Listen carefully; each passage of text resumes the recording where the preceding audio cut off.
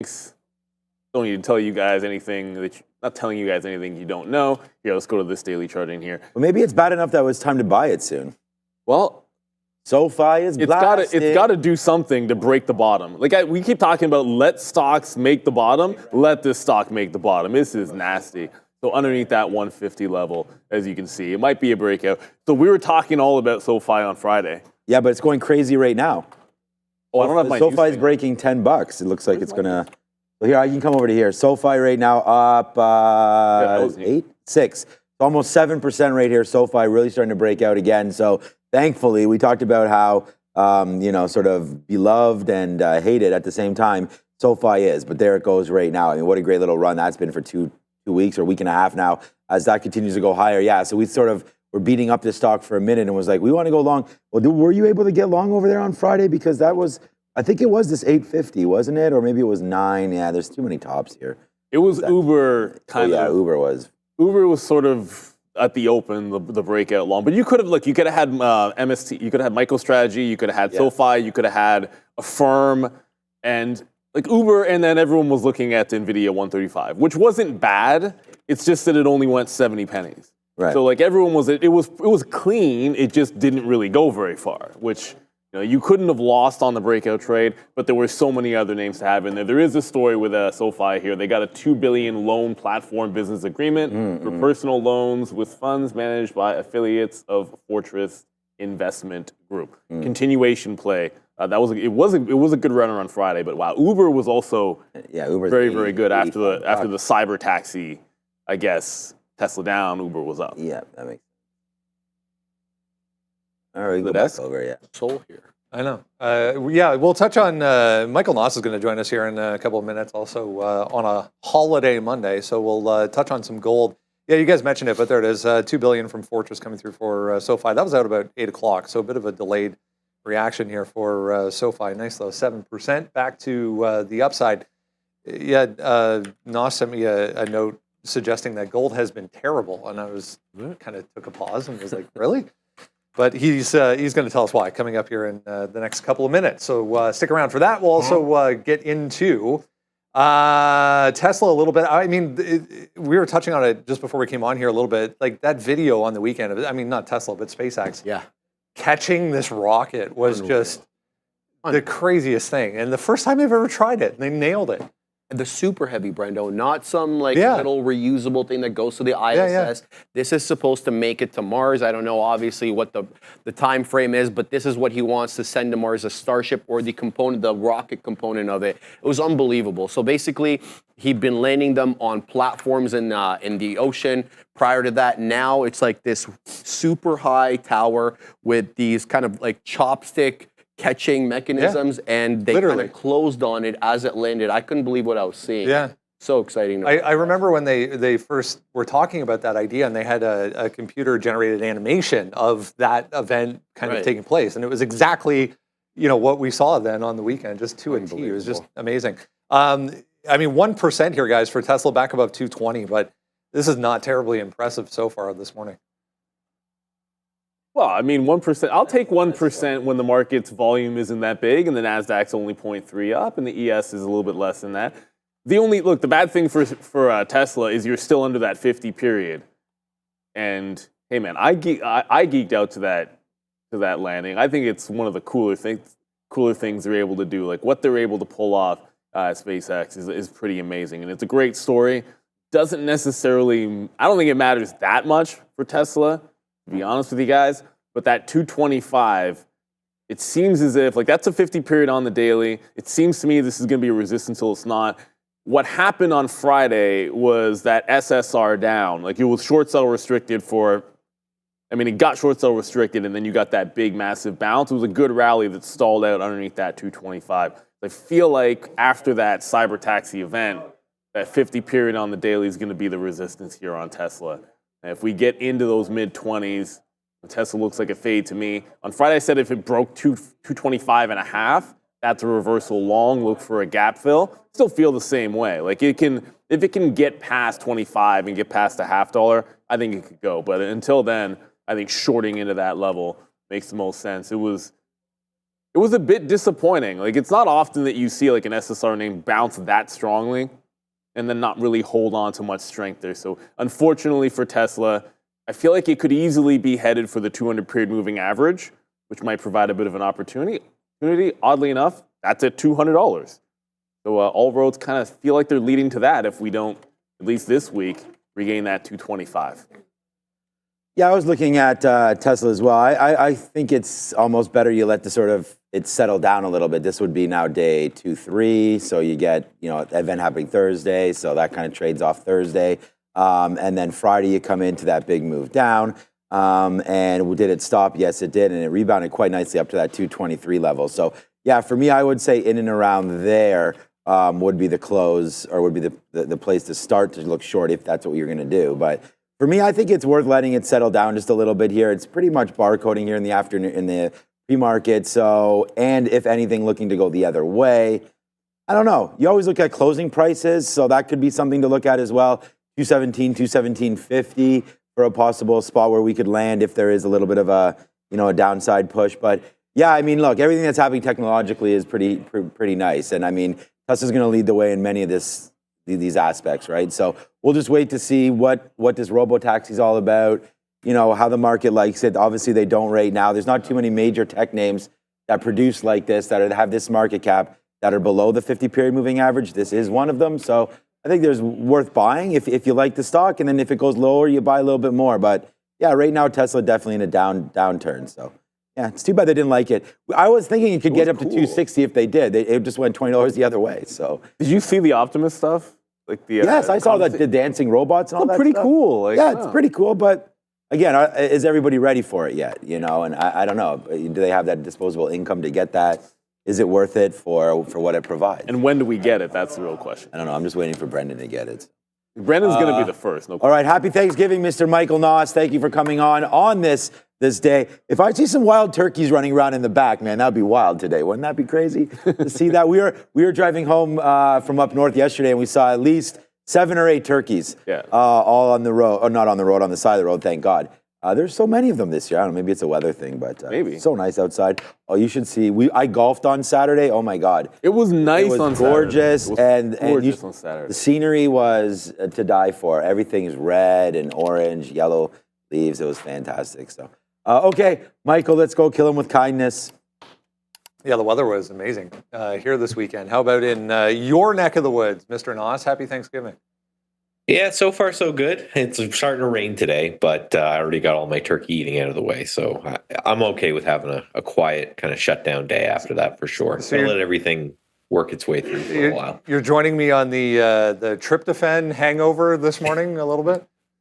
Yes, I was about to say, if I'm starting to talk a little bit slow, I haven't been drinking. It's hard to sleep when you got 20 pounds of turkey in your Agreed. Let's touch on material stocks here. I teed it up there a little bit. Gold it hasn't been an exciting trade, but back to almost highs as of the end of last week. What are you seeing as far as material stocks around that, though?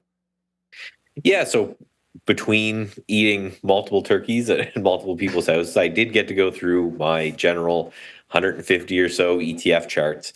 And the first one that just kind of popped up as something that we got a great potential breakout looking here is XME. So this is a weekly chart on XME. You can see a little buy ticket is the most recent one for our trade wave indicator showing that, hey, we're in a little short-term uptrend. But just look at this long-term resistance that we've been dealing with at all-time highs for a long time. So break it down a little bit more, but XME is your S&P 500 metals and mining ETF. So, right, Brendan was talking about gold.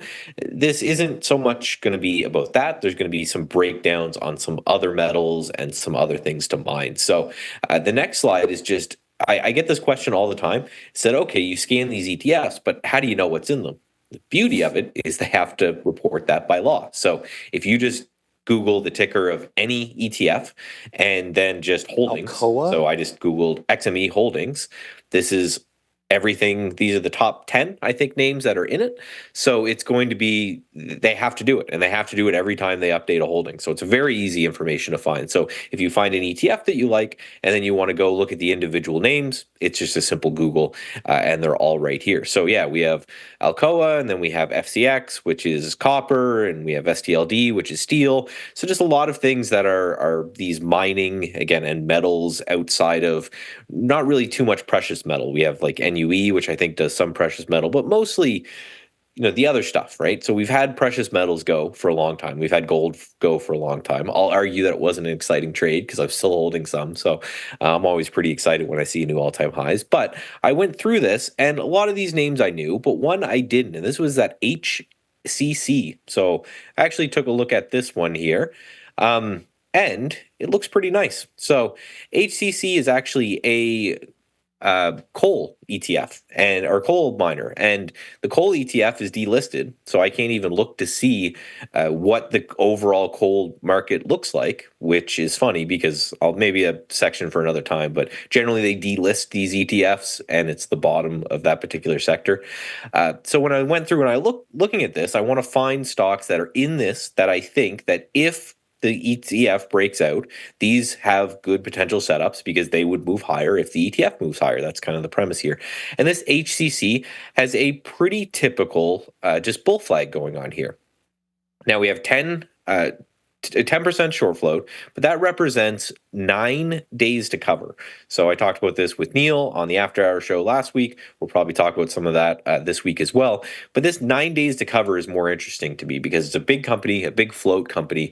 So it means that if this breaks out and XME breaks out and some of these shorts have to cover and move somewhere else, it would take them 9 days to get out of their position. So this isn't something that's going to double or triple. I'm not expecting crazy gains like that, but a little bit of a short squeeze could be super nice there. So nice looking bull flag. Last but not least, I think this is going to be a pretty easy setup here on the intraday chart. So I drew this line. Sorry, I have to zoom in because my eyes are old, but that's like 64.50 is that high. And you can see it was a high a couple days ago, twice, and then it was the high on Friday as well.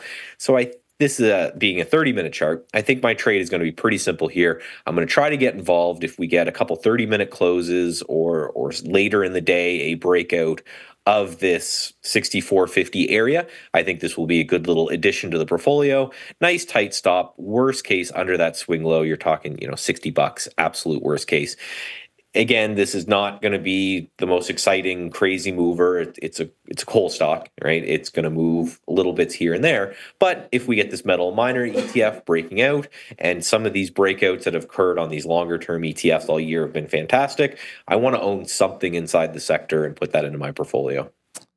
Looking very similar to other mining names as well. Yeah, good look. Again, in the coal area of the world, is there another maybe metal area? Maybe we can touch on that after the close tonight a little bit. But yeah. I know a lot of people keep an eye on silver. We've touched on silver many, many times. Is there another area of the mining group per se that is setting up possibly with some opportunities coming up here as well?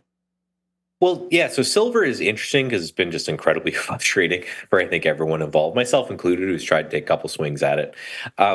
What I'm interested in, although it's a little bit extended right now, is a lot of the copper spaces. And you saw a lot of that. I think that's the reason that this ETF got as high as it is and close to that breakout, because that's a Chinese-related thing. The idea is that if the Chinese economy really gets going and they got to build a lot, then they're going to have to buy a lot of copper, maybe a little bit of steel as well, but specifically copper. So if you look at any of the copper charts, though, they're really, really overextended. They look a lot like the Chinese charts as well. So I like them, but I want to see some sort of rest or pause in the copper sector in order to get involved. Great stuff. Michael Moss back with us after the close at 4:00 tonight. We'll see you then. See you then. Thank you, Michael. And we'll probably, I'm sure we'll talk a little bit about some miners and maybe a little BTC as well, because that's starting to get on the rebound. I wonder if it'll finally make that break. FCX is worth watching here. And we're in the context of looking at those like downward sloping bull flags. Obviously, you get excited when they break them out. And I think Freeport is one in the group that probably a lot of people hear every time we talk about it.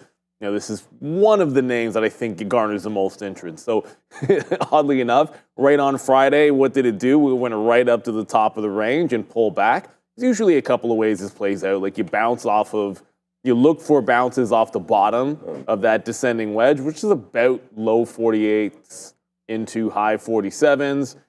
The day that it finally does your nice little close, breaking above this trend, I think is a nice spot to enter into a long. So you got to wait for it. If you're looking for a swing trade, you probably have to wait for this to break it out, and then all systems go. The day trade, if there was better volume or a catalyst on it, I think maybe you'd get down to the bottom of that trend line today, down 3%. A lot of the Chinese names are down. I think that's going to be in sympathy as well. So you might actually get a test of this bottom here on Freeport, maybe even today.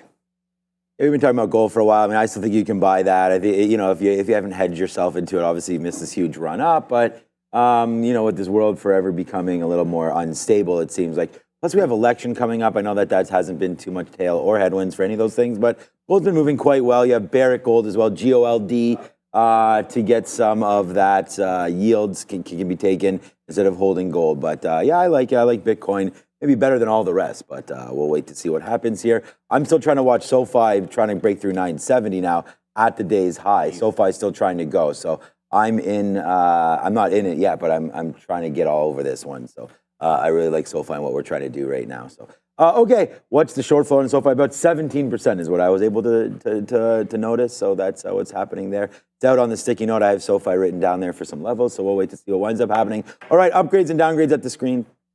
A lot of financial names on today on the upgrades side today, Sean. Affirm getting an upgrade again, this time from Wedbush. That's 3 times out of the last 4 days that Affirm's got an upgrade. They also upgraded Upstart, so it's kind of the same group there.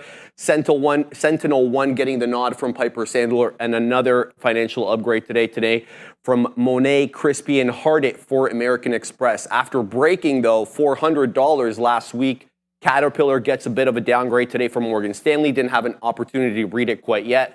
Duolingo, Canada Goose, and Amgen, guys, all on the downgrade side. Yeah, Firm had a big day on Friday, like a lot of things did. Breaking into a fresh top here. It's not a 52-week high, because in January there was a breach of that 50 level where everything started to the downside for Firm. But it did get through a resistance at 48. Very late, and then failed that 48. That was the afternoon trade, was like the mean reversion on Affirm when it had such a crazy steep trend line that when it reverted, it gave you like a clean dollar back in there. Do like this one over under 48. It's a pretty clear level on that daily chart where you rejected before. That was the top on Friday. Wanted to say yesterday. And if we can break that top without getting underneath that 48, I think you can get a bit of a continuation play here on Affirm. The interesting thing is Sean mentioned the short float on Sofi, which is almost 18%. Affirm's is only 7.7. It's not what it used to be in terms of short float. So it's not going to have the huge squeeze potential like it usually does. But continuation here makes a lot of sense to me. That 48 just has to hold. If you lose 48 again, like on Friday, I think a retest of the 46.5. There was resistance in the morning. That's where it bounced on the reversion trade. So that makes all the sense in the world that if you lose 48, you're going to that 46.5 on AFRM. Super, super strong Friday. But then what wasn't strong on Friday, really? Yeah. Tesla. I'm waiting for 950 on Sofi, but I'm just going to buy right now. So I just bought some 71s just to see what winds up happening here. I don't want to get caught with rose-colored glasses here, but this is a nice move upside. We just talked about Sofi being 17 to 20% short float. I have 17 and change. Neil just talked about it. So we'll wait. I mean, I just don't want to miss this thing if it runs into 10 for the open. At least we can take something out. It just pulled back a little bit there from 78, so 978 or so as the top, which we can see is marked right down here on the platform. So we'll wait to see. I mean, if it comes back in and bases around 960, that's fine. I'm not doing anything until VWAP. So that's what I wrote down on the note. You can go check it out at Trader TV, Sean. But I'm going to wait to see what winds up happening here in and around this 950 marker. So that's going to be a level for me for Sofi. We'll wait to see what winds up happening there. I just want to get involved there. Happy Thanksgiving to all of our Canadian viewers as well. A couple things just popped up in front of me here. This XPON once again. Yeah, Sofi just pulling back a little bit there. But XPON above $4, I guess it was. There was a huge volume spike. Another one with a positive note on it this morning. RANI, another little one moving around. There's LBPH up better part of 50% here as well. Longboard Pharmaceuticals. Downside, a few little ones. A couple of people were talking about DWTX and ZENA to be aware of as well. That's what it looks like right now. Came off pretty heavy on Friday heading into the weekend. There was a note on PanW I just saw come across. Didn't really do much, but above 375 here. This one had a pretty good day. Yeah, tree flaking that. This one had a pretty good day back on Friday, I guess Thursday and Friday, to the upside for PanW. But yeah, Jim Cramer with some comments on PanW there. Yeah, I was actually watching a program this morning. They were talking about what's CrowdStrike and how it was best in class and how they didn't actually see a mass exodus of users after that debacle that they had in the summer. It was a 90% retention rate. That was one of the reasons I was even looking at PanW, because I figured, some companies would cycle in, or at least they would diversify, Brendo, a little bit here, a little bit there, because they didn't want to rely too much on one company. But apparently it didn't happen. So PanW running for its own reasons here. I want to build up on your point on VERB. Great looking small cap gapper, really bull flagging right now above that 10.5. Good movement in the pre-market here, 40%, and one that I'm certainly going to have my eye on as we go on. Yeah, relatively low float on that. This was that day, if you jump over to, there we go, thanks. CRWD, this was that day you were talking about going back to last week. Continuation move then into the weekend. Here we are again, guys, 322 now for CrowdStrike, as well as PanW looking really strong again this morning. Yeah, PanW's got a triple top that could be breaking, maybe even today. Let's just call it, because it's at what are we at? We're at 375. I mean, the spread is $4 on this thing, but the offer is at 378. But look up top, 381 clean in here. You go all the way. That's going all the way back into February for PanW. Feels like this thing is going to likely break that this week. You're super strong going into it. There hasn't been a red day since bouncing off the 50-period moving average. So I feel like when it gets there, and I think it's a when at this point, you're going to look for that breakout off the top. Crowd has been a more interesting one, obviously, because of the outage.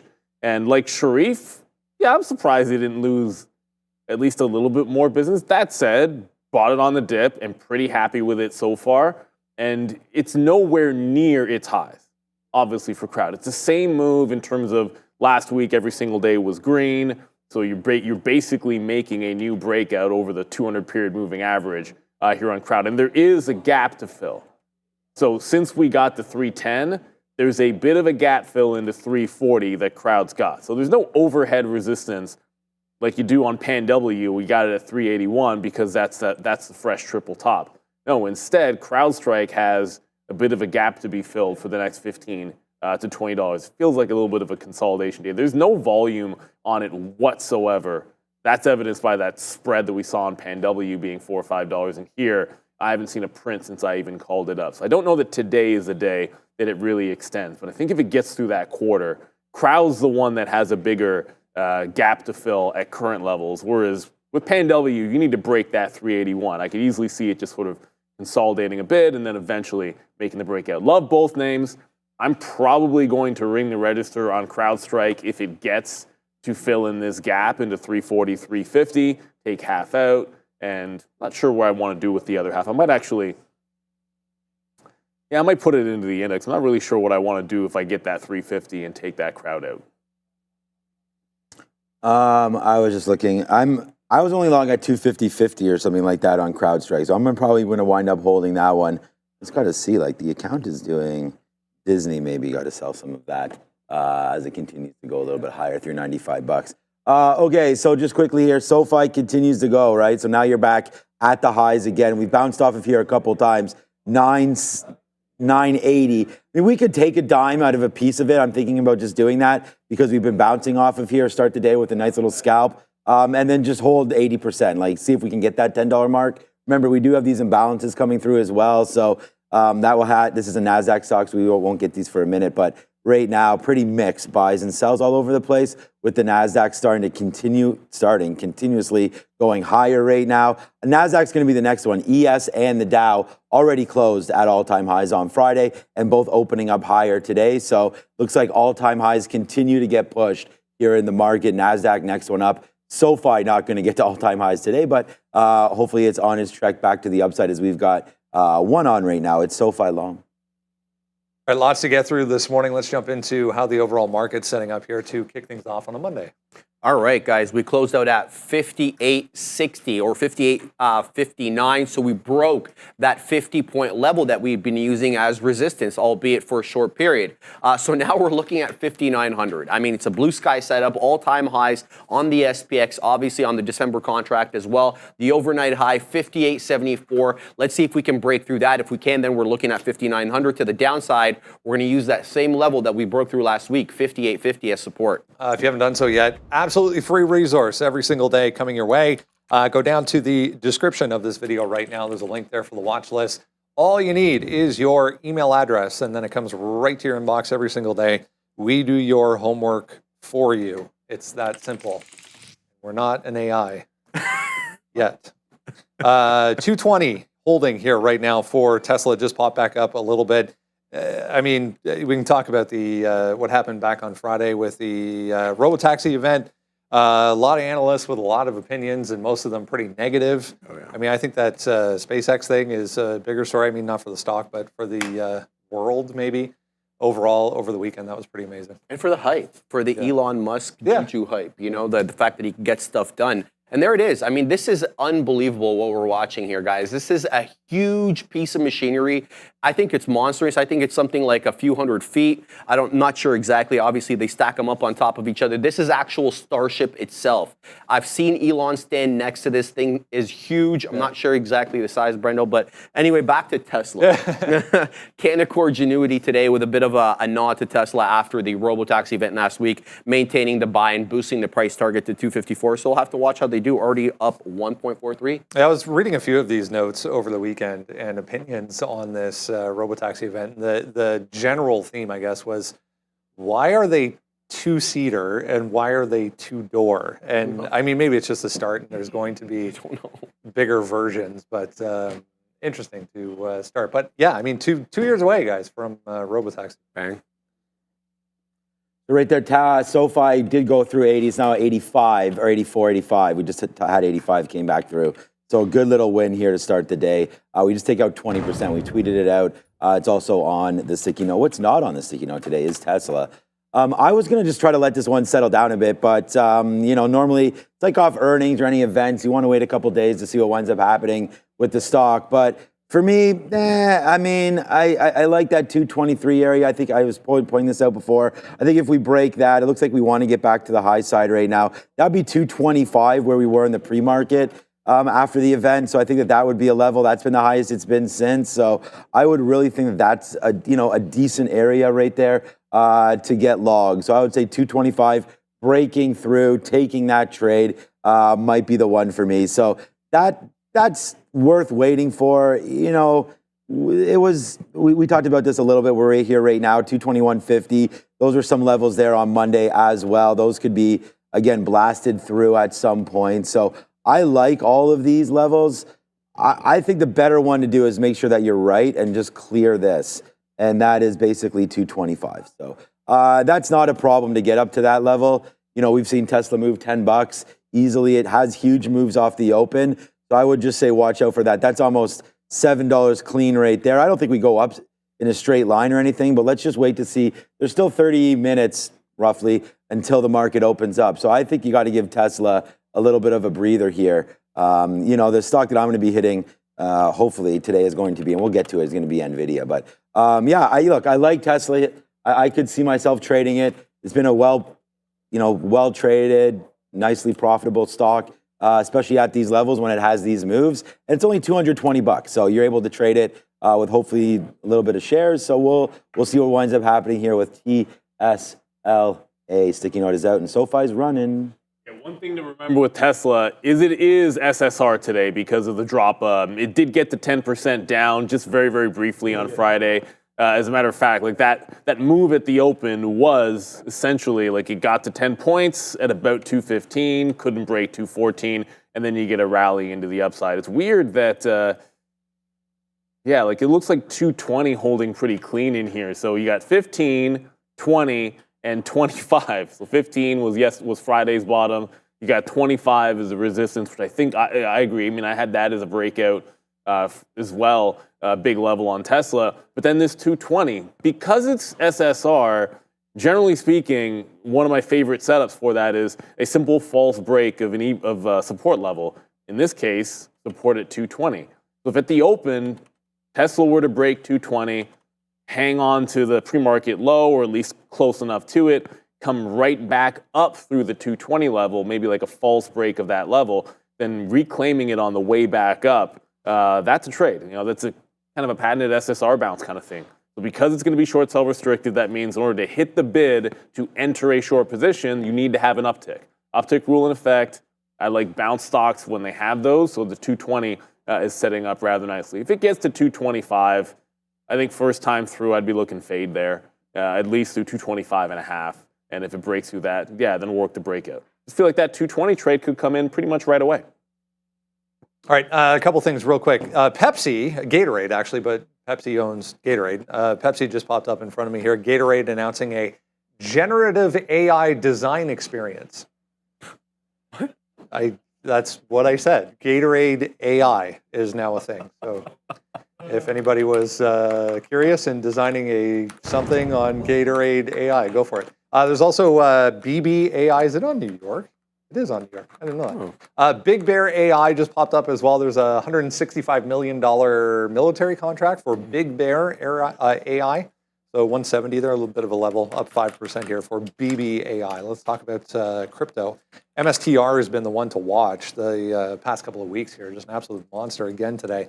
Back above 220 for MSTR, up better part of 6% at the highs there. But nice move for Bitcoin back through 65,000. Yeah, it's a good look here, up 3.25% already. Marathon Digital also getting the nod from Bernstein today, a price target upgrade of $23 and maintaining a market perform, or initiating, a market perform. Separately, obviously, on the weekend, there was some stuff, information coming with respect to polling for the upcoming U.S. election. Could have something to do with why Bitcoin is up 3.25%. Obviously, we're going to keep our eye on this one the entire day. Yeah, I mean, a sidestep maybe from crypto in general, but I mean, Robinhood, we were talking about a little bit last week as well. Another one that's just been a monster. Just took out the highs there as well at 27 now for Hood. Yeah, Hood on the rise. MSTR had just a monster breakout on Friday through 189, and then it was a pretty solid continuation play as well. It's gapping into no man's land here on MSTR. So I think you want to be at least a little bit cautious here, because it's a complete blue sky setup. Like, you don't really have, there's no levels to work off at this point with MSTR.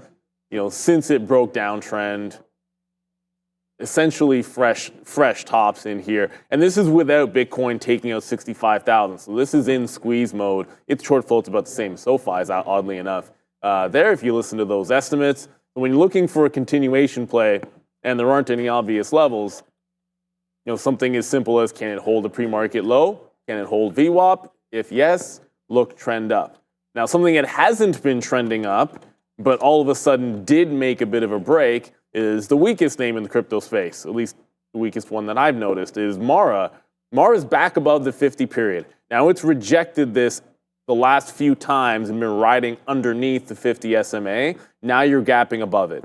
If this time it holds that 50, relief rally time into at least $19 here for Mara. It's been a bit of a dog, so we want to respect that fact. Let me just get rid of that trend line. Don't need it anymore. If there is a gap fill, it could easily come right back in at 16.5, 1640 to 1650 if it tries to fill in the gap. If it holds, break out at 17 here on Mara. It's been waiting a while to take out this 50 period, and it's being dragged up by a lot of stronger names, I think, as Mara has been languishing underneath that 50 period. But the short was at that 50 period the last little bit. Now that it's gone, I think it's got some blue skies, at least till you get to the 200 period SMA, which is at 19. So 17 break here on MARA. MSTR, yeah, when you're at all-time highs, there's no levels to work off. Just got to patiently look for a dip buy and trend to play in. But MARA, a little bit more simple. We do have one more outcoming on SoFi. So SoFi right now is back to its highs at 988. So we have done real well by buying that right there. But again, you never have enough shares. We took it in the pre-market, so we'll wait. Look, I just think that you want to buy IBIT. I mean, I don't. I feel like I've been buying a little bit more Bitcoin at some of these levels. I don't, nothing to write home about or anything like that. But holding the 50 period looks like it wants to continue to go higher. Obviously, you get the 3% today. But if you're holding Bitcoin, I mean, it just goes up and down and sort of, you got to play the tide here. But what about breaking? I mean, you're still not near 38, 39s. I mean, there's still a ways to go up. Thing is, it's not really moving too much here in the pre-market. If you are going to break 65,000, then yeah, this breaking through 37 is going to happen. Tons of size here. I think you watch IBIT. I think you can play it back into the VWAP or anything like that. Really nice trend upside. I think you're going to just play positive trends. And this one right here is exactly that. Especially if we break 65,000, you're going to want to be in this because I think that could get you the juice into that 67, 68. And that, we've seen this name move. This name, I mean, I guess we call Bitcoin a name, I guess, move, 4, 5, 6% in just a matter of a flash.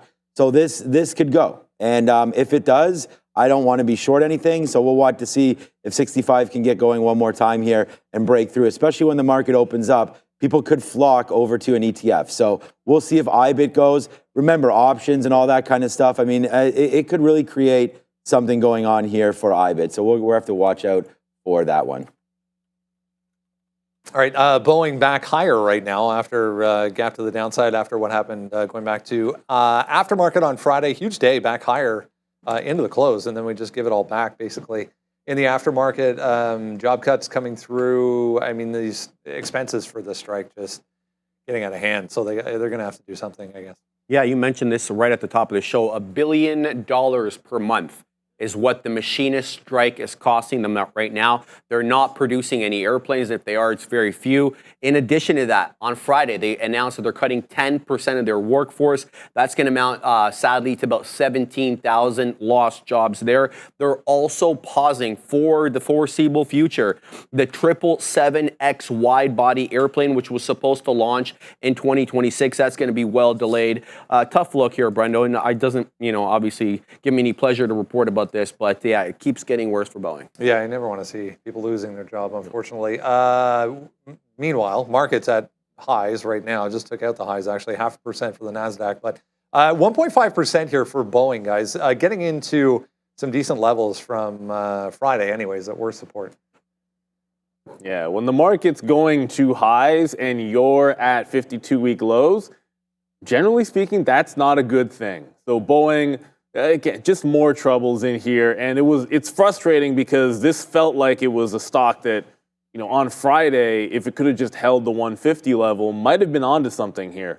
But once again, it can't seem to get out of its own way. The support that was at $150, it looked like it could have reemerged. Now looks like resistance again on Boeing. So down 1.5 points. As Brendan was mentioning, it's getting into maybe the lows from. Technically not really the lows from Friday, but like the afternoon lows, I should say, 149.25, which was a resistance level before. If it never breaks those, I think you can maybe pop and fade there. It's the 50 level that I feel like is the bigger one on the higher time frame, but that's a short target area on Boeing until proven otherwise. I'd love for the stock to break out 151 and close at the high 50s, and we talk about this all the time. If you're trying to pick a bottom in something, though, allow it to actually make a bottom, make some higher lows, show you the breakout, that something is happening instead of constantly bottom picking. Because every time it looks like support, the support seems to break and then you get lower highs and lower lows. It's something along the lines of, it can happen, like something along the lines of like what Snow did. So you get the consolidation, it stops making the lower lows, there's your breakout, and now all of a sudden you have something going. Boeing is still at that stage of finding a bottom. Unfortunately for shareholders like myself, because I own shares of the stock. I mean, cutting workforce is probably a good thing, but then again, it's going to be harder to meet the demand because the demand's not going to be going anywhere. They just need to figure out this machinist strike down another 2%. I mean, yeah, it just continues going lower. I think you just want to fade everything. So yeah, unless it comes back up to 151, I think you sort of wait for it. You sit on your hands. You could short a 150 level. I mean, that's been pretty key as well. But yeah, I mean, not really much to say here about Boeing other than looking into the story and trying to figure out when exactly this name bounces. I'll just take like a sort of a piece from Brian Shannon and stuff like that. And that is like, this stock is basically in the penalty box until proven innocent. And I mean, right now just continues to go to the downside. You don't need to chase this. Just like if you're shorting this on the way up, like where do you stop shorting it, and then eventually, you get maybe a top and then it gives you something to go. I mean, this would be sort of the same case where maybe you thought you were bouncing here, maybe into here 160, but then once you started to break down, we've sort of just now, and it just looks like stairs now. I mean, you're just going down. So you need to wait for some sort of a platform. And right now on Boeing, I mean, we can keep zooming out and everything. I don't even know if it matters what we're looking for now, because this would be, 125. Like, is that going to be a level? I would think so. So, you got to wait for that, which is not that far away.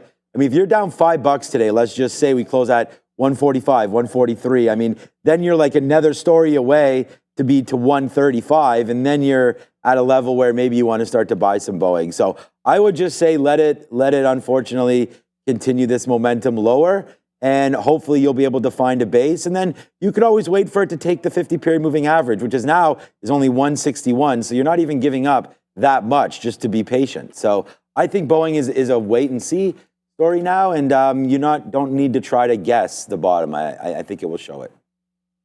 Here's one of the reasons why we're back to highs here this morning. Nvidia just taking out the highs. 136 comes and goes. 1.3% already for Nvidia. It was a pretty quiet end of the week for Nvidia itself. It was a little bit stronger than most, but Jensen making the rounds over the weekend was on Brad Gershner's podcast, talking about what Sharif is just going to mention here as far as these new chips are concerned and the demand still off the charts. I mean, I saw there was a quote last week.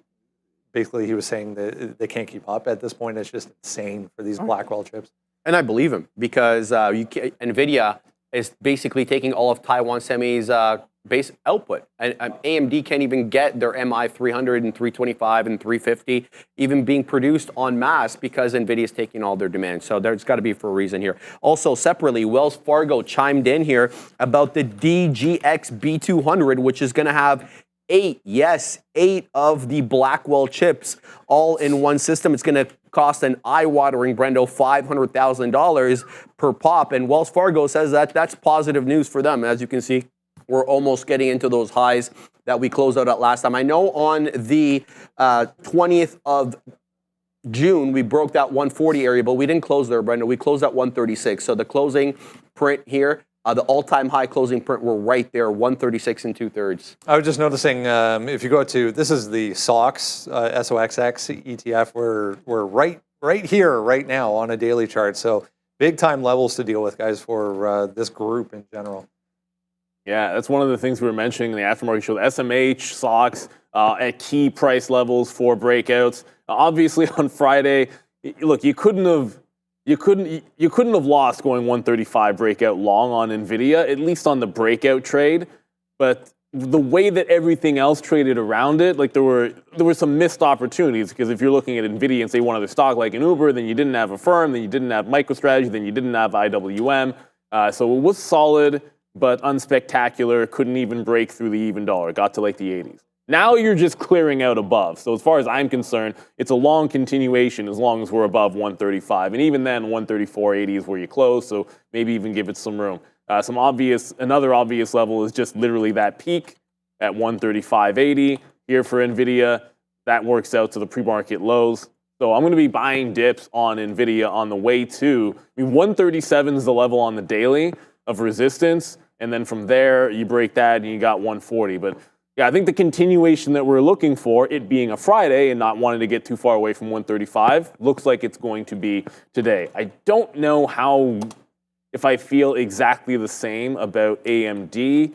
You know, they had their event. It was not received all that well in terms of stock price. It filled in the gap on Friday, which is good. There you go. It filled in the gap on Friday pretty much to a T to get into resistance. But even if it were to break 170, I still think you've got some overhead resistance at 171.5. I think when this gets above 172, it'll be a little bit better. And if anything, a push into that 170 to 171.5, like it might be a fade in here, that 171.5 for me on AMD. It's still got some room to go after that debacle. That wasn't a debacle. It's just it was a reaction to the event more than anything else. It didn't really matter what they were presenting because they didn't wait for them to present anything. It's like it opened. They started the event and they just started tanking the stock, so it didn't matter what they were saying clearly. So I still feel a little bit bearish on AMD unless we can break the 172 level. That would be much better. But we're just gonna be buying dips in Nvidia today. Yeah, I like that stock sell. I might actually get into some of that. I really like the space. I like all the stocks there. I mean, Broadcom at all-time highs.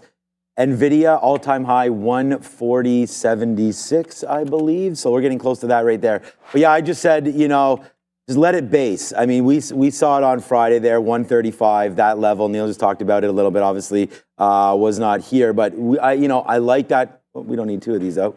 I like that level. So if you can come back in and dip anywhere into here, even 130. Now that we're off, we're writing the sticky note here. It's at 136. So we're thinking a dip buy into 135 is possible. But now I'm thinking even 135.50, the 200 period moving averages right here. It's 920. There's about to be imbalances coming out, and it looks like Nvidia will probably be a bit. I mean, the Nasdaq is one of the only major exchange indexes yet to reach all-time highs, and that is incoming right now. I mean, you're just going to have to wait. Probably the end of the week, I would think.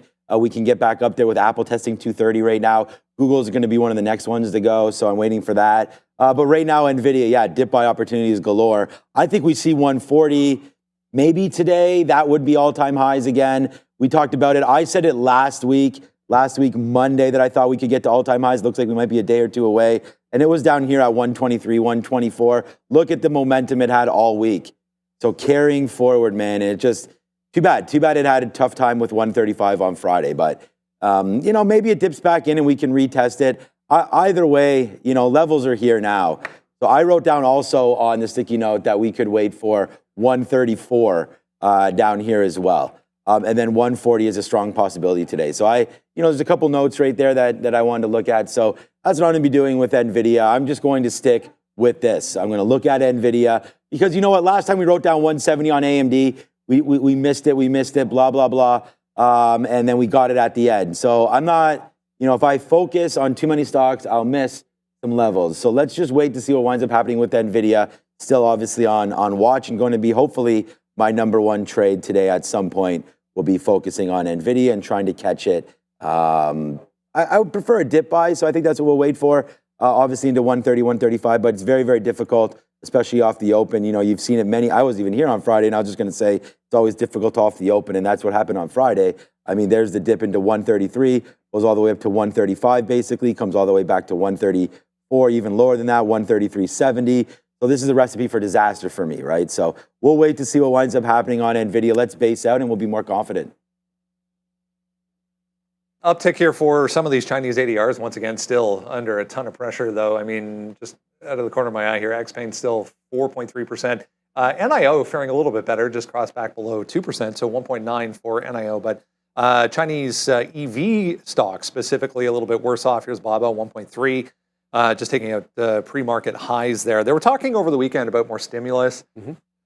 Again, didn't mention a number or a time frame, so there was a little bit of disappointment, I think, on that front. Bang on. Finance Minister Lan Fowen emphasized the government debt and support for consumers in the property sector, but he was awfully vague about where the money would go specifically to the property sector, and for specifically which governments would be getting the funding. He was also very vague about the quantum, how much money, and that didn't leave the market with a good taste in its mouth. As you know, the vagueness here doesn't really leave people with certainty. So down again we go. Let's see how the trade does today. It's almost like they're just testing the water to see what the reaction will be, but not giving any details here. 1250, if you zoom out a little bit, guys, interesting on XPeng, if we can get back up there. Yeah, as you mentioned before, the EV seemingly taking more of the brunt of that news there. It's actually BABA that interests me at 111. I'll get to that in a quick little second, but XPeng down 4 points here. Look, it's got one of those, it's a bull flag. I know we've talked about this, like the descending wedge bull flag, and that's something that Michael was mentioning. So there you go. XPeng's got one of those. I don't like this the same way I would like to see, say Freeport break out of it. Let's be honest. But if it does break this trend out, I think it could easily go. Until then, it's resistance till it ain't. I sort of see the top of that as like the $13 level, though. So $12.50, it's been a key price, but that's 13. It's kind of like the top of the wedge, and it's Friday's high and it's Thursday's high. So if XPeng isn't breaking 13, I think it's a short underneath it. If it breaks it out, fantastic. I think you've got yourself something. Alibaba, the corresponding level for me, is just going to be 111. So Thursday and Friday, double top. Go back to Tuesday, you had the same thing, a 111 top. So we've challenged that level 3 times. Each time it's been the absolute, almost to a penny high of the day. There was one break on Friday by a few cents or so. It did really break 11. I think it got to like 7 or 8 or something like that. But until it clears through this, I think it's a short up there on Alibaba. Always a potential breakout. I think if it gets through call it 111.25, that would be a break reversal type trade. But no, I want to be shorting BABA back into that 111 after what it showed me. If we're just going to play the sideways game, then you want to make sure you're buying support or shorting at resistance. And if you're thinking that we're in a consolidative state here, I just feel like, there's still a lot of profit takers that might not have already taken some. And if it doesn't break 111, I'd look for more of it. Yeah, so I wrote down, we'll check the imbalances in a second. I just wrote down here FXI. So I felt like that was going to be something that we'd want to trade. 33.50 as a short sell, 33 flat possible, but that's just broken right here. So I think that this is going to be a decent one, FXI. Let's just watch it, 33.90. I mean, we haven't moved, so I guess we haven't broken 33. We've started underneath it. So this could be a level. We were waiting to see the 200 period, of course. That's going to be 33 flat. So I think you just play this. I mean, instead of waiting for this break at 32, I almost think it's a short here to start with. So why don't we just wait to see what winds up happening here with FXI here today. I really like, anything up here I think is fantastic for that short. It's a nice move up and then a triple top there on Friday. You have to be looking at that, I would think, and a nice move there for FXI. So we'll wait to see. I do think about a short here in it. I have it up, but I'll probably change off of it. Google all of that on watch as well. All right, so let's just quickly look to see what's going on with the imbalances right now. Nvidia coming through as a sell, so yeah, that's starting to not really do much, but it does go down there into 136.30. Let's just find out. There's Sofi, so Sofi does hit a sell again. We get a little bit longer there on that sell. Uber also a sell. That could be another name that gets looked at there today. Uber's not doing anything on that sell, but so pretty light there today as we look. GRTS, I don't know what that is. That's a 5-cent stock. Yeah, have your grits there. TSLL, okay, so that's a Tesla long. I should have noticed that. This is a Tesla stock there that you can trade inverted, so we'll have to wait to see what that's doing. Oh, no, sorry, that's a TSLL is not inverted. That is, let me just double check. That's the long, right? It's obviously the bull. That's why it's L there. Yeah, bull, okay, so TSLL there. So there's a sell on the bull of the Tesla there. I guess $9 name. So we'll wait to see what happens there. But not much to go here off the open with only 2.5 left. We're done. That's it. China weakness. So, all right. So we'll get a little bit of an update from Sharif. What's going on the midday show, of course. I just saw Joe, so I know he's ready to rock and roll there as well. Let's just check out what Tesla's doing quickly. That was a name that a lot of you are looking at. Oh, no, we have a bad wick, so I will have to edit this one right now. But if you look to the left while I do this, the stock right now is at 220. So I'll just get this out in 1 second. And remember, there it is. The chart is fine now, Fabian. As you can see, you'll be able to know that this is SSR. So as Neil mentioned, we were down that 10% at one point on Friday. So the stock could get a little bit of a bounce on that. But right now, Nasdaq showing a bit of weakness to open up. Still up half. Let's not forget about where we're coming from, though. The Nasdaq trying to take out all-time highs, which is still a ways away, so we're not there quite yet. Tesla right now, 220 incoming. All right, let's go find out more about that midday with Sharif. We're talking about average true range, Sean. Specifically, we're going to talk about using ATR to get those trailing stops in order. So if you're into that kind of thing, check that out with Joe and I on How to Trade at 11. Thank you very much there, Sharif. And well, because you mentioned Uber, on the off chance it does some kind of a dip back in, I just wanted to point out the opening range support was at $84. If it doesn't, look, I like continuation play here on Uber. Tesla was down, essentially reaction to the robotaxi event or cyber taxi event. And Uber was a rocket ship. 82.25 was that breakout because it was the all-time high. But 84 is where you put in that lower high. So if we're going to get some dips in here, I do want to respect that. There was something else I feel like. Oh, yeah, Apple. That was about the only thing that we didn't get to that I wanted to. So Apple still 220, like 227.5 has just been like supply zone for the stock. So if we get down there, I'm on the bid for a dip buy at the 227.5. If it breaks 227, I think all bets are off there. And then it still sets up that 230 break. So Apple looking dip buy, already sitting on the bid there. We mentioned Tesla, Nvidia also trying to bounce off VWAP. Yeah, that's about it. We went over SoFi as well, and Mara's making some moves along with the rest of crypto. It is Monday, so the first bell of the week. Happy Thanksgiving in Canada. Let's ring it in 3, 2, and 1. It doesn't matter. The market is now open. All right, here we go. Tesla right now, 220 coming through. Watch out for SoFi's back into 950 right now. Google's moving around a little bit. Nvidia not doing a whole heck of a lot. Here comes SoFi. So we're going to look for, there's the 200 period at 930 right now for SoFi. So let's watch out for some of that and buy a little bit more down here on SoFi. Yeah, so immediately Tesla goes underneath that 220 level. Let's see if it can do the other part of an SSR bounce, which is the bounce part. So wait a minute, that's still Apple. Okay, Tesla underneath that 220. Yeah, there's no immediate rebound here on Tesla whatsoever. So far it's headed down to that 215 support. Nvidia is at 137 already. Wow. Okay, so if you want to buy dips in Nvidia, we're going to have to pick some new targets, obviously, as it's about to break this 137. About $250,000, it just broke the 137. I'll look for a dip off of a break into the pre-market highs. Hit that like and subscribe, because every time you do, it looks like Nvidia makes a new high.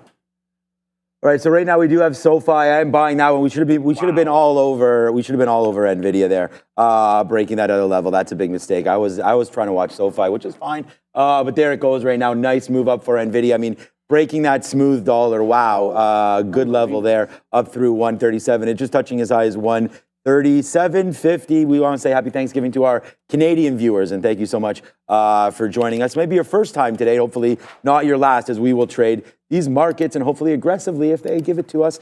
There it is. We're more shares now. We'll go a little bit down here for a little bit upside now for SoFi as we just took more breaking through that level of 950. So we'll wait for it. Let's see if it goes. We let it breathe a little bit here. 960 was just the 50 period moving average for that. We were able to buy a little bit of it. Okay, or we got some out at 54 there. Oops, we don't necessarily want that. We're long at 50s right here on SoFi. So let's see if we can get more out. That's just the 50. That's VWAP. Right now for SoFi. I have some higher ops. Right, if we can get this 50 period, we'll take some more upside right there. We're offering 57s and then 64s. Let's see if there it goes. Nice trade right now for SoFi. Let's see if it continues higher. I mean, Nvidia, we called 40s, so I don't know why we're not long 37s, but wow, we are now ripping. It's a big trade alert right now for SoFi, right here, right now, live on air. SoFi continues to rip. It's a big one, trust.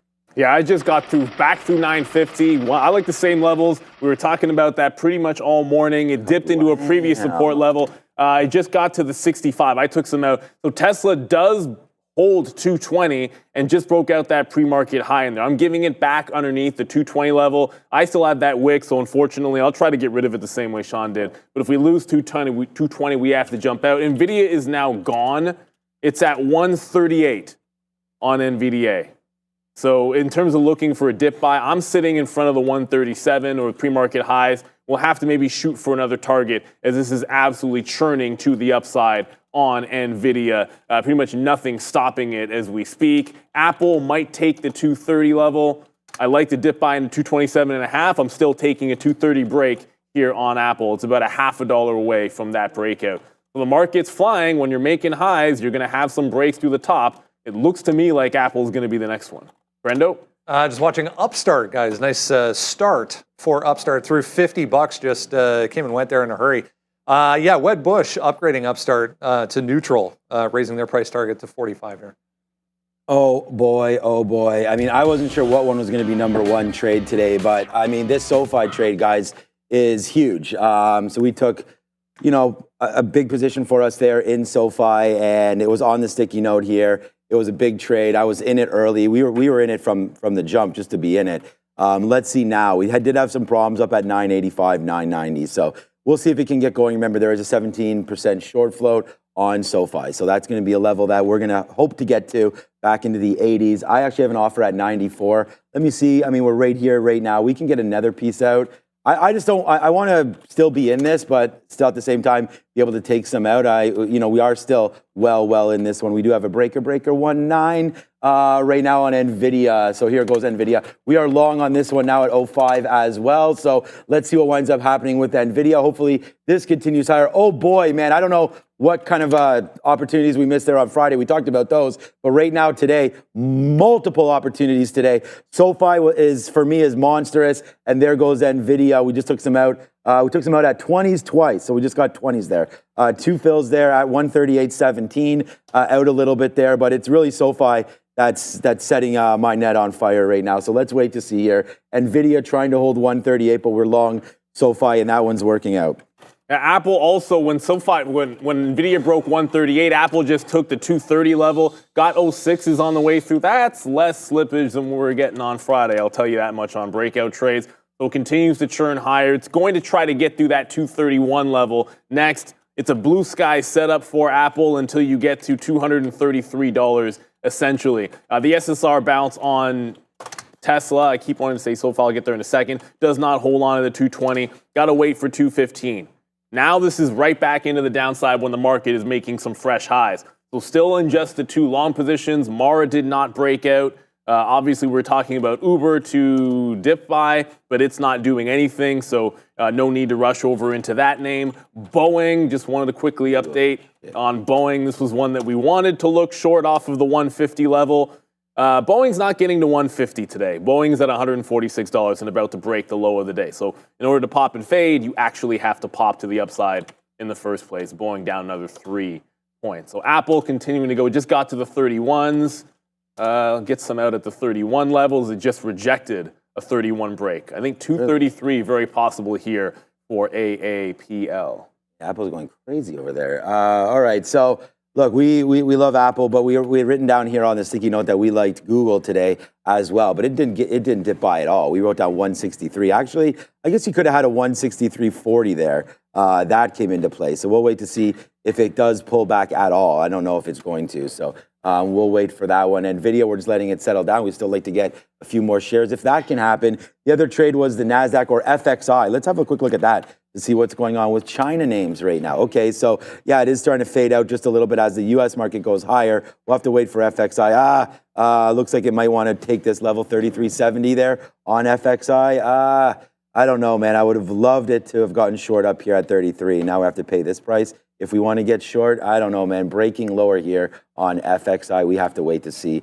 We're going to try to hold on to SoFi, see if we can get some more out there in the 70s. Hopefully that can go there. It comes again, right back up. We should not ignore it this time, but let's let it breathe just a little bit here on SoFi. We have about 40% left of that one. Did we just get some fills on Nvidia? No, but we must have got, we did. We got a 30 fill there. Okay, my bad. So we got some out at 17, then some out there at 30s there on Nvidia. I'm like, why are we getting lighter on that name? We don't necessarily need to be that. We were waiting at 77. It goes to 73. So let's take another little piece out here. There it is. We'll punch out there at 70 on SoFi and let it run now into 77.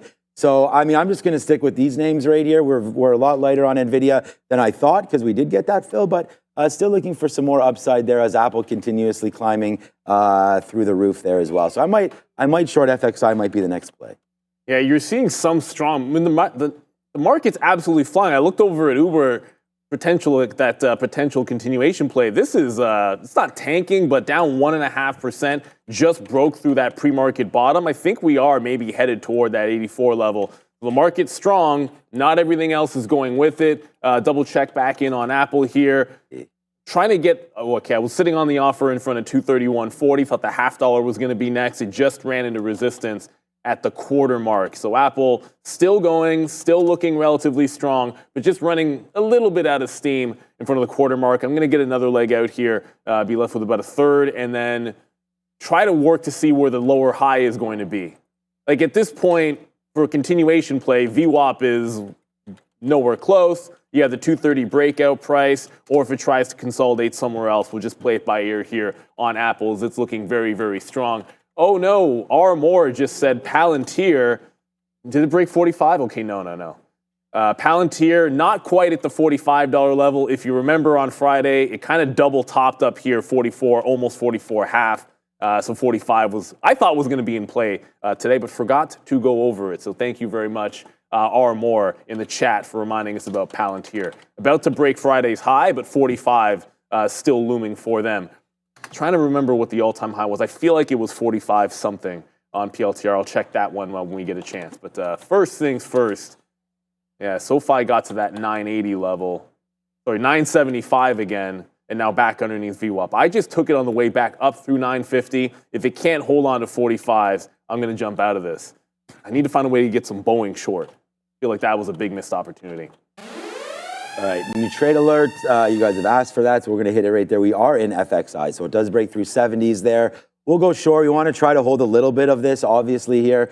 But I'm going to bid some 60s and then some 50s and then hopefully a little bit lower. So right now we're short at 68. We tried to short. I actually missed the 70. As I was sitting here talking to you guys about it, it was at 70. And then by the time I punched into it, it was at 68. So here we go. We're bidding some 61s. Hopefully we'll be able to get a little bit of that one and let this breathe a little bit now to the downside. If we're going to be right about this, let's be right and let's make a trade. So now we're going to wait for that one to see if it can come back in for us on FXI. Just some of the Chinese names. I haven't even looked at them as an individual yet.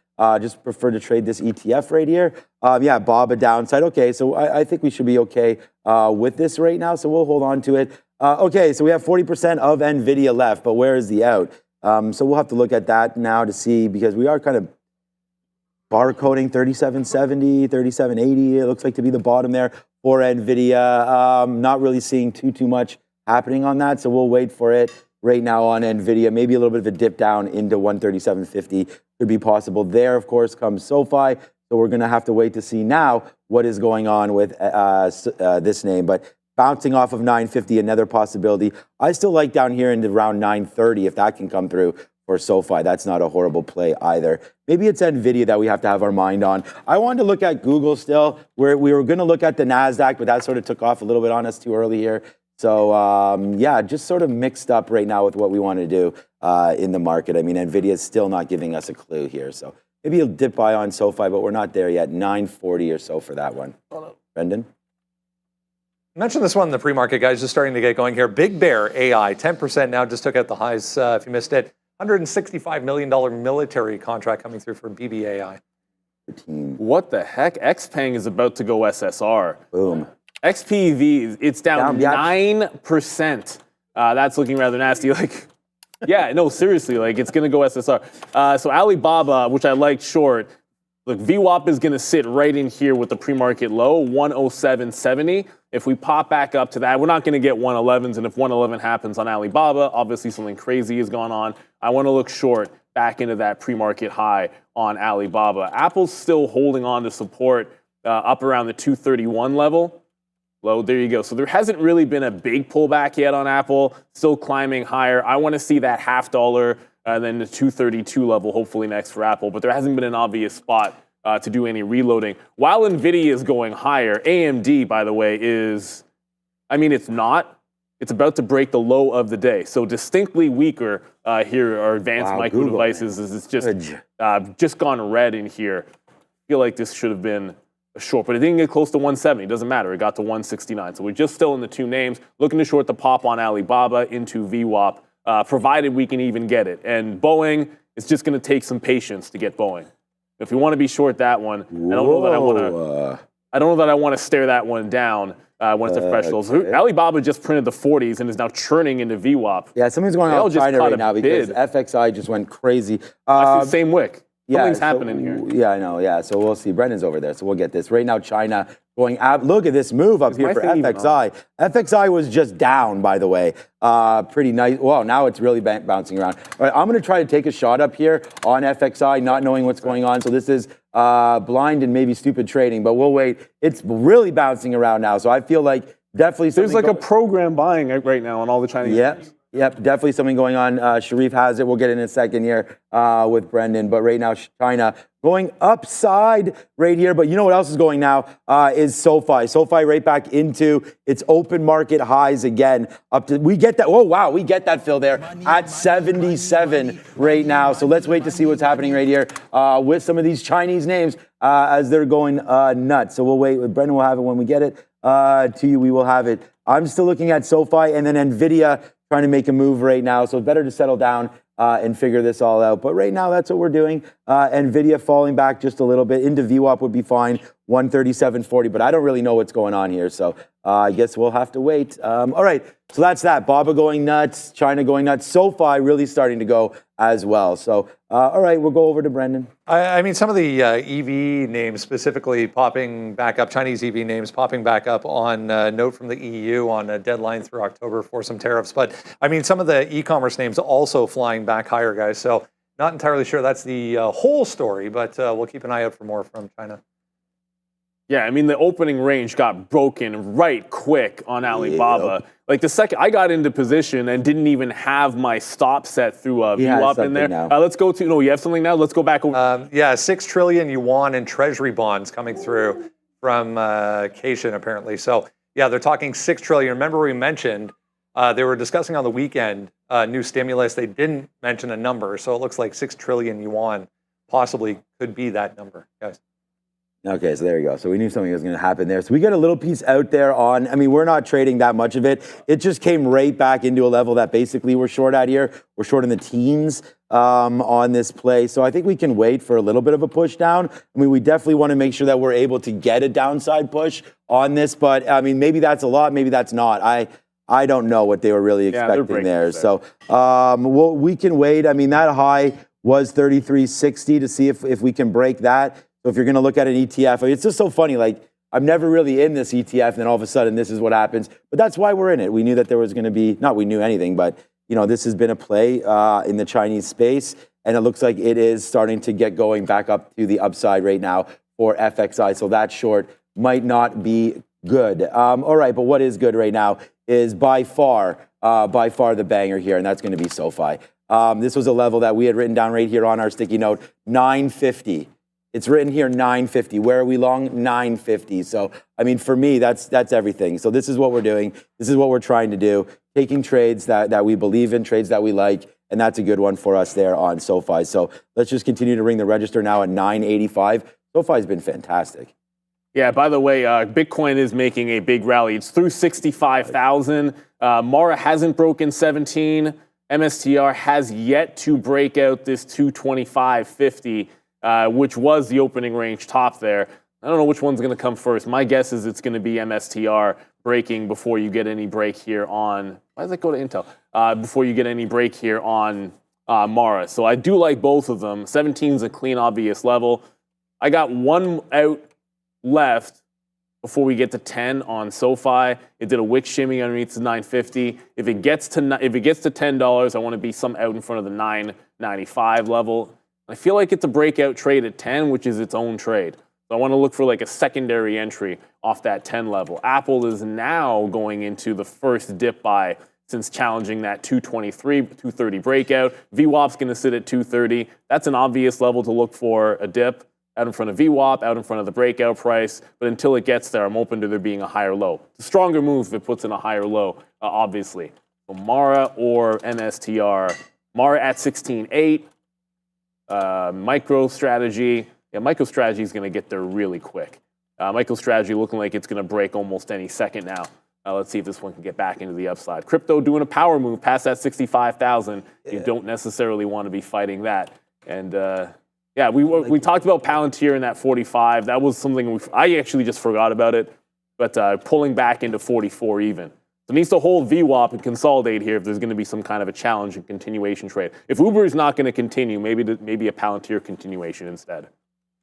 Yeah, I like Palantir a lot, as you guys would know. All right, so for right now, it looks like Nvidia is just going to hold this. It does bounce off VWAP there. We went over to it and we didn't take it. We were worried about what that China news was. It seems like it's going to be obviously nothing to do with Nvidia or anything like that. If anything, probably helps out Nvidia. I don't know, just more stimulus over there, more in the economy, more for businesses to rally with. So I could see that doing something. I'm just going to now just play off of the name that we have, right? And that is going to be this one. And just make sure that we have the right stops on FXI. So just looking here, I think if we break this top, which we've sort of been bouncing around near 3360, 3370, then that would be an area of concern. So, let's try to make a trade here and see if we can get it. 3325, it's not a great spot for us, but we're short that. I mean, we just, look at this. It just came back to basically flat for us. It just went to 3330s there. So it could flash around, but it could also flash higher. So our first out was pretty good. That's our first out right there, breaking through the VWAP in the first place. That was fantastic. So we're learning our lesson here. That's why we're not trading a huge amount of shares with this. We've just sort of started FXI. I wish that this news didn't come through while we were in position, but now that it's there, it's creating some liquidity. So if we have to lose on it, we'll do that, but we'll just come back and reevaluate if it breaks this top here of 3370. News can pop out of nowhere. It's how you trade it that matters. All right, so there's Sofi. Nvidia is going right back up, putting us back into a winning position. Let's take out some more Sofi. So there it is. We'll take some. Did I get that fill at 87? I believe we do. Well, obviously, we did now as it goes through 88. So there it goes. Nice play here for Sofi, man. Again, it's right on here. And so is Nvidia, but we had to pay up for Nvidia. So hopefully that can continue to go a little bit higher now. Back into the high of the day would be nice, 31, 38.40s or so. A breakthrough that would be real great. But right now, FXI, my latest position, and the one that's in trouble. So we can watch out for that. But Nvidia is going. So everything's going fine other than China, which what a surprise. All right, so yeah, China right now going upside for me when we would prefer it to go down. But there it goes, man. Again, once you get different news, especially this is why people are looking at FXI. Is for this news. All right, there goes Nvidia, there goes Sofi. Boy, oh boy, today is another one. So cheers to everybody. Sofi just got to 91s. I was sitting at 94. I'm going to cancel that order and reevaluate it. About the false break on MSTR, it was a big one on Friday, but today doesn't look like it wants to go. What's weird about this, though, is it just pulled back. I was long 50s, and when it broke 50, 225.50. When it broke 225 back underneath, I got out. But Mara is trying its best to hold on. So weirdly, Mara somehow is stronger than MSTR, which is not usually how this one goes. So I'm long at 01s here on Mara. It's this prior high. I want to give it back into underneath, 16.9. So we'll give it, it's 11 cents plus slippage, whatever that ends up working out to be. Can't guarantee. So call it 10 to 15 cents worth of risk. I'm not on the offer yet. I'd like to see where first resistance shows up above the $17 level, and then we would go from there. Boeing, we still want to look for shorts in Boeing. I just have not found a solid entry point into the short on Boeing. It just got to VWAP and pulled back. So it's got a lower high. For the first time, it's actually doing something which is showing some kind of a setup to the short side. So we wicked above VWAP, got to 14, 147.80, now putting in a lower high on Boeing. I'm going to take my first crack at this, giving it to 148. Next available pop over VWAP, take some money fills, I think, over VWAP on Boeing. So this one should have been, if you had it at the open, you could have just taken a false break of the pre-market highs. Unfortunately, I was waiting for 150 level on Boeing. That was a dollar higher. We didn't get it, so we have to join the trend somewhere else. It's going down while the market's going up. I feel like it should still be shorted. And I want to chase it, don't want to chase it. I want to play off of this level in here. So next available pop, it's a strong market, should be able to carry this up at some point to get the offer. All righty then. So everything's going great other than the China names. So we'll have to just wait to see if that can settle down. It will be a fine day, just that comes out of nowhere. But look what's happening right now. It's Nvidia, and it is just climbing. It's climbing. It's a great stock. We love this name. I don't think the AI trend is going anywhere. I want to say a big happy Thanksgiving to both of my parents. Was unable to see them this weekend because we went up north. So happy Thanksgiving to you guys, and thank you for watching. She actually asked me what kind of a hat am I wearing right there today. So all right, and it's been a cash cow on a couple of these stocks, including, I mean, not on China. We'll go over on that one pending. Looks like it may break out against us right now. But look what's happening with Nvidia, man. This has been a big one. Let's go this one. When you have diamonds bigger than your head, I mean, this chimp is doing pretty good. That's not one of those chimps from Chimp Crazy, though. Okay, so there it goes. Nice upside play there for Nvidia. And again, when you believe in something, you have to take it. I was saying this last week that I thought Nvidia is going back up to 52-week highs and all-time highs. And that's exactly what it's doing. I think you could probably break that today. 140.46 or something like that for that play on Nvidia to get to all-time highs would be really nice. All right, more outs, man. And this is what happens. Like I keep saying, you're trading more shares, you can have more outs. And there it is, man, 990. So another out up there. We'll hold on to a little piece still. We've got about 25%. So we're trying to hold on, Sofi, for this one and see if we can get through that $10 mark. But again, with a short float right now on Sofi of over 17%. I was actually just looking at it. What I want to look at was Upstart as well. We can look at that one in a minute. But Upstart's short float right there, 33%. Sofi, come on down, China. You're the next one to go red, hopefully. There's Sofi. Oh, what am I doing? Sofina. No, Sofi. Right there. We'll check out that business. 18%. So that's the short float there on Sofi. Seems to be helping the stock continue to go higher right now for Sofi. All right, China. All right, man. We're feeling a little bit better about ourselves right now as we have some play here on China. So let's see if that comes back in right now. It just touched out for the 60s. We're looking for a fade now on FXI. Yeah, I can tell you, Babo was nasty when that buy program came in there. We had it to 104.80, and then we had the short underneath the 109 that broke out. It still hasn't gone to the 111 level. So I do like that 111 still for resistance, but that was a buy program of epic proportions. Now you're getting at least a little bit of weakness back underneath the 109. So going to look for what seems to be the trend reversion here on Alibaba. Whoops, let me draw it in here for you guys. I just had this drawn out. I've got to draw it again for you. So there's your low. There's where it was connecting. It's essentially closing underneath. I want this one to calm down a little bit here, and then we'd work back into a short. It is Apple, which is finally pulling, like I said, it's pulling right back into that 230 level. I'm still looking for VWAP in here. It's about 230.25. We get a bounce there, looking for a continuation play here on Apple. This was just a big resistance level from last week, like nothing crazy. Resistance for 3 days in a row. So I would suspect that's going to turn into a bit of a bid support here for AAPL. Just got to be patient for it to come back in to us. AMD's still looking relatively weak compared to these other chip names.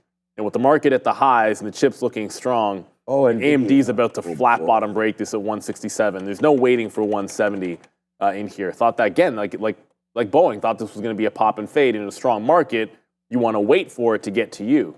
It's not getting there on AMD. At some point, just going to have to play this trend. But not yet. It's not quite 10 o'clock. At 10 o'clock, I think that's a good time. Half an hour's in, a couple of bars in that 15-minute, and then you can start working into things that are an adjustment from your key price levels. I mean, what else are we supposed to do? I mean, there's Nvidia. We'll take it out, man. We'll take it out right there near 139. So it continues to go higher and higher. And again, another name that we really liked today was NVDA, and we're out. So now we are out. So we get that fill at 80. Nice push. We'll take it again if it can continue to go higher. We're really making it on these two names today, man. SoFi and NVIDIA has been a good little runner. All right, so we'll go. Oh my God. Oh my God. Hopefully you guys didn't have too much turkey, because if you did, Oh my God.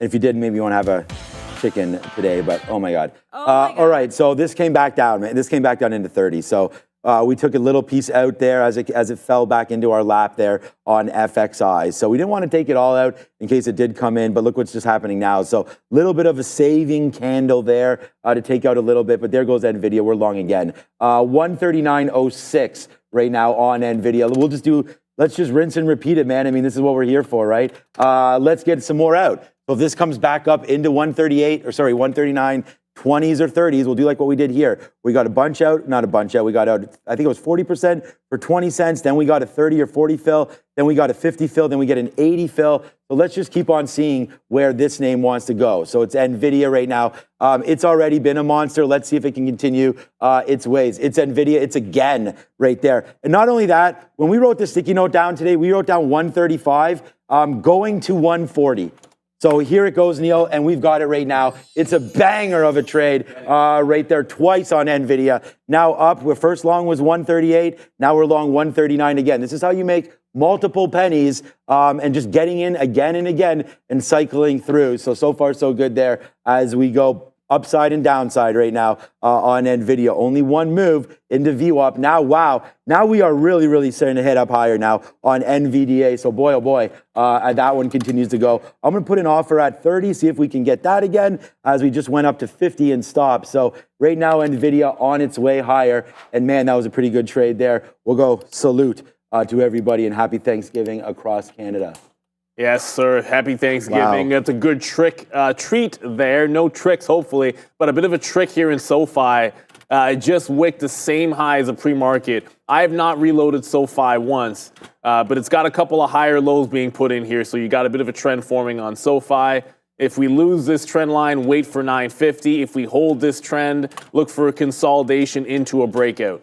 So I like the consolidation play. It's up 8 points. You still have room to $10 that if you can hold here above 75, it can be an entry off 80, 81, and then play into that $10 level. But it's got to hold on to the trend line right quick here on SoFi. If we don't, I'll probably take a little bit out, wait for that 950 to reload as we are going to Brendan, I believe.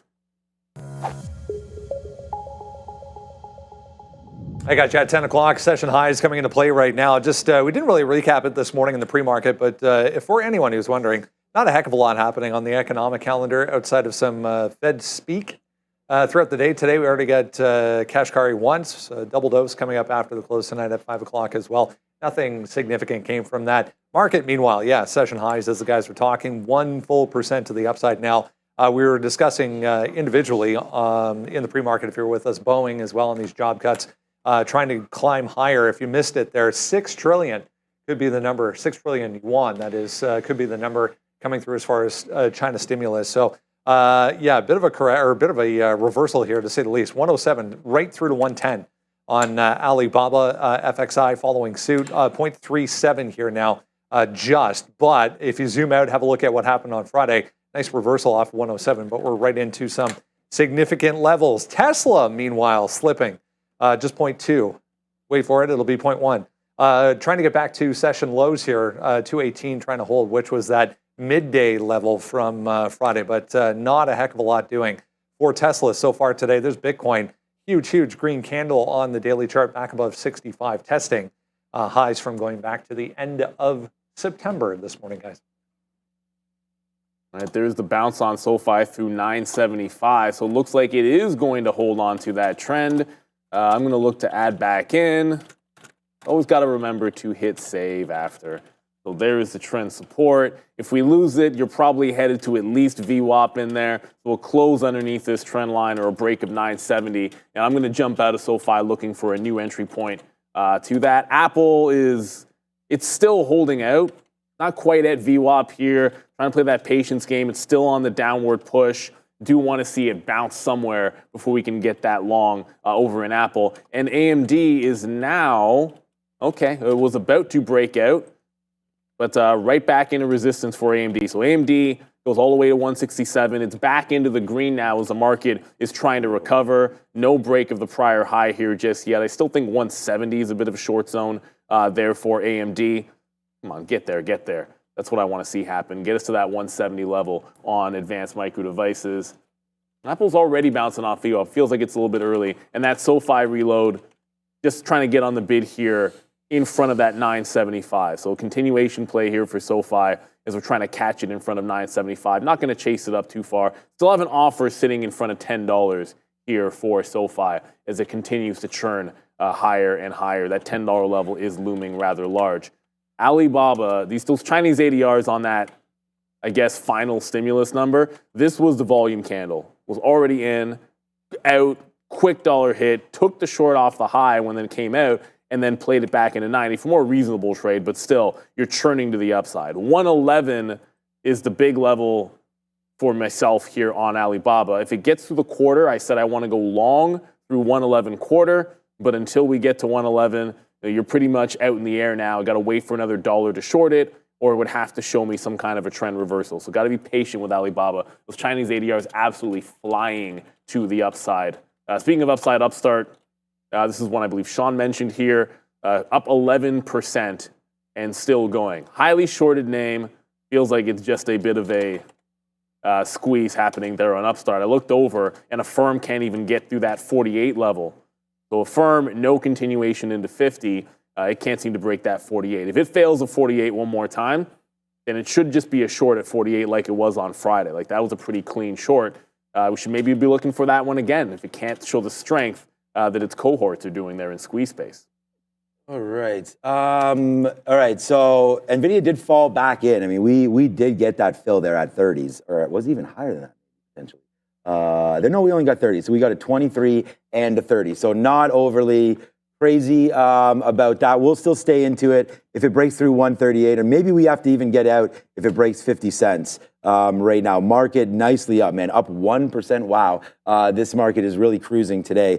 There it goes, breaking back up. You know what? I mean, this Nvidia seems like it won't stop right here, but I'm getting a little nervous at this 139, debating getting some out. You know what? Let's just put a stop at 138.50.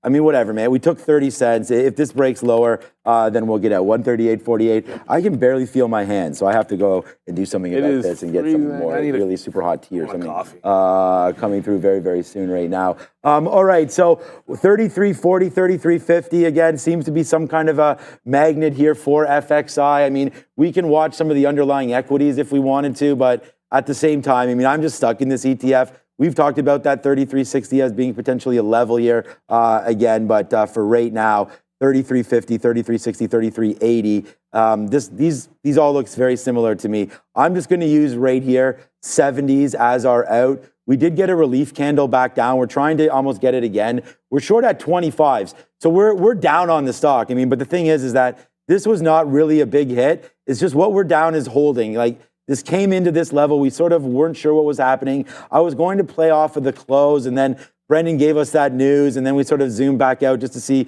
if we get a bigger look. Because, you know, I don't know what 6 trillion billion yuan actually means to that economy. Someone's going to, and then they're going to figure it out. And I'm just hoping they decide that's just a drop in the bucket. It doesn't mean anything. So maybe this is a push down here. We have our target. And if I'm going to be short at 25s on this name and give it to 65, I mean, that's 40 cents. So yeah, I mean, I'm looking for a pushback, you know. I do have a bid down here on FXI. Actually, the only bid I have is at 33 flat.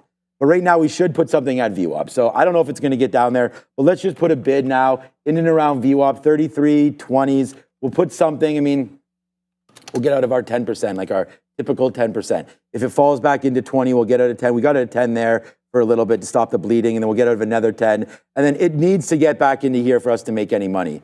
So let's wait to see if it can get back into $33. That's something that we will wait for.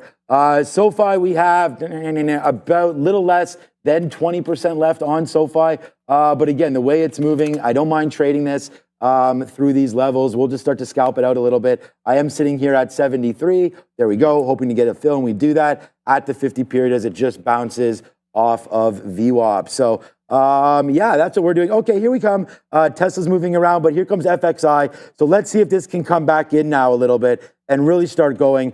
We're basically at our highest spot we've been at all day with this move down, but it needs to continue if we're really going to do anything. And oh boy, here we go again, man, as we stay true to what we're doing now. And there goes downside or upside move now on Nvidia. So if our stop was going to be at 50 cents, let's put an offer in and around 50 cents right now and see about getting a piece out there up to 139.50 for Nvidia. So far, so good here. Come on, FXI, man. I could just get out of this and be at a real nice day. But let's let this work to the downside. We said we're bidding 22s. If it stops here, that would be bad. We randomly picked that level. Hopefully we can get a fill there at 33.22 and push this thing back down. But it's been a good day over here so far. Let's see if we can keep it that way. But first, we need to get a bid. So SoFi did break trend, and I jumped out of it when it lost that 70 level, thinking VWAP would go, maybe get a trend reverse back into 950, but now it's going to start holding VWAP. Don't mind working off VWAP there. The early trade trend is gone, so look for a new entry here on SoFi. There's still plenty of room for it to head to the upside, so don't want to give up on it just yet. Apple, ooh, that's an interesting candle on Apple. So Apple just did this dip into VWAP, holding nicely, and then this rejection up here. I want to see it put in some green off of this 230 level, and then we'll reload that. Thank you for the super chat. We got a couple of super chats in here. Thank you for Christopher Mulligan. Happy Thanksgiving to you as well. Mr. Westermeyer, I did see the email. Thank you very much. Your email for Sharif Christmas gift idea. So I will not obviously spoil that. I'll have a look at that and see if it's a good one there. But appreciate you, Mr. Westermeyer. All we ask, we appreciate the super chats. All we ask is hit that like, hit that subscribe, share with everybody so that we can have the best community, which we already do out here. So appreciate all of you. And I'm sure Sharif will appreciate the thought there, Mr. Westermeyer. You want to be a part of that. So hit that like, hit that subscribe. I like this bounce off of VWAP here on Apple. I'll see if I can't pick some up. I wanted to make sure we're getting it on the back end of the trade, which would be where is it going to reverse that trend, look for the higher low offset trend, and then work back in to the upside. Tesla cannot seem to catch a bid. It's back down at the $215 level, which is where it bounced on Friday to go SSR, but still lower and lower and lower for Tesla, down 1.25%. It's not looking very good there. I wanted to actually add more to my Google position, but oh wow, Google is really snowflake. That thing is ripping. I cannot believe can you believe it bounces off 22s? Like we were bidding 22, and you guys saw me bidding it, and we talked about it as it came in, and I don't even want to change it. Them 20s or 22s? That's crazy, yeah, 22s, and it just bounced right. But are they spinning? They're not on 22s right now. No, right now they're on like 20s, I guess, because that's about the most it went down right now. But my head is spinning with it. So okay. Anyways, we want to check about Google. Let's just wait. I mean, I'm not going to panic and get out, but we could have got out right there as we give some back. Right, every time it goes back higher, we're giving back a penny. So. All right, there goes Google. We wrote this down on the sticky note as well today, that this was a name that we wanted to look at. I like this stock. I really like this stock. And again, trying to hold out this 50-period moving average again. Looks like it wanted to do that. All the bad news has to be built into this, right? Don't we already know about everything? Don't we know the DOJ and FTC and all these guys want to tear this name apart and do all the bad things possible to Google? Because, again, you can't have a very successful American company. So you got to be very, very careful there. You don't need to have too much of a monopoly with everything right there. But we'll wait to see what happens with Google. I still really like the long in this name and was debating buying some more today in the account because we did sell some Alibaba in our longer term account. No, it was not in the longer term account, in our swing trade account. So maybe we won't put that money to work. But right there, Alibaba is trying to bounce back. We sold some at 117 and change up into this area right there on the daily chart, which turned out to be great because the very next day it went to the downside. But we haven't put the money back to work yet. So right now it's just hovering around. We will buy some more Alibaba. I really like the stock. It's just got to come in at some point. And oh boy. Ooh. This is part of the reason why right now you may want to check. And we talked about buying names, and we always get asked questions like, what do you think of this? What do you think of that? Nvidia for me, man, is no longer a sell. I'm not selling ever again. That's probably wrong. At some point, I will sell some Nvidia shares, but no time soon as this name just continues to rock because I don't have any better places to put the money. I mean, right now, this is just a great name, a great stock. It's already going to be at all-time highs in just a matter of 1 hour, probably, as we'll break through that 140, then giddy up. I mean, what a dip by 120 a week ago, week and a half ago, 105 3-4 weeks ago. This name continues to absolutely rock. You know what, FXI? When we get back from Brendan, you better be 33 teens. So let's go see if Brendan can be some good luck on this one. Little one, Sean, flying around. Tevogen, TVGN, 20.8 million on the float on this one. Popped up after the close on Friday on news it was going to share, apparently. Plans to share $1 billion plus revenue potential for its pipeline portfolio as of the week of October 14th. Hey, that's today. So TVGN with a nice pop again, 200% here. 200% is not a small number. That's pretty impressive. That's one I'm pretty sure Sharif will be looking at in the midday. But Tesla's at 215. Again, this is where it tried to bounce. Well, it successfully bounced off 215 on Friday, but it did carry through all the way to 214 and a half before doing so. But this is a much more clean level here today. It is SSR. So if it were to bounce from here, I'm on the bid, and I'm really just going to give it to the even dollar. Trying to get these 20s in here. If it got to VWAP, I think you're more than happy with that on the VWAP bounce. Like, this is a very heavy stock. It tried to hold the 20 level early. It's trying to hold the 15 level.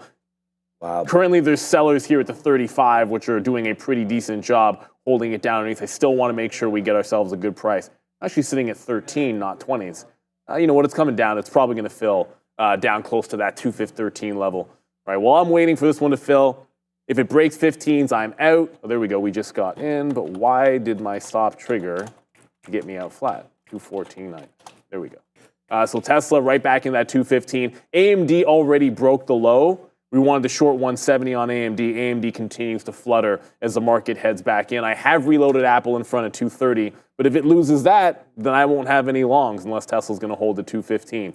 So Tesla right at the 215. There's not a lot of size on the offer, but it is SSR. It would be through this already, I think, if it were not for the short sell restriction. So people can't hit that bid unless they're getting out of a long position. All right, Brendo, with the good luck there a little bit anyways. Let's see if we can get some more downside push now for FXI as the bears are back in this name. And this is just something else that we're trying to do more of, right? We're trying to be right. We're trying to hold on to some names just a little bit longer. And right now, here we go, man. We are going to almost be perfect today. I mean, this name just has to go a little bit more, and we will go Nvidia with the... I mean, look, P&L number one by far is going to be Sofi today. And if you guys are looking, I mean, this is, you know, shameless self-promotion, but it's promoting the show. Oh, yeah, obviously, by the way, look at this one. Stuffings and stocks right here. Trader TV Live, there's some nice pumpkins, some nice stuff going on right here. What's been your best stock pick of the year? Let me know right now as we tweet it out and tag at Trader TV Live right here on this gorgeous looking post right there. Thank you to my wife for putting this together here with our new fancy logo right there on the bottom. So attention to Brendo there. He sent me all the logos and said, make sure you use these logos. Oh yeah, by the way, thanks to Andre or Brent. I'm not even sure who did this, but there it is right there. A new banner. Who dis? 475,000 subscribers. I want to thank everybody else for, or everybody today for, you know, subscribing and making sure that you continuously watch the show. But go find that out. Oh, what I wanted to talk about there was Sofi. So I'm glad that this is the number one stock here for me today. It's exactly what we wanted to do. Play the dips into 950. I honestly, I mean, there's the dip into 950.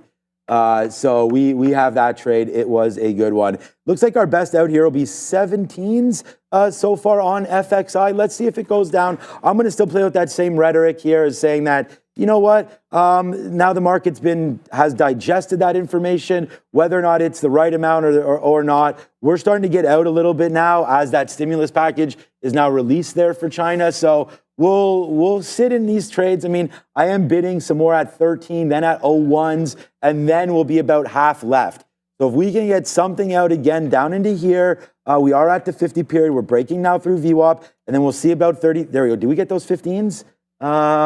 No. Sorry, we're at 13s. My bad. Okay, we already got 17s once. So we're going to wait for 13s and then hopefully 33, and then we'll get to the downside right now. As here it goes, man. It is a trophy day today. We're happy with what we're doing. We're not quite at our daily goal. I mean, we took a hit on FXI, getting some out early. Let's see if it goes back down, man. But another big day here. We'll have to wait for Nvidia. We got a nice out at 50. So we are playing straight with house money now. Like that wasn't out there for 50 cents. Our stop is 50 cents. If we break back down below here, then we can get out of Nvidia. So far, so good here as we continue, man. It is now 33.28 average price. We're bidding 13s. Lucky number 13 here on FXI. Happy Thanksgiving. Yes, sir. And Bitcoin, by the way. Ooh. Bitcoin absolutely still holding that 25, but Tesla does not hold the 215. SSR bounced on Friday, obviously off of 215 the first time through. It was clean, and it got all the way back up in the 18s, 19s, 20s, but not today. It does not hold that SSR bounce. I'm now out of Apple. However, It broke 230. We reloaded off VWAP. Like, okay, we're going to give it back into that 230, but it's still holding on to VWAP, and the market's trying to hold on to VWAP. So I don't want to give up on the long on Apple just yet. It was a clean break through that 230 level, but it never really reverted that trend back in just yet. So want to be patient and get back into this one. But this first portion of the show brought to you by our friends at Trade the Pool, allowing traders like you to get evaluated and trade real shares using companies' capital. No PDT rule holding you back. That's how they give a true trading edge. Here's the exciting part. Trade the Pool has just launched a limited edition program to evaluate stock traders like you. For a one-time fee of just $97, you'll receive $20,000 in buying power. And all you've got to do is reach the profit goal. The best part of this limited edition program is that they have reduced the profit goal and the minimum trades required to reach the funded phase. And the profit split has been upgraded, so you keep 70% of the profits. You should definitely want to check it out. Scan the QR code or click the link in the description for more information. Shout out to Trade the Pool. We appreciate them. With the market coming back in here, Apple still want to have this one off of VWAP if we're able to get it. Underneath VWAP, wait for the gap to fill. 229.5, that was the opening range resistance. If we get that price, I think that's the next place to look for a long, or off of the bottom here at 228. For now, I want this one to round it off of VWAP there and see if we can't get into it. AMD still looking incredibly weak. Didn't really get to that 170 for any kind of a short opportunity, and it's all red since double tapping this opening range high. So just continuing to flutter here is advanced micro devices. Tesla, because I know everyone's interested in how far this one's going to head to the downside in terms of filling in the gap, it got to 213.74. That's about it. So it did break Friday's low. Unless you look at 210 here, there's that, and then there's the 200-period moving average. Feels like that's what you're headed for. So SSR balance no good today on Tesla as it's trying to hold on to the bid and not doing a very good job of it. But Apple is doing a better job, and it's back above the 230 level. So bit of a lick grab underneath here, but I want to see if I can't catch it on some more strength. It bounced the first time off VWAP, and we went long. I want to see it hold to 230, give me the consolidation here, and then I can add or jump back into position on Apple. Still only want to be long this stock until proven otherwise. That's pretty funny. Again, China goes right down and sits at my level at 13 and doesn't fill. So I took a 16 there. I don't understand, like, there's so many shares going through here. So we'll just assume that it will come back in and give us that level there at 33.16 or so. Or sorry, we just got a 33.16. We need a 33.15 was a much bigger order. So hopefully that'll come through for us. We're now at 29s right there. Okay, what else you guys want to look at?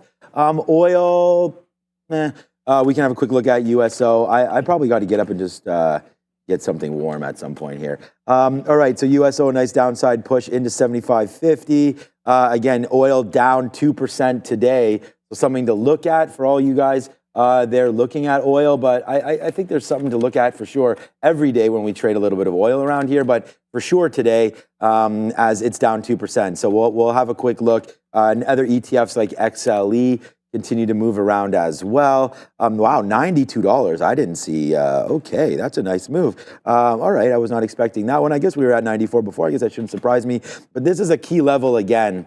I was debating just getting out of some energy. I don't know if it's a value trap at some point. I mean, some of these names have been going up a lot right now, and they still do have decent-sized yields on some of those plays, like an XOM or something like that. There's been a lot of chase for oil, and I don't know if it's really been operating the best it could be considering the global environment that we have. So I'm not sure. It's kind of like what Michael was saying there a little bit about gold, although gold keeps going up. It hasn't really performed that great as a lot have expected. Palantir has performed much greater than I could have ever expected and have been very, very pleased with what's been happening with PLTR. I mean, this has been a good stock for myself trading and, for the longer term as well, as Palantir right now today makes brand new highs, brand new 52-week highs, 44.39. Wow. Can't believe we're saying 44 there on Palantir, but it continues to work out higher, man. Not as great as the market today, down 0.3 or up 0.35, but against the market 0.5%. So giving back a little bit there today, Palantir, as opposed to the market, but still a green day, which we like. and it's on the 200 period. So I would say you can almost go long using this 43.50 as a base for a little bit there on PLTR. So more to come on that trade. I do like that stock, but we'll have to wait to see where it gives us the fills down there at 43.40 as the bottom of the day. So sorry, 44.40. No, sorry, 43. Oh, up here we have 42.91. That's obviously not right. So let me just give it to you before I go to Brendan. 43.50 is the low of the day there on Palantir. So, you know, back into that, you could hold it. I think it might be worth a long in and around these levels. All right, let's go over to the desk. It's 10:23. Yeah, a few small ones to touch on this morning. Small caps. I mean, SoFi's $1 billion market cap, so we'll include it. Nice day if you missed it. The actual news over here. $2 billion on a loan platform agreement coming through this morning from Fortress Investment for SoFi. So trying to test highs right now.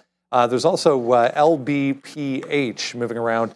Once again, this is a buyout agreement that was reached this morning in the pre-market. So heads up on that. If anyone's wondering why on earth is this not moving, that is why. TVGN we touched on as well. Amongst others in this group, this TVGN back higher on this. Again, plans to share $1 billion in revenue potential from its pipeline portfolio as of today. So that popped up after the close on Friday on that note. XPON, reverse stock split.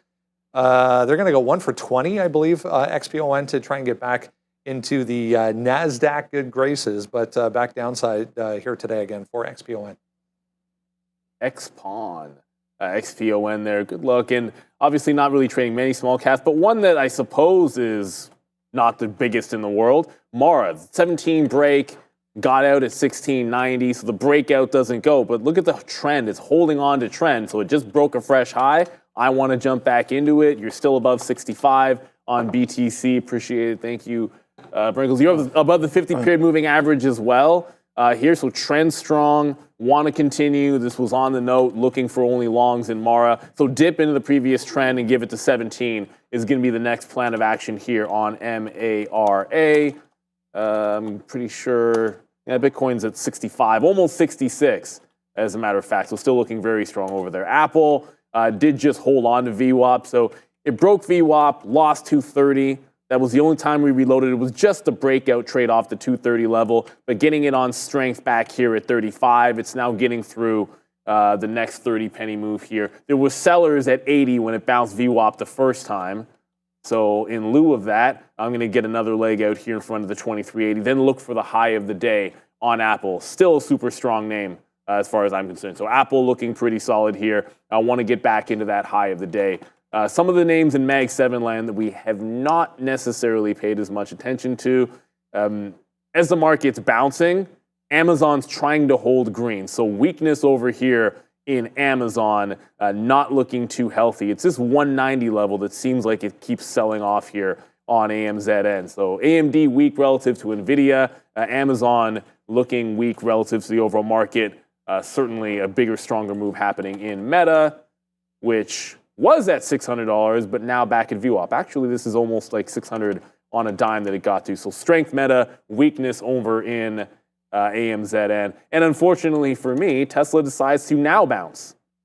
So it challenges underneath Friday's low. I was only looking for the SSR bounce play. It might already be on it. So either sometimes you try to catch these back through the 215 like I was. Other times it just decides it's going to do it at some random level like the 214, although 214 is now held 2 days in a row, did so on Friday. It's just Apple that we're back into, so that's back into the 230.80 level. Going to hold for the highs. I want to see it break 231 again and get us back into that quarter mark. Might as well put something out there, make sure we get some profit. If it goes back above that 231, I want to make sure we're getting some out in that front of that high. If we double top it and break out the top, great. We can have another trade into what I think is the 233. 233 up here once, twice, OB thrice. We've rejected on the daily chart here on Apple. So it seems a reasonable target to me if we're going to get up there. And I feel like that's got to be the spot. Bonkzilla in the chat, ARM on the upswing too. ARM is a spicy little meatball in here because the only chip name that I think is stronger than Nvidia right now is ARM. And as you can see, ARM doesn't have a red day going back to the beginning of October. Actually, check that. I think the first it was down. Every other day, this has been up. It's broken out on the daily, this 153. Availability of shares, a lot of times, is the story why ARM goes so much, because there's not a lot of shares out there that can be traded. But super strong name up here, up 5 points. I think VWAP looks pretty good. It's got a bit of a consolidation that it's putting on right now. Great look, but certainly not one that I want to jump into when it wasn't part of the plan. Oh, AMD can't even get to VWAP. Way too patient on AMD shorts today, because you could have had this instead of waiting for it to maybe press into 170. Every time I looked over, Nvidia was higher. I felt like we're going to get that 170, and you just continue to churn lower and lower and lower. Even as the market bounces VWAP on the NASDAQ and heads back to the top, AMD can't even press you back into the previous close and VWAP, which would be right in here in front of 168. That's the spot ideally I would look short. But if you can't even get that and we just consolidate off the bottom, maybe that's what I got to work with. You know, you can want the trend at the place. That's the thing. You can have a level that you want to trade, but then there's a level that the stock is going to trade. And that's what matters ultimately most. Like, I like VWAP. I like it for a nice little trend join. But if we're just going to hang out underneath 167 and AMD is going to be the weakest chip name that I can find, then this just might be one that I have to jump into the short at a price that we were not thinking about a little bit earlier in here. So again, just trying to be patient, but patience is something I'm running short on. Nvidia is getting back into the high of the day, and if we don't break this top and the market doesn't break the high, then I'm going to short AMD where it lies. And right now, that seems like the 167 level. Let me know what you guys are trading in right now, because outside of AMD and Nvidia watching here, I am trying to pick up a little bit of Mara. But look at Mara start to go. Like, we never even got back in on that trend in Mara, and now it's at 17.5. Not a move that I'm interested in chasing up here, this 17.5. We'll have to look for that dip buy for sure. And Code, you're right about it. Damn, we missed Tesla. The tricky thing about trying an SSR bounce or any kind of like big reversion trade in a stock that is falling like an absolute rock is you got to be willing to miss the trade to make the trade sometimes. Like, you're not going to have them all. Like, I tried it, but I had stop outs to make sure that I'm not just holding it forever. It does the bounce that I wanted, but I'd already tried it 3 times, and at that point, my 215 was my level, and it didn't really give me what I wanted off the 215 level. So unfortunately, Tesla's going to get to VWAP without me. Hopefully somebody's got that bad boy, because it's right back into VWAP and looking like it wants to continue here. Tesla could go green any second now, which if you told me that about 30 minutes ago, or 15 minutes ago, I guess it's more like 15, 20 minutes ago, I'd said you're absolutely nuts, because it couldn't hold on to that 215 level. But now Tesla absolutely churning back into the upside. Yeah, like you can Tesla. All right, man. I mean, look, I don't know. Let's go. I mean, if you guys want trades, look what Palantir's doing. We just, what was that, Fabian? Adjust the mic. Okay, there we go. Palantir. I mean, let's see if we can go 4 for 4 today, right now. So Palantir, huge move to the upside. Let's go. Thank you for that. There it goes, upside there for PLTR. Good movement. I mean, FXI is the only one right now that we just sit and wait on right there. But if you're looking for some trades, I mean, we talked about this. This was, again, going to be about, we talked about where that bottom was, 50, so about 20 cents. We'll scalp a little bit out. We're just trying to play some momentum to the upside. It takes the 50, it takes VWAP. And so let's get out one more piece again here if we can. We'll take another 86, so we'll just do that right now on Palantir. And then we'll wait to see if we can break back above 45 or $44 flat right there on PLTR. But let's take a little bit more out as we continue to climb higher on that one. Sofi, let's go again, man. More ringing this little siren there. As Sofi, I mean, why not? Let's take an opportunity to get this out again in around, you know what, I might just punch out. All right, let's punch out a little bit there. We'll punch out some 82 halves and get a little bit, because I didn't want to miss the 80. I offered 84, did not want to miss it right there, but oh boy. We'll talk about our days when we get back, but yeah, I am looking at that C battles right there. Let's see if Sofi does have that $10 target on it. We talked about wanting that target right on its back. All right, come on, Nvidia, if we can climb as well. Look at Nvidia, love that 50 period. All right, Brendo, it's Bitcoin, it's 66. Yeah, just touched it. Working on it anyways for BTC. All of these, meanwhile, following suit. Yeah, all of the crypto-related names to the upside this morning. I just picked out Coinbase. Most of them looking like this. So big day on Friday. I zoomed out a little bit here, but volume, the story again, very, very active once again, 2 days in a row here for not only Coinbase, but most of these related. We touched on Robinhood a little bit in the pre-market there. Did gap up. This is a bad chart, but you got to zoom out a little bit. Did gap up, but relative weakness, if there is any in this group, if you want to throw Hood in that group, coming Robinhood's way so far this morning. MicroStrategy, initial move downside as well, trying to bounce off 220 once again for MSTR. Yeah, I pulled up Tesla because there was an alert that went off there, but probably just went green. That's why. There's that high that we were talking about, end of September, coming into play right now. 65,887 currently, guys, for BTC. Above 65 is the key. I mean, as long as it gets there. That said, and I didn't point out the, I'm going to get tomorrow. I'll get tomorrow first, and then we'll talk about what is not happening yet on Bitcoin. So Mars pulling right back in. I'm still sitting at the breakout area, but that was more like, it was breaking back above 17, and then you have a top here at about 13. So I want to look for this reversion back into the opening range breakout price, about 17.10. As long as we get some strength back in there, I want to look to continue long on them. If you talk about Bitcoin, it's just step one here, because we've been mentioning this trend, which is still unbroken, something that I know we've been talking about with Michael Noss as well. So you still have to get through here. A break of this trend would be like 69,000. And that's just to break the downward sloping trend line that you have over on Bitcoin in general. So I think it's a ways to go to be more than just like a very nice bounce play, I guess is what I would call it here on BTC. But if it breaks that 69, then I think you've got something going. So AMD did just come back into the 167 level. Again, it's been relatively weak. I said if Nvidia broke the high of the day, I wouldn't try to short this one. Nvidia went to the high and bounced off of the high. So 167 is going to be the out on AMD. Apple's still trying to turn back into the upside. Tesla's through VWAP at this point. So as clean as it was for an SSR bounce on Friday, it decided to put you through the ringers, and now it's just gone 14 to 18. That's the move you're looking for, but I got to have an out somewhere. You know, sometimes it's clean, sometimes it's dirty. Today was a bit dirty, but Tesla is now green on the session. Boom. Surprising, I have to admit. I thought if it was going to break that 15 for good, we'd see the 210 level come into play on TSLA. So got to watch out here. If Nvidia does clear through that high, I think it could drag AMD with it. But as long as we're underneath 167, AMD hasn't been able to get off the schneid yet. Yeah.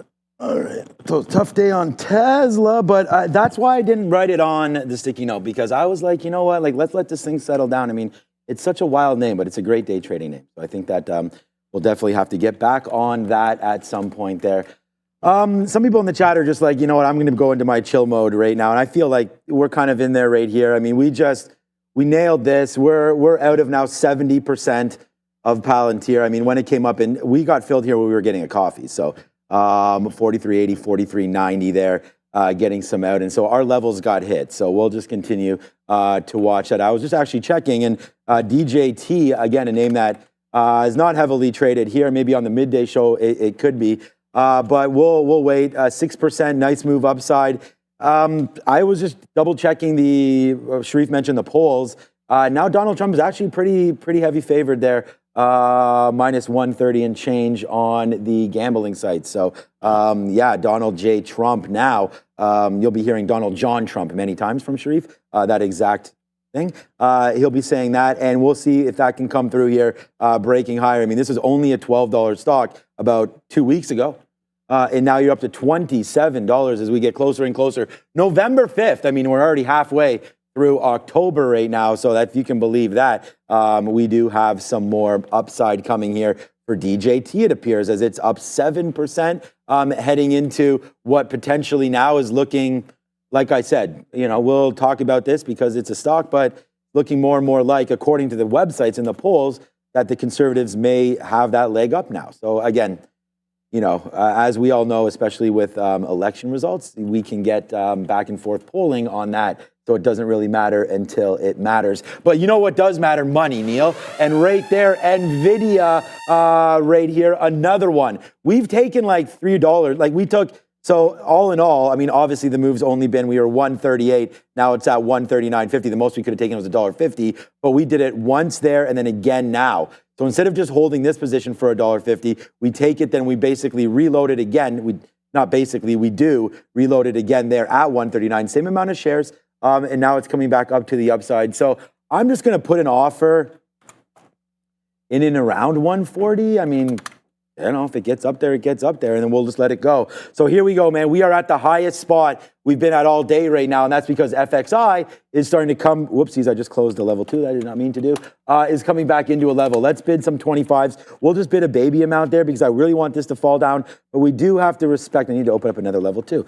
I do need to respect VWAP, which just bounced again off of that. So it's a good thing we looked at it. At least I got an order out, but I did not get enough of one out in time. So hopefully we'll fill back in. I'm bidding some 27s. We're only short at 29, but if we're going to do this dance, like we only spent basically 10 minutes, not even, underneath VWAP, and we did a great job to clear some out there for profits, 13, 14 cents or so, which isn't that much. But considering that we had a complete and utter change of tone with FXI. FXI was down almost 2% or so at one point down here, sub 33. I mean, in fact, we were short on that break and in the money 7 or 8 pennies, even more than that. It went down to 60s right there on that 70 break. So 10 cents, and then it popped, and then we got out at VWAP, and then we were like, oh my God, what is going on? But then I just saw like the level 2 kind of just expanding, collapsing, and so I was like, all right, there's definitely a story here. Let's try to play away, right? And then as it was settling down a little bit, we're able to find out this 3360 area by zooming out and just seeing that, hey, we've been up here before, whether or not it's 3360, 70, 80s.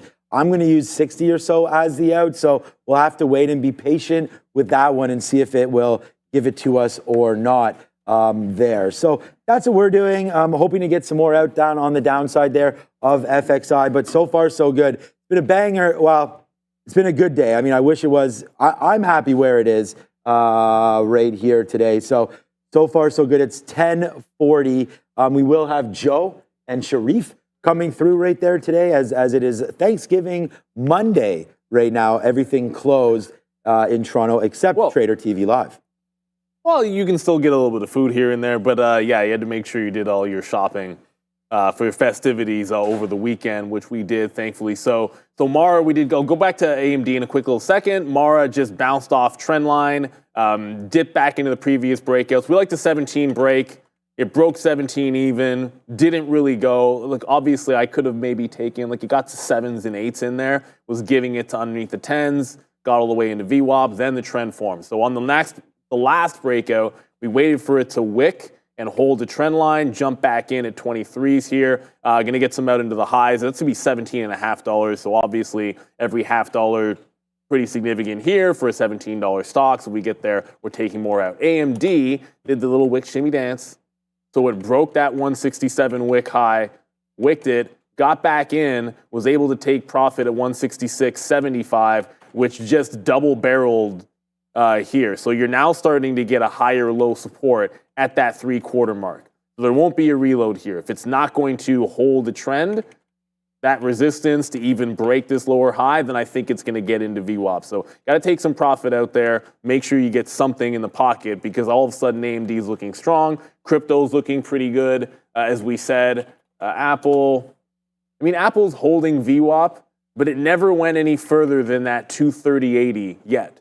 So holding on to VWAP, we did jump back into that long, but it's still a little bit weak underneath that 231 level. At this point, Apple is just mirroring the NASDAQ. So early on, you'll see here the NASDAQ broke out, Apple broke out. This is a 15-minute chart, but you guys get the idea. You dipped into VWAP, that was this dip in here, and now you're consolidating on a lower high. So Apple pretty much doing the same as what the overall market is doing, which it tends to do. That's basically going to be the story of Apple for most days. Tesla is still on one though, right into 218, 219. So like I said, the SSR bounce, you probably needed to somehow weasel in here on the other side of 215, but that's the same principle. I was doing it on green up here off 215, that didn't work out, and now you're above VWAP. Still believe this one, if it gets to 225, I don't think it's likely today. Still feel like 225 is a breakout price because that would be a heck of a recovery off of Friday's highs. filling in this gap in here. But we're just going to have to wait. My only entry for this was the SSR break. And we did get it, and we did miss it, and now it's all the way at $3. I'm not chasing the move in Tesla. Got to wait for it to trade off the 225. Brendo? Nice green board, as we've been saying, right across most of the S&P 500, once again being led by tech names, notably up here. AMD kind of weak, down 0.5%. Hard to see, but in there, that's Boeing, 2.3% off the lows ever so slightly, but still pretty ugly day once again today for Boeing on those job cut notes we were discussing in the pre-market. If you weren't with us, make sure you check us out, 8:30 every single day. Microsoft, Google, Meta, Nvidia, and Apple, all better part of 1+%. There was a positive note on Broadcom this morning and an upgrade to go along with that, 0.6 only for Broadcom. Qualcomm there, 1+ as well. Banks, nice move higher. JPM giving some back, notably after earnings on Friday. The rest coming tomorrow before we get started. Caterpillar here, notably weak as well. Negative note on CAT today, down 2.5, guys. All right, I'm just going to post this for 0 days. Hey, what's up, everybody?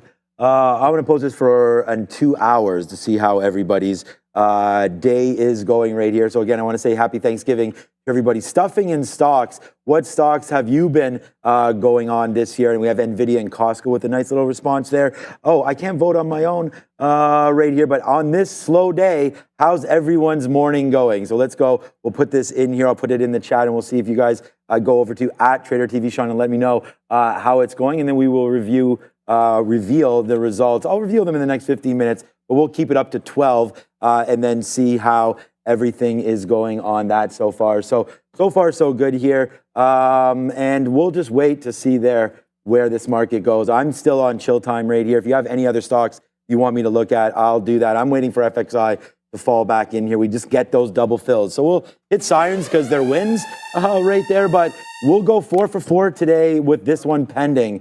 So SoFi with the absolute monster of the day. I mean, man, oh man, did we like trading SoFi there today. And it's really nice when it works out perfectly.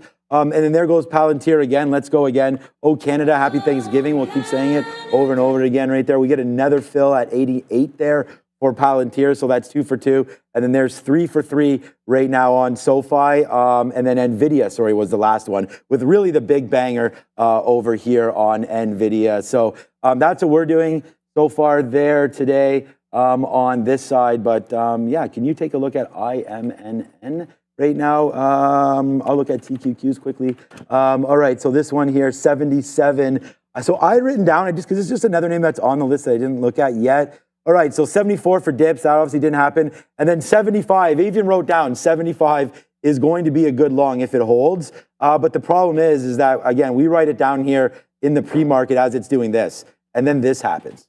So really today, the NASDAQ started going, and if you didn't have it early, then you did miss it. So yeah, not too bad there so far today. So I want to thank everybody for watching. We will end. Like if I get out right now, we'll be at the highest spot we've been at all day.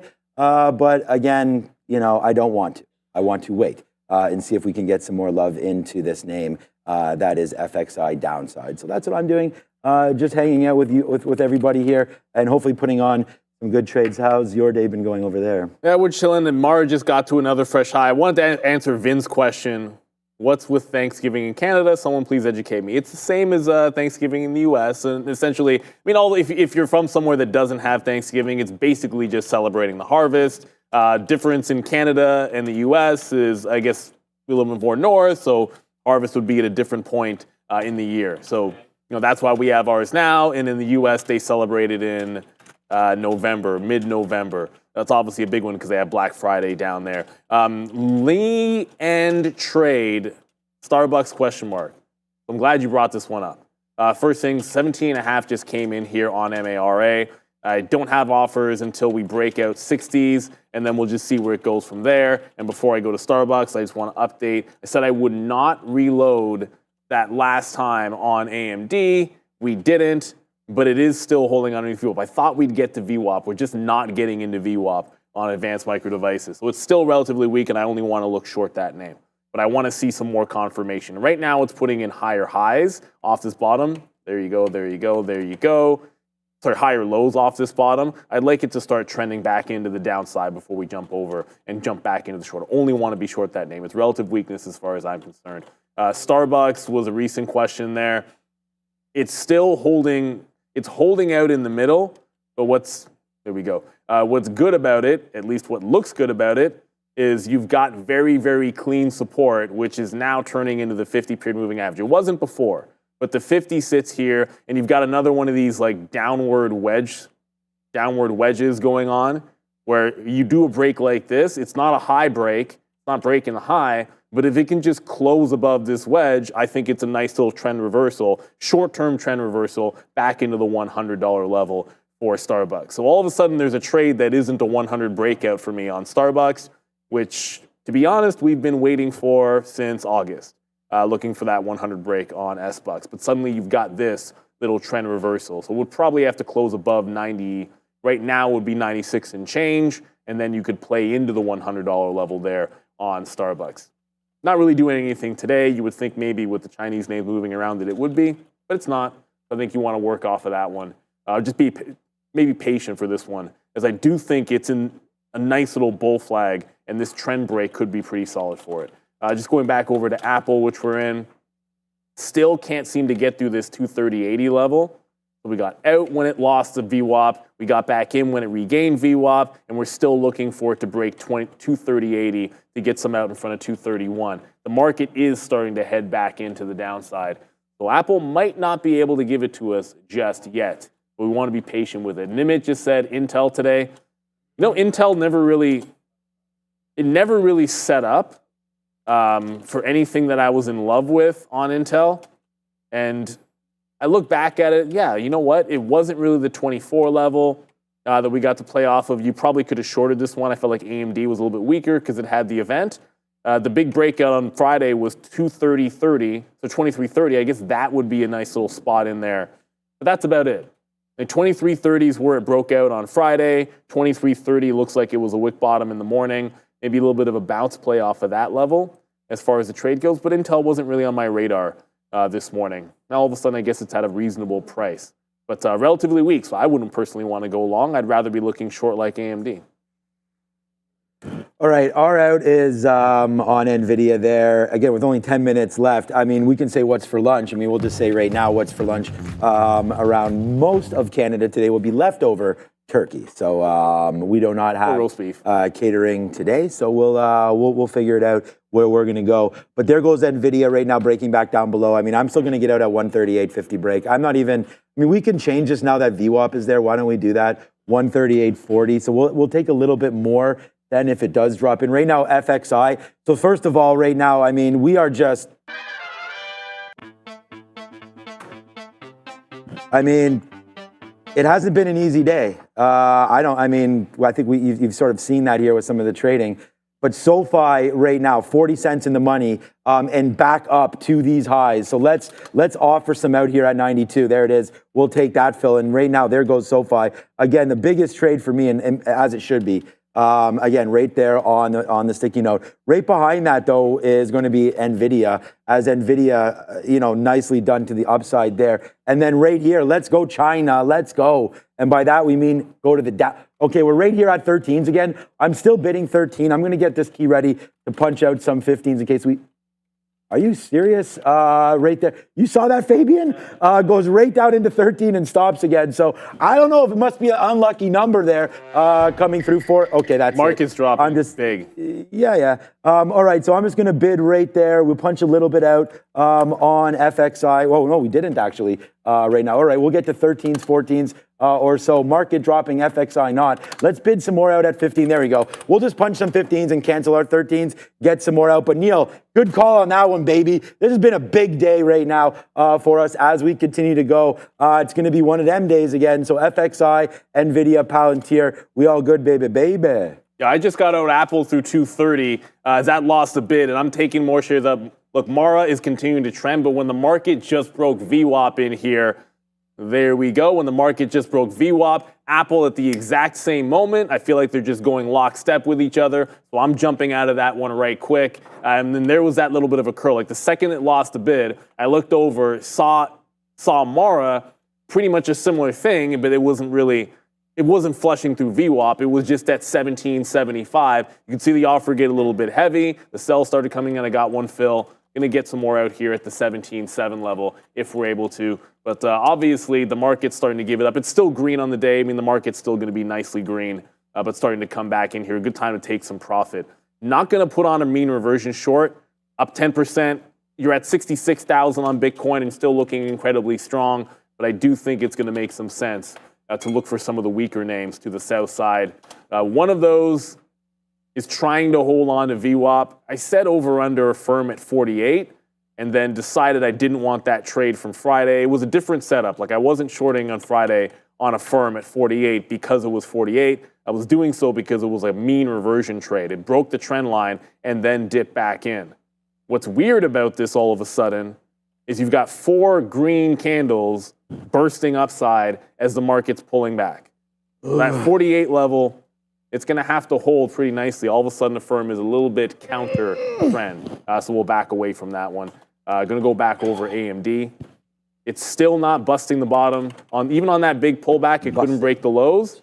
AMD might be making its low as far as it looks like to me. So going to back away from that. Apple, we like 229.5 or 227.5.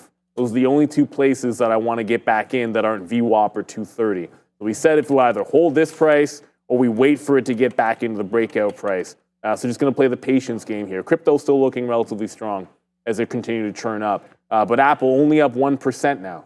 This was all the way up at 231.40 and is now trying to give it back up. If the market's going to hold on, Apple's going to have to do some work in here. But I'm not touching this one unless we get down to 229.5 or back above VWAP.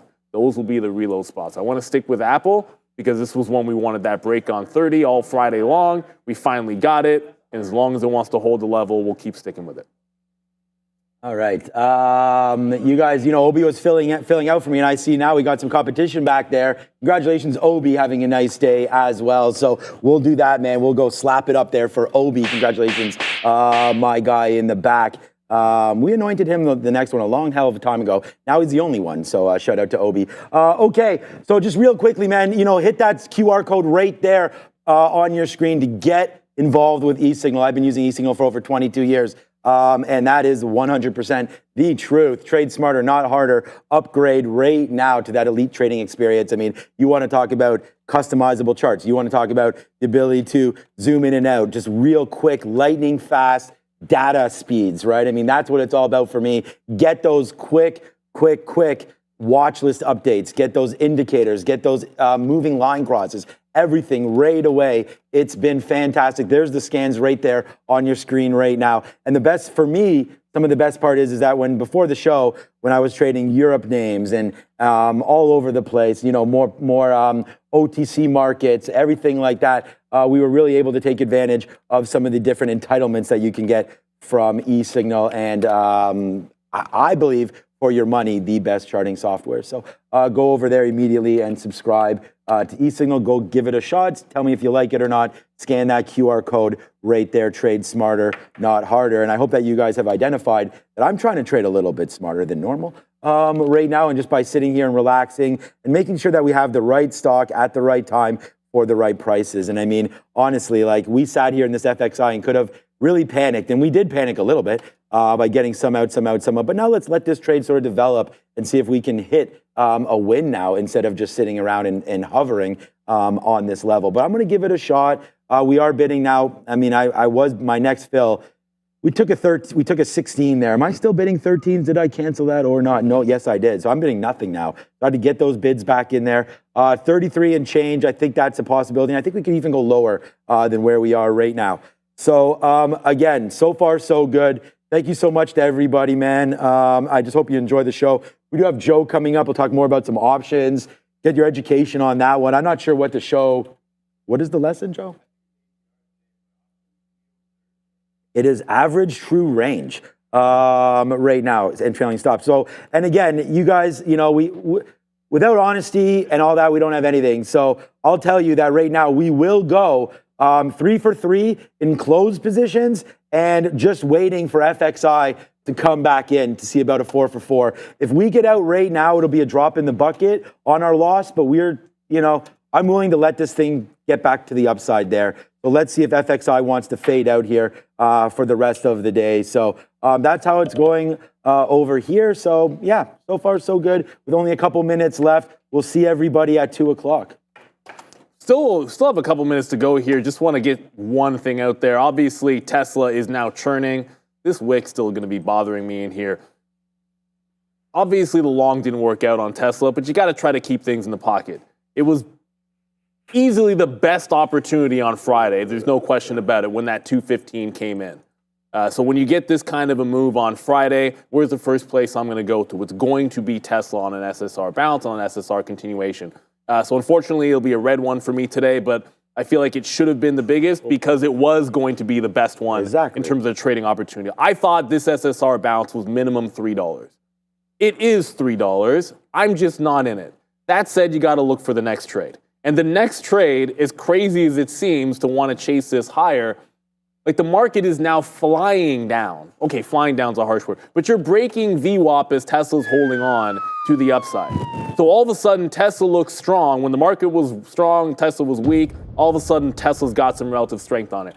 I don't want to be catching a falling knife here. If the market cannot catch a bid, then I won't like VWAP as much. But you can see the first red candle was at 218 on that move off the upside. Now 218 is also going to be VWAP. I want to play off this during lunchtime. If we can get back into 218, get a VWAP bounce play, there is a ton of room to 225 on Tesla. 225 being the 50-period moving average. I said 225 is a short. I still believe there's a short opportunity at 225 in there, but there's a long way before you get there. So I want to play back into 218. It also happens to be where it closed on Friday, so it's a bit of a red to green, green to red story at that 218 level. So VWAP, going to have to hold on, but the market is coming back in as we speak. I should be, all right, not yet on Mara, but it's getting pretty darn close to just dropping out of Mara. If it, like the new trend after the breakout, if this candle closes underneath the trend line, that's an out for me. As a matter of fact, no, it's just an out. I'm not going short here, but it's just an out. If we close this candle at 11 o'clock, I guess it'll be 11 or 11 o'clock. Then I just jump out of Mara because that is a trend reverse. If I'm not going short, I am certainly getting out of it. And now it's 11, so you will see me punch out on Mara. Not going short off of this because I think crypto is the strongest thing going right now. Yeah, 66 but certainly 10% up on Mara. We'll ring the register there. We'll take you off to Sharif and Joseph. Average true range, whatever it is, a few things have broken it this morning, that's for sure. Happy Thanksgiving. What is up, beautiful people? Welcome to How to Trade, formerly known as the Midday Show. That's your boy Joe, and I'm Sharif. And we're gonna wait for everyone. We already have a couple of OGs there and early birds in the chat. We got Aiden, Petraeus, Havana, Woody, shout out to him. We got the OG Darwin dancing up a storm as he typically does. Spark Shop, shout out to Mateus Lane, Matthew Booth.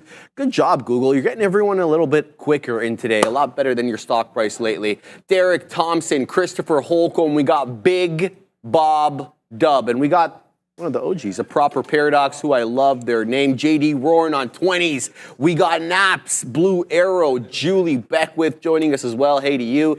BGZ and TVD, I like those three-letter acronyms. We got Eric Chan, we got Stock Up, CD Roofing, and Fugazi Bear. What kind of day would it be without Mary S. Lyman? Good for joining us as well. Penguin Dynasty, we got AJ Hello, Hal R, The Gross, Mr. Ian, Jimmy Joe Smith, and Blue Arrow, Ezekiel Lepera, and Fiddlebeck. Shout out to D. Westermeyer, obviously one of the OGs as well, and shout out to Demonica. She likes her small cap guys. Hey, good morning, Joe. How are you, my friend? Good, man. Recovering a little bit from yesterday. A lot of food. Oh, you know the first place I go to after here? The gym. Right away. That's it, right away. Right like away. straight to the gym, no questions asked. That's the first place we're going, absolutely, brother. I had to get in a nice quick walk sesh yesterday after the I had to digest, man. It was just burn too some of those much. calories, too much gravy, too much everything. Food was good though. Everything was good. Fantastic. How about you? Fantastic, man. My mom cooks up a storm. My aunt cooks up a storm,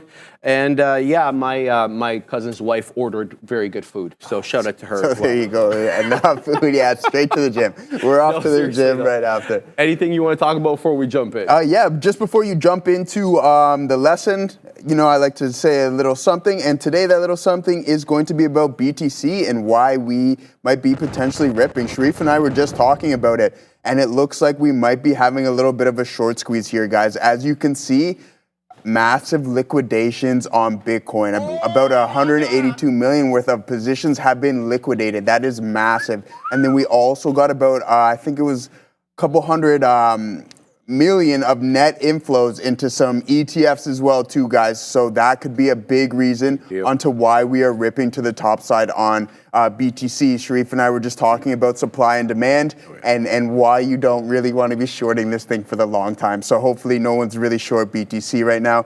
And I hope everybody's joining the bulls on that one, brother. Oh, yeah, that's always a good look, baby. I woke up this morning, I'm like, 65,000 in preview again. It's going to be a good day. Let's go. So let's get right to business, baby.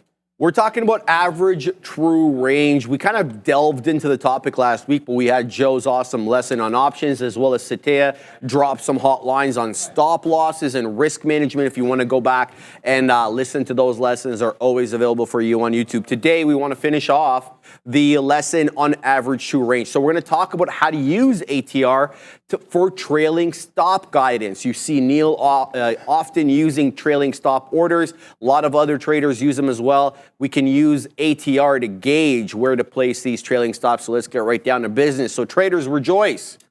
We're diving into the trailing stop savior. Not an exaggeration at all. A technique that uses the average true range to lock in profits while giving your trades room to breathe, right? Let's see how to transform your trailing stops from villains to heroes. Yeah, this is a little bit exaggerated. I'm sorry about that. So the trailing stops struggle. Let's talk about what trailing stops usually are. In case we have newer traders in there that don't know, trailing stops are used. They're orders basically used to lock in profits, but setting them too tight to the price action can prematurely exit a winning trade. Conversely, obviously, a loose trailing stop can leave you vulnerable to sudden reversals and giving a lot of money back. So what is that happy middle ground? That's what we want to talk about. ATR to the rescue, or so the title delineates. So ATR is basically your intraday volatility meter. We explained that in the first lesson on average true range. Just wanted to repeat that. It's your intraday volatility meter. It helps you gauge where to put your stops, trailing stops, if you use it the right way. Here's how to use it for these stop loss adjustments, your trailing stop adjustments. Number one, let's talk about the trailing stop formula. So you can combine your trailing stops with ATR. Here's the basic idea. So you want to set an initial stop loss, obviously using the stop loss formula that we covered last week. As the price moves in your favor, whether up or down, works both ways for long and short positions, you gradually trail your stop a certain distance behind the price. That's what the trailing stop is. So in this particular case, you're using ATR to determine the trailing distance. Okay, so as the price moves in your favor, gradually your trailing stop a certain distance behind your price, but you're using the ATR to determine that distance. So remember last week when we talked about the multiplier effect? Today we're gonna basically build on that same thing. So you multiply the ATR by a factor of your choice. In this case, we're talking about 0.25, 0.5, 0.75, 1. Right, we're not as aggressive as we are with the multipliers as when we were using them for our profit taking, right? Because why is that? Think about the risk to reward ratio that we're often talking about. 1 to 1, 1 to 2, 1 to 3, or 3 to 1, 3 to 2. You guys get what I'm saying? So if you're going to place your trailing stop the same distance away where your profit taker is going to be, you're not going to have that offsetting ratio. So by definition, your multiplier needs to be smaller for your trailing stop. It's not a hard and fast rule, but one that's pretty sound, especially if you're trying to use that risk to reward formula, whether 1 to 1 or 1 to 3, whatever. Okay? So how do we use it? So let's talk about an example here. So imagine you buy stock at 30 bucks, okay? And you set your initial stop loss to get out of the entire thing at 28 bucks using the formula we talked about last week. Your ATR here, okay, let's just say on the day is $2. We're trading stock A, B, and C. Your ATR on that day, $2. You choose a trailing factor, in this case, of 0.5. Like last week when we used 1, 2, 3. Now we're going to use more or smaller factors. So here's the formula. If the price rises to 35 bucks, right? If you got in at 30, you're $5 in the money. If it rises to 35 bucks, your new stop loss becomes $33.50. Well, how did I get that? So your original stop plus your profit gain, right? So you're doing those. And then you have in brackets your ATR, which we know on the day is $2 multiplied by your factor, which in this case, we've already agreed is going to be 0.5 because we need to keep that risk to reward sound. So in that case, it can be 28 plus 5, right? Multiplied or minus 2.05. You're going to basically get this formula here of $33.50. Let's talk about the volatility though, and how that factors in to base your trailing stop. So the beauty of ATR is its adaptability. If the market becomes more volatile, either with a higher ATR, that should be reflected there, your trailing stop automatically increases its buffer, protecting your profits during those swings. Conversely, it's the same the other way. In a calmer market, you have a lower ATR and the stop loss trails more tightly. Well, how does that do that? Well, because you're factoring the ATR into your formula. So the bigger the ATR on the day, the bigger the distance you're going to get because you're going to have a larger product in the formula because this is multiplication. Think about it, right? So if you have an ATR of 1 that day, you're going to have a tighter trailing stop. You're also going to have a tighter beak wetter. You're also going to have a tighter stop loss in general. So ATR factors into all three of those, your profit taker, your stop, and your trailing stop, if you use it the correct way and if you use the right multiplier. Again, this is where the trial and error comes in. You have to figure out what multiplier works best for your trading style, for your stocks that you like to trade, etc. We already went through that last week. I'm not going to go into it again. So what are the benefits of using ATR to trail your stops? One, obviously, the benefit of all profit takers or trailing stops, You lock in profits. As the price moves in your favor, the trailing stop ensures you capture a portion of those gains, as well as being volatility aware. By looking at the ATR, you already know how volatile or not volatile that name is on the day. So the stops adjust to market conditions, offering you greater protection, during those volatile periods. And there's a great deal of flexibility with it too, right? You control the trailing factor, right? That multiplier, that factor that we talk about is up to you. So there's a good amount of customization allowed here too, which allows you, again, to customize the balance between profit protection and giving your trade room to run. And just to remind you guys, a couple of just mental notes here. ATR, as we mentioned last week, it is a historical measure. It's by no means a guarantee. It's backward looking rather than forward looking. And price can reverse course even with a trailing stop. Market doesn't care about your trailing stop. Consider other technical indicators when making the assessment of where to place that trailing stop order. Don't rely entirely on ATR and the trailing stop formula here. Joseph. Yeah, great stuff from Sharif there as always. Just banger lessons, absolutely. Guys, we're just here looking at AMD. This thing's been lagging its peers the past couple of sessions with Nvidia creeping in on all-time highs, not far off them at all. And while the rest of the market was ripping, this thing was a bit trailing behind and lagging. So now I'm looking to get into AMD, and hopefully it can be an outlier and start moving against the market. My hopes aren't overly too high on this thing, but we're going to hold on it. And guys, I want you to point out one thing. There's one thing about my entry that I don't really like, and I know, and I have an answer for it, but I want to hear from you guys. It's like, how could I have made the entry that I currently have a little bit better? And there's a specific answer I'm looking for, and if anybody in the chat can answer that, then that'd be absolutely fantastic. But as you can see, what I did is I bought the top of the range here, right? And that's not exactly what I wanted to do, but that's okay because we're going to wait and see if this thing can start rebounding and start moving against the market, which is kind of a tough bet. But we're going to hold on to this position because as the market continued to sell, AMD was holding these specific levels. And that's exactly where I decided to get into this position, all right? So guys, we're going to go on to one of the hottest assets of the day. And that is Bitcoin. This thing can start running. Like absolutely, it's been consolidating for an extended period of time. So let's pull up the daily chart on Bitcoin and just see, like, is it time, especially with how the strength in this candle is? I mean, we've been kind of putting in a pennant, whatever you want to call it. And I know some other people in the chat is like, Joe, look at the longer time frame, like it's such a massive cup and handle when you zoom out. And I totally agree. But this is something that I want to see when we start seeing a little bit of strength in this asset, is we want to see these big, strong up moves on this day. And I had this line drawn a couple days ago, and you can see, even longer than a couple days ago, and you can see how highly it's respecting this downtrend. And I mean, if we sit on top of this, this thing can go into absolute price discovery mode, and we don't know where or how high this thing can possibly go, right? And that's exactly what we're looking for. Sharif and I on the side, we're talking about the simplistic manner of supply and demand.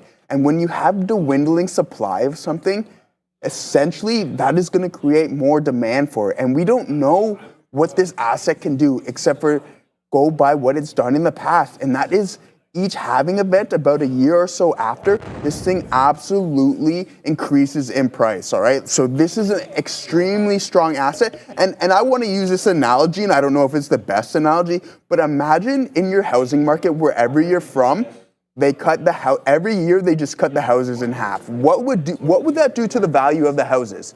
Absolutely, just rip it, right? Like absolutely. Like and we had this kind of this issue in Toronto, where we had a lot of population growth, but the housing market wasn't growing with the population. So therefore, that's a massive increase in rents and the value of these homes, right? And this is exactly what can happen with this asset. So we really like that, Sharif. We like where Bitcoin is heading. And we definitely like AMD now because this trade is starting to work a little bit. We can break this volume-weighted average price and then start moving against the market. Maybe the market goes for a second leg and AMD goes with it. But as of right now, Sharif, this trade is working, brother. Man, I've been watching Apple for the last 50 pennies here, and like this thing is going quite nice.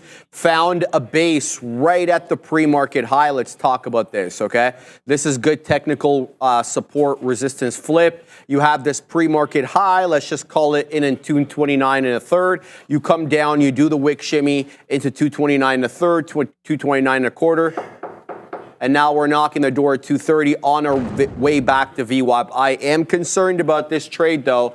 On AAPL, 230 and a quarter is an interesting level for me. It is not the pre-market, the morning area trough before we gave it up over here at 1050. So if we weasel back into 230 and a quarter, or maybe even a little bit below, because VWAP's a little bit lower than that, so maybe it rejects VWAP. Anyway, this level right here, in where you see my this dotted white line, and shadow this area trough off VWAP in the morning. I am concerned. Let's see what Apple can do, though. It started off very strong. No news catalyst today on the dead one Apple, but it's up 1%. So we're going to pack our patience and keep an eye out on this one. Very interested in trading some of the Mag 7s today.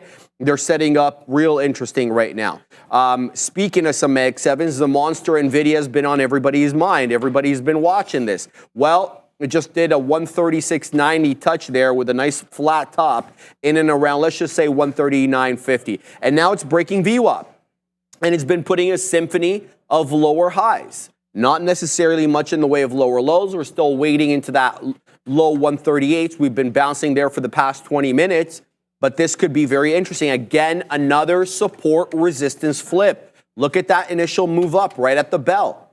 We kind of topped out there in and around 138 to 138 and a quarter. Now we're coming back into that level. Surprise, surprise, holding it again. Love these support resistance flips, especially on the more stable. I don't want to call Nvidia stable, but you know, they can be quite bamboozling on the small cap gappers. You look for some support resistance flips and the market shows you one of its fingers.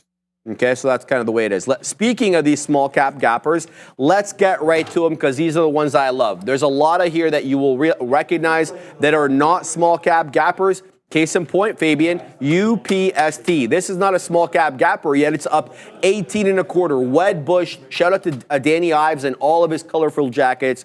He upgraded today. Affirm, Upstart, and I believe American Express. No, that was Monet. Sorry. He upgraded Affirm and Upstart together today, and as you can see, we're almost $10 off the closing print from Friday. We happen to close out at 47.02. We're knocking the door of $56. This thing is a dang rocket ship. It's at the highs. It hasn't touched a 10 exponential on the 5-minute since 1040. That's going on 40 minutes right now, and it just printed another high. UPS dang T up big today, Joe. I'm also keeping an eye on Veru. Shout out to Feifei, man. He'll dunk on you. You don't even know. So Feifei used to love Veru. We used to joke around that it was his stock. It's up to essentially $1 today, 99.99. It's trading at 98.99 right now. A very, very good respect for the 10 exponential as well. But I should tell you that VERU, a little light on volume. Not to my liking today. It's got 1 million shares. Traded less than 1 million shares, Joe, and this thing's $1, so it should have like 100 million, not 1 million. Yeah. So that's the look there. TVGN breaking down, trying to hold that dollar area. Remember that there's a different trade to be had north and south of $1. And what I love about TVGN right now, VWAP is right at $1. This could be an interesting trade. We'll have to wait and see. It's also got this pre-market top. $1.05 from Friday. Not sure why it was running. Don't really care. CONL, that's Coinbase. It's a Coinbase long. I think it's triple levered or double levered, whatever. Up 17 and a quarter. RCAT as well. Shout out to Cat. Where's she at over here? We're gonna show Cat some love. Where's she at, man? There she is. There she is. Hola. Like and subscribe today. Shout out to all the Cat fans out there. But we have RCAT running today, not Doja Cat. We got RCAT, baby, up into 375. Again, a little light on volume is RCAT, but giving us a really good pattern and a predictable level off which to get in. I'm going to keep my eye on these ones as well. Obviously, Donald John Trump is in. VERB as well. That's a holdover from last week, Joe. Yeah, beautiful stuff there, Sharif, the small cap king. Guys, they're just calling it Uptober. I'm reading every article. They're putting Uptober everywhere. Everything is just absolutely oh, no. I didn't even know you had this. Wow. That's fantastic. I didn't even know they had this. It's Uptober. It's living up to its name to the fullest. Absolutely, guys. So with that, Uptober is why we want to know why everything's moving up. So let's look at some sector ETFs. And XLF, we had some big names reporting last Friday. We had JPM. I think Citi was last week too. And some other guys that they just put up numbers. And I want you to take a look back at when JPM acquired SVB, Silicon Valley Bank's book, and just look at the growth in that. If you want to own any bank, JP Morgan, Jamie Dimon are your guys, right? So like that is the ultimate. I love Jamie Dimon. He's a genius, and I love JP Morgan as an absolute stock, right? So straight up, this is exactly why we want to own these types of things, guys. And this week we're going to talk about the options wheel and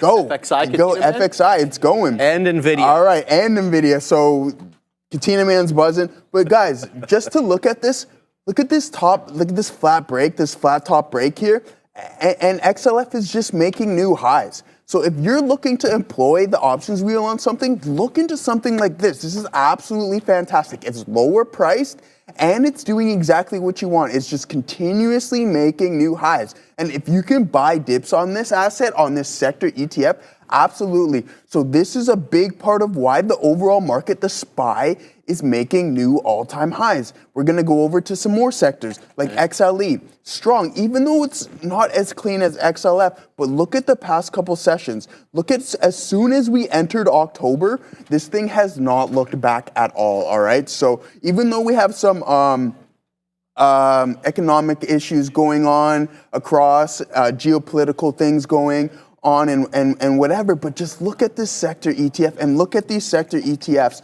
just continuing to make all-time highs, right? So we got consumer staples, a little bit lagging, but it's having a strong day, and it's still not far off its all-time highs, guys. So look into these sector ETFs. Instead of owning individual stocks, look at these sector ETFs, and you can see why this market is continuing to make all-time highs.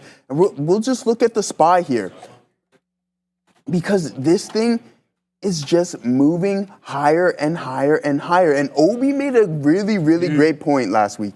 He said the reason why this thing is so good is because it is the 500 best companies on the planet, or in the States even.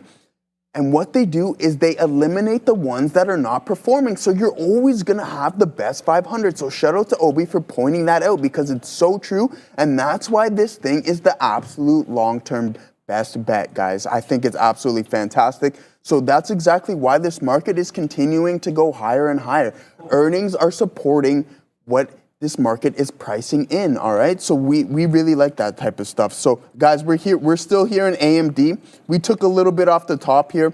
It's holding below view up. So we cut the top here really well, but what I do like here is you can see as our volume started to pick up here, as we move to the top side, our volume is starting to dwindle as we pull back. And that's a sign of that there could be more potential strength, and that we can take another leg to the top side. So that's something that I always look out for, Sharif always look out for, and the guys on the floor are always looking for the correlation between price and volume, Sharif. I'm trying to weasel into Upstart, man. It gave me a bit of a pullback here. I'm unsure whether we'll wait for a 10 exponential retracement. I'm going to have to risk at least 50 pennies on this, if not more. My bias was to wait for $54.50 or at least 55. It gave me the first red candle since 10:55. Yeah, on the 5-minute. As soon as you, are you in it or no? Oh, okay, you're waiting. I hate punching in at highs. It's just not my move. I need to get in on a retracement level. What's going on over there, Katina? Was that Fabian? I thought that was. Let's go. 138.20 Nvidia, and FXI is going down. So keep your eye out on More Trader TV for the Katina Man's trades. He's trading up a storm right now. And if you want to see what he's doing and where he's getting out and what he's involved with, you will weasel your way over to More Trader TV. It is a separate get it, Katina, man. It's a separate channel. Where's it? Oh, there's no gym bag because it's closed today. No, it is. It is. Yeah. Is it the Y? That's the Y. Yeah, the Y is closed. Come on, keep the Y open 24/7. Tell him.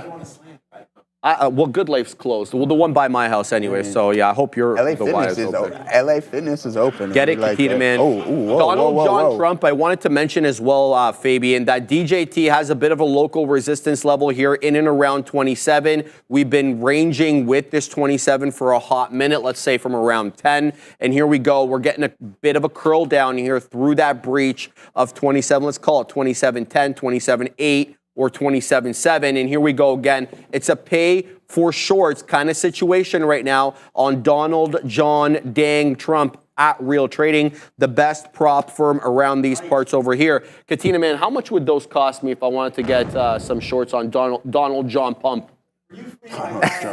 Free. The Katina man's gonna hook me up free. for free. They're free. I like it. No, seriously though, I'm very interested in here on. I want to play the range on DJT. I'm not trying to take this one as a breakdown trade nor a breakout trade, but there's something here at 27 on DJT, and if it's gonna manifest, I want to be a part of it. So. I'm going to wait for the Katina man to let me know there. Shout out to him, always doing the most in a great way. AAPL. How much is it, Katina man? $1.20 for 1,000. $1.20 for 1,000 shares. You do the math. Thank you. I appreciate that. The Katina man hooked me up there. So we're going to look to use those when they are appropriate. I want to take a bit of a range here, maybe scalp to both sides. I'll take this long and short. DJT giving you a bit of a compression.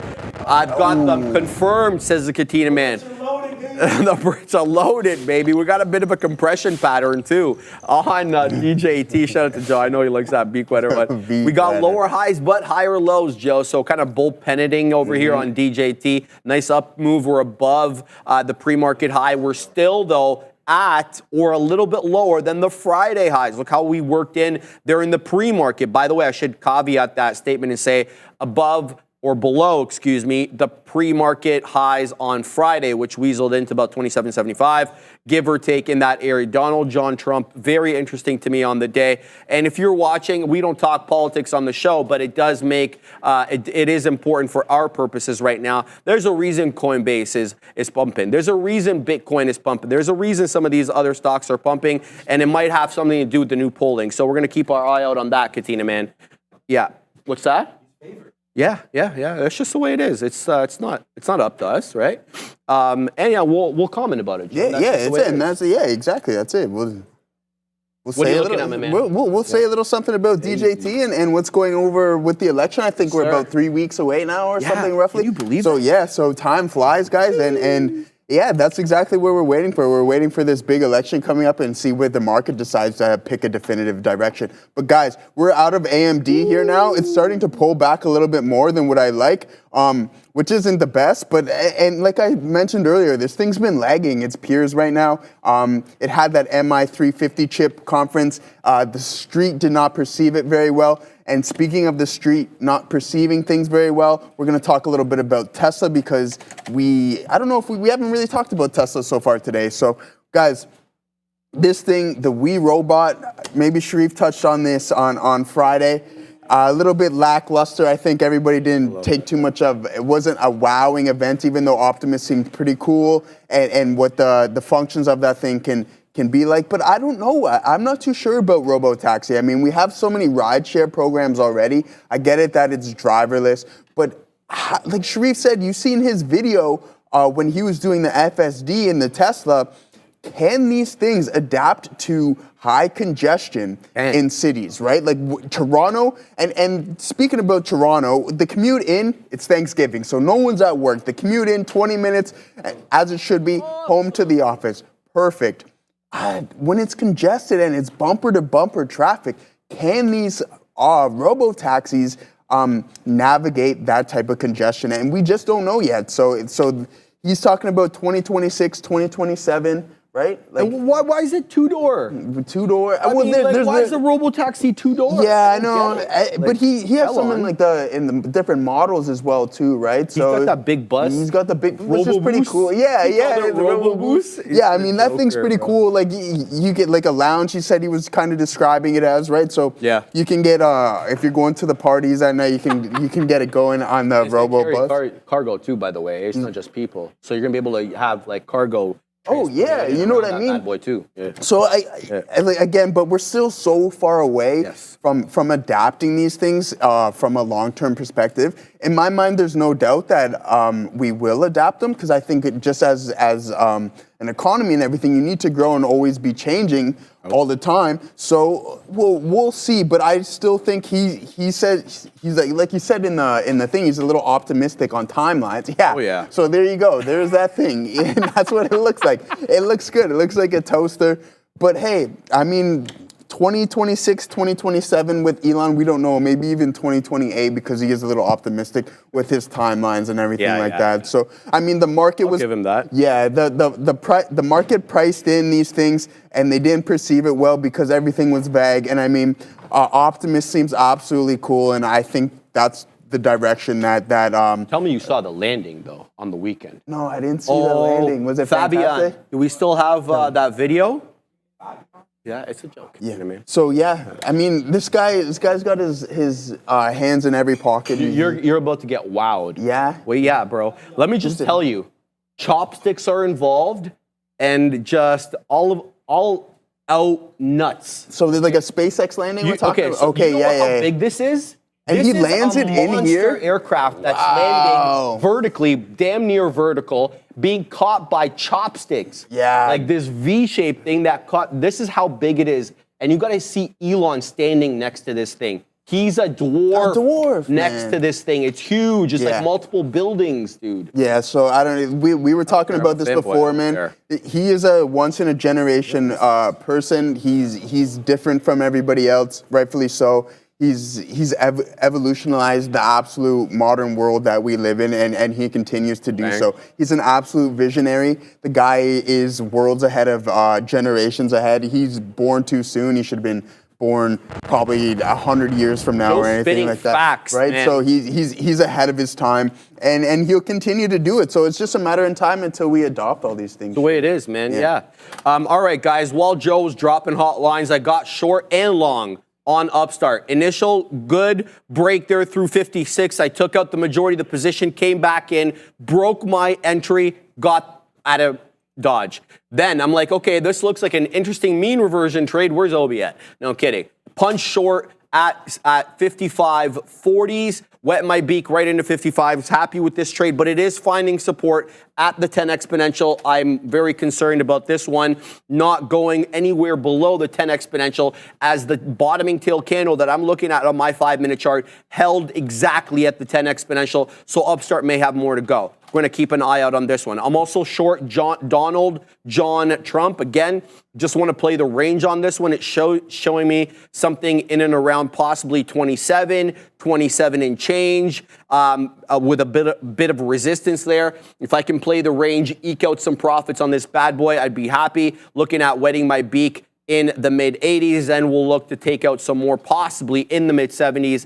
if it does weasel into that area right now. We're going to keep an eye out on DJT. It's up 6.5%. Another good day for DJT, as it had a couple of good days last week, more than a few good days last week. So we're going to keep an eye out on that. And there goes Upstart right back into the high. Let's go. This thing is very, very strong. I should let you know that this one, from my recollection, does have an interesting short float that we need to apprise you guys of. And it does. It still has an excellent short float, if you, in case you're looking for these parabolic style trades.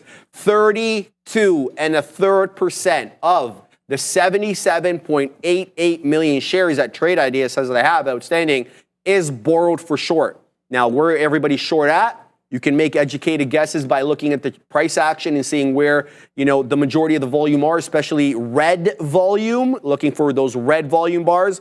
But good move right now for Upstart, right back into that 56. What a hold up at the dang 10 exponential moving average on the 5. This was my original idea. It wasn't coming in. I said, hey, just get in, Sharif. Huh? And I missed the best play here, which was that $55. Let's even call it maybe 54 and change, maybe into the mid to low 80s there, where the 10 exponential moving average is on the 5-minute chart. So good look for Upstart, up 19%. Let's put some respect on this one's name, but we also need to recall and remember at all times of its high short float. So if you're going to take this bad boy short, you better be ready with a stop, and it better be a sound stop that won't get blown through, because we know what could happen when names are heavily shorted. So we're going to keep an eye here on UPST. How we doing on Donald John Trump? We're break even, not doing anything right now, whiffling and waffling at 27. If it wants to take 27 and take out the top at a decisive basis, the stop is already in play. Come what may, we're going to see exactly how DJT wants to look. Someone was telling me here about Veru going. And that's interesting, because I just saw that Veru took a bit of a dump there. Let's double check here with VERU, see what the sitch is. Up 7.38%. We're at 93 pennies. I gotta tell you, my main concern with Veru on the day wasn't the price action. It had a good looking chart pattern. It is the volume. This name is sub $1. It's only traded 1 1/5 million shares. That just won't cut it, okay? We need more liquidity there, especially relative to the price. So what does that tell me? That means there's not that much market interest in it yet, okay? And everybody's got the same tools that I got. If you got a scanner, you're able to see what I'm seeing in terms of percentage up on the day and everything like that. So there's not much in the way of market participation in it right now. I don't need to be first. I need it to prove to me that it's going to set up in the right way. So we're going to let that one cook for a bit, and maybe we'll come back to it. Still waiting here for something to happen on Donald John Trump. It's whiffling and waffling south of 27. Let's see what everybody's talking about there in the chat. Spark Shop, GME moving, ya don't say. Let's bring in the side chart over here and have a look at GME. Oh, good call out. Thank you for that. Let's have a look at percentage up. Where are my memes? There we go. GME, 1.44. It's not, the biggest mover on the day, still south of Friday's HOD, which is 21 and a fifth, a bit above a fifth, I think, 21, 22, or thereabouts. 21.44 HOD right now. Anything on GME in terms of news? Not that I'm seeing right now. Nothing coming from today. Light volume 2 on GME. We're about 2.25 million shares. That's not the look. But yeah, keep me up to date about what GME does. If it starts moving, we'll absolutely trade it. We've done it before on the show, and I have no qualms at all with trading GME, Joe. Beautiful. Yeah, great stuff, guys. As we were talking about Elon and Tesla earlier, just before, it showed up to exactly where I wanted it to, right? So we held VWAP, a nice strong recovery here, a little V-shaped recovery on the 5-minute, came back, held VWAP, and hey, you guys know my style. I like to have my entries in and around VWAP, so that did exactly that, right? So guys, as you can see, this is working out beautiful, and we're just gonna hold on to this last little bit here. So, and I mean, it's seeing if we can go make a new break this pivot here, and then maybe we can go for a new high a day.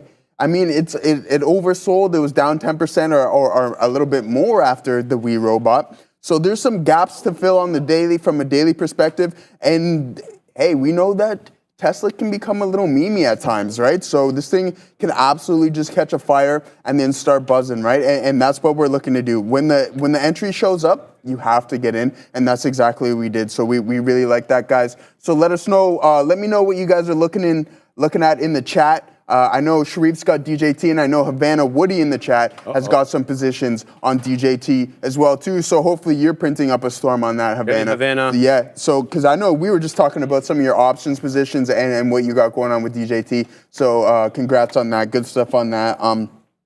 Way to manage those trades, guys. So yeah, throw it in the chat. Let us know what you're looking at. We know that we have iBit today that's absolutely buzzing, just up about 4.5%, sorry. And we know why. There's a squeeze. There's a lot of people getting squeezed out of shorts right now. And hey, when you get liquidated, that can trigger a short squeeze, and hence why we're up quite a bit today. So that's a good look on iBit. We got Tesla recovering, and then I kind of took my eyes off of AMD, right? We're lagging a little bit, so I'm not going to try to fight something that doesn't necessarily want to work right now. So we're just going to join things that are working and something that is going to continue a trend, and that is absolute Nvidia. So, I mean, the Q's pulled in a little bit after it had a really strong opening auction. The first 30 minutes or so, we were absolutely roaring to the top side, and now we're starting to pull in a little bit, and that's okay. So.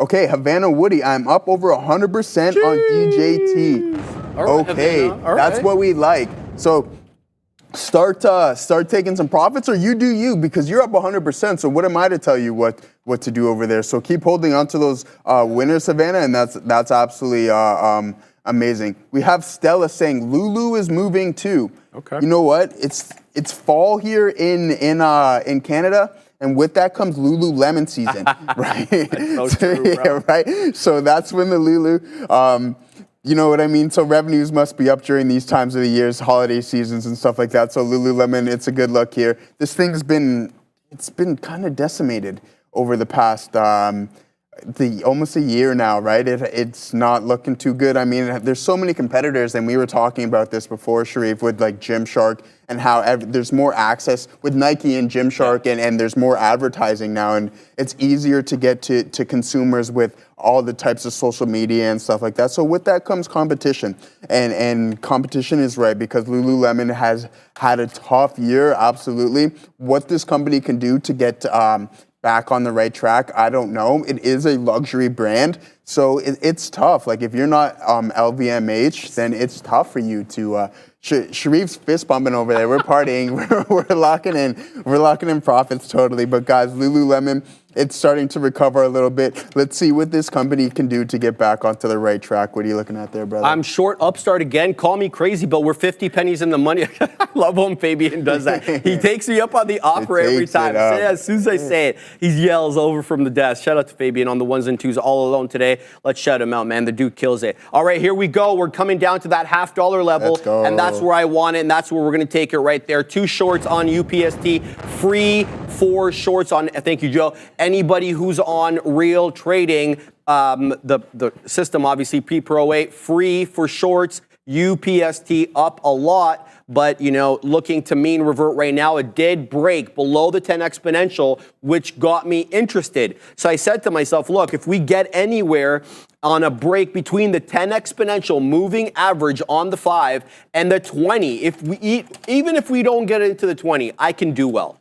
Why? Because there's such a big gap between the 10 and the 20 right now, given how much they've moved. You guys have heard Michael Manas talk about the fan principle. He's been showing them to you every Monday and Friday on his charts. The fan, all that it is it's delineating the space in between the moving averages. I'm not sure which ones he's using. I think they are similar to the 10 and the 20, maybe the 9 and the 20, something like that. But when the space opens up between 2 shorter-ish moving averages, it's another kind of informal gauge of overbought, oversold. You've always heard me talk about looking at the small cap gappers and where the price action is relative to the 10 exponential. Once it gets too far extended away from that 10 exponential, I don't even bother looking at the RSI. I just look to see, you know, are we going to mean revert here? And I'm never first, guys, because you can get smoked being first. So took the short there, happy with the trade, gonna look to do it again. I'm looking at going long though,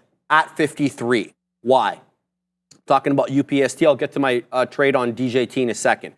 If we continue heading down here on Upstart, I'm very interested on a 53 long. Why? Because there is a bunch of crests in around 53 that showed you price action resistance on the way up. In addition to that, VWAP is at 52.78. Maybe, just maybe, by the time we weasel down into that 53-ish area, VWAP shadows the whole dollar at 53, which again is important because of these area crests on the way up. So I'm interested in Upstart on the day. We're going to see how it fares. Let's keep an eye on this one. I was also able to wet my beak on some profits on Donald John Dang Trump. I took 10 whole pennies, so it's nothing to write about here, but it's working its way right back up into 27. I've got my next beak wetter sitting at 69 because what's life without whimsy? But I am concerned about this one. It's spending a lot longer in that 27 area than it had previously. Well, why is that important? Because it's not going to just reject 27 forever and ever. There's going to be a time where it may break it, and decisively, not just on a wick basis.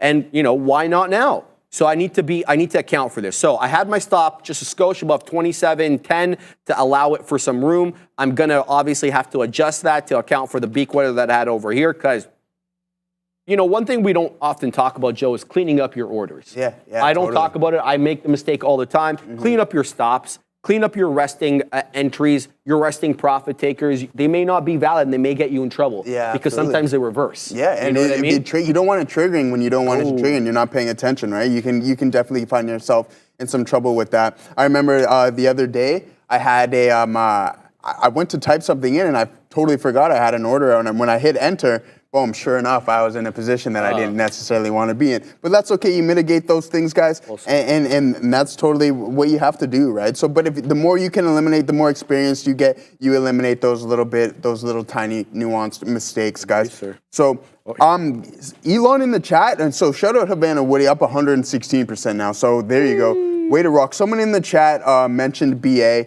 Elon, he's like, hey, he thinks that BA has reached a bottom.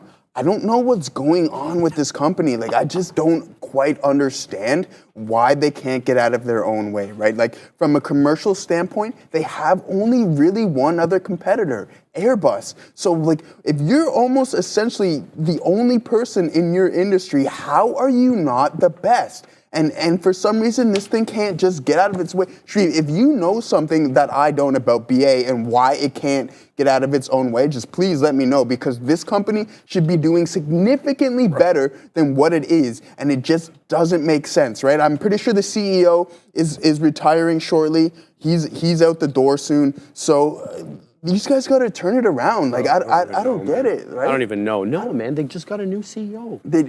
He was gone. Yeah. So we don't know. Let's give the man some time. Yeah. You know, we don't know. Like, he hasn't had an opportunity, but he faced a big problem right away, Joe. Right away. Machinists are like, we're going on strike. Yeah, that's right, right? So these guys got to get out of their own way. I mean, they're right back. They're right back in 2017 levels. So from an investment standpoint, you're now sitting at around like 8 years of nothing. So it's like, okay, yeah, you peaked over here in 19, and then it's been a downhill ever since. So it sucks, man, because I feel like this company should be doing significantly better than what it is. But the reality is it's not. So with that comes, hey, focus on things that are working, get out of things that aren't working, and then allocate your money to assets that are working. And that's something that I really want to touch on as well too, because there's so many fantastic companies. And when we talk about the options wheel, these are the companies that you want to look. And I'm going to bring up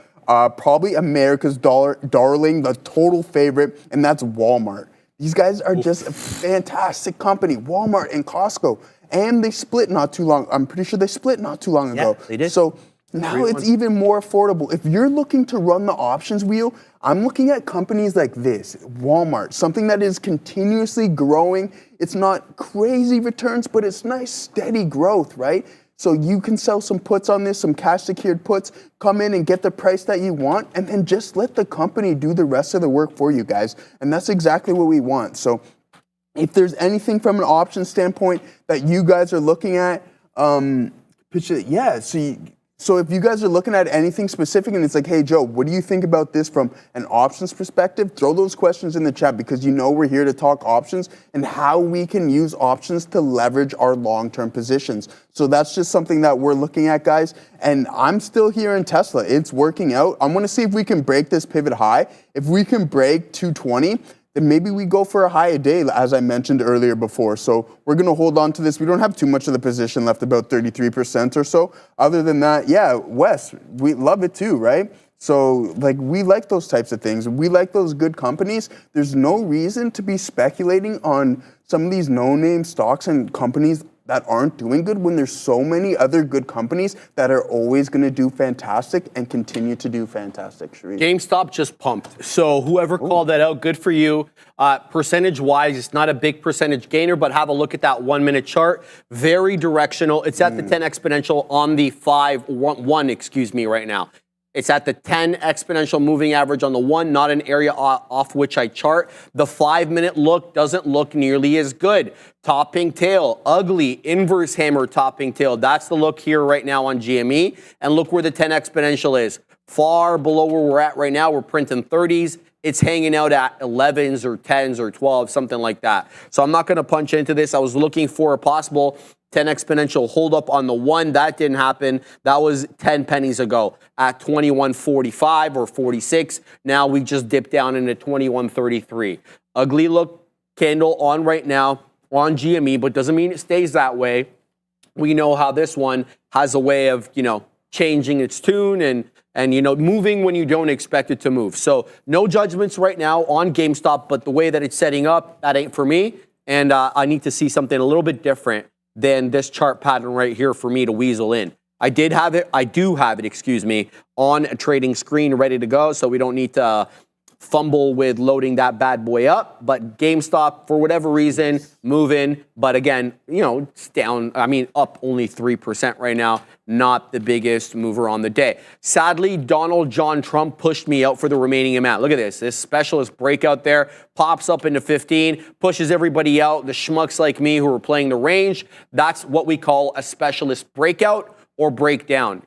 They don't typically last that long, but their entire purpose is to catch you offside and to push you out of the position. Sometimes they foreshadow the direction in which they want to head. Sometimes they don't. It's not going to be anything that I rely on. What I mean by that, So if you get pushed out to the top side, sometimes it is an indication, when you get pushed out to the top side, and then it comes right back down, that it's going to go to the top side eventually. Maybe not right away, but eventually. And right now, we're holding above 227, but I don't think we've taken either side that decisively. So the Katina man was nice enough to get me shorts.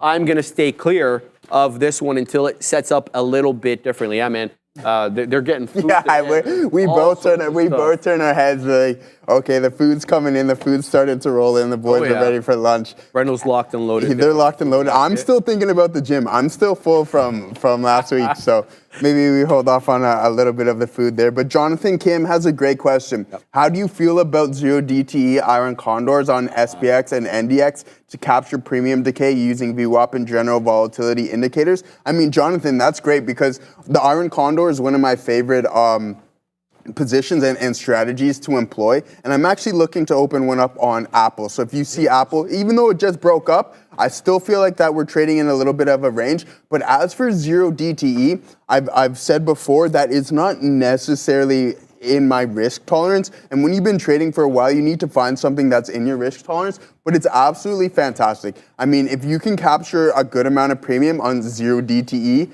less time in the market, less time your capital's allocated to a one specific position. I like where your thoughts are, and I like how you, it sounds like you have a strategy that you employ on 0 DTE, so just keep doing what you're doing, because I really like iron condors, and I think they're one of the best strategies to employ via options, all right, guys? And there's definitely more. So someone says, name the gain, says he does leaps, and I think that's fantastic, right?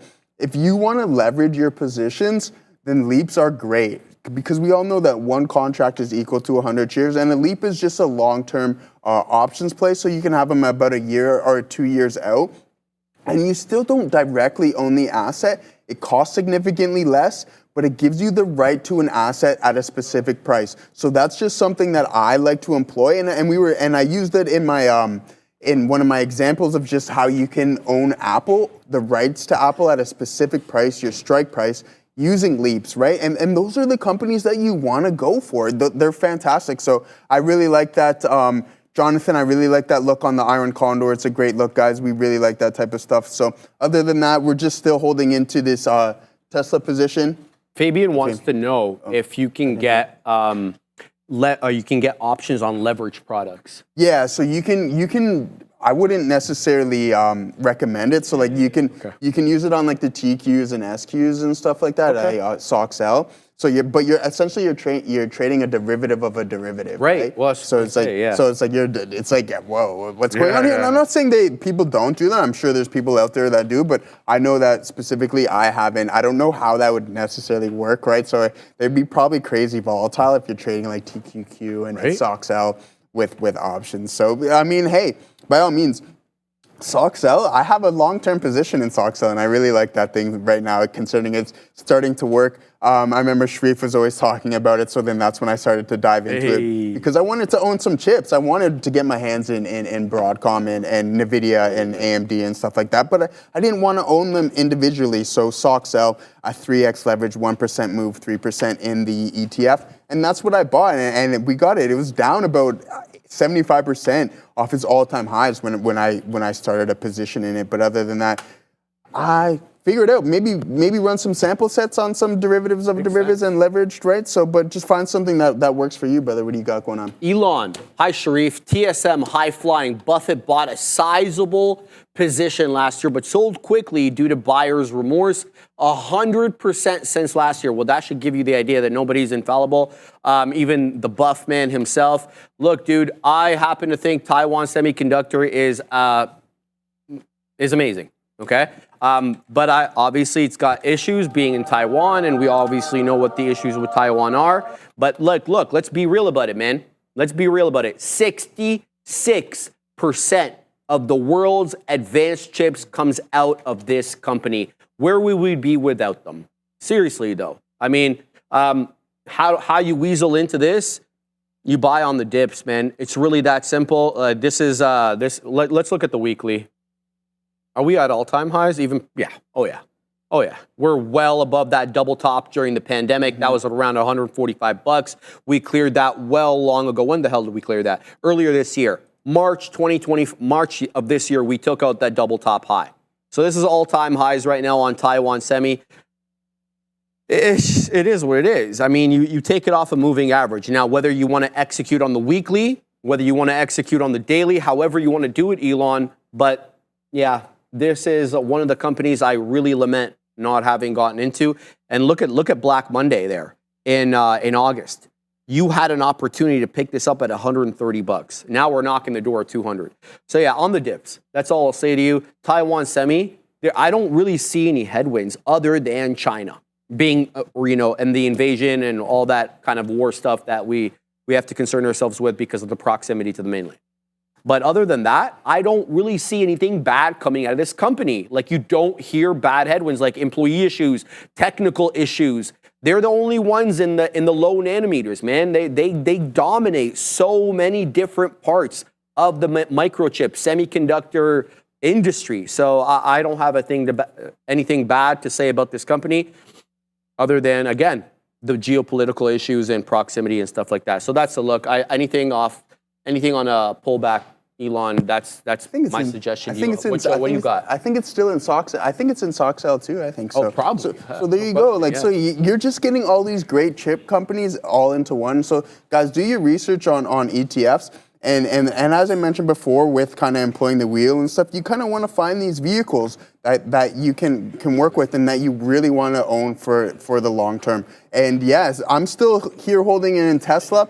It's kind of pulling back a little bit. Hopefully we don't double top. As you can see here on the lower time frame, we might be doing just that. So if we continue to do so, then maybe we might have to look at a break-even stop. But as of right now, we're going to just continue to hold because who knows? We have some big economic data in the rearview mirror. Last week was an absolute hectic week, right? With CPI, PPI, and then a bunch of other kind of events that we had with the Wii robot and AMD's events, right? So it was a little bit of a chaotic week. And so now we're maybe just relaxing a little bit. We got our fellow Canadians taking a break because everybody's full and was with family over the weekend and stuff like that, right?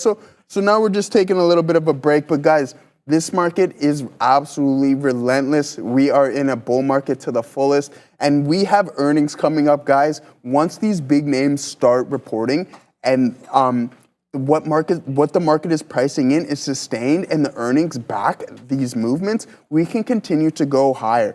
Shreve was talking about Danny Ives. If you want to talk about bullish on tech, that is the guy. Oh, yeah. Oh my God. He is the guy, right? And he's a smart dude, and he's not wrong a lot of the time. Same with Tom Lee from Frontstrat. You got to listen to these guys because they know what they're talking about. They do their due diligence. They're fantastic analysts, and these guys know what they're talking about.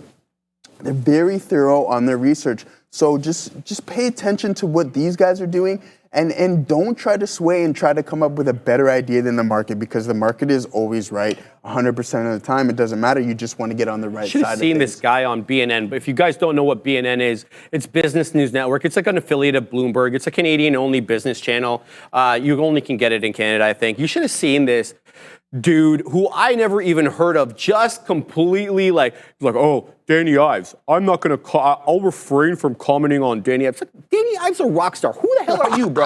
I've even heard of your name. He's trying to crap on Danny Ives, bro. Like, get out of here, man. Like, who are you, bro? Yeah, like. Anyway, so yeah, there's a lot of haters out there, and there's going to be, the people that want the contrarian, who have contrarian opinions, who are, maybe short, or they don't like the fact that everybody's focused on tech because they cover a different industry like industrials or utilities or anything like that, and they're bitter about it, and they don't like the rock star status that a lot of these analysts are getting. Well, too bad for you, bruh, because it's tech time now, man. We had energy in the 90s and 80s and all that stuff. Now it's time for tech, and so that's the look. So stop being bitter about it. Don't say they wouldn't be doing the same thing if they were in their shoes. Absolutely, you know what would. I mean? So He would.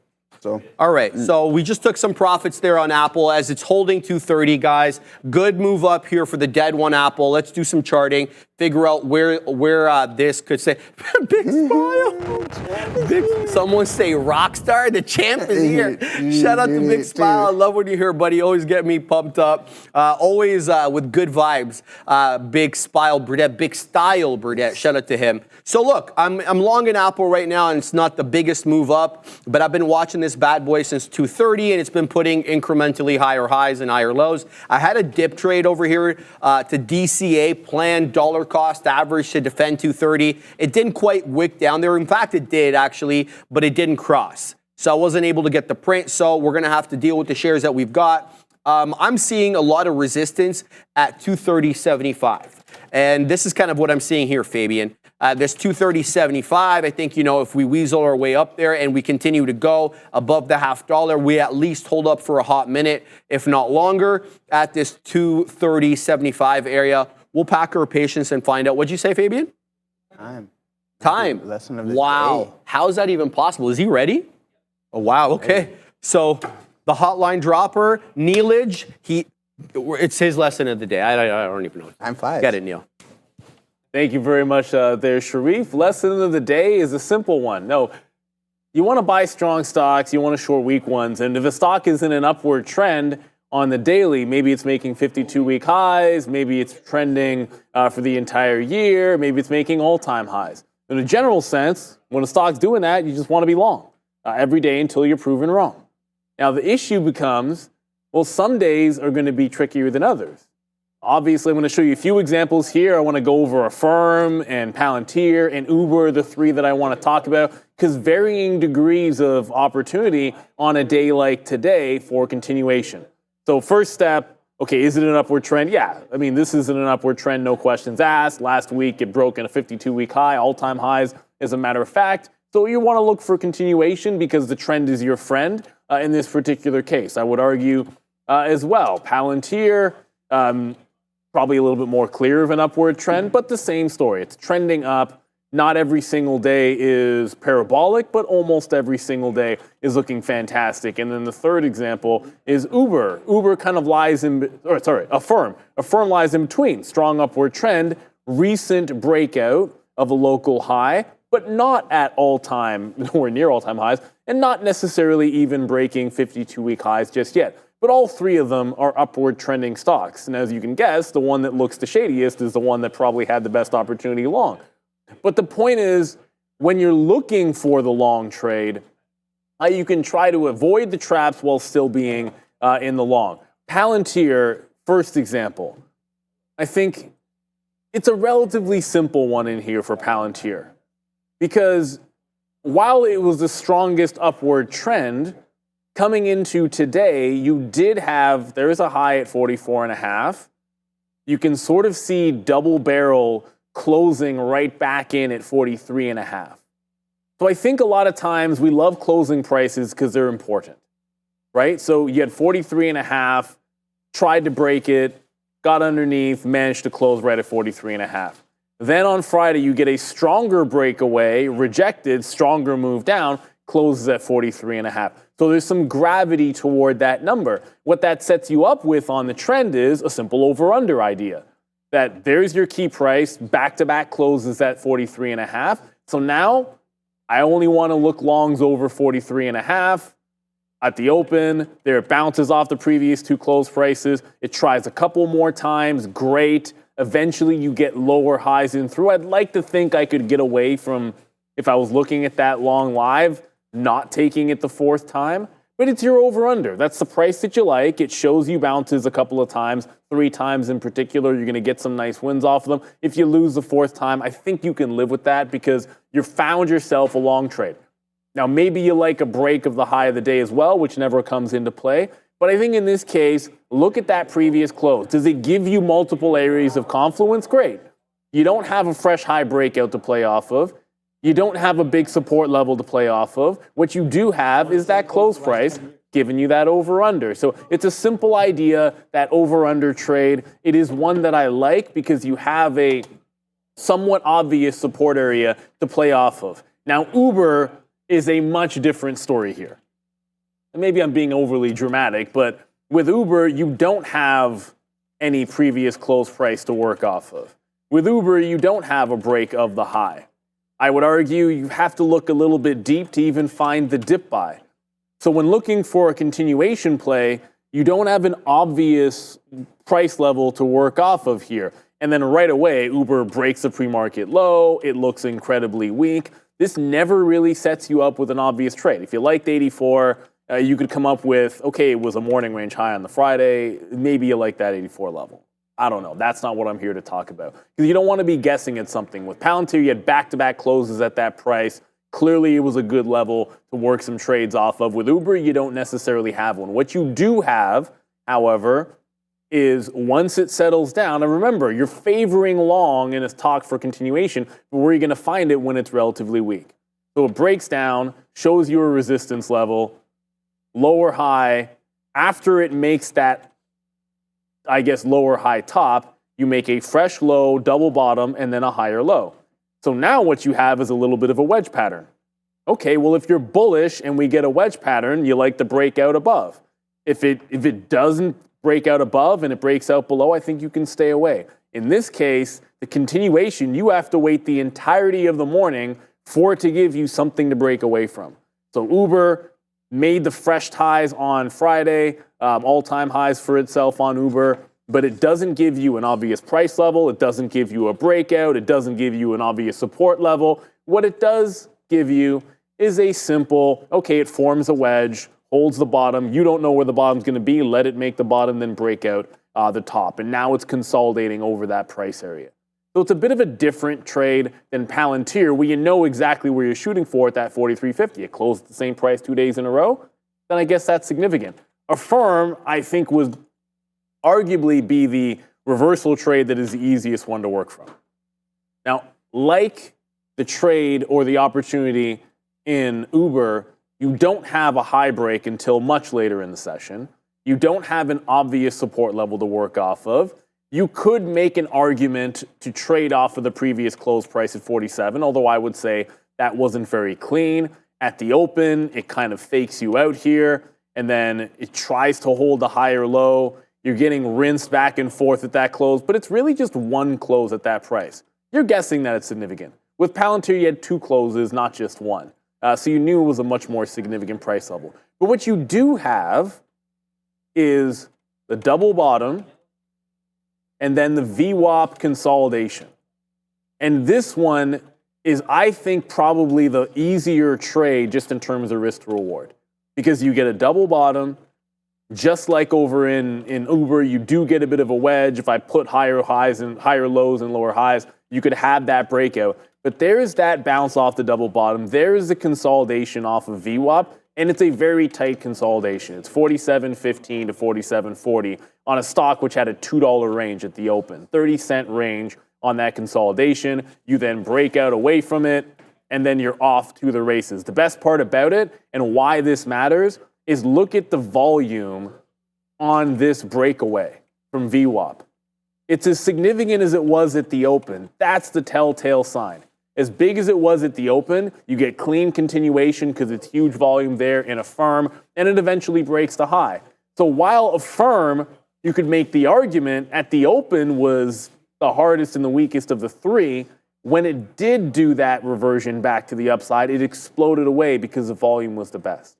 When you're trading a stock that is strong, trending on the daily, making fresh highs, it's not going to be clean that it just goes up every single day and you just take a breakout and hold it all day. That's not how things work. Sometimes you get lucky and it works that way. The other times you have to find different types of opportunities if you're favoring the long side. Whether it's a key price on Palantir, close the same price a couple of days in a row, trade off that price. Or whether it's something like Uber, wait all morning for it to form a wedge and then break out the high. Nothing wrong with that. Or whether it's Affirm, allow it to make a base, break out and hold VWAP on huge volume, and then you join the trend a little bit later on in the day. There's nothing wrong with the trend, but just sometimes you have to wait for it to start resuming that upward trend because they're not going to give it to you at 9:30 every single time. So your lesson of the day, be willing to be patient and find different types of long setups for that continuation play. If it's going up 8 days out of 10 or 7 days out of 10 or 9 days out of 10, you want to favor the long, but it's not always so simple as buying the open or buying a breakout. You have to find some other ways to be able to be in that trend trade. Because the trend is your friend till the end when it bends. That's your lesson of the day. Thank you very much, Neil. Informative, eloquent, and just awesome as always. Neil Roberts dropping that Neilage, we call that around these parts, every day around noon. Make sure you're hanging out with us if you like what you heard and you want to hear more. So shout out to Neil. Thank you very much for that. What are you looking at, Joe? Yeah, so we're just here over still in Tesla. We're holding our levels here exactly how we want to, right? So let's see if we can continue to the top side here. But if we break this level, then I'm out of the trade, right? There's no need to hold on to anything. No need to make a winning trade, a losing one, right? So we've had AMD and we've had Tesla today. Those are our two bangers. So 2 for 2 on that. Kyle Burdett says, Joe, what do you think about some swing options trades on Amgen? They just got a downgrade. But I mean, for options traders, when you look at this, you can see that we have no other than this primary trend here. But if you want to go from a secondary trend standpoint, we're moving sideways, and sideways is a trend, right? We're moving sideways. So when you want to do a market neutral strategy for all my veteran options trader, you know exactly what I'm thinking. We're going market neutral here.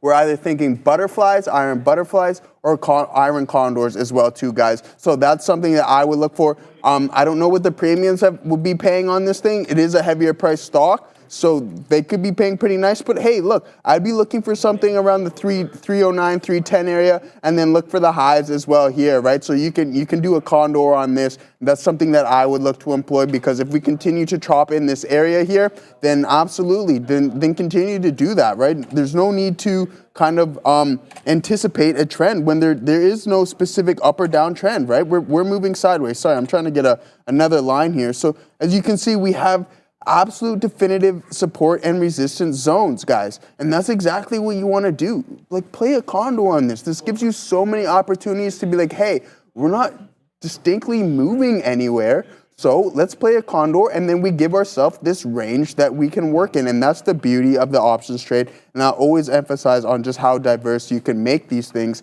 and give yourself kind of more tools in your tool bag in the world of equity. Sharif, what you got there, brother? Absolutely. I'm long on Apple still, looking at defending 230, but going to keep a tight stop on this. So going to keep my eye on this one. We're about to get filled. We would our beak already on some profits through the break of 30. So here we go. We're about to get filled, it looks like here, because I'm hanging out at 5s on Apple, printing 6s and 7s right now, not the way that the 6s and 7s are described by British people, which just means you're out to lunch. So you ever hear that expression? Say it again. I'm all 6s and 7s. No, I've never heard that. That means like one. you're, right? Right. Yeah. All right then, yeah. Hey, 5150. No, I don't know that one. I thought that was a liquor or something. No. I didn't know that. 5150 means you're crazy. I didn't know that. No, Fabian's like, if you're 5150, you're like a danger at everyone around you. I thought 5150 was some alcohol brand. Is it not? 50 proof? Maybe that's what you're thinking? 5150, I don't know. Maybe both. Who knows? So I'm short Upstart at 60s, where I'm 15 pennies out of the money right now. For breaks 55, I'm gone. That we're going to look to profit on here towards the low end. I'm at 20s, so now we're break even again on UPST. Haven't been filled yet on Apple. It dipped down into that level. Wow, right back up to 20s without filling me. That sucks. So we're going to wait. We're going to wait and see what we get. We got above VWAP, a 4-candle hold above the volume weighted average price on Apple, but it's nothing to write home about in terms of strength, long strength that is. So we'll look to see if we can get a better price and then work our way back up. Best we could do in that last little crest there was 40 pennies. So good look there. Let's see what the situation is. Come on down, Upstart. You're the next contestant on the prices. Dang right. Give me my money, man. Let's go. Let's go down. I'm having a good time. Can you guys tell? Dang. All right, here we go. We're printing 30s. We're short 75s. We're 40 pennies some odd in the money. I'm looking for a flat bottom break there. Not flat bottom break. You know what I mean. 54.20 print in and around that area. Nice. And this is bigger position for me, guys. So looking at wetting my beak here a little bit more. I'm going to cancel this one and then put it at 30s, because what's life without Wednesday? Let's see if we can get printed there. Printing 35, so we need one more little down move in order to get printed. Showing me 30s now on the ass. There's a bit of a buyer at 30, so we're going to pack our patience. Oh, we got printed, Joe. Oh, my God. We got printed, Joe. I need the money. You don't have to ask me twice for that, dude. Shout out to the Katina man who got me addicted to that money thing. Shout out to him. All right, so we're doing well here on UPST. We're short 82s. We just printed 22, so that was a good look. Careful with this one. It is the bamboozler in chief, and it could absolutely head to the upside. But I did look back to the mean reversion trader extraordinaire. He is the one, the Knob, and look, he gave me the nod. He's like, this one looks good, and he gave me the reason. He's like, incremental buying, no more buying. I'm not going to put words in his mouth. I'll probably butcher the way he explained it, but he was quite confident in them that this one was a good one. We're doing real well. We're about 60 pennies in the dang money over here. I'd love a 54 breach, Joe. I'd like to be able to hit that dollar club if I can. You know, the Katina man is always hitting that dang dollar club. We're going to see if we can join him down here below 54. Here we go, Joe. 54 is coming in. Let's go. Come on, bro. Get Come on, bro. There Get that it is. print. Yes, Bang, that's money. where my dollar club money, at. There it is, Joe. All right, happy with this trade Money. on UPST. Good luck there. Defended 55s. This is like one of my best trades of the week. Calm down. The week just started. You're buzzing already, man. The week is over. It's done. It's done. The week is over. Done, right? Here we go. Now we're long Apple. So sorry. I just have to concentrate here because the monster Apple is, I just got filled. There was some price action stuff over there. Let's look to wet our beak at 20s. Now that we got the DCA, I'm going to have to be careful with AAPL there because I don't want anything sell to 230. That scares me. Don't want this. We're also below VWAP right now on AAPL with the market zigging and zagging. We just had a 20,600 rejection on the fuge. If we want to tank, this will be an interesting area to tank off a 100-point level, Joe. So I'm going to pack my patience here and put out some stops. What are you looking at, my man? Good stuff, brother. Someone in the chat here mentioned, Joe, hey, what do you think about Amazon for some calls? Dude, I'm all for it. This thing is absolutely recession-proof, absolute amazing company. If you're looking for a leap or a long-term play on this thing, I'm all go on this asset. This is an absolutely amazing stock. Maybe wait a little bit, I don't know. But I like, as you can see, we're kind of consolidating in this area here. We're not making any new all-time highs here. So again, this is a great company. And if you have the capital, maybe just start selling some puts on this thing. And then maybe it'll come into the price that you want. If not, then you'll just be collecting premium on this absolute wonderful asset. I love Amazon. I don't shop on it as much as I used to. But again, you can't go wrong with these things. These things we're fist pumping over here. Fist pumping. We're ready to go. It's all Adair's fault, bro. She's the one that created this whole hype thing. She was like, boom, get out over here, like, and I just. But the real answers lie right here in the 8-ball, guys. But no, it's absolute fantastic company, and I want to touch on one more here of the Meg 7, and it's someone who mentioned Google a couple days ago. And I said, just wait. But what they're doing here is putting in this potential V pattern, which I really like. And I am potentially looking to maybe buy some leaps on this thing as well, too. I'm a big Google. It's actually the longest, our second largest position of mine in my LT. But I absolutely love this company. I don't know how well the probe is, the antitrust going into these guys. I don't know if they can split them up, right? And if they can't, if everything goes their way, Google comes out on the top of this, then this thing is absolutely going to soar. It's such an amazing company. They got Waymo now too, right? So Waymo's the real deal. Yeah, the real. I heard they're years ahead of 100,000, I think, per month they're doing in terms of robotaxi rides. Yeah. So those are fantastic numbers, right? So again, these guys are ahead of the curve, especially when it comes to just data collection. Sharif and I were just talking about that. There's no one on the planet who has more of a like search engine data than these guys here, right? So it's tough to lose when you're on top like that and you have the cash flow just absolutely streaming in. So Amazon and Google, you have my Amazon and Google have the thumbs up for me, guys. Definitely take a look onto them. Sharif, what do you got, brother? All right, man. I'm really happy with this ad at 230. I'm happy I had the guts to take it because it was coming pretty aggressively there. We add at 230, wet my beak at 230.20, and now I'm waiting at 230.44. We're long 230.05 after the planned DCA. We're knocking the door 40. I will get printed if we cross above 45. I'm happy with this trade as well on AAPL. Let me tell you why. Because we knew for a fact that we had rejected 3 times on the minute, albeit on the minute, at that $230 level. Once, twice, yes, and OB thrice. And then we broke it on the 4th, right? But then we always talk about support flipping to resistance and yada, yada, yada about that. And that's what it did. It weaseled up into 40 pennies. And then when it came back into the whole dollar, guess who was buying? I don't know, but somebody was. And then right now we're zigging and zagging at 40s. Let's see if we can pop up a little bit over here. I'll flatten out if we get a 41s or 42s, but it looks like we do have a seller at the 10 penny level. There we go. We're rejecting 40s again. And that's where I'm going to take it right there at 40s. Happy with this trade, ready to do more. Now, what's the next look here on AAPL? So we were talking about this area being one of interest, this 230.75 to 230, like let's just say mid 80s, because of the umpteen amount of rejections we had there in the earlier trading day. So you had one rejection, two, and here comes number three, and then we all saw what happened on number three. We dropped big boy. So I want to see exactly what we do when we work into that 3/4 to 4/5, excuse me, of a dollar on AAPL. Good look for it so far, defended 230 well. But we all can look back and see the daily chart on Apple. It's had a very hard time closing consistently above 230. Just ask me. I watch its price action every day, biggest position in the account, the long term that is. And so I can tell you without any hesitation, it's really had trouble closing above 230. Doesn't mean that it hasn't, but when it does, typically the next day is a mean reversion trade red that brings us and closes below 230. Does that last forever and ever? No. There's probably going to be a day where we have a nice little run, maybe even breaching that 237 and change that we put in July. In my estimation, I think we do.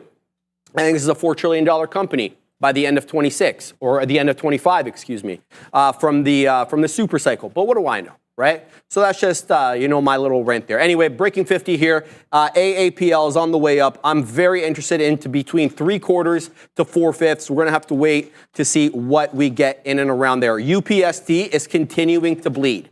So that $56 HOD has now translated into 53 3/4 area low. It's not that clean. Like, look where I got out. I got out like almost 6-7 minutes ago. And it's been zigging and zagging since that time. We just breached the low where I got out. So you're going to have to pack your patience with this one. It doesn't give it to you right away. But what I'd say is put the odds in your favor and get it off a key area of support or resistance. You should get a quicker reaction if you do that, because there's usually buy and sell orders resting in that area, which causes price action fluctuation. So good look right now for Upstart. People have been yelling up a storm about Donald John Trump. It's up 11%. It murked that $27 level. It got into 28.20. Forget about 27, man. I was trying to trade this short. It's not the move today. DJ Dang T is on the way up, man. People were writing this one's obituary a hot minute ago, and it just reawoke over here. Let's have a quick look here at the 4-hour on DJT. Come on, DJT, you can load up. There we go. We're still well below the highs, even the July highs when we weaseled into 55, but a nice curl there off that $12 low, and it's been a successively higher highs and higher lows, man. I don't even think we put lower lows in here. If you were to calculate the troughs and the crests, I don't think we've really breached that trend. So Donald John Trump, despite the fact that it can be awfully volatile on the day, Joe, not a bad look, man. No, not at all. Great look. Speaking of obituaries, I'm just waiting for that one to come out on GME and when that thing will get past the meme stage. I'm joking. They're going to call you a suit now. Yeah, I know. I'm in trouble now, guys. The GME holders, no, it's all fun stuff. So Sharif, I wanted to ask you this, your top three. So we have the big market capitalization race with Microsoft, Apple, and Nvidia. Sir. So 1 to 3, who do you got finishing by year ends? Who's in first, who's in second, and who's in third? Year end, yeah. Nvidia number one, Number 1. Apple number 2, Okay. Microsoft number 3. And with Microsoft, I mean, it's still 10% off its all-time highs. I think I could totally agree on that one. I think that's how I would mark. So I don't personally have any beef with Microsoft, but it was running up big with that whole ChatGPT tailwind. So I think a lot of its best days, right? Like a lot of CapEx. And man, stuff, yeah. right? Like, so they're spending a lot no beef with Microsoft. No. They're one of the best companies ever. Clearly, they're usually number one on the planet. So, I mean, those are great looks, right? 3 great companies to own. So, guys, we were just having some fun there with that because I think I think those are the assets that you want to own in the long time. Okay, guys, listen, I'm just waiting for Bitcoin here. I actually want to get in a position with Bitcoin, but first let me just touch on this Tesla here. This here. Let me get off this. Anyways, yeah, we got stopped out break even. We're continuing to move to the top side now. If it breaks 220, then maybe it can continue a little bit higher. But what I really want to talk about is Bitcoin. I want to kind of get in on this trend. I want to join some of the fun here, totally. So I got to wait. I just got to pack my patience and hold my horses on this asset because I think maybe we can take another leg to the top side, just being up about 4 2/10% here. So we're going to wait, man. And this thing is buzzing. As we guys said before, that we have a lot of liquidations. There's a potential short squeeze going on with this thing. And we had 400 million in net inflows, which isn't a crazy amount, but it's a good amount. So 400 million in net flows into some of the ETFs here, like IBIT. So that's something really to keep an eye on. And why we're moving. And me and the guys in the back were just talking about how long this asset's kind of been consolidating. And with that, the longer the consolidation, the bigger the move can potentially be. So guys, make sure you throw in your options questions in the chat. We've been having some fun with them. Throw your other things. Thoughts on TVNG, Alex? Boys, let's take a look at TVNG. I'm not overly familiar with this asset. How about you, Sharif? You know TVNG? I do not. No, I do not. But it might be right down your alley because it is a small cap. It is absolutely gapping up. TVNG, got it. Yeah, TVNG. Oh, wow. So this thing is absolutely moving. Thoughts on it? I don't really know what it is or what it does. Oh, it's a bio, so maybe pharmacy bio. Oh, it's a bio. Yeah, that's why I was looking at it. Okay. So yeah, some bio. So surges, Boeing report time. So yeah, we don't see too much on it, but hey, it's looking good. I mean, if you're in that asset before that breakout, congratulations on that move there. That's a good look there. So yeah, good stuff there, guys. But other than that, we're just still waiting. I think we're going to be able to get a good opportunity in here on IBIT, especially if it comes to hold VWAP here in this 37 area. So if it holds that area, we're gonna look to get in there. All right, I just want to let everybody know that the buyouts, guys, what they do is they gap up aggressively on your scanner, but then they don't typically move. They move, but not in the same way that they had moved prior.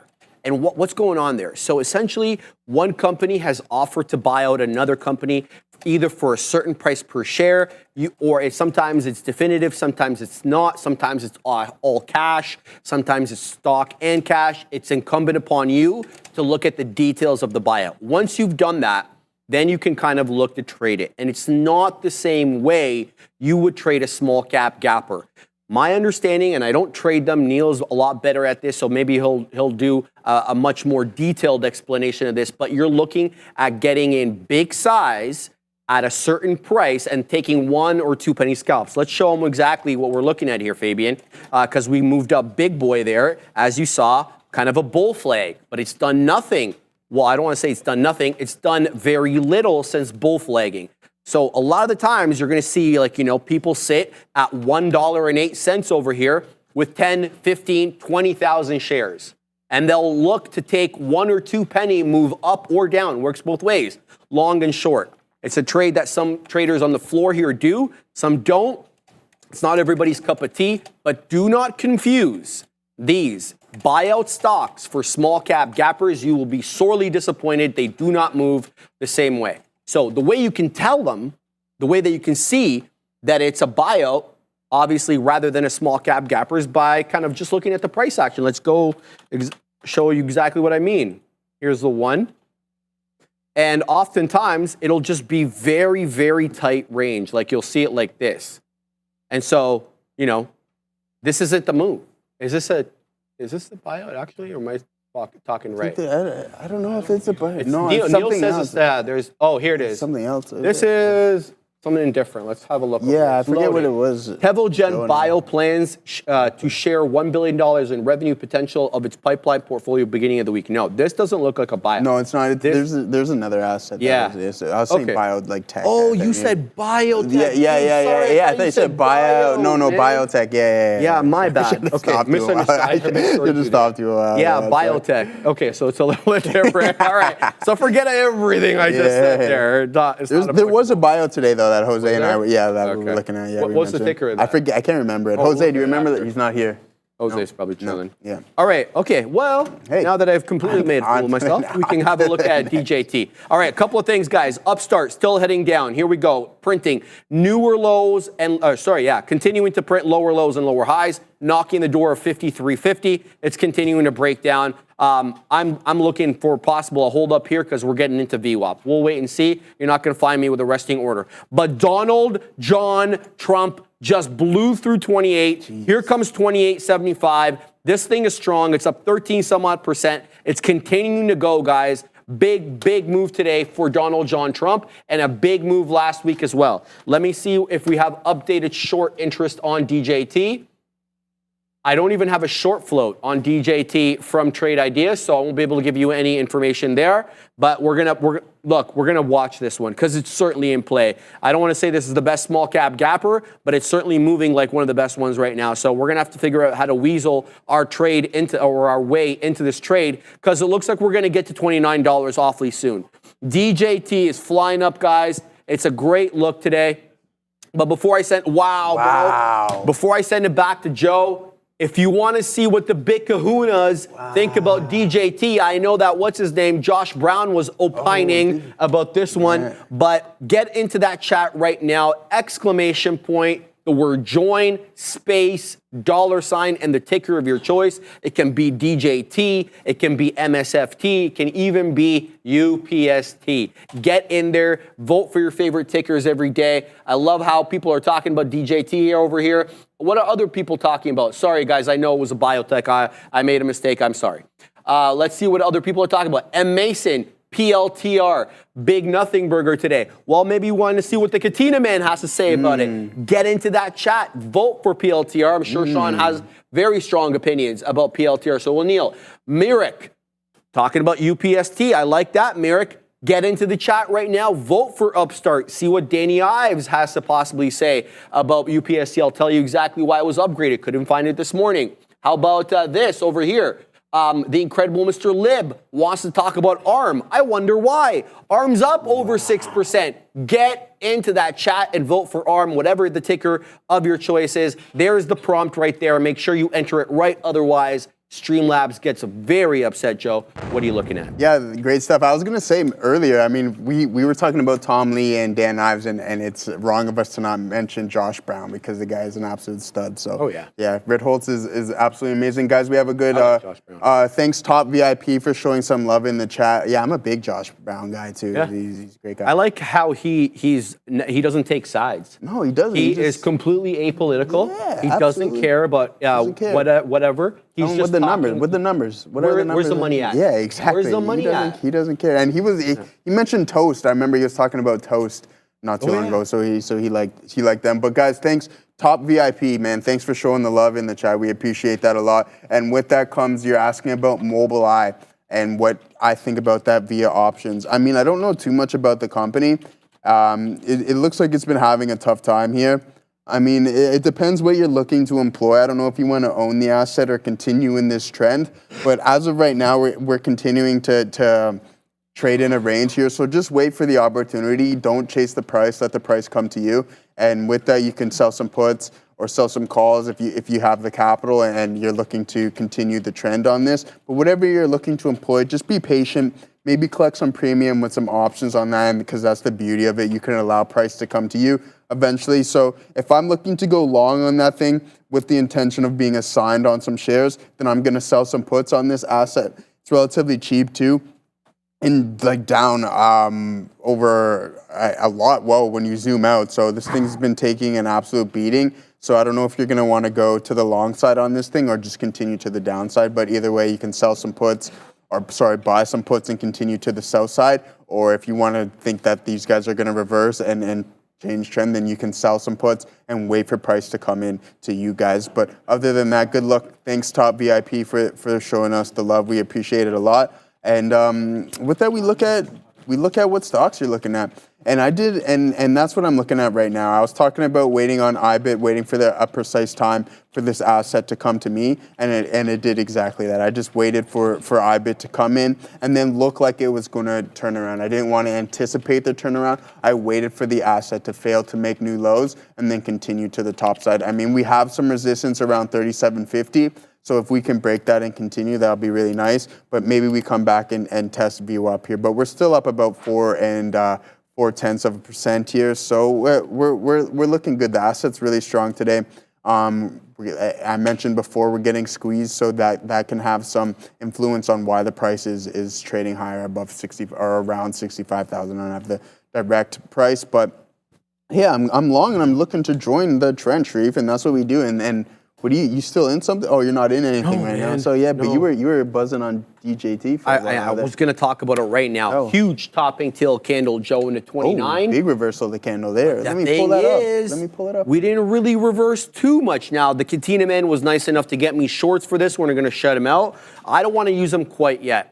All right. DJT is a big boy mover. It's up nicely on the day. $29 exactly to the T. HOD, we're back into 28.5. That's an ugly, ugly topping tail candle, but I've seen this game before, baby. We put in a topping tail candle, albeit on the 5, and then we end up making newer highs. The bamboozlement is real, fast and furious. Try to put the odds on your side by checking to see what the overall bias of the market is. We're still well above the 10 exponential on the day. We just printed the all-time high, and look at the subsequent candle after the topping tail, not immediately red. I'd like to see a little bit more before I will use my shorts on this one. Maybe we've got room to 30. Who knows? This was a big boy squeeze through that 27. We just got $2 super quick as you like, on Donald John Trump. I also want to mention something else. Upstart took this one short to no end, but look where we're holding up. Surprise, surprise, surprise. Volume weighted average price. We yapped about this $53 level. Basically, when we were at 55, 56. Yap, Katina, man. And the thing is, too, there was price action support, not just VWAP. It wasn't support, excuse me, I misspoke. It was initially resistance. We rejected off 53 a couple of times over here, a few times, I should say, before we took it decisively on a closing basis at around 1050. Now we're right back there. The VWAP is there. We have initial price action resistance at 53. We know what happens to resistance. Once it gets broken, it flips to support, or so the textbooks say. We're going to start on that lesson in a hot minute, by the way. So those are the two ones that I'm really focused on right now. UPST on the back of that upgrade by Danny Ives and his boys over there at Wedbush, and Donald John Trump. Don't know why it's running, don't care. $29 HOD, looking for even another break into 30. Who knows what we get today on that name. RCAT is going. Coin long, the CONL, which is, I believe, I want to find out if it's double or triple levered or if it's even single. Let's find out over here. CONL is 2 times. So you're going to get 200%. Yeah, CONL, Katina, man, it's a nice one. It's like $27. Not a bad look. Decent volume on the day on CONL. This is what I'm looking at right here. Very directional. You heard Joe talk about IBIT. You know, Joe and I were kind of chuckling off camera, like, who's shorting?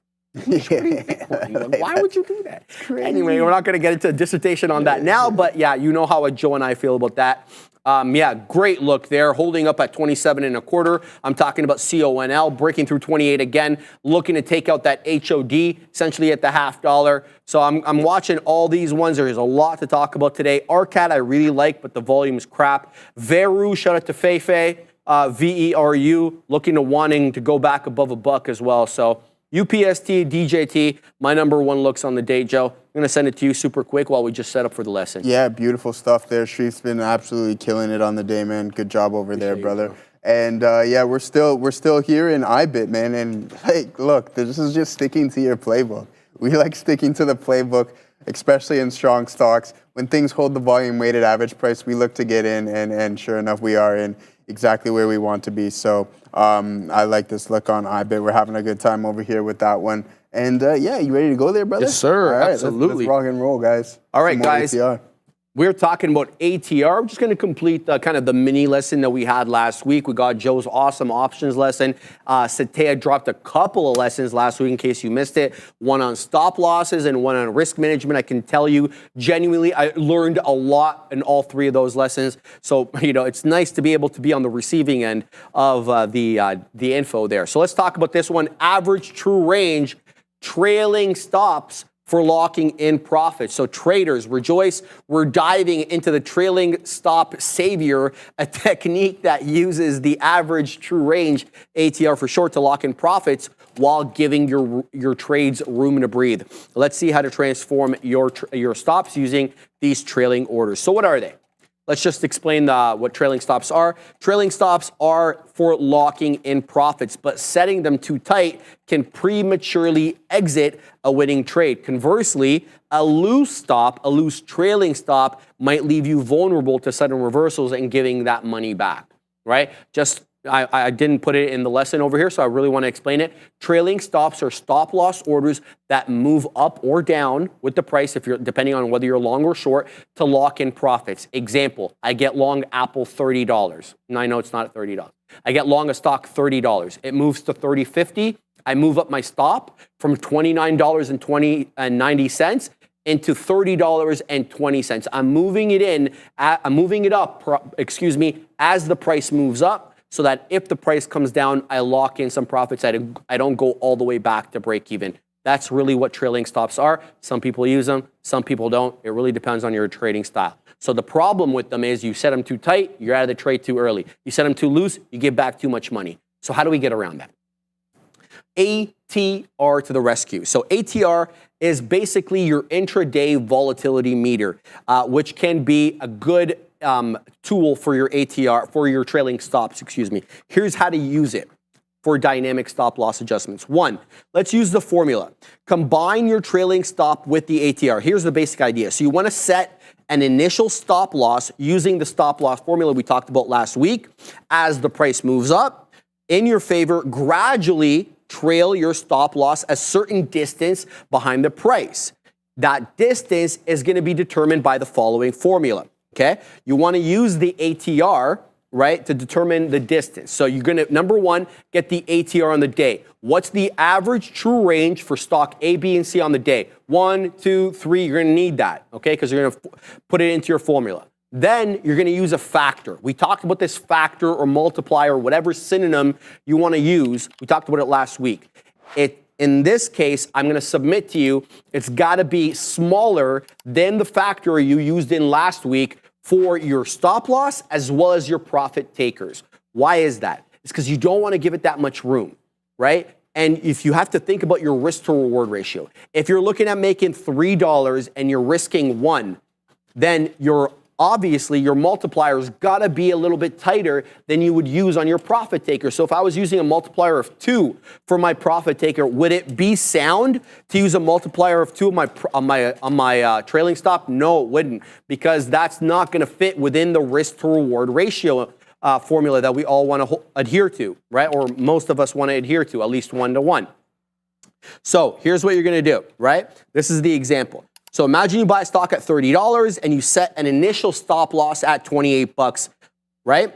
Your ATR, let's just say for the sake of example, is 2 that day. So you choose a trailing factor of 5 rather than 1, 2, or 3 like we talked about last week. You're choosing 0.05, okay? Again, it's going to be incumbent upon you to figure out what factor works best. So it's going to be your ATR multiplied by your trailing factor, and then it's going to give you about 28. And then you're going to add that to 5, because what's 2 multiplied by, it's going to come to about $28. So your trailing stop's got to come in at around $28. There's the formula right there. Why does volatility matter though? So the beauty of ATR is its adaptability.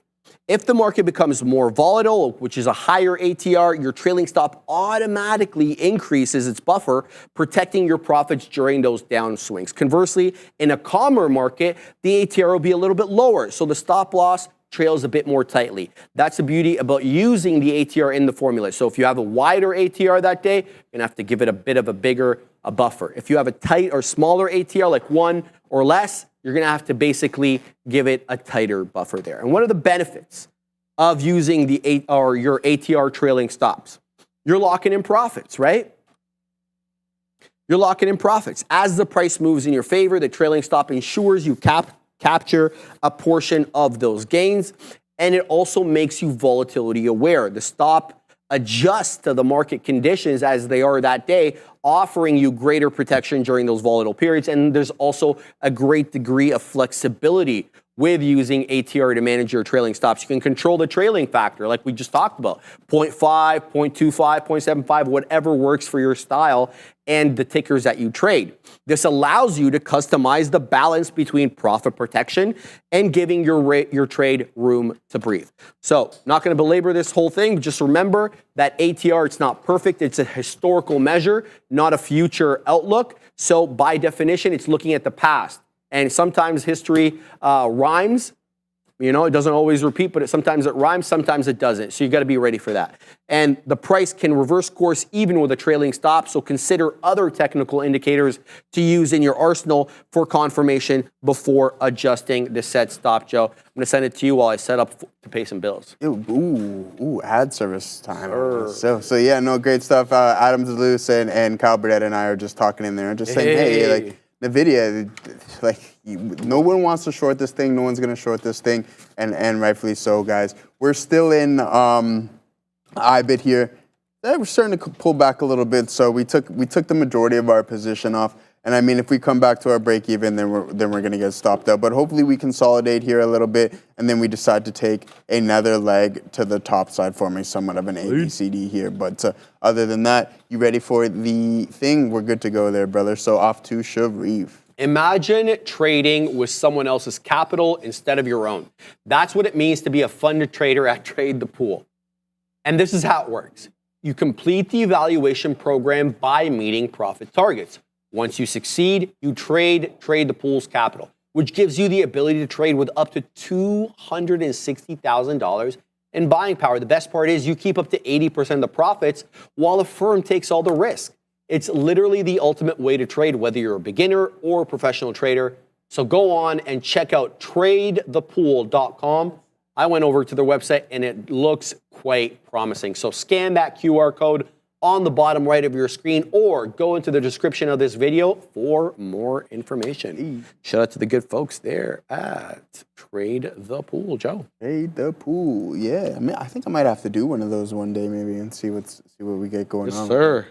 But I still don't think I know how to operate it, so I got to dig into Trade the Pool? Yeah. Yeah, we have to look. Well, they'll set you up too. Maybe, did you do it? On Trade the Pool? Yeah, not yet. no, Not yet. okay, Well, all we got the prop firm right here. Yeah. Right? For everybody who doesn't true. have access, obviously, or may not be in Canada, because obviously real trading is excluding the United States, sadly. Hopefully that'll change in the future. I thought that was the one. Is it the one where you guys like pick a stock and see where it would end at the end of the day? No, that's a different one. I'm Trade the Pool is legit a prop firm. Oh, okay. Yeah. What was that one, baby? And the one that we bet on?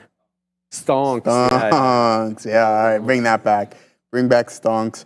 Guys, we're going to get out break even here on IBIT. It's starting to pull back in a little bit, coming back to our break even price. So we're going to hold on to this one here, guys, and see what's going on. But hey, let us know what you're looking at. Oh, whoa, DJT. Okay, hold on. Whoa, we got to bring up DJT here because I was actually thinking about getting into a short position on this asset, especially on this topping tail or this inverted hammer doji that we see, and that's exactly what I was looking to short. We had almost an isolated volume signature here where buyers pushed the price up and then sellers had the ability to push it back down. But now, as you can see, this thing is absolutely ripping to the top side and it's blown past that volume, that BPA signal, and it's gone to the top side, right? So it was going to fail to make a new high there and continue to the downside, or it was going to just blow the top off of this asset. So Havana, I know you're still in DJT, so kudos to you. I'm sure you're just absolutely killing it now, probably up 130, 140%. So right on Havana. That's good stuff there. I don't know if I would, this isn't necessarily an asset that I would own for the long term. I mean, it's memey, which is great. And maybe if you want to look to join in on some volatility, that's an asset that I would look to get into for the short term. Absolutely, guys. So hey, so just throw in the chat what you guys want, some options questions, anything like that, because we will be talking options all week. SoFi $10. And are you in it? Come on, man, he says. Come on, $9.50. Come on, he says. What a question to ask. I should have knew he was in at $9.50. So we'll pull up SoFi here on for Katina Man here and see what SoFi, because I heard a couple people talking about it here in the chat, and the thing is absolutely on a run. It's buzzing. I don't know the specific news on this thing. Stock is soaring thanks to a $2 billion pact with forced investment barons. So there you go. They're getting some capital in there, some venture capitalists on this asset here. So this thing is gapped up. It's gap and gone, and it's up about 10.5% on the session. So absolutely good look. 950 Cantina Man's in from, so he's absolutely killing it over there. And I know there's a couple other people in the chat who are in SoFi as well too. So good luck, guys. Hey, just let us know what you're looking at. Oh yeah. So let us know. Yeah, send me some options questions. I feel like talking some options today. Hey. So guys, send those in the chat. Let me know. Adam DeLuz, do you prefer to build an options play before or after earnings, since we will be entering an earnings cycle soon? Yeah, that's a really great question, brother. And I'm actually gonna wait, depending on what I'm looking at. If the option or the technical setup, there's a near earnings report, I'm going to wait. I'm going to let that report come out, and then I'm going to base a trade off of that one. So great question, because depending on what I'm employing, Deleuze, Adam, I don't know. I don't want to get caught in the volatility onslaught, especially from a credit spread standpoint. And you guys know I like trading credit spreads, right? So we're going to let those premiums reach a peak, and then we'll catch the smooth ride down as volatility starts to cool down. What do you got going on there, brother? We were kind of like saying tongue-in-cheek that DJT was going to hit $30. It may not be tongue-in-cheek at all. 29.48, Joe. You know, we're moving up here. There is not one red candle on my 5-minute chart since 12:10. That's the better part of 40 minutes over here. The one that we're forming right now has got 4 more minutes left to close, so it could absolutely be the one that breaches 3-0 on the day. So DJT, very strong. I'm unsure how to trade this, based on how it's, the price action is right now. Like, my first inclination is to want to get something in off the 10 moving average, right? That's how I trade, 28.50. Well, that would have been a nice idea at 12.15, because that was the last time it touched the 10 moving average. Very strong name today. If the 10 moving average, at 28.50 doesn't hold up on a dip trade, I'm very interested at 27.50. And then I'm interested at 27, given how much time it's spent at 27 as a level of resistance. So I don't have a move here on DJT other than just to punch in at highs, punch and pray, and that ain't the move. So good look right now. Donald John Trump, it's got to set up a little bit differently for me to weasel into this trade. Upstart, what a hold up at VWAP. Double bottom, 2-candle double bottom at 12.30 and 12.35. Holds up exactly at the volume weighted average price, right around $53, which is beautiful because it shadows the whole dollar level. And now we're breaking through 54.25. The OB, he is the one. Knob just asked me. He's like, "Do you cover your short?" I'm like, "Yeah." He's like, "Where'd you cover it?" At VWAP. I'm like, "No, a little bit above that." And he's like, "Good trade." The dude sees it as well. Right? Look at this bounce up off VWAP. We're about to hit 54.50 over here if we can blow a little bit above the third of a dollar. So UPST, what a nice hold up at the volume weighted average price. I didn't execute on this one. That's a mistake on me. I'll look to do a little bit better next time. What I do see is what could be a 54.33 to 54.5 little base over here that could act as momentary or local resistance. Why do I see that? Well, look at this kind of consolidation area that we had here between 11.40 to when we gave up the ghost at 12.10. Well, the low was essentially that 54.25, 54.33, depending on which candle you're looking at. We're right there right now. So let's see if we can breach this area over here and work our way back above 55. And then we're talking about breaching these days high, which is essentially, for all intents and purposes, 56, despite the fact that we weasel up into that 8 penny area. So fantastic look on Donald John Trump. on UPST. What else are you guys looking at? What else is moving? SoFi, the Katina man just We've been on my chart. When we $10. get to Sharif's chart. On my chart. Oh, Fabian. Yeah. Yeah. Sharif. And the Sharif. Oh, Andre. It's Andre. How's it going, Andre? All right, let's have a look at SOFI, because the Katina man was yelling to me about this one. We already knew this was moving in the morning. Get it, Katina man. He's diamond handsing that trade, baby. And look. Oh, wow. Look at the volume. This is a 10-minute, this is a half an hour chart, okay. eh? I mean, we've almost doubled. Jeez. We've almost doubled in a period of days here on on SoFi, excuse me. Right, 10. Yeah, I know. I'm so obsessed with Upstart. Did you see the catalyst on SoFi there? There was the headline today. Yeah. That $2 billion SoFi stock is $2 billion. Fortress investment. You know what these guys are doing though? They're not even loaning out the money. No, they're acting as middle people, and they're putting you in. So you're signing up with them. You're like they call you a member. Oh yeah. Right? Oh, yeah, member. Here we It's go. like I'm a customer. Here we go. Calm down. Yeah. Here we go. Right? And then, so you want like student loan or whatever other personal loan to take out, to consolidate credit card debt or whatever you want to do.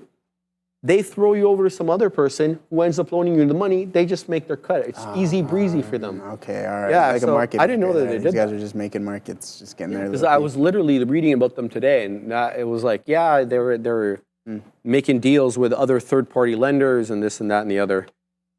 So good luck for SoFi. I mean, who can complain? Forget about third-party lenders and the like. The price action is what it is, Joe. Let's have a look at the 5-minute over here. See if we can work into this trade, Andre, over here on SOFI. So good hold up at VWAP initially. The initial VWAP touch though, right at that 930. You're gonna have to kind of make allowances for that it breaches VWAP there, because this is the most liquid time of the day, that opening print. So you're gonna zig and zag as those orders that were set in the pre-market execute. But for the most part, man, it's been higher lows and higher highs.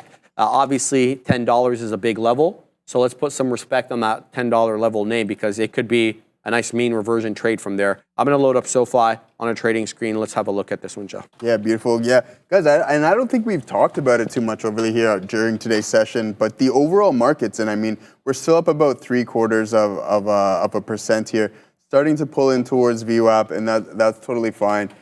The market's strong, right? So, I mean, if this pullback, if we can hold VWAP here on the Qs, maybe we can get a continuation trend here. I mean, we made some lows. Out of this opening drive, we kind of broke the 5-minute range there to the downside. So let's see if we can hold on to this trend and see if the Qs can hold VWAP here and then maybe make a second leg to the top side. And I mentioned this before, the Qs are slightly lagging the SPY. They're not making all-time highs like the SPY, right? And some big tech can be dragging it back a little bit, kind of like Microsoft down about 10% off its all-time highs. Nvidia, I mean, is making all-time highs, but there's some other players here that are just kind of chopping around at the time. And I mean, rightfully so. They've been on absolute tears to the top side. So sometimes the market just needs to breathe before it takes another leg up, guys. So yeah, keep throwing your options questions in the chat. Let us know. Kyle Burdett with the super chat. Thank you. I took a daily rounded bottom breakout from March dip. There you go. There you go. Kyle, baby. Yeah. So there you go, man. Congratulations on that. He's in SoFi. So good work on that, guys. But overall, the overall market's starting to pull back a bit. Still up just under about 1%, 0.75% there. So that's a good look. I mean, the market's overall trending. You're not getting those stellar moves, right? A little bit low volume on the session, and that's okay because we're reaching the midday, the halfway point of this. But I'm looking for this market to continue higher, especially with earnings coming up in the near future. I mean, can they disappoint? Absolutely. But I'll tell you one thing. I'm not going to bet against, diamond hands. Am I late to the show on that? Yeah, I am. Sorry. Oh, yeah, you got hit. Yeah, I'm just a little bit behind there. But anyways, guys, I mean, we got the big boys reporting in the next couple of weeks as well, too. So once they report, this market can either continue and consolidate a little bit, chop around a little bit, and then wait for some more reports to come out and maybe take a little bit longer to continue the all-time high breaks. But I don't think that's going to be the case. I think that these reports are going to be perceived fairly well and that we continue to the top side. Absolutely. Sharif, what do you got there, brother? All right. Just responding to my old man. Did you read out the big spy? Yeah, I read it. Yeah, I didn't finish the bottom Shout part. out to him. Yeah. All right, big spy. Look, I'm still looking at DJT here because people were yelling DJT short, and you guys may have something, but there's a lot of zig and zag south of 29 here. I'm keeping my eye on the 5-minute. It's still well above the 10 exponential moving average, which on my 5-minute chart's around $28.60. So we're about 30 some odd pennies ahead of that because we're printing mid-90s, and there we go right back into 29. So a bit of a tug of war happening between buyers and sellers at this level. A lot of candles of indecisions with bigger wicks and smaller bodies. That's when you kind of have market equilibrium, even if it is a fleeting moment in time. We're going to watch, see exactly how this one resolves, and whichever way it does, we're ready both ways because we've got shorts and we can obviously take the long on this one. So DJT certainly in play, well above the 10 exponential, putting in a red candle, a 2 red candle formation right now in the 5. And I got to tell you, the red candle formation looks awfully bullish. 2 reasons. One, the second red candle is forming a hammer candle. Number 2, it's well above the 10 exponential. It didn't touch the 10 exponential. Now we're going to watch this candle over here on the 5-minute. Can it make a new high? So a new 5-minute candle will make a new high. Or is this one going to follow in the footsteps of its predecessor and make another lower high and another lower low? Maybe this one gets into that 28 and 2/3 where we're waiting for it here at the 10 exponential. So right now it's a 3-candle red pullback after 1, 2, 3, 4, 5, 6, 7, 8 green candles in a row on the 5. I'm going to pack our patience here with Donald John Trump. It's in play. Certainly, it's just let's get it the right way. Let's do this the right way. So good look there for DJT. And I got to tell you, Upstart gave you guys at least a momentary rejection at that 54 1/4, 54 1/3. You got something like 53.80s. But I still don't want to be standing in front of this bad boy. It's done the retracement off the high. It's bounced off VWAP. If we can take out 55, like this 55 shelf here, then we're certainly going to, or not certainly, I should never say that. It puts the odds a lot more likely that we touch 56 again, maybe even challenge that high at daybreak with a new high a day. So Upstart in play. It's not setting up the way that I want. It's going to either have to reject this 54.50 or take 55 on a decisive basis. I'd like to take it either way. We'll have to wait and see how this one ends up panning out. But Upstart, it's in play. What else is going on over here? Yeah, let's look at some other stuff, man. Let's go back to some of the large caps over here. So weekday for the Zon, Amazon, it's been a symphony of short the pops, take your pick, whether you short off the 10 or this breach of the 20 over here into 188. 188.60, excuse me. You printed again, obviously, because it sold off. So that's in play. Meta doing a rounded top off the volume weighted average price. Look at that hold up there into 593. Nice double bottom with the IB low. We end up holding that at 1130. Move back into VWAP to test VWAP at 595.50. But it's not just VWAP. This was a mistrade by me. I would have set up on this. Have a look. We have the area low in the more liquid time of the day, let's say between 10:15 to when we broke down at almost 11. We were holding the 596 area, right? Then we give it up pretty aggressively, right down into 592.5 to hold up with that double bottom. And then we work up. You think it's just VWAP. It's not. It's the area low. So it's support flipping to resistance. This was a good setup that I missed. META, I want to see what it does back into that 596 area, especially if it puts in a higher low. If we don't go back into 592 and change and we hold up maybe above 594, that's a higher low. So you're challenging that 596 flat top break. It's not a flat top, but you get what I mean. So this is an interesting look here on META. It's a dang rocket ship, bro. It breached 600 again on the day. It's going to be an elusive target. I mean, 600 is a big deal, so it may take a few attempts. I know we breached it last week, but not on a closing or decisive basis. We got another quick glance at it today. It's a matter of time, man, till Meta takes 600 on a closing basis, so we'll keep an eye on that.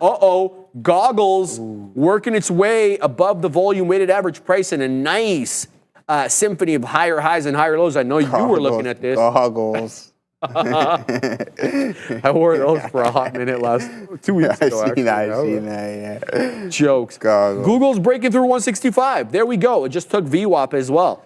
So Yeah, some market names moving here, baby. Yep. We got Google moving. What else? What's going on over there, Katina man? Maybe breaking FX highs.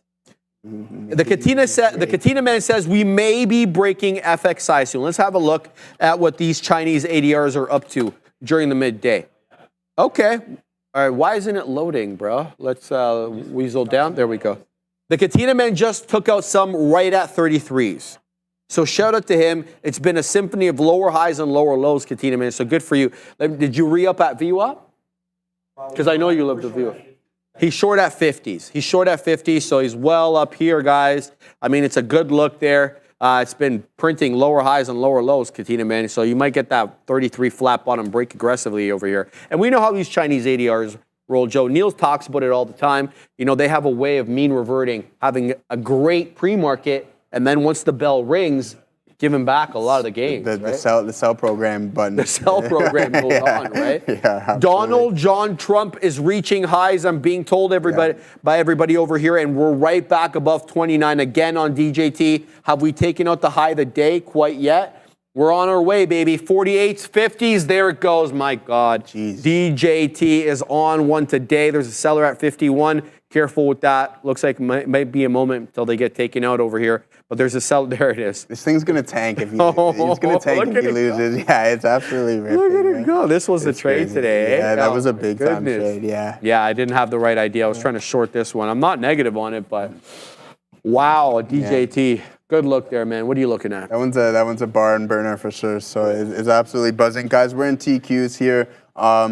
I mean, we're in where we want to get in and around VWAP. We held this area. We're gonna see if we can take that second leg to the top side here, especially with we got the Mag 7 moving up. So there's someone in the chat, Nick W.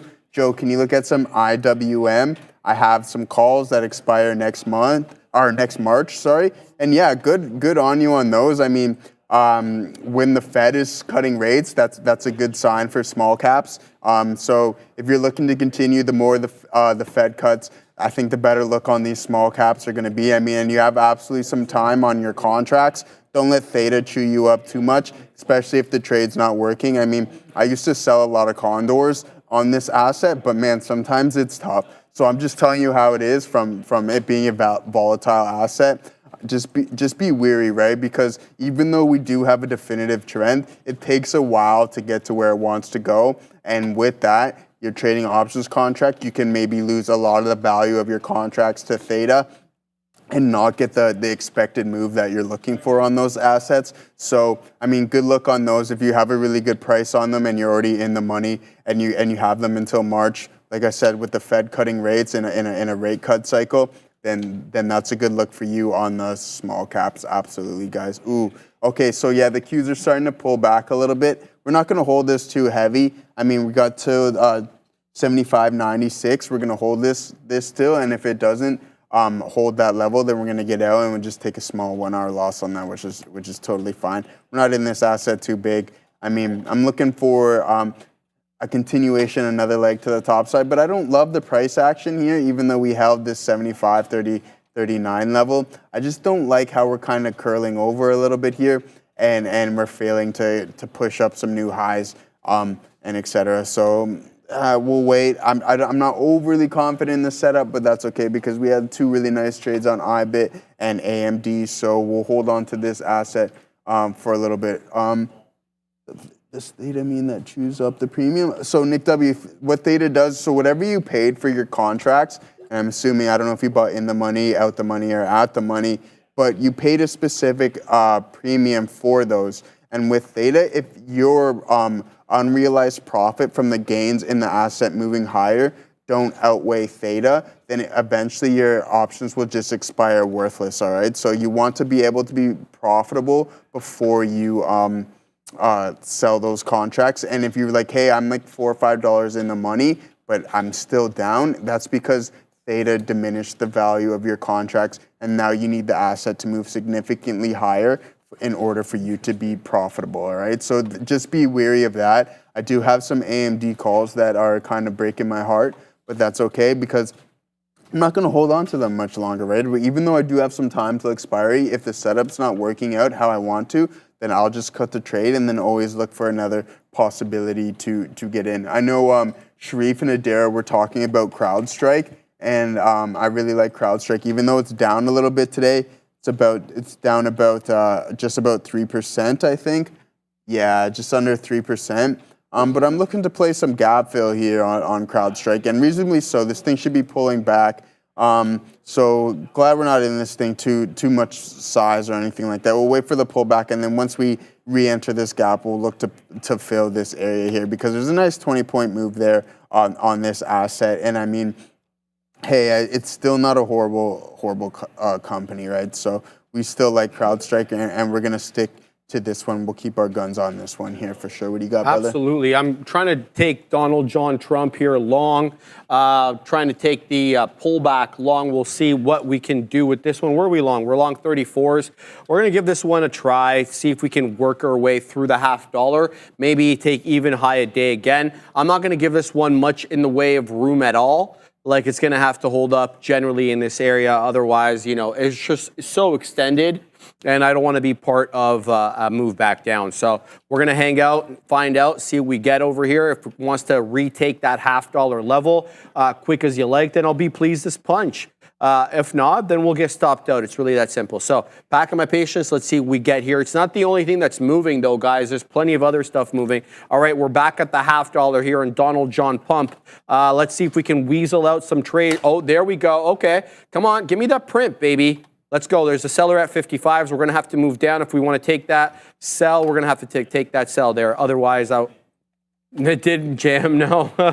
Am I good there? Do I have another? Yeah, good. I did it the right way. Okay, so we're nice. We're about 20 pennies in the money here on Donald John Pump. Printer jammed. Fabian's making me laugh. Let's take out something near the high day break. So this is obviously a bit of a riskier trade because you're positing that we take out the 62 pennies. HOD. So that's what I'm trying to look for right now. We're at 55s, a bit of a seller there. Here comes 59s. All right, let's see if we can take out this level, baby, on Donald John Pump. Let's see if we can get up into that 69 penny level. We're 59, so we're going to have to squeeze a bit more 60s. 65s, here we go. Nice move. That's what I'm just going to take it out there. I'm not going to wait. Go. Good trade here on Donald John Pump. This one's continuing to go. $30 incoming, guys. I won't be convinced otherwise. We just took out 62s. We're on our way to 69s. Let's see if we can continue to move up here. 17 and a fifth. Let's put some respect on this one's name. It is moving up big. Here comes 75. There goes 75, Joe. What a move up. 77s. HOD now on Donald John Trump. Come on. Let's go. Let's get into 30s, baby. In case you guys are wondering what to vote for, I would suggest DJT. Nobody knows why it's moving, but that's the beautiful part of these markets. You can kind of hypothesize why things are moving. Obviously, we're going to tell you the honest truth, and the polling is different now than it had been the last couple of months, weeks, whatever. And that could be significantly affecting crypto. It could be significantly affecting other areas that are connected with a Republican win. We're going to have to obviously keep eyes on it. Less than a month away from the election.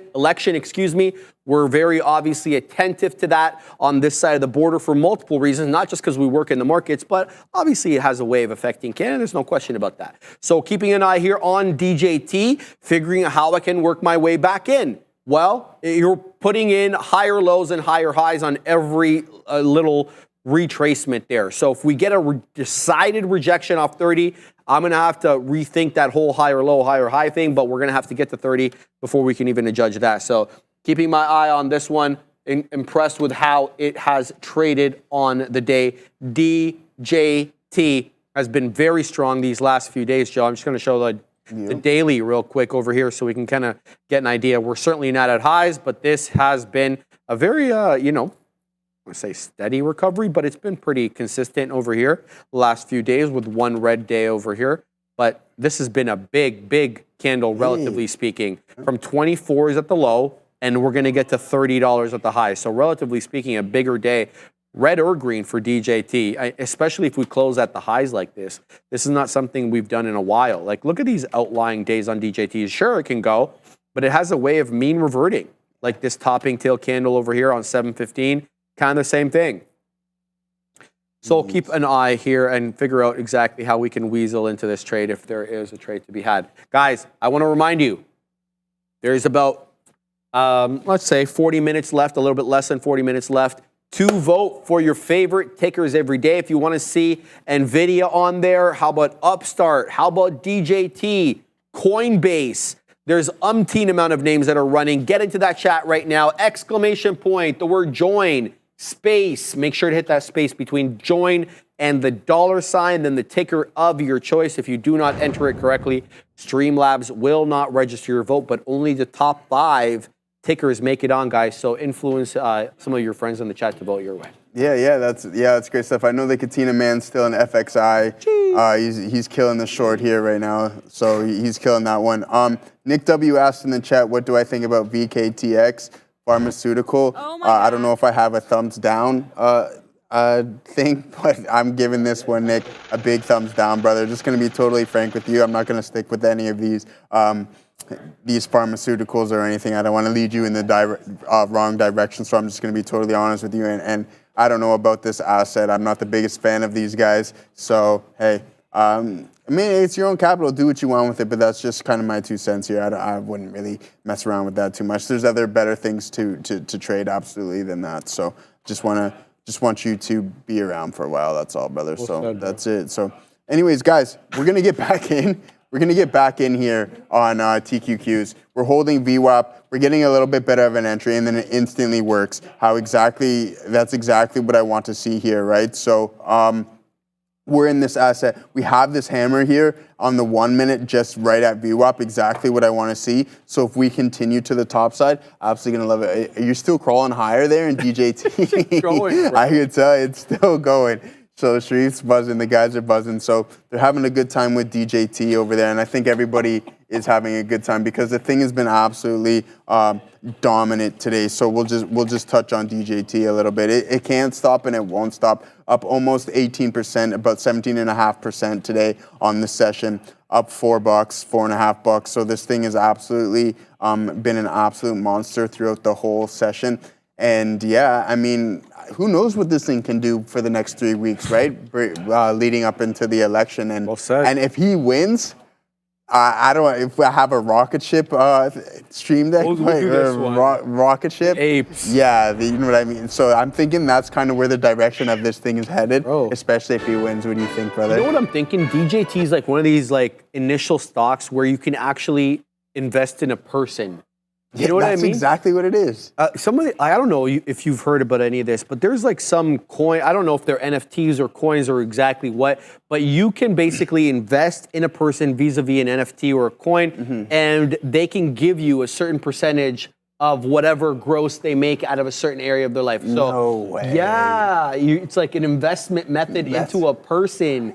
Yeah, I thought that was pretty cool. So just buy Tesla is what you're saying? No, right? Like, you know what I mean? I'm like legit being serious here. Yeah. I don't know exactly what the methodology and the how the execution is going to work, but you're literally invest. Obviously, this is an equity, not an NFT or a coin, right? But I wonder if this is interesting. Yeah, because I remember you were mentioning before, and I heard something about it with like Ethereum on the blockchain. Like you can buy fractions of real estate now, which is pretty cool and stuff like that, just on the chain. So and be able to prove ownership instantaneously. Exactly. Without any government body having to create a land titles registry or anything like that. It's on the blockchain, and it will always exist on the blockchain. Identify that you own this fraction of. There you go with technology.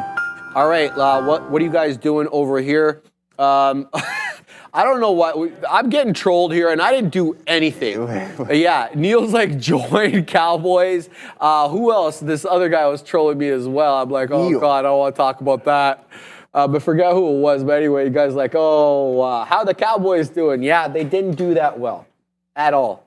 Did you guys say it was the biggest loss ever or something like that? I heard you guys talking about, since Jerry Jones bought the team, Katina Man is saying it's the biggest loss. And I know yesterday he was not happy. Is he still GM? Yeah, he's owner and GM. Cowboys owner says he won't make any coaching change despite Blowout's loss, but he's very angry about it. Sports. Very concerned, he says. All right, Jerry. Jerry reminds me of Hoop in Semi-Pro. What's Will Ferrell's character? Watch that you never seen Semi-Pro? No. Yeah, Jackie Moon, right? He's player, owner, coach, and that's Jerry Jones there, player, owner, coach. Mallard's pumped. Go Lions. Yeah, you guys did well yesterday, man. I got to tell you, Jared Goff is surprising to me, man. I didn't think that trade would manifest in the way that it did, but hey, have at it, baby. Detroit was good last year. They're obviously good this year. So I'm sure, it's about time. Because you know that I went in 09, 10 to Detroit when they had their 0-16 season. Oh my God. And I held up a huge sign, "Eat 'em up, Lions, eat 'em up," just trolling the hell out of them. And I won't even want to tell you how much I paid for those tickets. They were almost free. Oh, okay. Yeah. All right, there you go. Yeah, the Just Lions, show up. you guys need all the help you can get in terms of, some momentum. Yeah. It's been a hot minute for you guys. I mean, they lost Matt Stafford, and the guy wins the Super Bowl the next year. Right? So I know, right? there you go. Drop, families guarded. Yeah, look, bro, we lost. You Canada boys are Cowboys fans, says Mallard. I don't think they all are, just me. The Katina man likes them for a different reason. Neil just despises them. All right, what else we got over there? Yeah, he's answering to you pretty quickly there. Mallard, shout out to you. 10 years ago, it was anyone but Patriots. Now it's anyone but Chiefs. Yeah, I know. I was hearing from the boys over there that the Chiefs are like the number 1 hated or the number 2 hated team now after the Cowboys. I don't think they have the Number 1 most loved. Yeah, I think so. I don't think they have you that. telling me that the Chiefs were being hated now? No. Or Yeah. so I'm sure one of you guys, Neil, was that you who told me that? Wasn't Neil? They just I don't didn't have know the who same was- aura as the Patriots, right? Because No, the not Patriots, yet. yeah, the Patriots, they didn't know how to lose, right? Those guys and Bill Belichick, something about them, people just didn't like. The city of champions, because Boston's just always winning. They just win something all the time. So Robert Kraft was on an interesting pod the other day, and he was talking about the whole Brady saga with Belichick. He's like, Brady came into his last year, and I promised him we wouldn't franchise him. And if it was up to Belichick, they would have franchised him, right? And he let him walk away. Brady came to him and said, look, I've been an honest, I've been a loyal employee for this man, and he let him walk away without getting franchised. And obviously, he did what he wanted to do, and he won that Super Bowl and to the detriment. So you got to give the nod to Robert Kraft a little bit there, man. Yeah, like I think so. So Good staying GM. true to his word. No right? Jerry Jones. Yeah. Wow, what a shot there, eh? Okay, I didn't expect that. No. All right, we digress here for a second. We're just talking some football. There's no Thanksgiving football on this side of the border, but when it's your Thanksgiving, guys, there'll be plenty of football. Let's have a look at what we're doing here on Upstart, Fabian, because we broke through that $55 shelf. We were talking about 54.25 being that shelf, and then possibly 55. We breached both now. So UPST realistically could be headed for another high-a-day touch there, or an attempt at 56. It wasn't that successful of an attempt because we wicked above 56 and then we tanked back down to 53. So here we go with Upstart again. Let's see if this one can get going. Obviously, as we get more into the afternoon, liquidity starts picking up again, and you can see we're already having some outsized candles take us above the average height per volume candle there, if you want to use that metric. So good look. UPST on the way up. Donald John Trump hasn't quite worked into 30 yet, but you'll see the strength is still there. How do I know that? Well, because it hasn't even touched the 10 yet. It hasn't even been weak enough to retrace to the 10 exponential and get a nice little footing there. It's putting in a bunch of resistance at that 3/4 to 4/5 of a dollar as of late. 3 candle hold at that 29.79 area. So we'll keep eyes on that. DJT certainly in play. I'm not going to jump into it quick just yet. I don't know, man. These markets are kind of flat on the day right now. Not these markets, but this price action on some of the Mag 7. Very zig and zaggy. We're trying to hold 20,600 here on the future. But as I look at some of the charts on these Mag 7s, very subdued and very kind of calm, at least during the midday there. Nothing really moving these bad boys. So I'm not going to jump into anything and then try to play ranges when that's not really my gimmick. Joe, what are you looking at, my man? Nothing, brother. I'm just looking at some. I'm with you on the DJT, right? Because we just want to follow things that are trending. But I just want to mention my TQQs.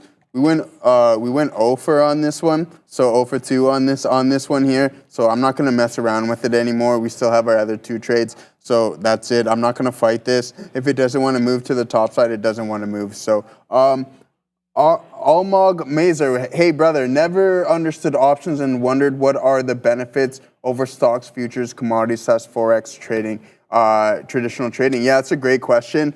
Arlog, I mean, it's a leverage derivative, right? So there's a bunch of different benefits from trading options. And one of them, I think the main one that people use options for is the leverage that they provide you, right? So one options contract equals 100 shares, but it's also the capital requirements. And that's the key thing. So essentially when you trade options, you don't own the underlying asset. You just have rights and obligations to them. And with that comes strike prices. So you have the ability to choose an asset and at what fixed price that you want to own at it.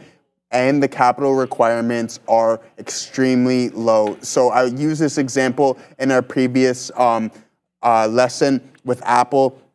When it was trading around $227, 100 shares of Apple cost about $22,700 at that price, but you can buy the rights to Apple at $227 or whatever number for 10% of that, so $2,700 for the rights of Apple that with a contract that expire a year out. So there is with that, there is obviously a catch. You can't just be like, hey, I get to own Apple at 10% of what the actual equity cost, but those contracts eventually expire. But again, you're giving yourself a year out in time that allows Apple to appreciate, and that's why people trade them, right? So you can own the rights and you have rights and there's obligations to assets at fixed prices, and the capital requirements is really what really attracts people to options. And also, just the diverse way you can trade options. You don't always have to be directionally biased with options.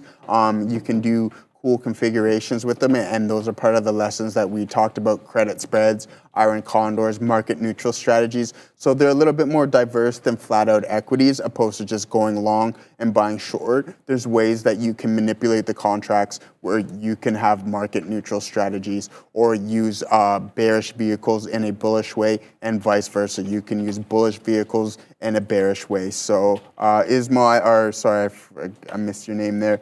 Almog, hopefully that answered your question there, brother. You see Almog in the chat? Or? Oh yeah, he's an OG in the chat. So there, yeah. So Almog, Mazor, that's one thing that we use for options. And go back to our previous lessons, right? We had a couple beginner strategies. We learned about credit spreads and all that type of fun stuff, brother. What do you got going on? I'm looking at Nvidia, Joe, because it just broke up through the top there, guys. 138.50. Here comes 138.75. It's not a big, huge break, but this was the level that I was looking at there. This 138.62, and we're taking it out now. So nice move up, incrementally higher lows, not necessarily a higher high kind of pattern, with this one though being the outlier. Let's see if it closes that way. We don't want a quick wick and then bang, wham, bam, thank you, Nvidia. We are at the highest point we've been on all day at the 75 penny area since 10:55. That's the last time we were above this level. But as you can see, it's putting in a bit of a topping tail.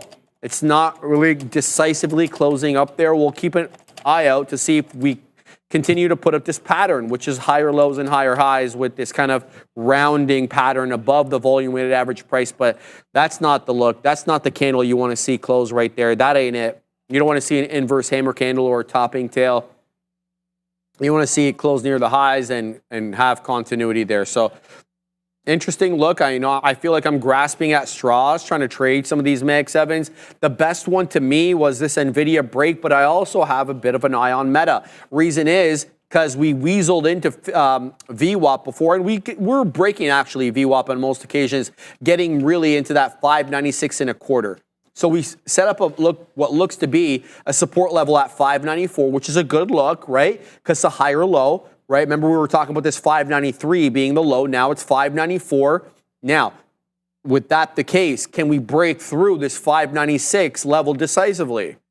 Or at least get into VWAP? Right now, again, I feel like I'm grasping at straws because every time I look at a pattern setup, the candle that we're currently on, makes me question that again, because now it looks like it's putting an inverse hammer candle and we're headed right back down. Kind of the same look as Nvidia over here. So look, I got to tell you guys, I've had one trade on Apple today. It was successful, but I really haven't traded any other Mag 7 names. They really haven't been in play for me today. That doesn't mean they weren't in play in the morning. I'm just talking about the midday. So I'm going to keep my eye out on DJT, which is obviously knocking on the door of that $30 area. 29.95 HOD. It still hasn't touched the 10 exponential moving average since 12:15. We're going on well over an hour and 45 minutes now of no 10 exponential retracements on the 5-minute on Donald John Trump, 18.25% in the clear. But look what Upstart's doing now.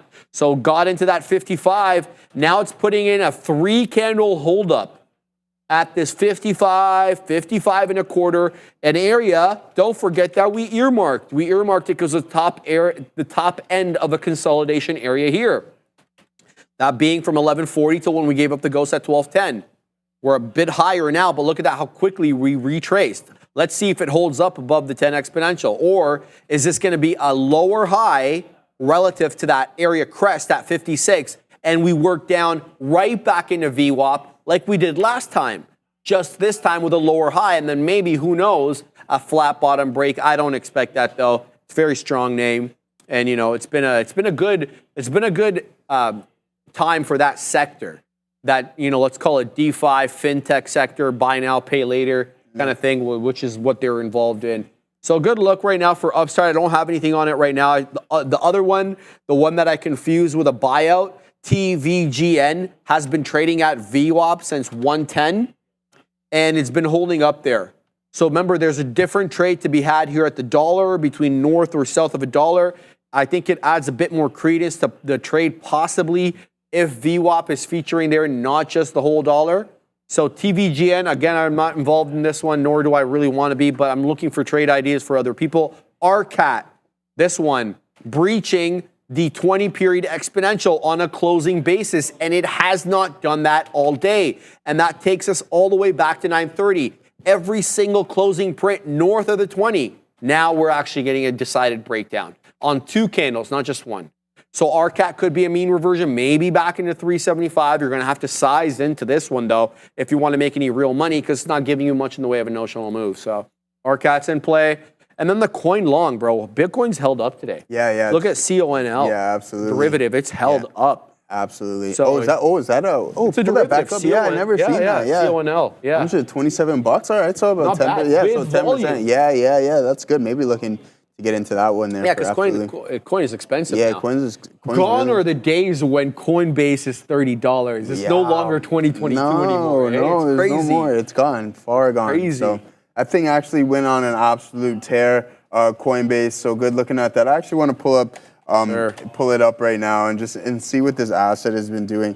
I mean, it's kind of correlated with Bitcoin, right? So more transactions with this thing. It's been a little bit weak. Had a good pullback in here. Let's see. It's still how high off the highs there. Still about 30% off its all-time highs there. But CONL, that's definitely a good leverage look there on this asset. So yeah, good look there, Sharif. That's a good one there, brother. Hal R asked me, Joe, do you sell naked puts? I don't sell naked puts, Hal R. But also, if you're looking to do so, and I'll touch on first on why I don't specifically want to sell naked puts, is because I don't want to own some, well, I would like to own some of them, but I don't want to own anything for the long term and risk assignment. So I don't want to, if it finishes in the money, I don't want to own any of those shares. So I'll always do a credit spread so that my broker, if I were to finish in the money, would just automatically exercise. But what we're going to be talking about this Thursday, CSPs, cash secured puts. Those are exactly what you want to do. You want to sell naked puts with the intention, Sharif, of getting assigned on those because you want to own those shares, all right? So I don't sell them, but there are strategies that say, yeah, you're looking to get assigned on those naked puts, and that strategy is the options wheel, brother. So yeah, good question there, Hal R. Guys, we don't got too much time left in the chat. Throw your options questions. I might have missed one here. But hey, just throw it back in the chat again, and we're going to do our best to answer those as always. Guys, look, see, this is exactly why I didn't really take out that that's that third entry on the TQs is because I'm not liking the price action on the higher time frames of the overall market. I mean, Sharif was talking about Nvidia not too long ago, and it's crawling, right? It's still strong up. Yeah, it's still crawling, kind of pulling back into VWAP a little bit here now, but so is the overall market. Still up just under 3% on the session, and rightfully so. This thing's been absolutely strong. Jose, Obi, and I were talking in the back to see if we thought that Nvidia would push all-time highs today. So yeah, that's the look on that. I'd never underestimate Jensen.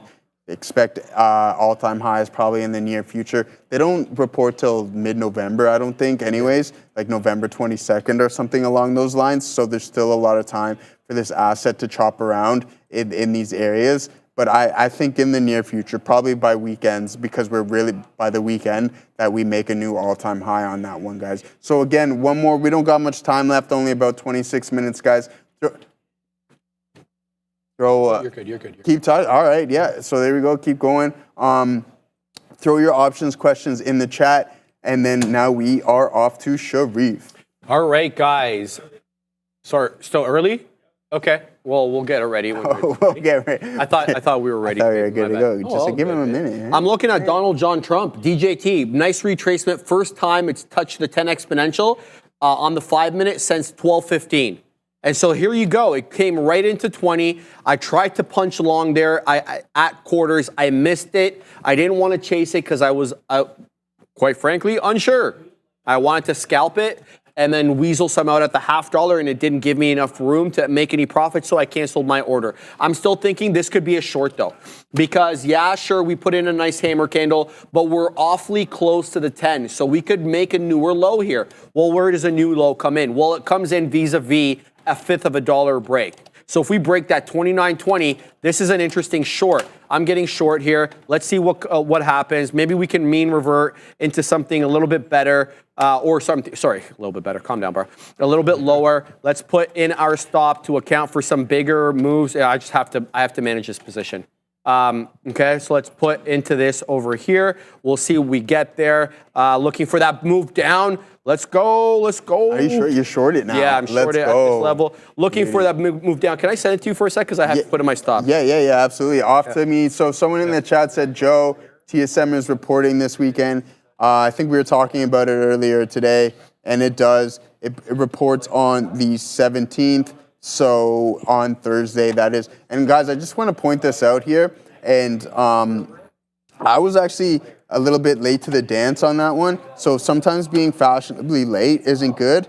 And nor am I going to chase this asset. But this is just what I want to point out here. And this is a thesis that I was touching on before, is gap fills. And there it is. And then now we're back off to Sharif. Yes, sir. Thank you for that, Joe. Yes, we're going to pay some bills, baby. Yeah, pay the bills. All right, guys. Trade smarter, not harder. Upgrade to an elite trading experience. What I'm talking about here is e-signal.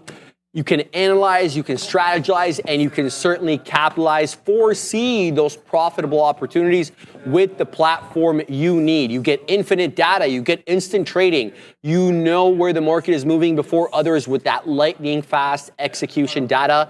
And the charts, they change the game. You can customize and you can analyze markets a lot faster and in the way that you want. You also get better backtesting, better scanning. You can predict the future by understanding the past. Reliable real-time data is their thing. You get up to the second market info from hundreds of global markets. Literally everything you need all in one place. Don't miss a beat. Execute your best trades now. If you're ready to elevate your trading, scan that QR code in the bottom right of your screen or click the link in the description for more information. Oh, baby, we're pointing here on Mr. Donald John Trump, and this time to the downside. I'm looking at covering at 29s. If we can weasel in a little bit more, I know we're printing mid-teens, short 37s, wet my beak already on some profits. I'm looking here for where we could find some support while the previous candle low is 16s. We are there. So this is the candle I'm talking about, the 5-minute candle. The previous area low is 16. If we can breach 16, it's an educated guess, but I think we weaseled down into 29s. But as you can see, someone's buying up a storm at 17s. Don't know why, don't care. But I have to account for it because it's going to move back up here, it looks like. So DJT, zigging and zagging. I don't want this one to go against me. We're short 37s. So it's going to have to maintain this positions below 40s. Otherwise, I want zero smoke trying to take this one short. And if it stops me out, fine. I'll get right back in if the short is the right move. But right now, we're moving back up. And if I get any print above 40, I'm not giving any room. Now we're break even on my level. So if we don't continue to move down here and we touch 40s, I'm gonzino on this trade. Wet my beak on some profits, but definitely looking for a bigger move down. Now we may not get it. There's just too much strength in Donald John Trump, and I had to flatten out their break even. All right, so we'll look to do a little bit better. Maybe we can take it long this time. I'm just setting up my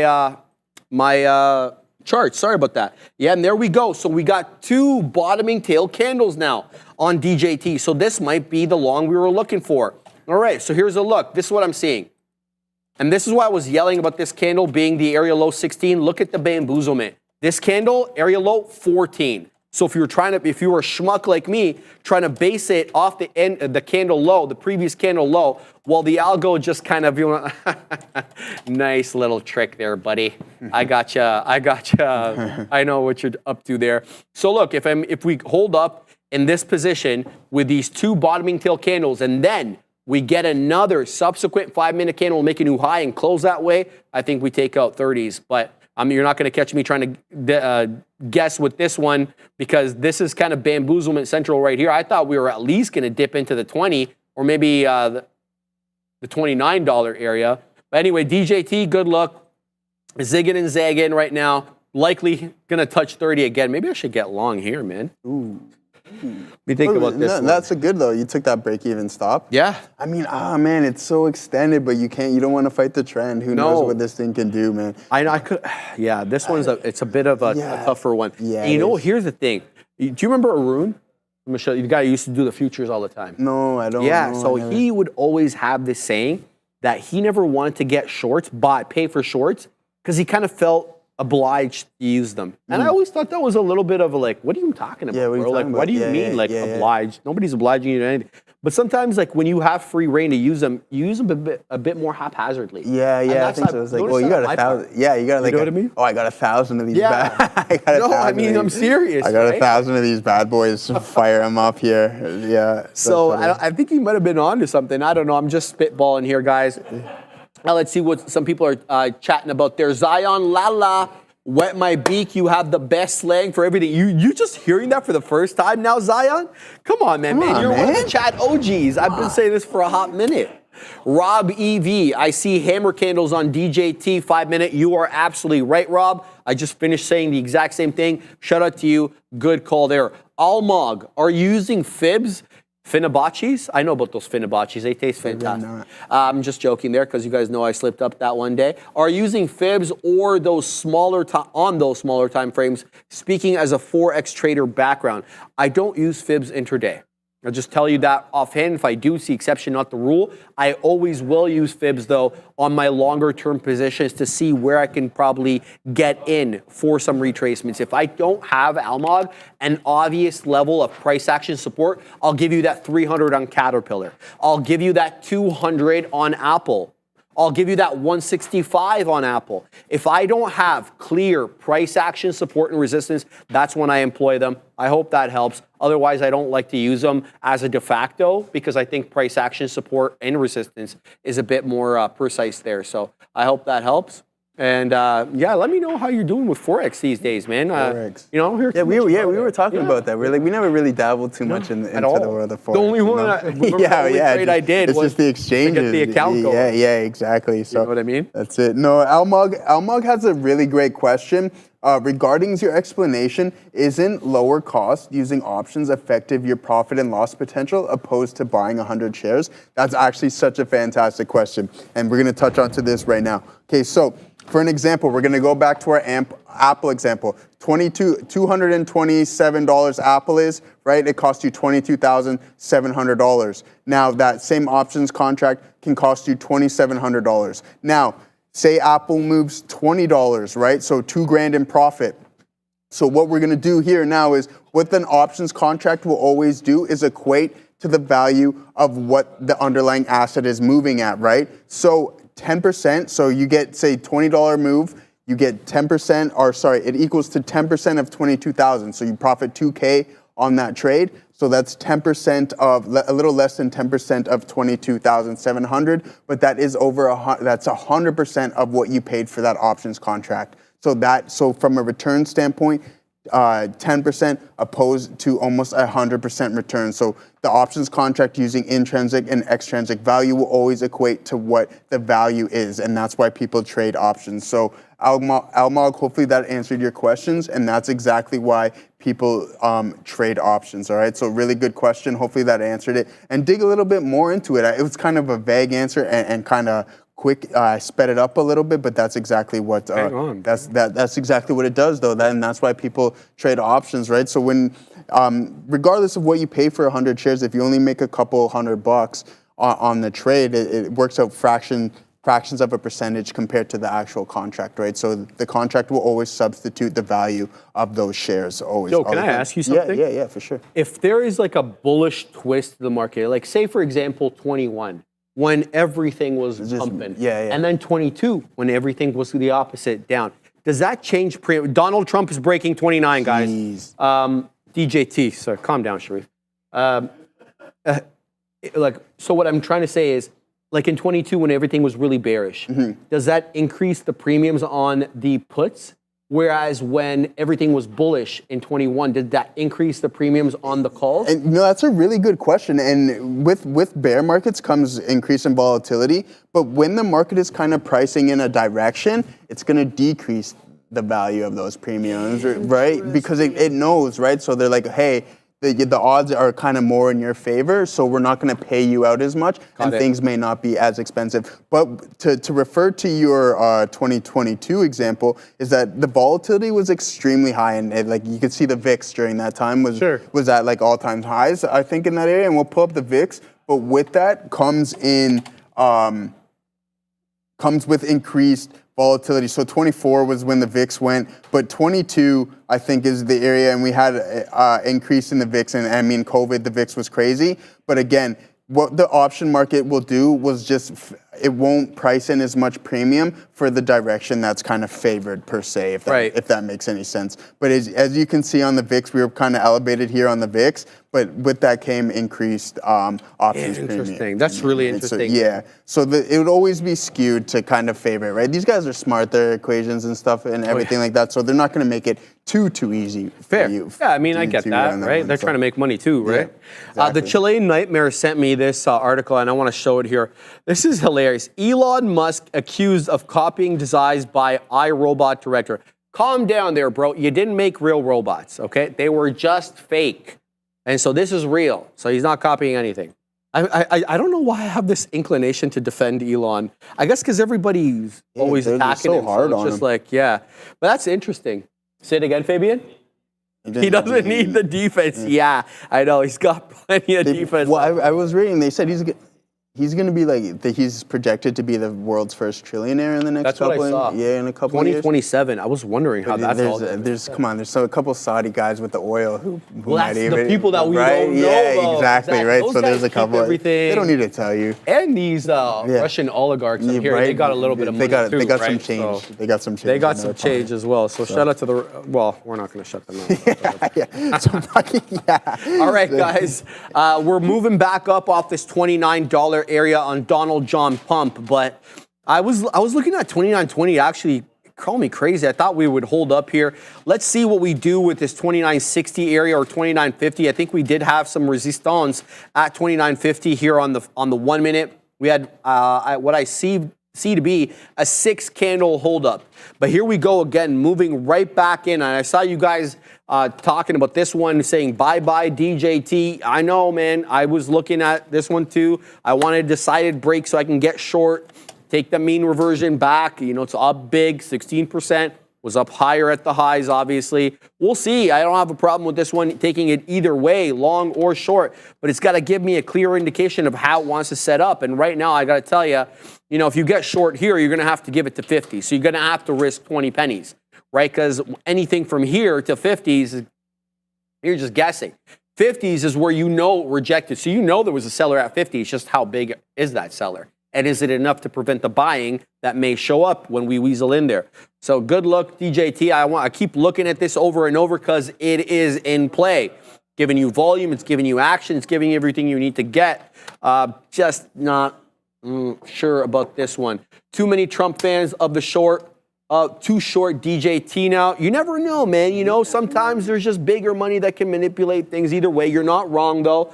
Joe and I were talking about this a little bit before earlier. We're talking about, you know, is this a stock to invest in Donald Trump as a person rather than any fundamentals as this company has? Because they don't make that much money. Let's call a spade, bro. Exactly. It's a meme. It's a meme, right? Yeah. It's memeing. And just I think that's one thing to touch on too is just like understand when a company is fundamentally strong and just understand when the market is having fun with the ticker, I think there. I love tycoon Russian oil guards instead of Russian oligarchs. Yeah, I like that that's one, a good dude. one. That's actually, I think Adara would have liked yeah, that you one took too. that one out of Adara's book. Yeah, that's Adara's playbook right there.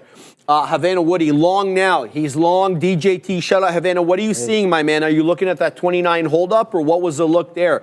I was also looking for a 29.20 rejection, given that we had bounced off 29.20 a bunch of times before giving up the ghost. But I think I was seeing what I wanted to rather than like a legit look there. So tell me what you're seeing. Are you long off 29? If you did, fantastic. You're well in the money, 35 pennies. Who could complain about that? Right on 21, bro. Take it long. Shout out to you, Havana. It's gone now, bro. It's at the third of a dollar. Zigging and zagging. And Havana, I love the trade. I do love it, but we're still putting in lower highs. Facts are facts. Area crest, area crest, area crest, right? And then the lower lows are in play too. So who knows? Donald John Trump could be a Donald John reversion on the day, and I don't think he'll, you know, well, he probably wouldn't be happy about that because it goes down, and you know, he's not going to like that. But whatever it is, Joe, we're going to keep looking for the trades all week. Absolutely. What are you guys looking at over here? Malinowinsky, how is no one talking about China's military drill? Didn't know that. We actually did hear, Brendo told me this morning that there was military drills being done near Taiwan. Obviously not a good look. But, you know, unless it's going to affect TSM or any of these ADRs on the day, you know, and there's a direct correlation, there's really no reason to mention it. But thank you for reminding us. Obviously, that is one of the headwinds I talked about this morning when I was asked about Taiwan Semi, because I don't really see another really drawback for Taiwan Semi. No. Correct me if I'm wrong, guys. Fact check me on this. Is there a major headwind for Taiwan Semi that isn't China or geopolitical related? I don't know of any. So let me know. Fact check me in the chat. If you do have one, I'd love to hear it. Love to hear your opinion on it as well. Robert Wood says DJT to 47 for the meme. You never know, dude. It was there a few months ago. It could get there super quick. That's crazy. That's crazy stuff. 47. I think if he wins, who knows what this thing can do? It can absolutely squeeze to the top side, and I think people will have a lot of fun with that. So if DJT wins, then hey, look to long the stock. Absolutely. Lexstar said, Joseph, you should aware people about the high risk of decay in options for new traders. And you know what, Lexstar, that's absolutely so true. And I try to emphasize on that is just be wary of theta and time decay, right? So when I use our Apple example and you're paying a significantly less amount of, you're using a significantly less amount of capital for the rights to something, that doesn't mean you own it yet. So you have the rights to that asset at a specific price. But if that asset isn't increasing in value, then time decay or theta, even theta will still chew up your contract, but just be wary. Don't hold on to something and think that you get, oh, I have 100 shares of Apple at 225, but it's decreasing. There is another side to that, right? There's always a catch. The market will not let you just have those things for free. Time decay is real, and it will chew up the value of those contracts really quick, especially if the asset isn't moving in your favor. So Lexter, thank you for pointing that out. I think that's really important, and we try to emphasize that with extrinsic value. We did a lesson on extrinsic value and time decay as well, so theta. So those are really important factors, and when you're trading options, guys, they may seem confusing, but I promise with you, and I mentioned this last Thursday, is that just keep scrolling up and down your chain, create combination trades, create a paper account, start trading options, and I swear that they're not as complex as some people may seem like think they are, and we went over the Greeks and a bunch of different types of strategies as well too, guys. So just go around and mess around on the options chain and have fun and put together some combination trades and stuff like that. But good point, Lexter. That's really important, and I think that's a key fundamental to options trading is just understanding the risk that comes with them as well too, because it's not all roses with options, right? They are a leveraged derivative, and sometimes you can take some big hits on them. Of course, if I can't sit here and tell you guys that I haven't, because then that just wouldn't be realistic, right? So sometimes you take some losses, but if you can mitigate those, because when you're just buying flat out options, you do have the way to do so, and that's what the options contracts are for, opposed to just flat out equities, is that they also, even though they're leveraged, they can also help mitigate risk as well too, guys. So yeah, that's really good stuff. So good luck on that one, Lexter. And I don't know what's going on with my computer here, kind of glitchy. What's happening? I don't know. Feed? Yeah. No. Everything just went. I love it. It's all right. But yeah, brother, that's it. I think that's a really good point, guys. Oh, is DJT straddle an obvious play? You know what? I don't think so, man. I don't think the volatility is in it. But if he wins, or even if he loses, it could be an absolutely great play as straddle. So with the straddle guys who aren't familiar with the straddle, you just buy a call and you buy a put of the exact same strike and then and expiration, and then hopefully that the move in volatility just outweighs the other one, right? So if it just pumps, then the value of that long call will just outweigh what you paid for the long put, and vice versa, right? So if it dumps, then the value of the long put will just outweigh the value of the long call. So wait for a high volatile moment, but yeah, that's definitely a play if he win or lose that one there, I think, Sharif. Yes, I'm still watching DJT, dude, because I'm looking at this 50 penny area, Fabian, because we keep moving up into that 50 penny area. But what's different is we have a lower low, multiple lower lows. So if we want to act as this area is going to be resistance only to continue down, and right now we're not even working back to make an equal high, let alone a higher high. So if we want to reject off here, I'll take DJT again short. But I want to see what it does around here. And there's not too much time left on the show, about 5 minutes, till I have to weasel my way up to the green screen. So I definitely don't want to be managing DJT while I'm doing that, stops or otherwise, because you just never know. But right now there is a level of interest, $29.50, give or take. It's acting as a local area of resistance and has been doing so since 12:30. So the better part now of half an hour, we have not been able to ascend above that 50 penny level, nor do I see ample size sitting at that 50 penny level. When we do work in our way into 50 pennies or close to, I'm able to see a little bit more of the size sitting at 50 penny on multiple pennies on multiple gateways, and there's just not too much. So my inclination is to believe that there's a hidden seller up there of note. So we'll see how this one all ends up turning out. But DJT, at least locally here, 29.50, local area of resistance. If you take that short, I'd be gauging or looking for a 29 cover as an initial beak wetter.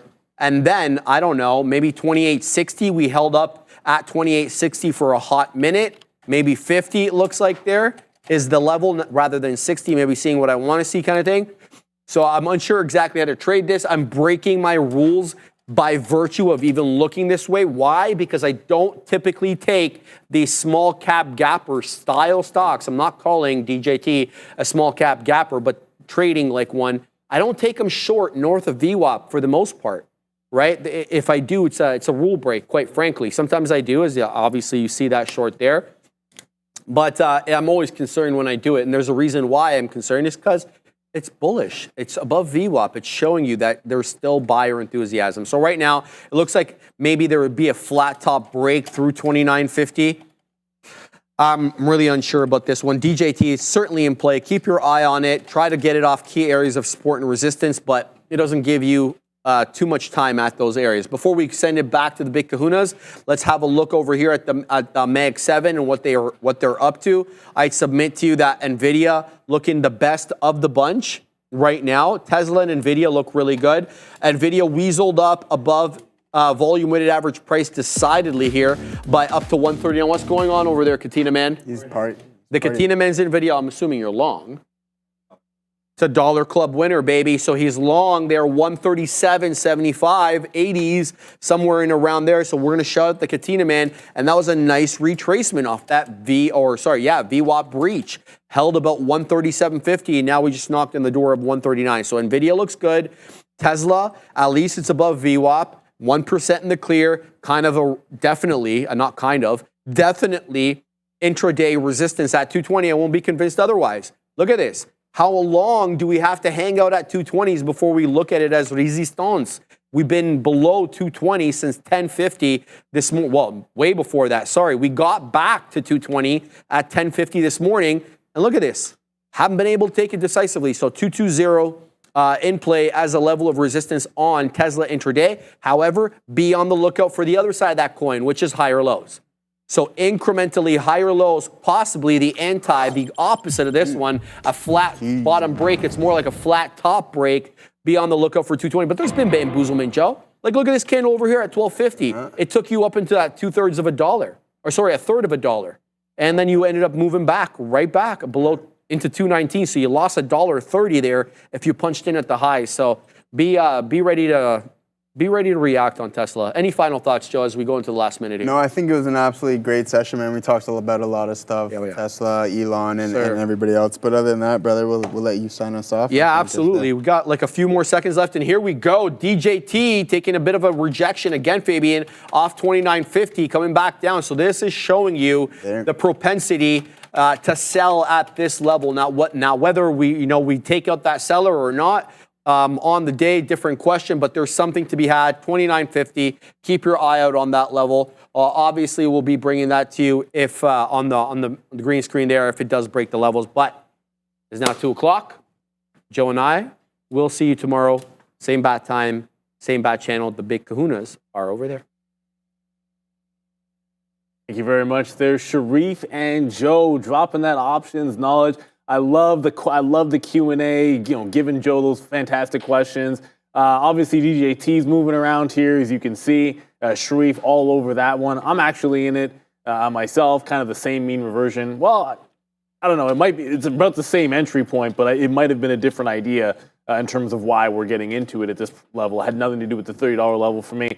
But yeah, it's a runner. Like, just treat it like any other meme-ish type of name. Treat it. It's not the same structurally as a GameStop, but limited amount of availability of shares. You've got a pretty decent short float, at least from the sources that we can find here. It could be as much as 15. I've seen 20 in other places as well. But now you're getting a pullback in here as well. So look, DJT up that 15 points today. The market's having a strong one. Pretty much just about everything is looking relatively strong, with the exception of a few chip names, and we'll get to the likes of AMD, which is not participating in this move. Nvidia looking incredibly strong. This NASDAQ looking pretty good, but I'm going to get out if this thing breaks out 29.5 there. So let's see what happens. DJT, 15 points.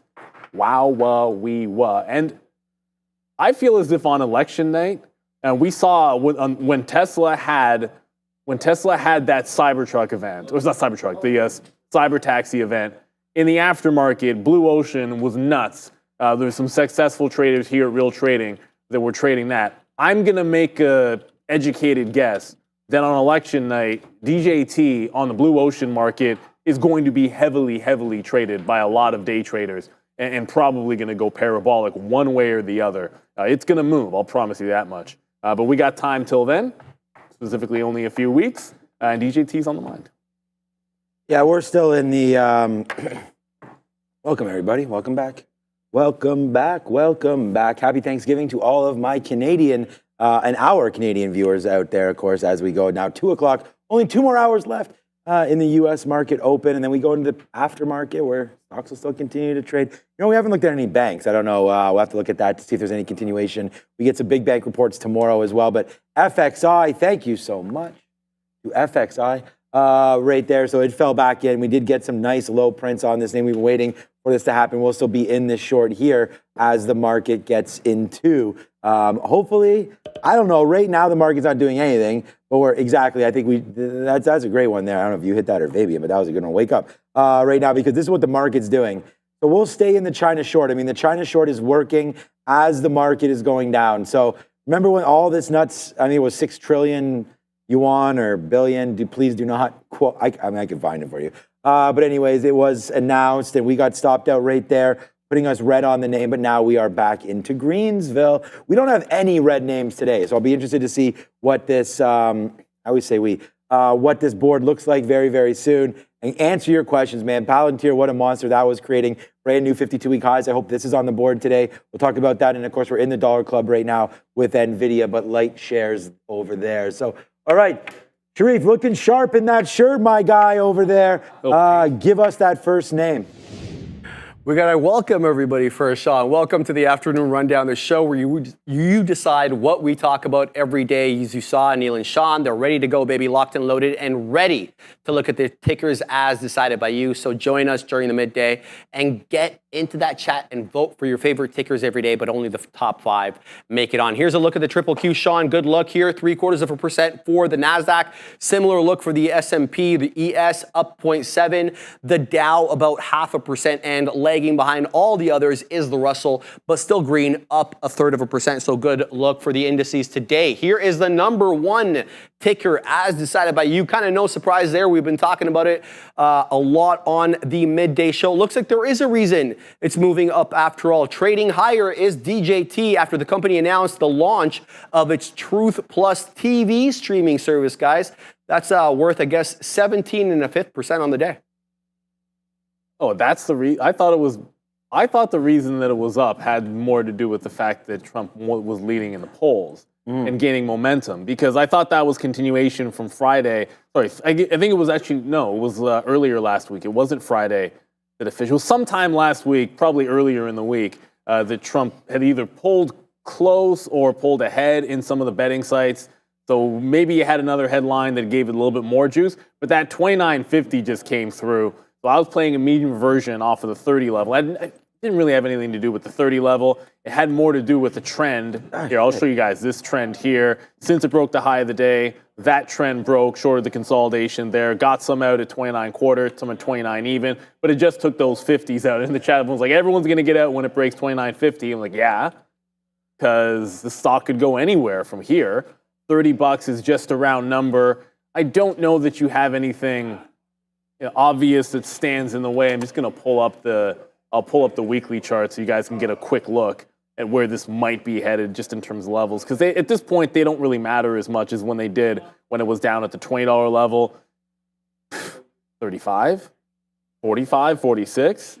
I mean, that's pretty much it. Like when you were down underneath the $20 level, like you had some actual serious things to chop through. Now there's 30 and then air on DJT.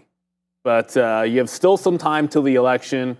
Not really following through to the $30 level. Not a whole fest either. I'd probably look for, if it breaks the 30, just confirm buyers out and above it before looking to jump back into the long trend. Because since it broke this trend in here, it can always establish a new upward trend. Maybe join there to there and see if it can hold on to said upside. But yeah, DJT, cheap locates for us. But this was the one shot I had waiting for the mean reversion trade. So in and out, we'll wait for it to set another. Why didn't I look at SMCI? People are talking about SMCI.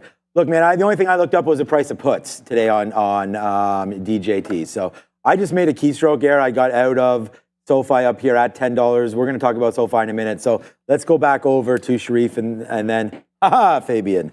And then we will figure out more. And then you can go, Fabian. We'll just go to Sharif quickly, come back. All right, Sharif, go. Yeah, Sofi, good look, Sean. Obviously up almost 11% here. Good look for today. Good look for multiple days. Saw that there is the golden cross that happened on the daily. Keep an eye out for that. But specifically today with the headline, the company announced a $2 billion loan platform business agreement with personal loans and funds managed by affiliates of Fortress Investment Groups. So just basically summarize this for you.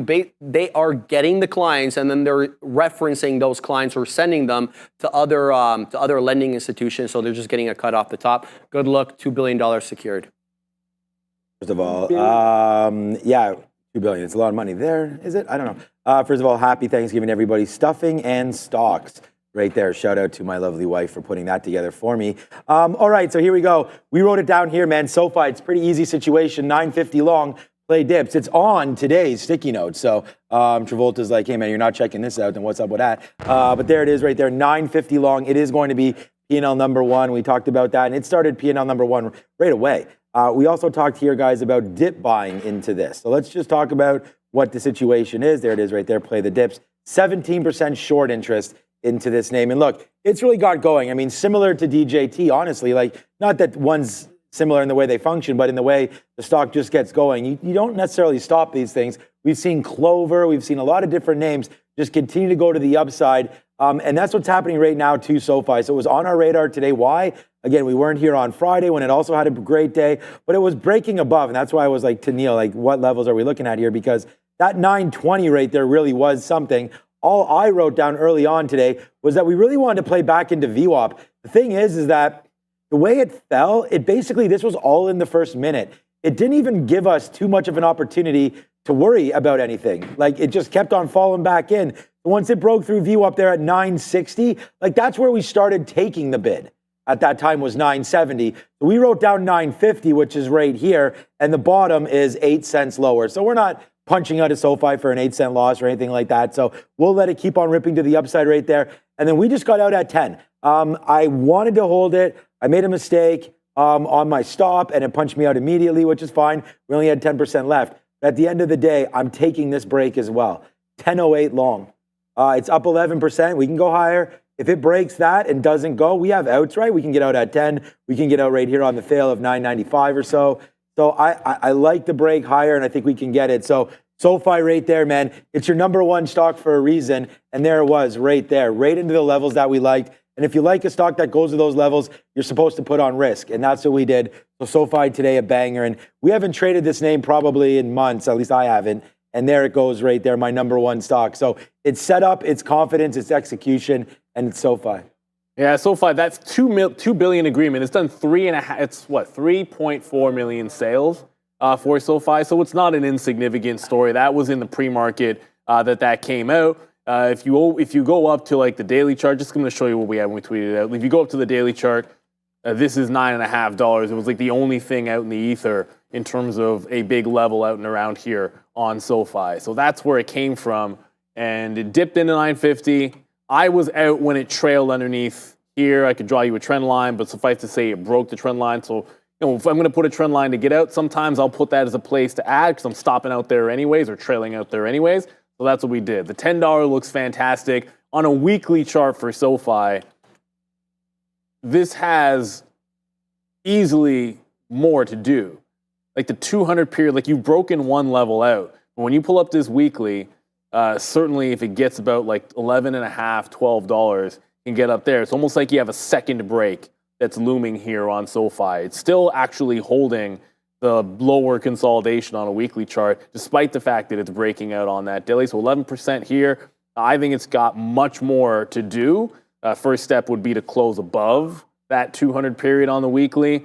That's very possible. It's very possible this week, to be honest with you.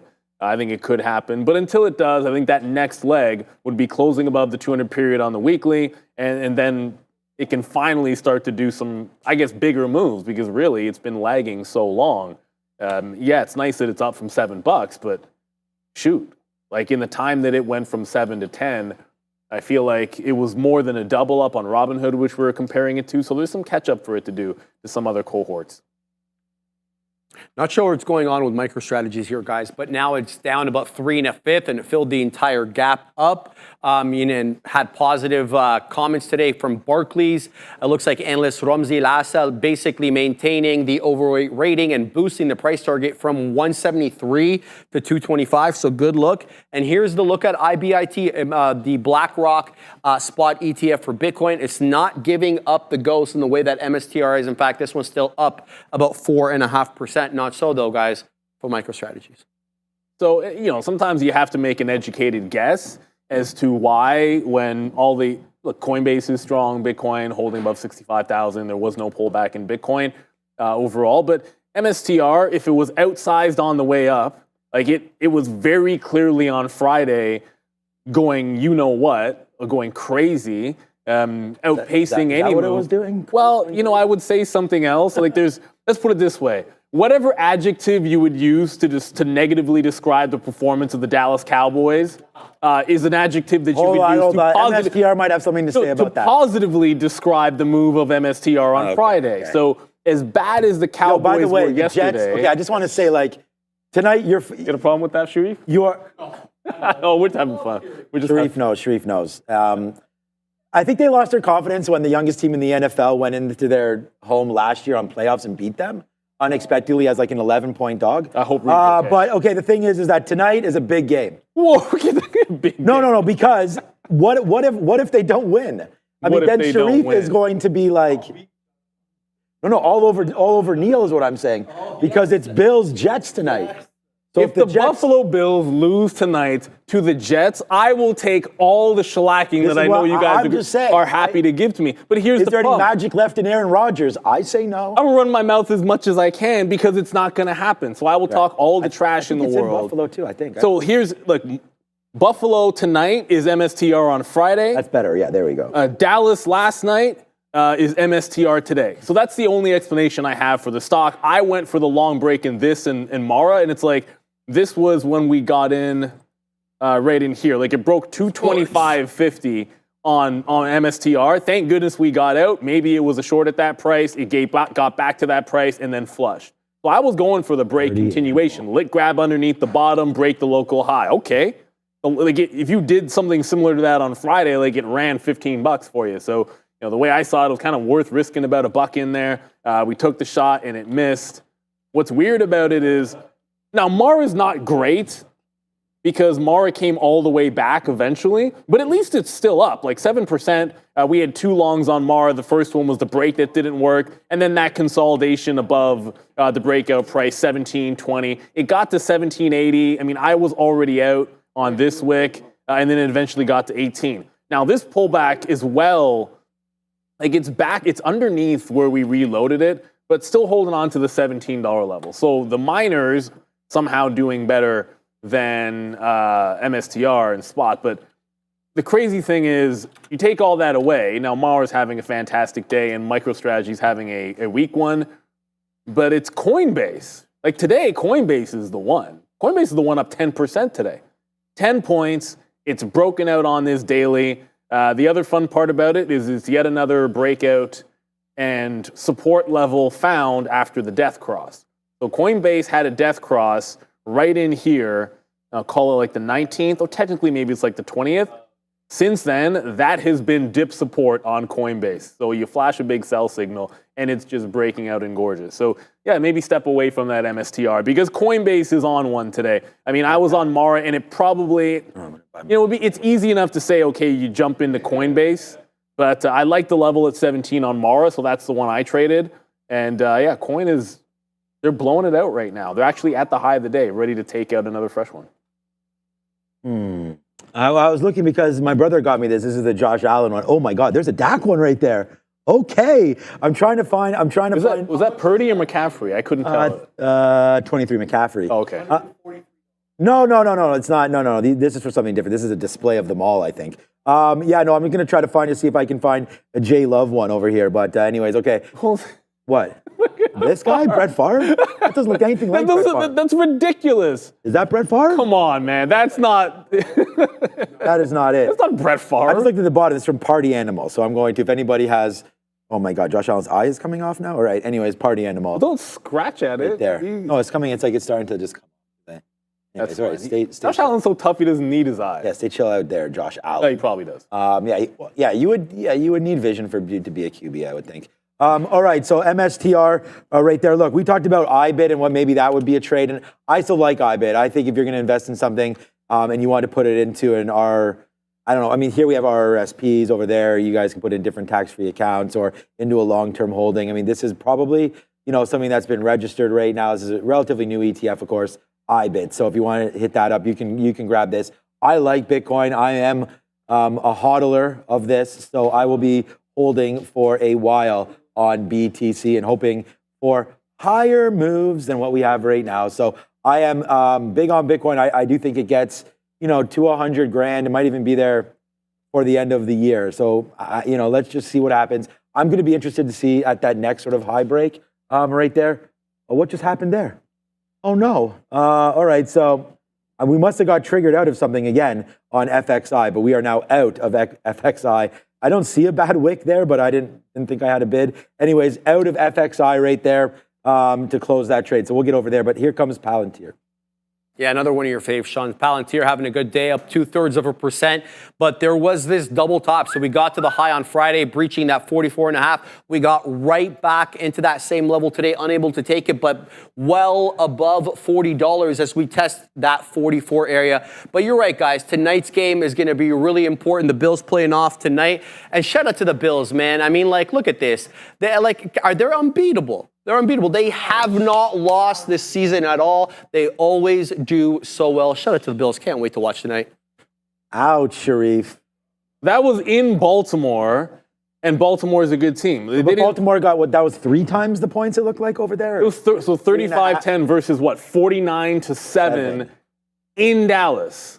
In Dallas. Yeah. Okay? What are we even talking about? The in Dallas here? part is the part that's... yeah, I mean, first of all, nice try. I appreciate it. You're going to throw all the hate out there if you want to.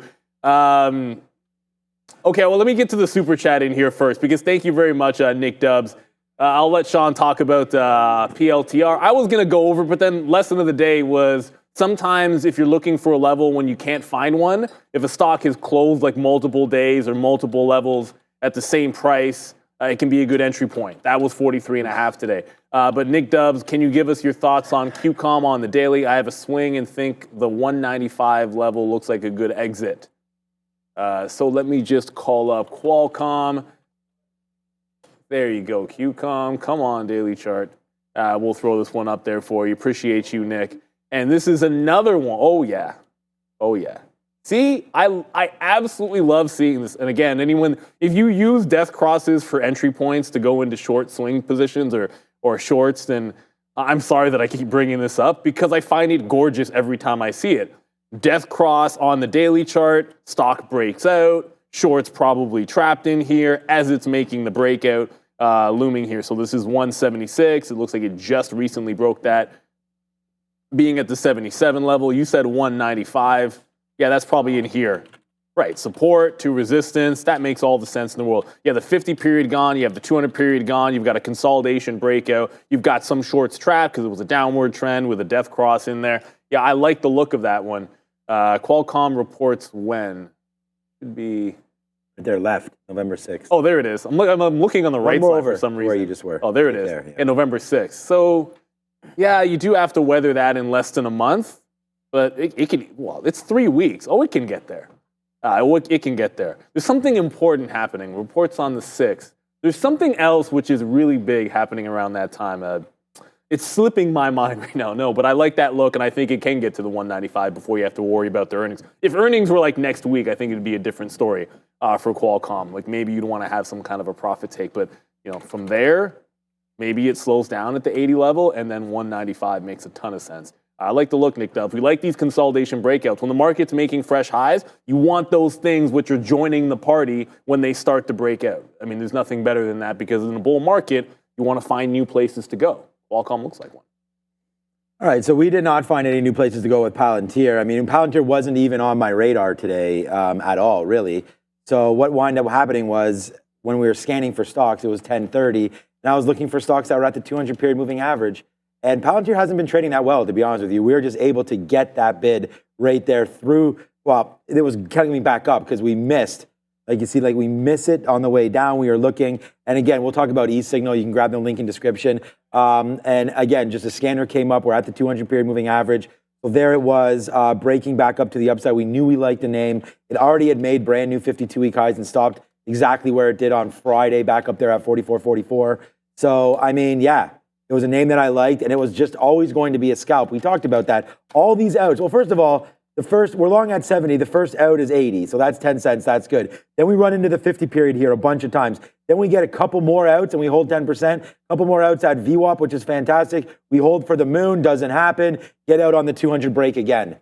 So this one is easy day. For me, we're out of Palantir now. I don't know if we like this. I mean, we could draw... fancy lines are for fancy lines. It is what it is. It's like Travis Kelce said something about, I'm going to find that Travis Kelce line about statistics and all that kind of stuff, where he talked about all this stuff is really great, but it doesn't really matter until you're actually playing the game. And it's like, we could sit here and talk and draw fancy lines and all that. Do you have the trade or not? Do you like the trade or not? This is what this looks like. The trend is higher. It's trying to break right now a little bit if we connect some of these. So to me, it's not super healthy right now. It's above view up. It's fine. But if the market's going to barcode, there's better, maybe bigger fish to fry right now. I don't know if there's better ones, but this is what the NASDAQ looks like. So for me, I'd much rather look at an ARM or an MSTR, a DJT, which I know you guys are screaming about. We're going to get to that in just a matter of seconds.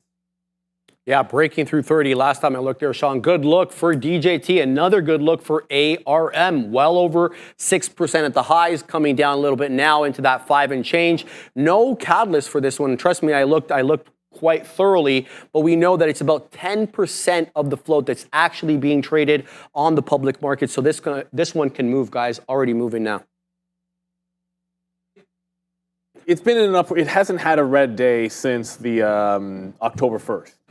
So every single day this month, with the exception of the first of the month, this stock has been green. It's bouncing off the 50 period. I think it's maybe a few things.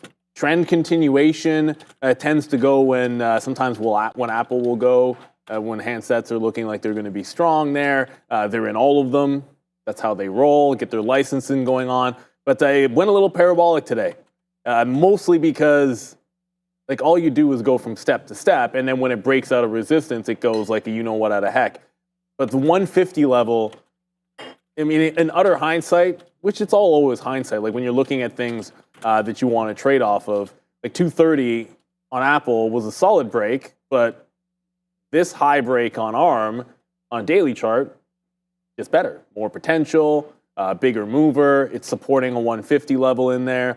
I was asked in the chat when I say something like a death cross or a golden cross, what averages am I using? So just simple moving averages in the 50 and the 200. As far as I know, that's what most people who trade off of golden crosses and death crosses, they're usually talking about the simple and the 50 and the 200. I just love when a stock shows you a long setup off of a death cross or a short setup off of a golden cross, because to me, it's like then there's people in theory trapped the other direction. For this afternoon, I think pretty clear, morning range top 160. ARM right now trying to support the 160. Feel like if it loses that, it's going to be breaking a bit of a trend anyways. Just to go over, because I happen to be still in this one. Apple was a clean break through 230. It was then a dip off Friday's high, which I guess ultimately was also pre-market lows in there, and we're still sitting in it. It has yet to retake this 230.60 level. The same level that was essentially the lower high in the morning on Apple is the lower high right now. If we bust through that, I'm expecting we can see the top on AAPL. But yeah, ARM is an absolute beast.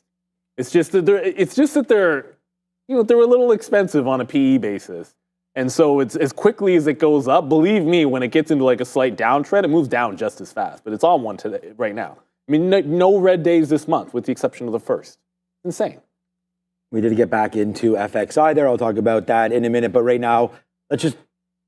Ready, Fabian? There it is, right there. It is Trade the Pool. Despite how angry Neil is in the middle, make sure you give Trade the Pool an evaluation. Real traders using real company capital, no PDT rule holding you back. That's how they give you a true trading edge. Here's the exciting part. Trade the Pool has just launched a limited edition program to evaluate stock traders like yourself. For a one-time fee of just $97, you'll receive $20,000 in buying power, and all you got to do is reach the profit goal. That's it, eh? The best part of this limited edition program is that they have reduced the profit goal and the minimum trade required to reach the funded phase.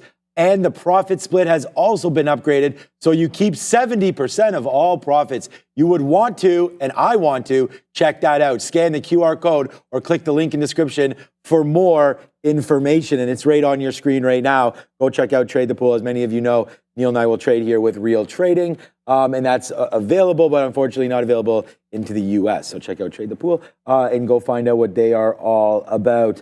Yeah, and then, if you trade prop, you might have more of an understanding of some of the things that we're doing, just scalping in and out a little bit here, and taking smaller trades, some bigger ones. We do have $1 in the money right now on Nvidia. I want to welcome all of my Canadian friends today and say a happy Thanksgiving to everybody out there. And I was saying to some of my friends when I was out and about, because we had some baseball talk to deal with, and I was like, oh, I'm at work, and blah, blah, blah. And they're like, oh, you're at work, and so on and so on. I said, you know what? I would actually take this trade off to get the U.S. Oh, it's not even close. I mean, we get the Thursday, it's all the football. It's like, yeah, but for your me, team plays, though. You guys still I think the Bills, the Cowboys always play, the Lions always play. always play. The Packers do not always play. I think it's Cowboys, It just Lions, feels like for sure. it feels like they play a lot. Yeah, The yeah. Bills played once in the last couple of years, but I mean, Packers are good because they'll play the Lions. exactly. I don't know why Detroit always gets it. There must be. No, I'm sure there's It's a always story. Detroit. It's always Cowboys. I think the Cowboys are like the night game. No, but Cowboys I understand because the quote unquote America's team on Yeah, yeah. Thanksgiving. Why are you rolling I your don't eyes? understand what. About America's team. Did I roll my eyes? I don't know. Did you? I thought you did. I thought they were really? America's team. I actually, you know They're what? America's best football team. But Sharif just left, so there's no point in it. No, I didn't roll my eyes. Yeah, but I was saying the intentionally. best team. I was still trying to get That was credit. subliminal shade that I must have been throwing at the Dallas Cowboys. No, but I don't understand why why Detroit does play every Yeah, single there time. has to be something there. Dallas makes sense to me. You'd think Pittsburgh would play more, but no. U.S. Thanksgiving. I'm looking to pick up a new TV on Black Friday, so I'll be doing some shopping and watching some football and eating some. Okay, I was about to say that eating some pumpkin pie. Yeah. But if we're in all honesty, because we got to try to keep it real around here, we have 2 pumpkin pies in my household for Thanksgiving. One of which the family has, and the other one that's just my pumpkin pie, and I just eat the whole thing. Usually in at least 2 sittings, because what do I look like? I'm gonna at least a couple of sittings. I'll eat that. But DJT, Sean, is still going. I don't know how you can drink a hot coffee. It is blazing in here. Matcha. Oh. Hot, extra hot matcha. Oh, But it's blazing in here? Are you kidding me? I don't find it that hot in here. Do you? You do? This morning it was freezing. Now it's too hot in here. It's because DJT wants 30. DJT's at 30. That is why, yeah. DJT continues to climb higher. Nunya, can you come over? Yeah, if you want to visit the office and you have some pumpkin pie, or if we had some here. Where? maybe. Nunya Biz is right around here right now? I don't know. Where you at, Nunya? Let's know. Yeah. I don't know. We have severe security. What? Oh, Here. right. Yeah, that's security. Yeah. Yeah. All right, so we'll have to, probably not today, I mean, there's nobody here, so we'll take guests potentially never or coming up soon. Okay, it's a shame I'd have to sell to become a member of the $20 club. I know, Havana Woody. The thing is that no matter what stock you're trading, you don't actually realize the profit until you sell it. The whole dollar club thing we talk about all the time, it's just for fun. You still have to play off levels. I always like to hold a small little piece, and it's normally that 10% for bigger moves, and they just turn out to be, dollar clubs, and it's what it's helped me with. And I know Adam was all over the chat in the midday. I don't know who's been in the chat right now, but just being able to hold things has really helped me realize that, you know what, it makes a huge difference when you hold a small amount, especially when you're used to scalping. I mean, this piece is actually better than 10% now that I look at it. It's 10% of my usual stuff, but from here it's 20%. We only have 4 outs and trying to hold for the top again.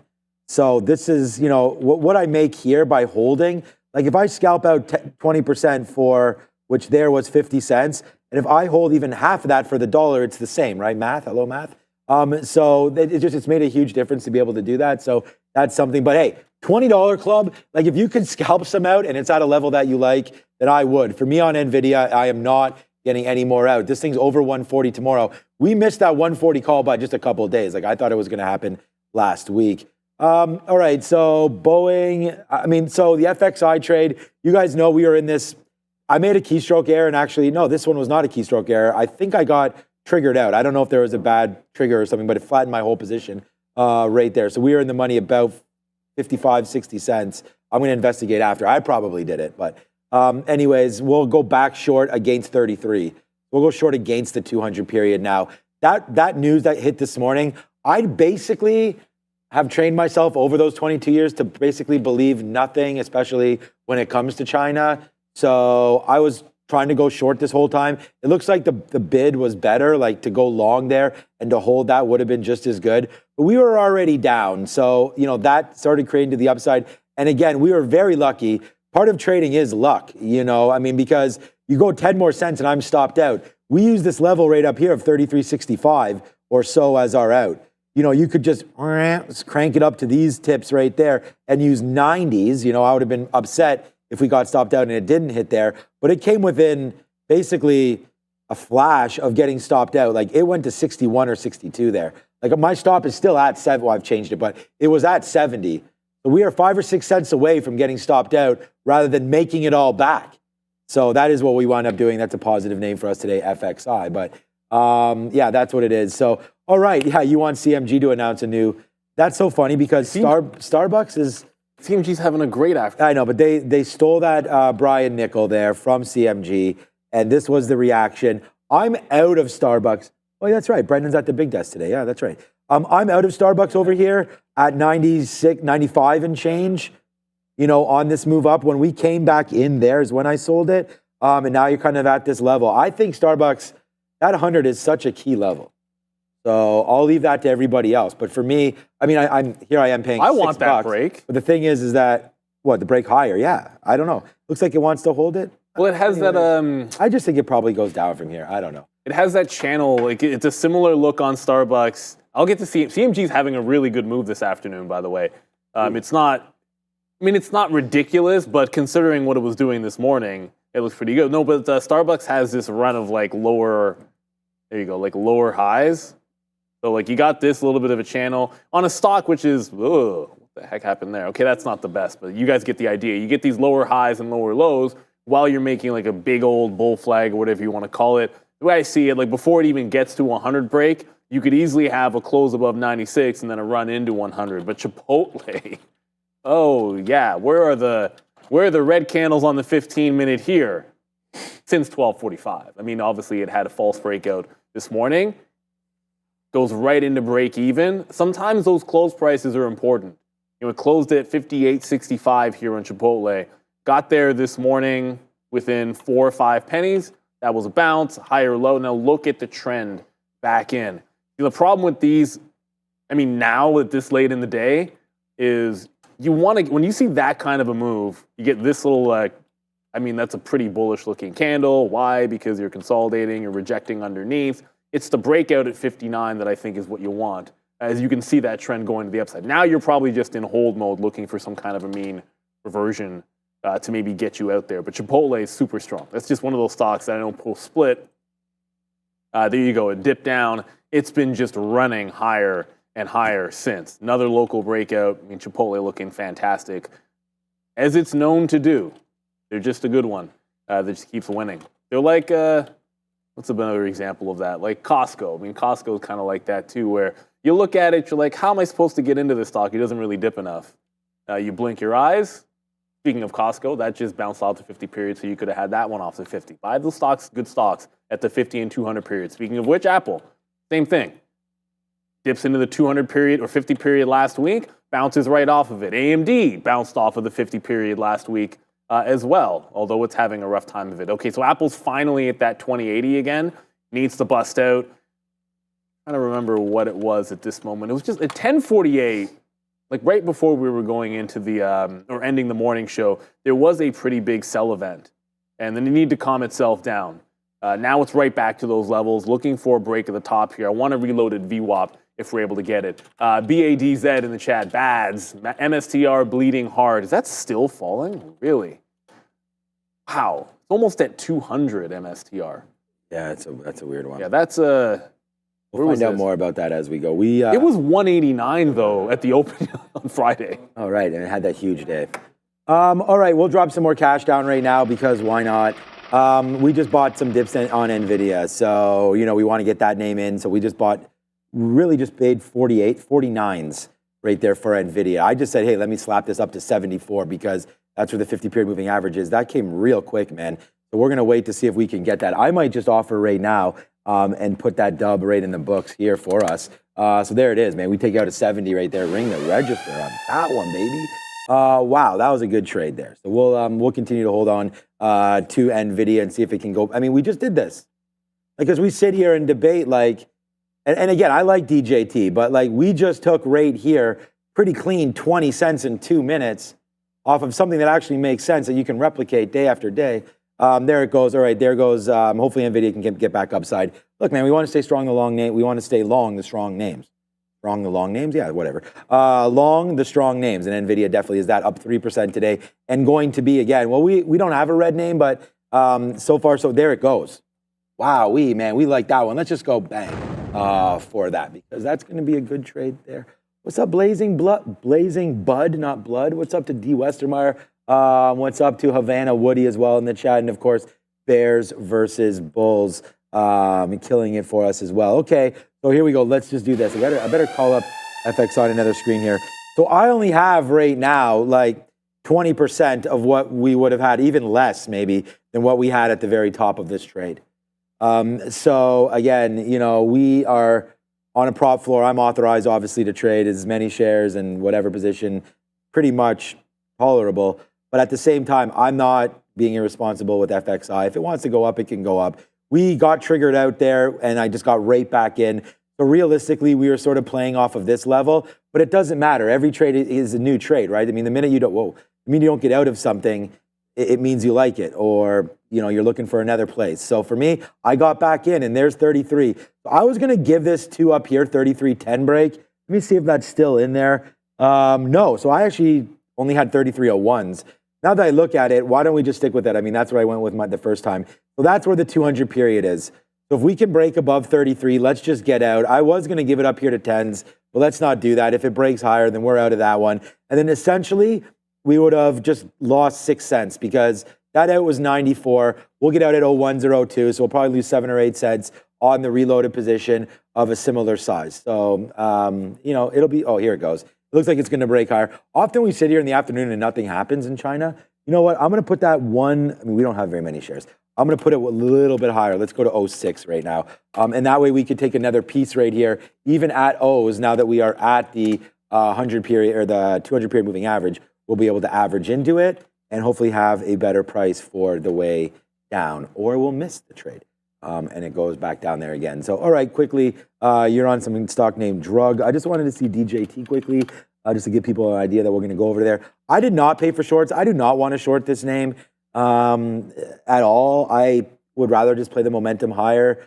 $30 is such a nice level, though. We always talk about even dollars and things like that.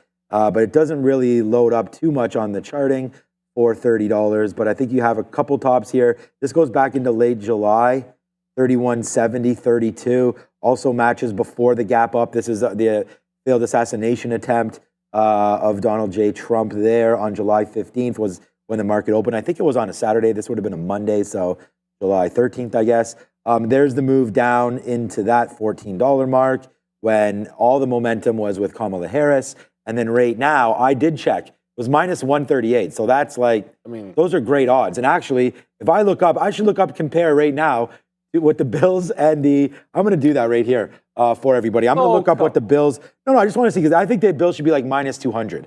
I'm not sure where the game is tonight. That's the... Oh, yeah. If it's in Buffalo or not? I'm not sure. People obviously in the chat. It was crazy is when we had tickets, I'd always know where the Bills are playing, and now everything it's at Jets. Fantasy. Yeah, Who cares if it's in the Jets? But the thing about it is, when the Bills play the Jets, or when the Jets are coming to Buffalo, there's always a decent amount because it's so close, right? You're gonna get fans in either. According to this, basically the Bills and Jets are pretty much even money tonight on who's gonna win the game. I'm just letting you know, dog. I'm trying to have you there. Wow. So Donald Trump is favored more in Vegas to win the election than the Bills are tonight. I don't know if you want. That is what it is. I'm just talking about what. And Vegas is. They're not always right. No, they're definitely. They're not always right. Those monstrous buildings are not built off of winners. Okay, so right now. Gerson Burson, you're right. Josh Allen does need to put up some fantasy points. I need 53 from Josh Allen, I think he'll get Dalton Kincaid, and the Bills defense. Oh, that. So it's. I think you get it. I think. But I'm playing the guy who he put up like a ridiculous number. I know. Isn't that the worst when you play those? Yeah, it is what it is. What are you gonna do? Anyways, okay. So I got out of Win last week to talk about some of the casinos. It looks like that's actually holding out okay. We actually got out right here. Macau news. The last two stocks that we wind up selling was we sold a piece of Palantir at 43 or 44. Anyways, it was Friday, or it was Thursday, the day before I wasn't here on Friday. And then we did sell some Win, pretty much all of the Win actually, for a Win to the upside there, up into 105. But it was a win. So There it goes, upside right there. So we'll wait to see if Win can keep on winning. Yeah, that's too easy. All right, so there goes, man. You want to talk about winning something? There it goes, man. Happy Thanksgiving to all the Nvidia winners, because you do not have a chicken dinner winner today. No, no, no. Although that may look like a chicken today, that is a turkey. So happy Turkey Day to everybody, and to all a good night. There's another 40.5 cents there on Nvidia. So yeah, man, the P&L keeps on going. Like, we don't have really anything wrong with this stock at all. We first take the 38 break, then we get out there 39s, then we take the 39 break. Our best out there 45s. And this is what happens when you take pieces out. Sometimes you get lucky enough to basically get the top. I wish we would have been smart enough to get that again. Unfortunately, it breaks lower and we take out VWAP. This is, we were on the show. When that happened, that was just before 11 o'clock when the market went upside down. Then we were able to buy that dip again and take that out. And then I think we must have got another piece there, and then we averaged in. And then right into there, I think we're pretty much out on that break right there of 138. That would make sense. Then we see a barcode on Nvidia. We actually just came back. We went out, we got lunch, we were sitting back here. We sat right down and I said, barcode into these levels, give me some more. So we bought some more there and then watched that go up $1 plus into the money as we go right back up to these highs again. And then there it is. We are reloaded right there, and good little dip buy opportunity into Nvidia. And again, like, we'll have Brian Shannon on tomorrow, but that's a VWAP play right there. So we'll do that on strong names and wait for some volume to come through. And pretty light. There's only one. I think there's one trader. We have Joe, maybe Joe times two. No, just Joe. Yeah, Joe times two, and Obi today. So although Obi may have been gone, may be gone. I haven't seen him in a minute. I think he definitely was here this morning. Well, it's interesting because I was having a chat with Obi, and he kind of gave like the "oh, see you later." I kind of thought he was just going out for lunch, and I think he actually might have taken off. But I think he's going to be on. He's on a couple times this week. I have my follow-up with Surgeon on Wednesday, and I think you're off on Friday. Yeah, we have another tournament to go to. This is nuts. My daughter's first day. Today's Thanksgiving Monday, so of course she's on the ice. Well, of course. So is my son, though, today. They're in a camp, so they're in a hockey camp, or day camp. It's probably a great time to get like ice time. Yeah, it's a great time. But just very quickly, I'm trailing out of Apple if we lose this trend line. So a bit of a topping tail candle here, and then you've got this trend since breaking out the high, so broke the trend here, and then putting in this trend. If it loses the trend line, I'm out. That'd be under 230.80-ish. For now, obviously, it's a moving target. As it goes higher, I have to adjust. One of those things that I bet you the guys in the back could probably roll with the API here in P-Pro 8, and you could set up a trend line and then put trailing stops and have it automatically, each candle, just move your trailing stop for you. That'd be cool, but I do it manually at this particular point. I wanted to get to a firm here, because if we talk about strong stocks trending up, a firm is also one. This is it's about to test the $50 level, broke out on the daily. Last week, you know what a firm did? My 15 minutes gone. That's okay. I'll put that back up in a second. No, we broke out on that daily chart. We'll just use the 3 at this point. It's got a double top in here this afternoon, 49.6. Next available dip. Already double bottomed here, higher lows into 49. I want to look to play the next dip back into 49 before this takes out the top. A firm another 5% today. It was this and was Upstart. Couple of parabolic movers this morning. Obviously, Upstart had a bigger move, but then if you throw in what a firm did last week, firm was already on one. So I want to play the next dip here into the 49 level on a firm. If there's anything else you guys are looking at, let me know what you guys see here. I see Adil asking Oscarito about Coinbase. That one's an absolute runner here as well, so that one's looking pretty good. Saad just read Warren Buffett took a position in Siri. I believe I think it was just that Berkshire added to their Siri position. They already owned a bunch, and they just did more buying in Siri, and I couldn't see another reason why it was up today outside of that filing over the week or that notice over the weekend. So, yep, they added to their position, and then based on that news, Siri goes up another 9%. It's nice when that's the reason you go up. Throw in the fact that I can't think of any other time where, like, a stock like this, at one point this was a high short float, almost meme-ish name, and now all of a sudden it's a Berkshire name. So I can't remember the last time that was true. It was also, they did a reverse split because it was like a $2 stock, so I think that gives it more opportunity to go up. Now the float's not nearly as big, although it's still a pretty decent sized float. So strong move for Siri. It's getting into the post-split high, close enough to some of those low post-split highs, 9% today. Again, I think that story, it's not new that he's in it. It's just new that he bought even more shares. And I'm not familiar with exactly how much Berkshire holds. But yeah, I mean, the amount of cash they have, they could just buy the whole thing if they wanted to, but there's no indication that they actually want to do that. I think Affirm is the one I want to try to get into on this next available dip. You're seeing it hold a consolidation up here. But I like this 49 level if we can get it. We'll see if we do. Apparently an RANI, K-Debs and Jason asking about Rani Therapeutics. Okay, so immediately not familiar with this one. I haven't looked at this today. RANI up 50%, near the highs, kind of off the highs as we speak. What's the short float? Only 5% short float. 15 million share float. It's done 3 times that. So it's already done 3x to float here. And they also report in November. But yeah, wow. I don't know the story on this one. I'd have to look it up. But clearly a bit of a breakout this morning. Nice VWAP hold. If you look for the VWAP hold on these low float runners, that one's a gorgeous one here. Still room to go on the daily. Maybe 3.5. When you look at it, oh, that's right, my 15 is no longer there anymore. I'll get that up in a second. But no, it's got some room to run if it can hold up the volume, which it was maybe 15 minutes ago, although it's dipping now. If it can hold this $3, give you a little bit more volume action, there's room for it to get to 350. But the volume petering off since it got back into this $3 level. I was just going to look over here. Tomorrow is October the 15th. So, yeah, UNH tomorrow before market open. Johnson & Johnson, Bank of America, Goldman Sachs, Citigroup.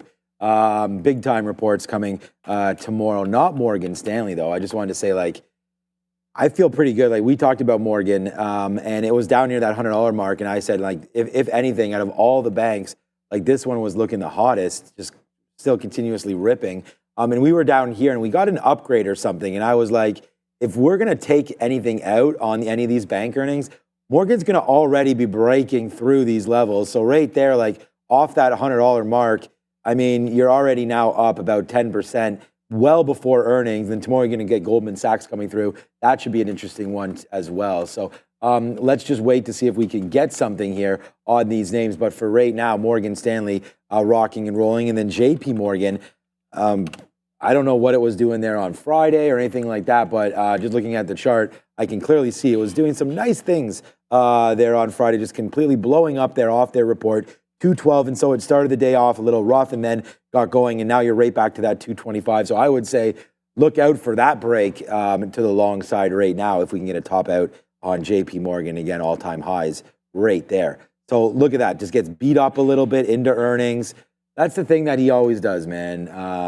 Our guy over there, Jamie, what he'll wind up doing is he'll always talk a nice game about maybe how much trouble JP Morgan's in or how much the world's in, and then boom, just puts up a monster number. He did that before. He said like hurricane was upon us down here at 140. And then his stock goes, of course, right up to all-time highs. And then right there was actually caught. I was just listening to something. That's why I know about this. Sandbag. Yeah, not even just sandbagging, but he was talking all this week about the economy and potentially, that was what was going down. Then all of a sudden into earnings, a nice pop. You want down? They can talk these about guys there.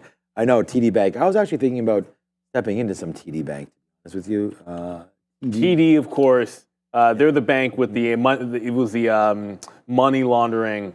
I guess fine that it wasn't just a fine too. Like they got, what's bad? My wife literally sent me an article about it. I'm like, yeah, I had to talk about this in the show. I'm like, of course we went over it. She's like, yeah, is it a good place to buy it? I'm like, what I hate about the fact that they got fined, it was also that they restricted their growth in the United States, which for TD, that was a major point for them relative to the other Canadian banks, and that the other Canadian banks didn't have as much exposure to the US, and that kind of made TD stand out.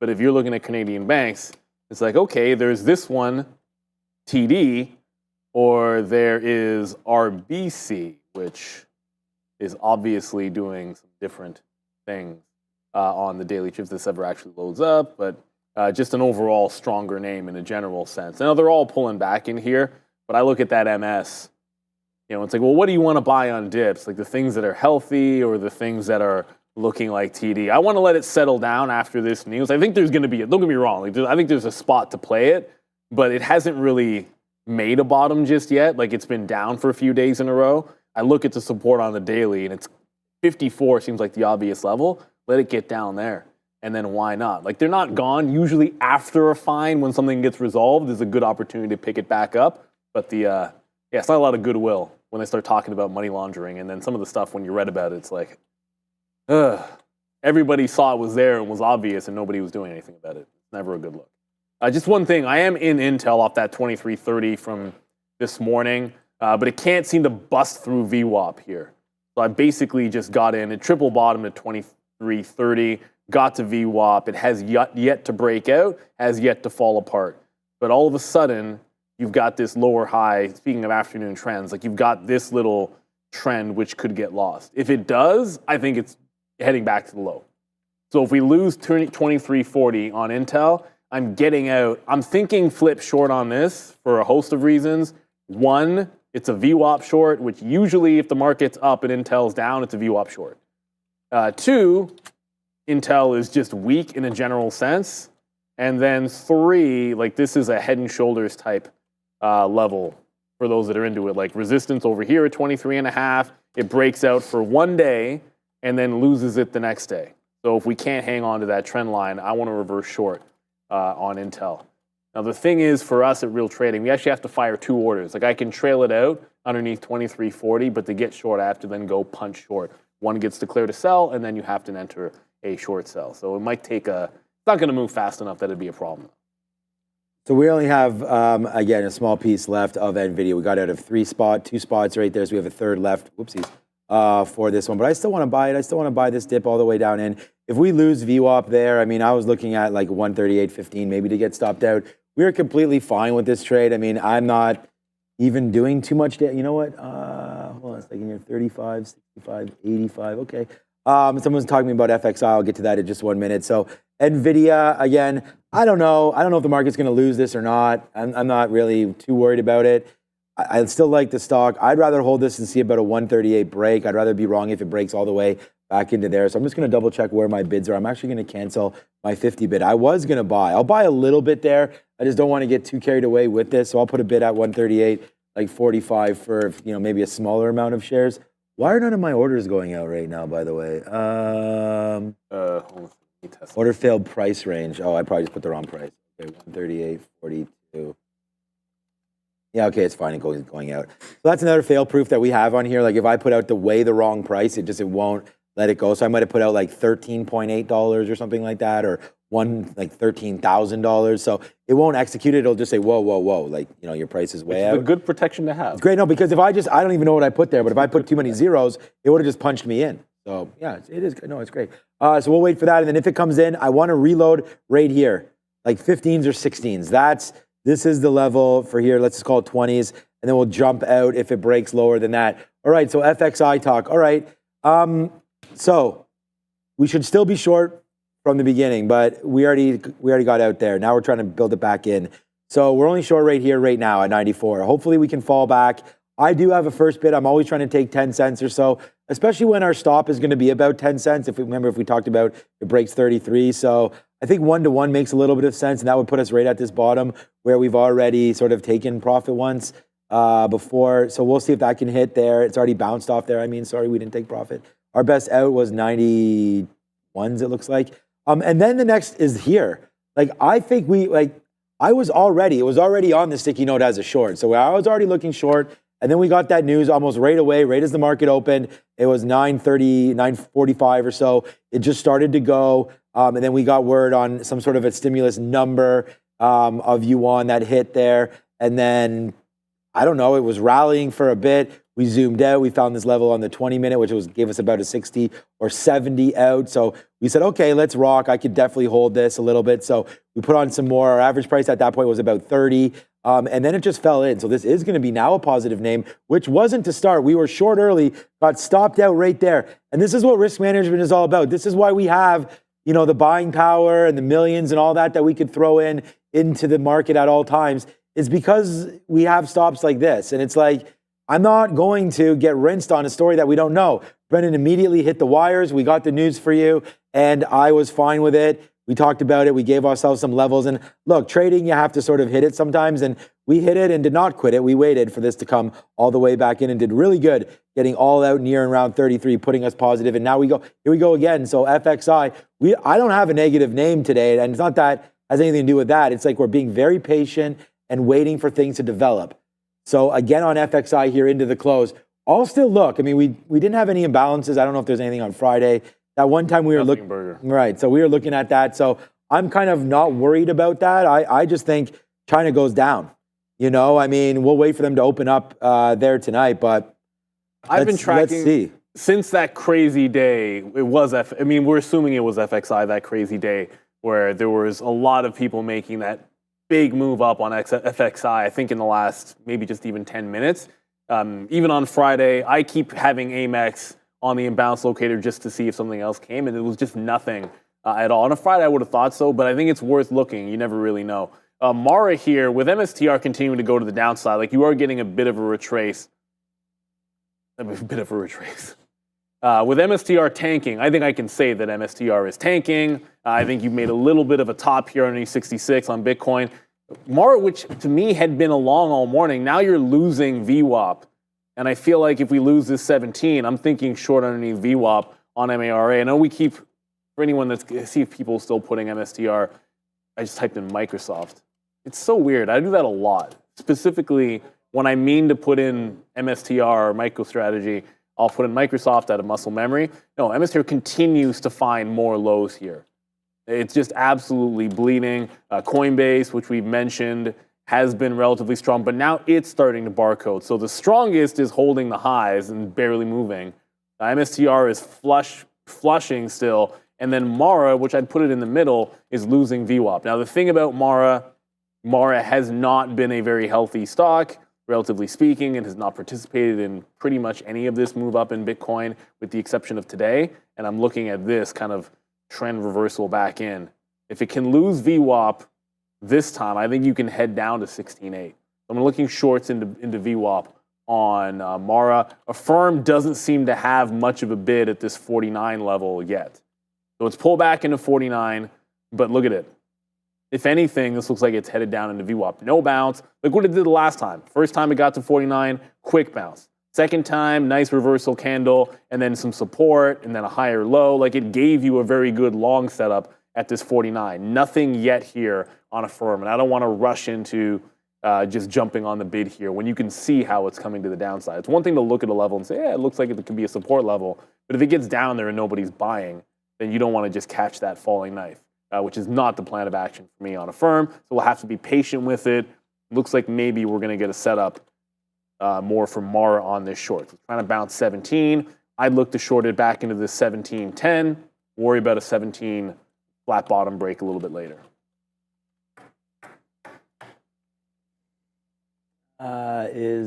Was it Oscar? Who likes it? Ozan. All right, so here goes FXI. Nice downside push again. So we're here again to have this trade. So nice move down in for FXI again, slowly becoming another top P&L name here today for us is FXI. And I mean, boom, we really like it. We really, I mean, again, this is what I'm talking. You're more than welcome, Salvador. I mean, that's what we talk about. There was something that says, and I said this last week, and someone once told me this, and I told you I'm never going to forget it. What's up, Salvador? Those who can't do, teach. And for me, like I sort of take that, like when you're saying thanks for the explanation on FXI, now it's working and it's going down. Like to me, I'm trying to do both.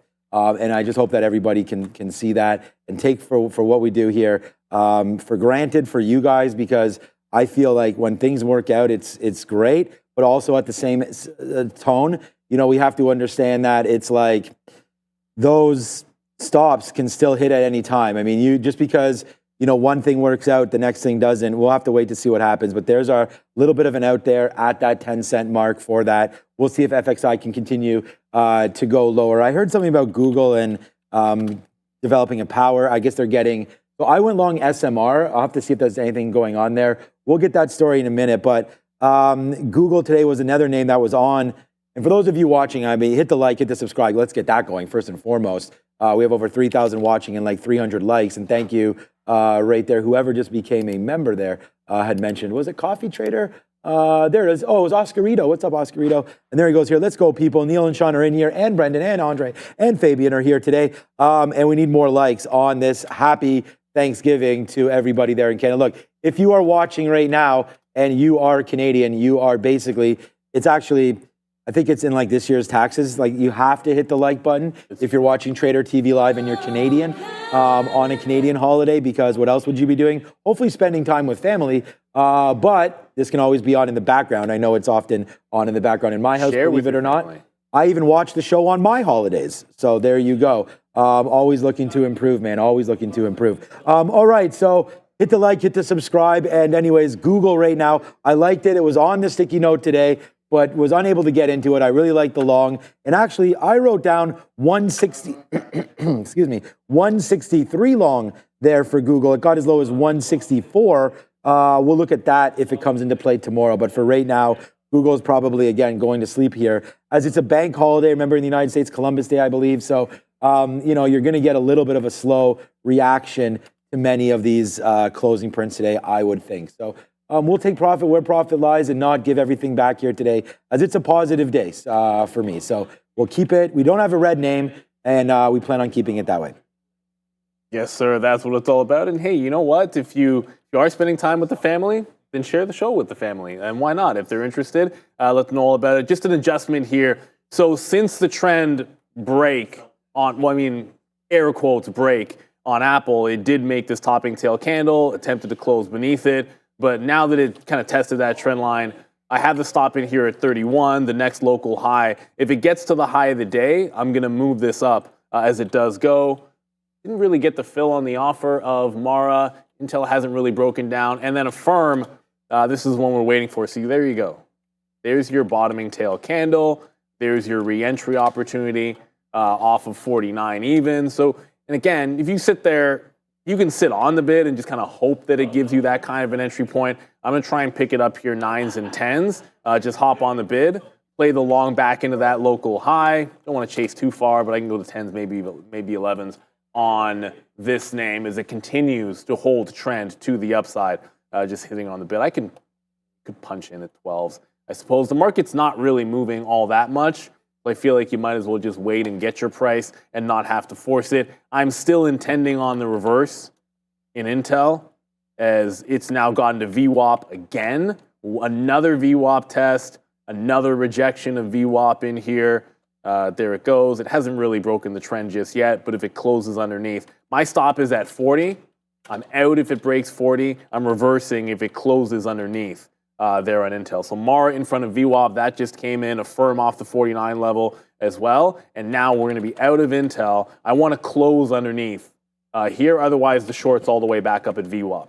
So we're getting out of that Intel long, looking for the short off of VWAP, which is pretty clearly to like $23.50. Or we just close underneath that previous trend line and work into the low of the day. Weak stock looking like it wants to come to said downside. So just a quick update, Apple to trail in those new positions. DJT, for those that are asking, did a dip and right back into 30. So it's still kind of going. It doesn't, like for me, the reversion here was a break of the high of the day and then a steep trend to the upside. It hasn't really done something like that again. Like it broke the high here, but then didn't do a steep upward move off of it. Like if I want to revert it, there has to be like a big move to revert, or it's just not worth it. Trying to take pot shots at the same level. Otherwise, you'd just be shorting 30 and then shorting 30 and then shorting 30. I like a parabolic move, set up that one shot for it to come back, and it either works or it doesn't, and it's very binary. Unless this does some kind of crazy break off 30. I'm guessing it might be done for me today on DJT with just the one short. Yeah, we're going to, as I told you, I'm not looking short on DJT, but I'm going to take this long if we break through 30.50. So get on board with me if you want and go long if it gets up there, but it has to go. So we'll wait to see if it gets up there. I mean, I'll take the squeeze, see if we can squeeze into the close there. It's 307 right now. Enter power hour, and we're here for it. So let's see, can we take this out in there at 30.50 right now for DJT? I'm in there. If it happens, baby. You'll see it light up on your screen when that does come through. So that's that. And then, by the way, there it is again. We talked about teaching and trading and all of that. So we'll just go right here. A little bit of fleshy, hopefully, for FXI. We did get some more out there. We only now do have, we got out of 25% of FXI. So we got some out to 86s and 87s as here we come back in. I am bidding 81s, and then that'd be perfect for me. Nice little, I mean, we're short right here, right? So nice short against a 200 period. This was going to be roughly, what are we short at? 95, 5 cents worth of a hit right now. In the money now, 11. So would like to get a little bit of a push lower, which will be there for that if it can come through. But right into that level, 32.75 would be fantastic. And if we can do that, man, and we don't get those likes going, then I don't know. But do it for sure immediately if you can, and that would be greatly appreciated by all of us here at Trader TV Live. So, all right, let's just keep on going as we wait for FXI to fall down. We are bidding 81, so on that one we shall wait. Peloton, DJT, we already talked a little bit about that. We can look at Peloton. I don't know what that's doing. They did have new management. They did have a different change, I believe, of something for the last little while. And Peloton, nicely done. Nice move up from 420 up to 550-ish. Peloton today up 10%. As that just keeps on going higher. So, yeah, this name, we'll have to find out the more news on this. But look, this goes the same thing. This is why I'm here, right? It's like these dip buys into VWAP and stuff like that. Like, this is why these squiggly lines are here, you know. So if it can come back in, I do like Peloton. Down there, it's 309. I have DJT. $5. I have DJT now up. So if that does break through 30, we'll be on it. I'm hands off, right? I mean, the order will execute itself. So hopefully it comes back up and we're able to take some DJTs through that 30.50. I do like the high for that. Yeah, what's crazy about the Peloton is it's actually doing more volume now. Like this is breaking highs on big volume. This is bigger volume in the afternoon than it did at any point last week. Like, it doesn't have a single day last week, open or close. Well, that's, I guess, the week before, but it doesn't have anything out in front. I see a lot of Peloton ads on, I think it's on DAZN. I feel like that's where I keep seeing them all the time when I'm watching football games. But yeah, at some point, even Peloton becomes a bit of a value. Look at this on the daily chart. It's breaking out on the daily. 525 was like a triple top in here. You've now blown that out on good volume. There's no decent reason why this can't be long. I'm looking over at a firm, which is a similar setup, but I would make an argument that, you know, with a short float here in Peloton, let me just double check.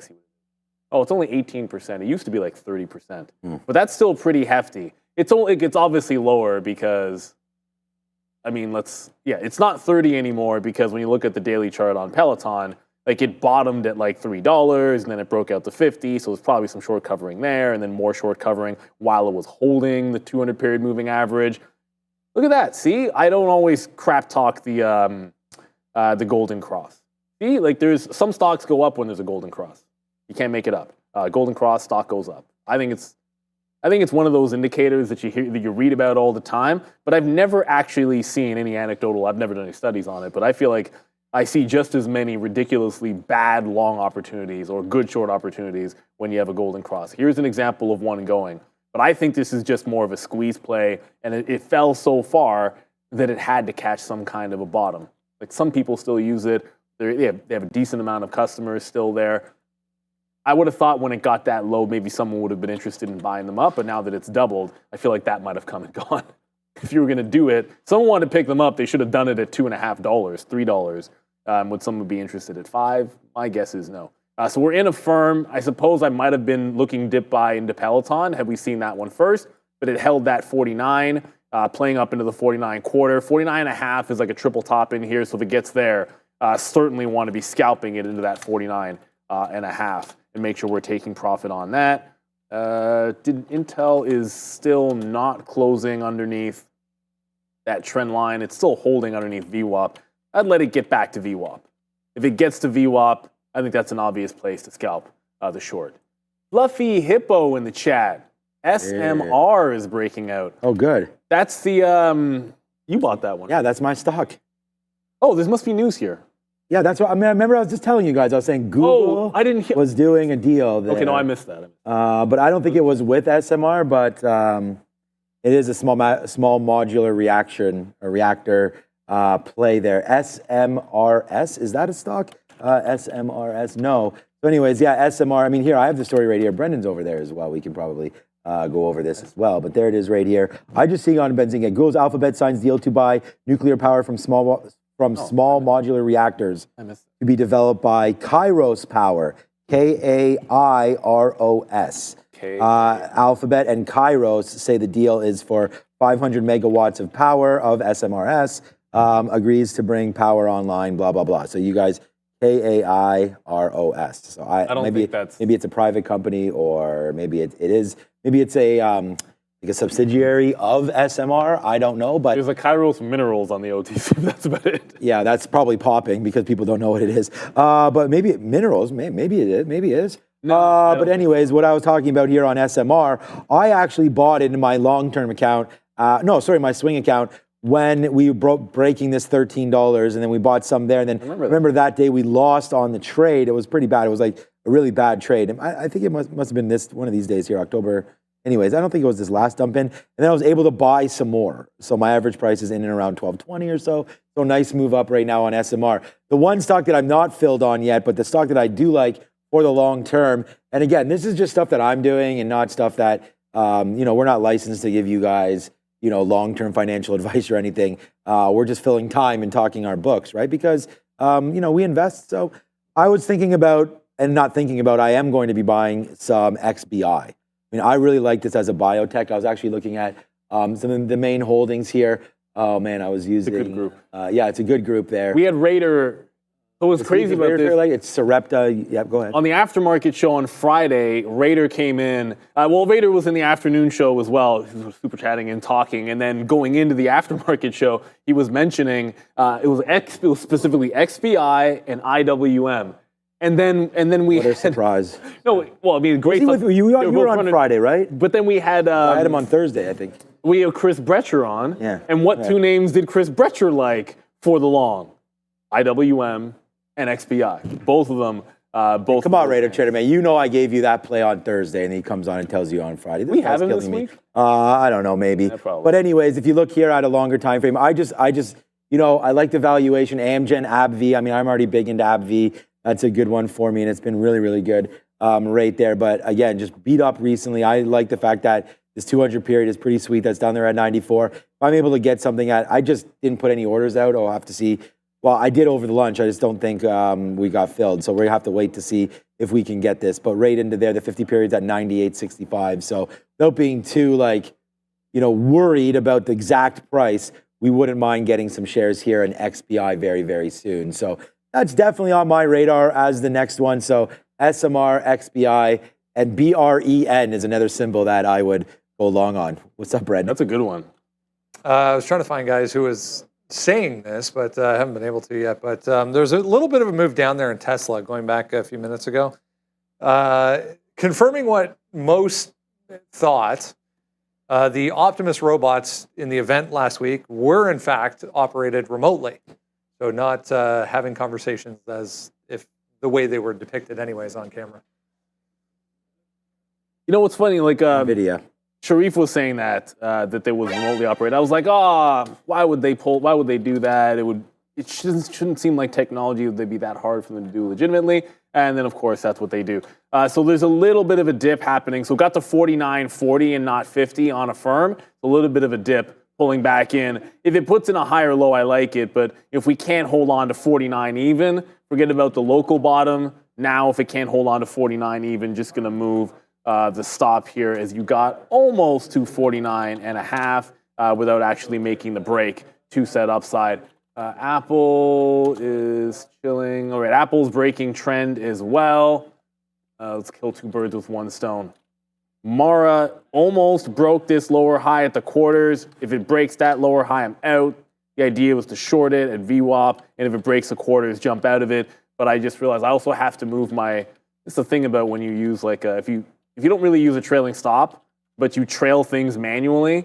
So this is the new trend on Apple, kind of like this. If it breaks down underneath, I'm getting out. So that's about 231.20 or so. If it loses that, I'm going to get out of that Apple trade. So firm, I think, is running into a little bit of trouble to the upside here And it was something else I wanted to watch out for. It was one of those small cappers. It wasn't drug. It was Peloton. So Peloton is making another fresh breakout. So you might not get the chance at that 535 dip buy, but it's breaking fresh highs, which, a firm's not doing. I mean, a firm's going up, but it's not making fresh highs.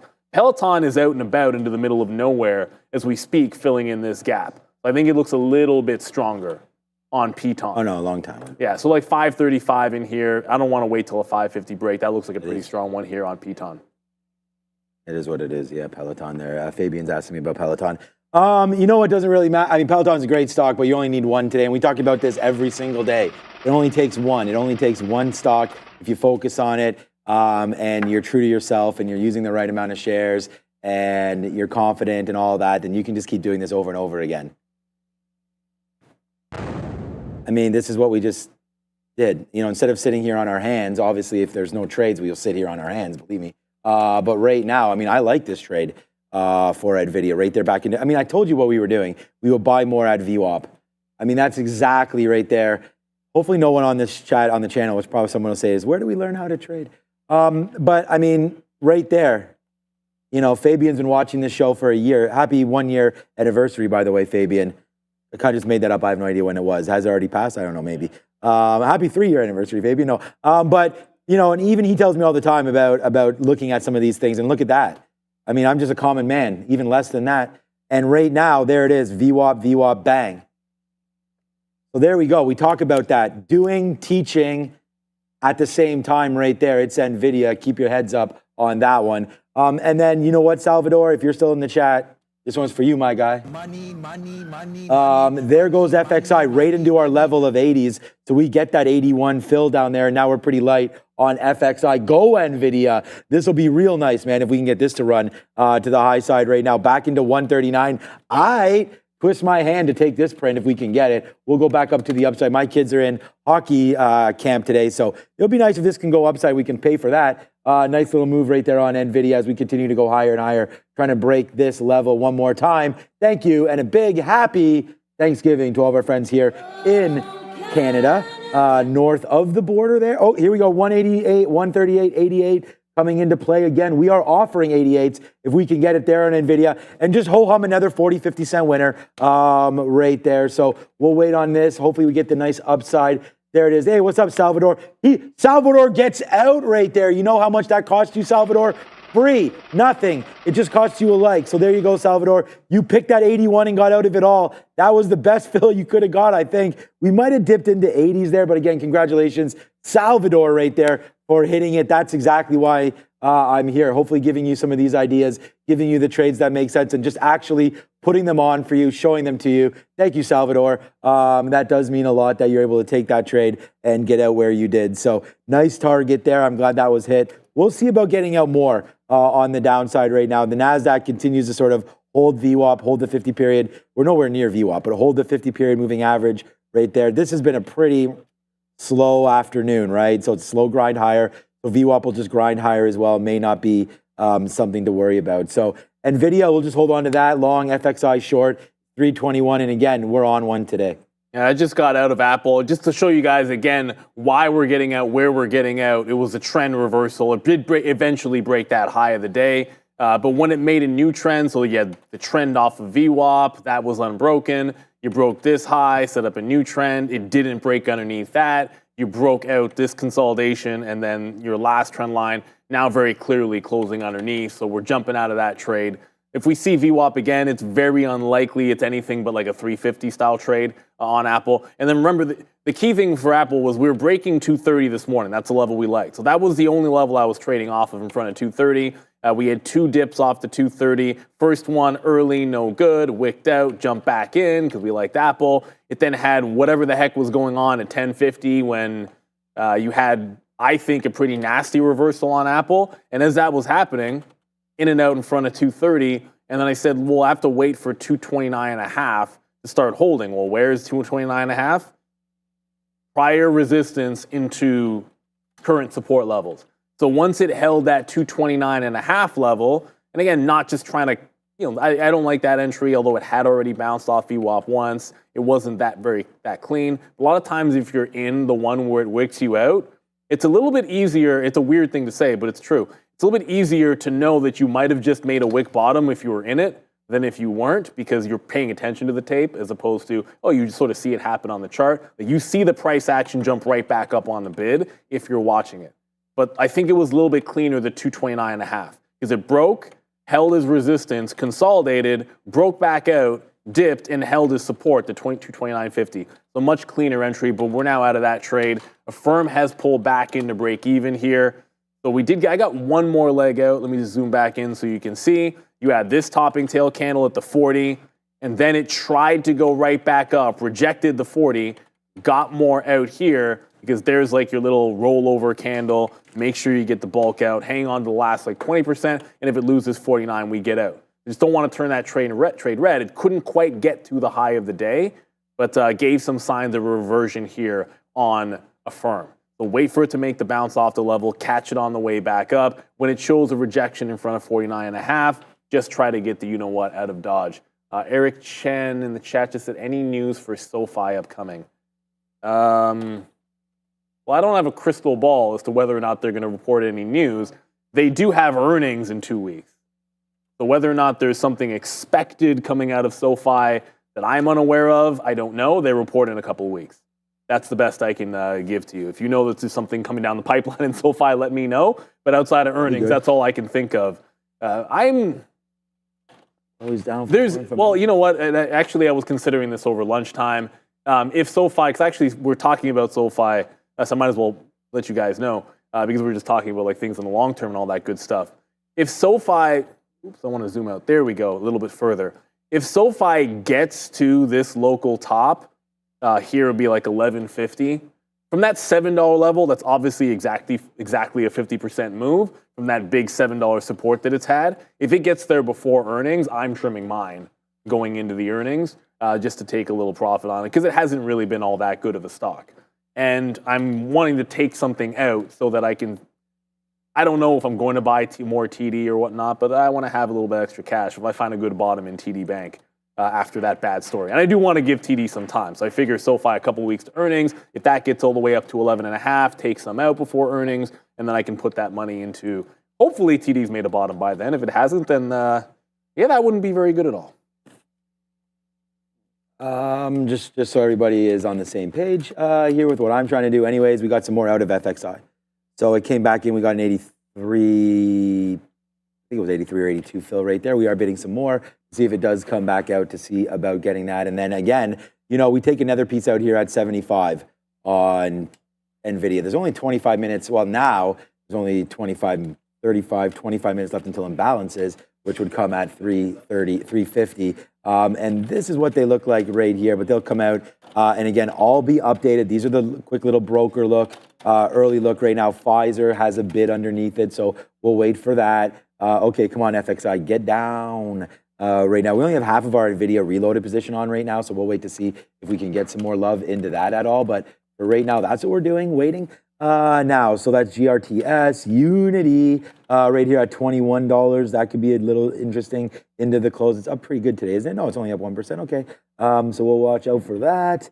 And that's it. Oh, SQQ. Okay, so that's a sell. So that would be a buy then on SQQ because on the TQs. It's small, man, only 450,000. It's done 100 million shares, so that's nothing. And then heading into earnings tomorrow, WFC already had their earnings, but bank earnings come tomorrow. So we'll wait to see if we can get any sort of a play there. It looks like WFC's a buy here today, although WFC has had a nice move down, as I'm noticing right here, into $62. But what a move up on the daily here for the banks as the banking sector reach all-time highs there on Friday, and it looks like today will be no pullback, I don't think. I just saw JP Morgan was up. I saw Wells Fargo was up. So XLF right there, a nice move to the upside.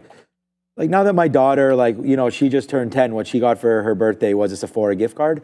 So I should be buying e.l.f. and all this kind of stuff, cosmetics, of course.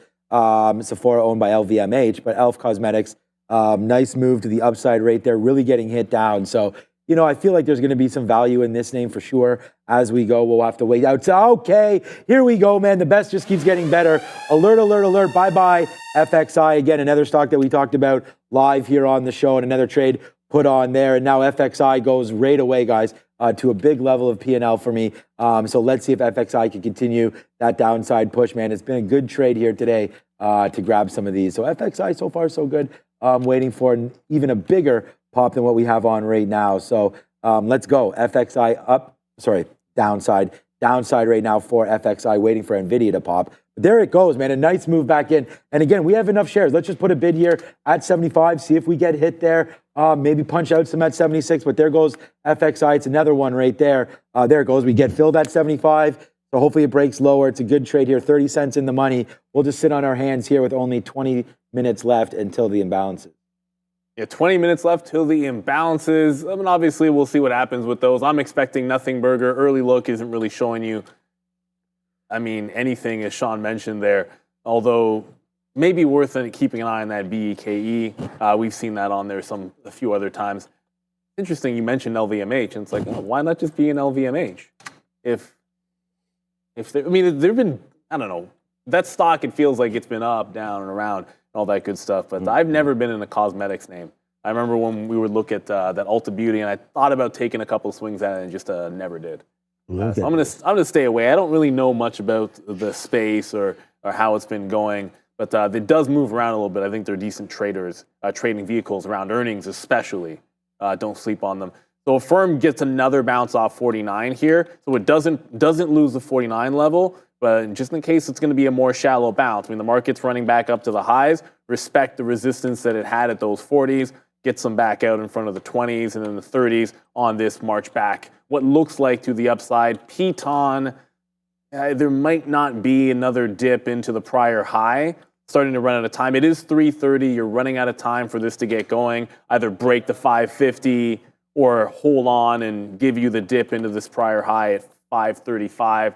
Not sure we're going to get a chance. And yeah, Carl Geo, LVMH is not only a cosmetic company. I think that's the appeal of it, is the fact that it's a big-time luxury brand where you're a little bit diversified and you get a little bit of piece of that industry as well. But yeah, who knows? I'm not going to, like I said, I'm not really an expert on it. I just know LVMH is considered the luxury stock, although the stock price hasn't always been all that good. I see Scott talking about Amazon. Yuck. Yuckity yuck yuck, Amazon. This is a disappointing one today because that just on volume made a fresh low. The good news is that looks like a bit of a bottoming tail candle. Like break the low, make a fresh low of the day. It actually didn't break a low that was already at a low, and then make a huge reversal candle on volume. Typically that can be a little bit bullish, but Amazon's been taking one on the chin a little bit today. I think a retest of the 50-period moving average is a good spot. The 50 and the 200 line up on Amazon. That's a great level to buy a stock if the 50 and the 200 on a good company line up. I think you might retest that 180 before we even get back to the 195 high. I think that would make it an opportunity to buy. It did lose this. When it lost the trend line last week, I thought this move was going to get you all the way to the 50-period. It stopped like $1 shy. But as it goes higher, now all of a sudden that 50-period comes up to the 180 level where it bounced before. So I'm going to like that 180 on the off chance that we get there on Amazon. I know it's far away, but that's a support level. If we get there, I'd be looking to buy Amazon. And unfortunately, not looking very good here today. You didn't have a lot of strength in some of the Mag 7 names, unless it was Nvidia or Apple. Meta broke 600. Actually, wait a minute. No, Meta got to 600 and then another pullback. Microsoft wasn't really giving you much of anything. Amazon wasn't doing too well. So it really was just about Nvidia and then Apple to a certain extent. Tesla, obviously, Tesla did some Tesla things, bouncing off 215 eventually. So just in a firm, Mara is still chilling out at VWAP. Now, it's not flushing like MSTR is. It's just hanging into VWAP. I am bidding down here in front of that 17 level, but it's not going anywhere. We're now getting a bit of a barcode on that. So looking to hold on to this long. I don't know if I reload that Affirm trade just yet. I think we're running out of time for it to retest that highs. I'd like it to be making higher lows and pressing the high of the day at this point. Right now it's good, but not great. Like on Friday, Affirm was a $1 move Today, it's really just giving you 30, 40 pennies. All right. I like that. A trade on a firm, that 48 level, obviously pretty key. I was actually close to putting that here on the sticky note. But let's go through. You want to walk through a story? Right now, so this is the story of FXI. So we talked about wanting to go short right here on the sticky note of FXI. So here it comes. We talked about what level did we write down here? 33.50 for FXI. This is today's sticky note. Make sure you go grab it at Trader TV, Sean. So it's written down there. So what happens to FXI today? It actually makes a move down, and we're like, oh man, we're right because we're short, but at the same time, what the hell just happened? Takes out VWAP, and we get out right there. Then it goes right up to what level, Neil? 33.50. That's right. Right up there into 33.50, which is a level that we wrote down right there. So then there it comes into 33.50. We zoomed out. We did our research. We talked about why we liked it against 33.60, 33.70. Okay, so we take the short. All right, then we talk about, all right, still going down. There's a little update. We break through 33. Then just right now, we talk about reloading this thing. And then we explained it off the 50, off the 200. There's the 50, there's the 200. Boom to the downside. So there it goes. And now we're right back in the money. And now FXI is what it is. This is just a show like you got to be part of what you're writing down and all that work that you do in the pre-market, all that stuff you go home and I charted this, I charted that. That's great, but how did you trade it, okay? We can look at many, many things, and that's the one thing about our show. You can sit here, look to see what we're trading, and today for me, Neil and I will always trade different styles. I've traded 4 or 5 names today and go 5 for 5. Very specific. 4 names, what am I talking about today? And go 4 for 4 and be very, very specific of what we're looking at. This is trade idea number 1. It's Sofi. It's written on here as 950. It's right on the sticky note, 950 long. So that's what it is right there. It's a chicken dinner winner and dropping down some money. Palantir was in the wild. If you guys want to watch this trade, we did not have this one written down. But again, we love Palantir on the show. And I always take it. So not always, but again, looking for a strong name. It broke through the 200 period. I wanted to let it go. It was a good one. This one's our least amount of profit today. Nvidia. Come on, man. This is how you go 4 for 4. Nice moves up on Nvidia. Just believe in it. We stuck with Nvidia. Buy 138s, buy 139s, buy into VWAP, and then boom right there. Oh, by the way, we just got that fill right there. It's coming right back up, so we'll probably get another one there as well. And then the last one that we traded is FXI. And right now, we have 20% left of this FXI trade on. So we'll see where it goes now. We're playing with house money. We'll see if we have a lower bid right now on FXI. But again, that's how I'm trading. Will be completely different than these guys. I think Neil's at probably double or more than that. Names traded. I could check Sharif, but you guys know that he trades a little bit more of the gapper stocks and things like that. So far, so good here today. We'll go 4 for 4 and put up a big number. Yes, sir. And I love that. You got to have your own trading style. Like I like mean reversion trades. I like trend trades, which means if a stock is trending better than something on my plan of action and it looks like a better trade, I want to move on over to it. Like a firm, we didn't trade all day on Friday. We didn't really trade a firm until it was a mean reversion at the end of the day. All day today, we didn't trade a firm until it was holding that 49 level and then made that little bit of a bounce. So we take a couple of shots at it. Apple will be on all day. DJT is an example of like just take one shot on a mean reversion trade. I can go over to MSTR on the breakout. That was MSTR is a NASDAQ stock. There we go. We had one breakout set for MSTR right in here. It doesn't work. I get out of it right away. Not going to fight it. It just was not strong. It didn't even trend up after that. As a matter of fact, it was weak off that level, so I'm not going to trade it again because it didn't set up. But you know what? Where do you find levels? Where do you find trading opportunities? Where do you hone your own style? Well, I'll give you an example of where you can over on eSignal, where you can trade smarter, not harder. Upgrade to an elite trading experience, whether you're analyzing, strategizing, capitalizing, you want to be able to see the best opportunities in the market with their world-class customizable charts. You're talking about a wide array of tools, infinite data, instant trading. There's API connection if you want to automate strategies. You have the ability to do that. Another important facet, backtesting. Backtesting and scanning. If you develop a strategy, maybe it's buying dips off VWAP, maybe it's some sort of moving average cross, whatever it might be, don't just think it might work, backtest it, forward test it. Whatever scan you want to find symbols, breaking highs, relative volume, it's all in there for you. Reliable real-time data so that you have access to pretty much every single equity that you can think to trade out there for you on eSignal. And it's been reliable. Lots of traders use it. Have used it on this floor over the years. Everything you need all in one place here with eSignal. So if you are ready to elevate your trading, you can try a risk-free free test drive. Sign up at eSignal.com. Scan the QR code that you see right there in front of you. Click the link in the description. Fantastic platform. And again, charting, that's your window to the market. That and level 2, obviously, where you get the real tape. But if you want to be able to use that history, price history, and information to develop strategies, eSignal, a fantastic opportunity to do so. So shout out to them. Yeah, I've been using eSignal every day of my trading career. And no, Sebastian, there is no Katina indicator on there. But if you watch the show every day, there are Katina indicators every single day, which is why we try to be here every day, but not on this coming Friday again, as we will. Yeah, there it is. I mean, come on, man, there's only so much. I don't want to, you know what is there? Free every single day for everybody to check out again. Yes, it is free 99. Yeah. Don't worry.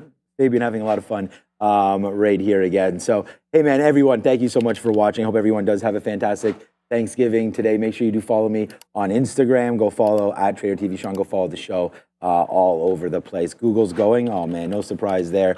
This is a name that, again, really love this name. This is another one that's on the Katina indicator, which is the sticky note, of course.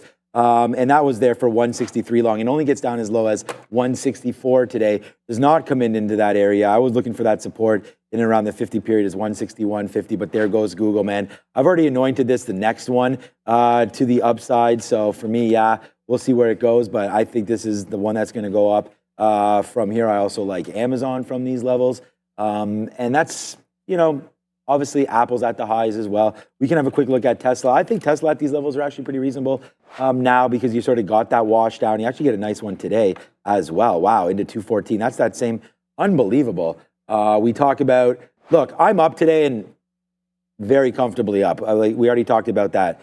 So, but that Tesla trade right there, I'm really happy with what I was focusing on today because results don't lie, but neither does the chart. I mean, this just came right into that level of Friday, again, where we got bought up at 214, almost to the dollar, 213, 213.82 or something is the bottom there today. Off that bottom wick is 214.30s. So you're right there again today. So in my opinion, a huge missed opportunity to have not looked at least at Tesla, but I'm not going to sit here and complain. You can't have everything. I mean, I'm also a little bit mad about Coinbase because this is another name here with Bitcoin now above 66,000. This could have been on the radar and wasn't, breaking up through now 12% to the upside. But like I said, I have to be really happy with the performance here, and we'll definitely shine on with tomorrow and see if we can get some more trades there.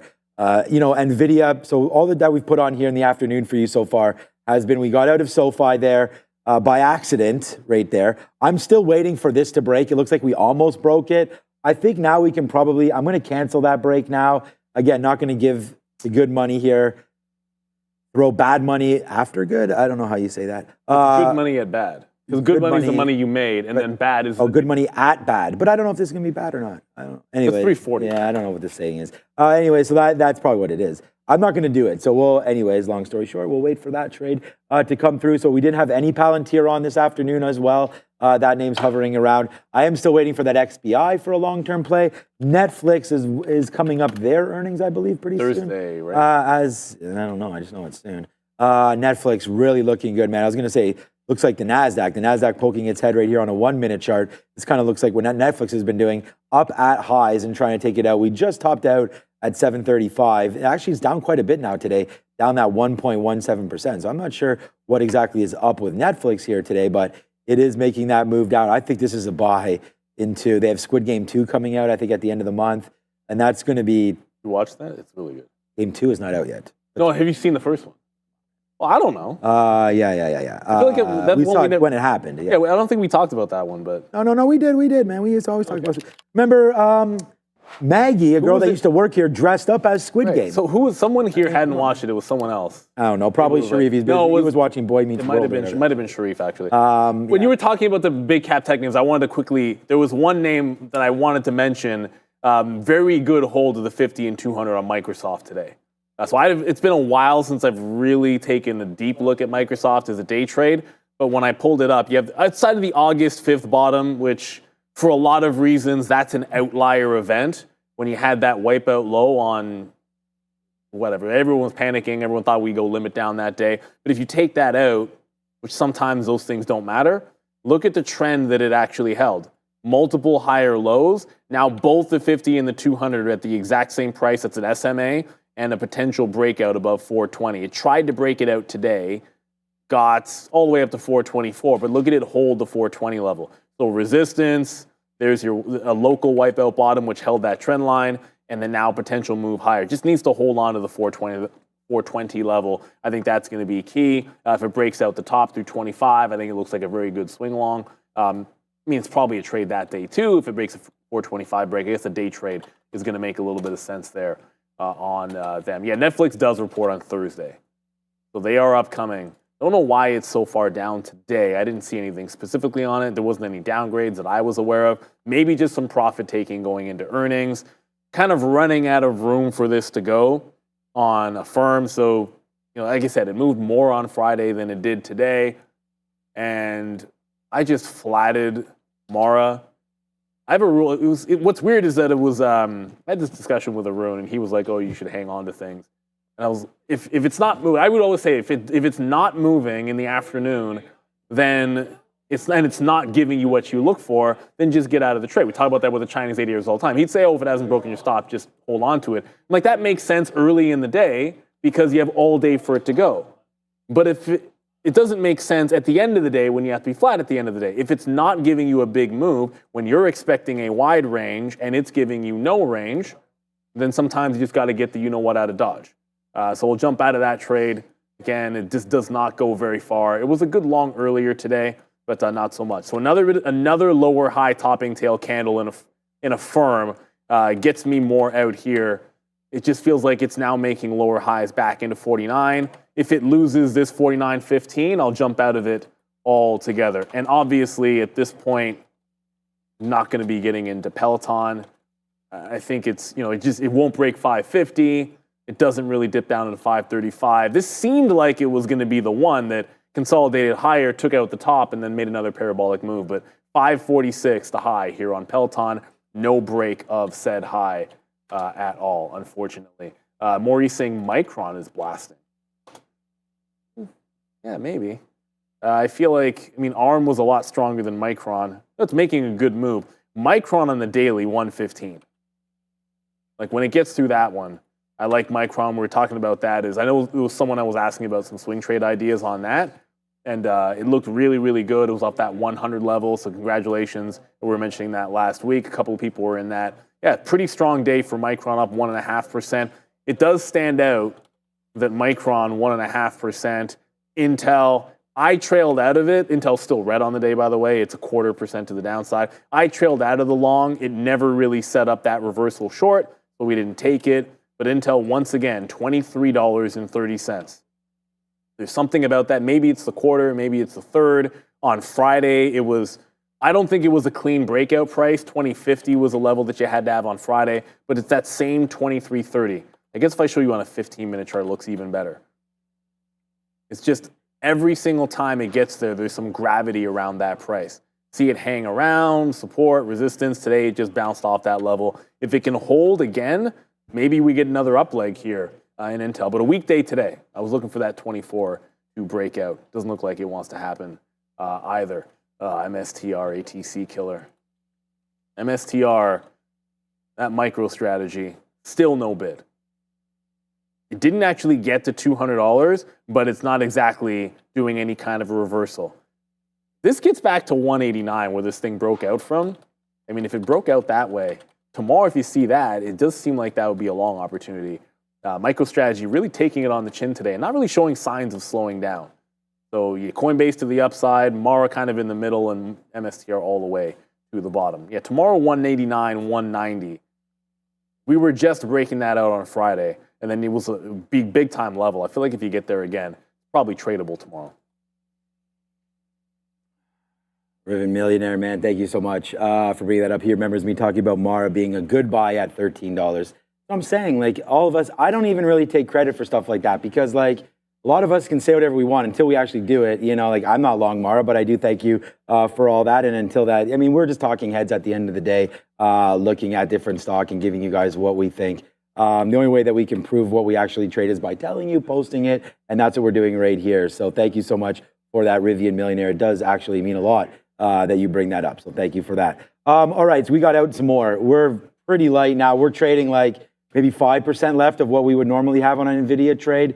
Right now, we got some out there at 90s and then again at 80s when we broke lower. I think that was actually 89. Yeah, an 89 and then an 80 fill right there as we're getting lighter and lighter on this trade, heading into imbalances, which are now 2 minutes away.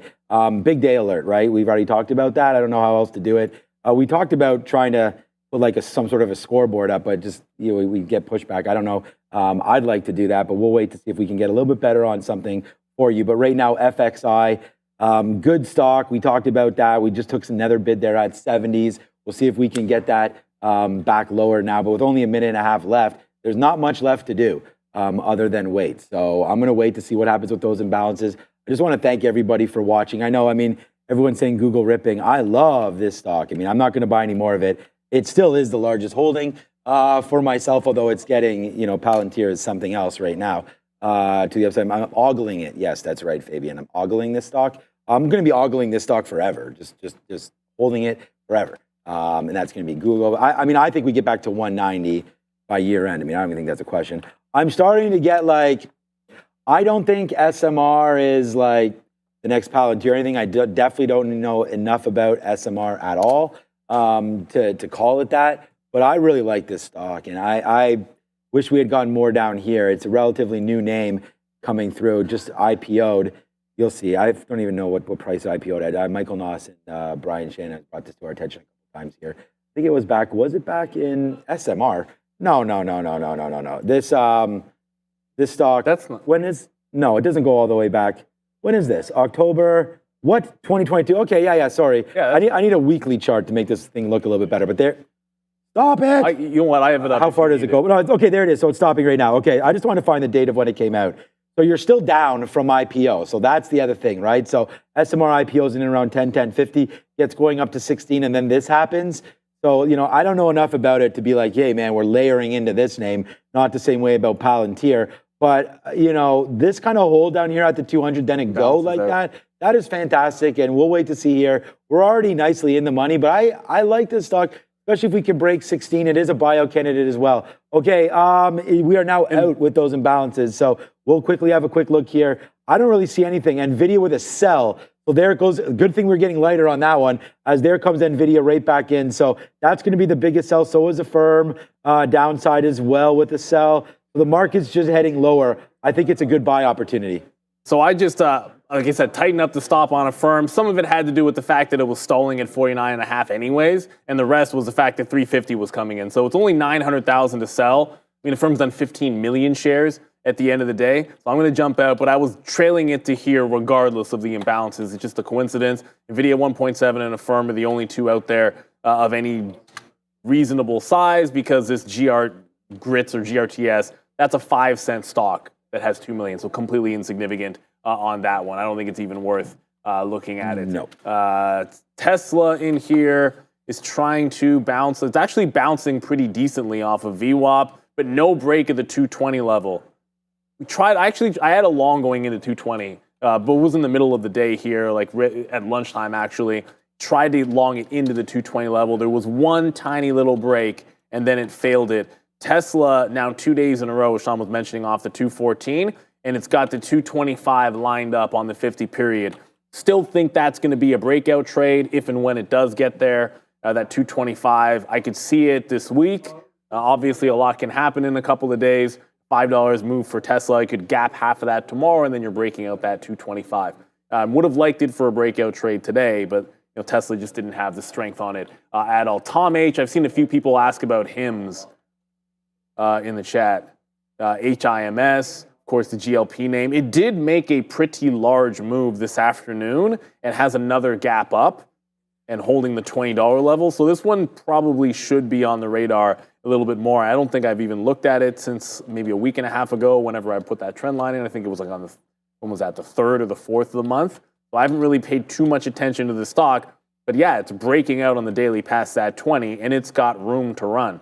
Fill in a little bit more of the gap here at $22. So yeah, HIM's another one up 9.5 points today, looking pretty strong. C8 Turbo Beaver, I like that. Tesla 3-day rule.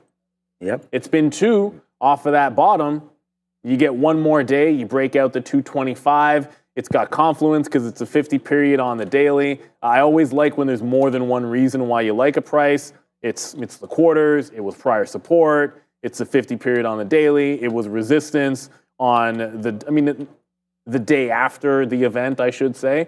And then don't forget, they trapped some longs because on the Thursday night, when they did have that event, it was all the way up at $252. You had traders at Real Trading that were going long 240 into 250 the whole time, and they gapped it back down.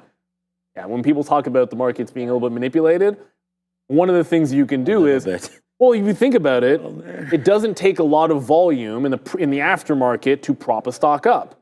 So you can do a small amount of buying in the aftermarket to make something look strong for the opportunity to then you're just dumping it essentially. And then you get a bunch of retail joining. You do a little bit of buying, retail joins you, and then they break it up over 50 when the whole time you're actually selling it. You just had part in the initial breakout. And then, of course, it gaps down overnight. So Tesla, the 225 looks like a potential break back out. But I really think when we have the election, Blue Ocean is going to go nuts trading DJT that night. I think that's going to be the big overnight opportunity. It'll dwarf what happened in Tesla, in my opinion.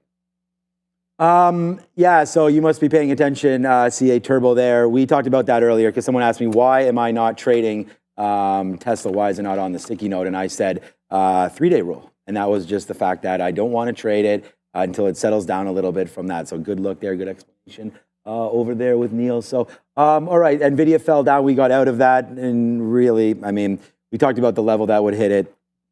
We gave back, I was going to say 8% or something like that of what we were up on the day for Nvidia on that drop down. So it does suck. But again, when you're playing with fire, you're playing with fire, right? And we talked about not being in. So that's why we had, I don't know what we had, a very small amount left of that stock. So we're pretty happy with the end result here at the end of the day on that. So yeah, so far so good. We'll just continue to watch the stocks and see where we go from here. So yeah, it's been a good day.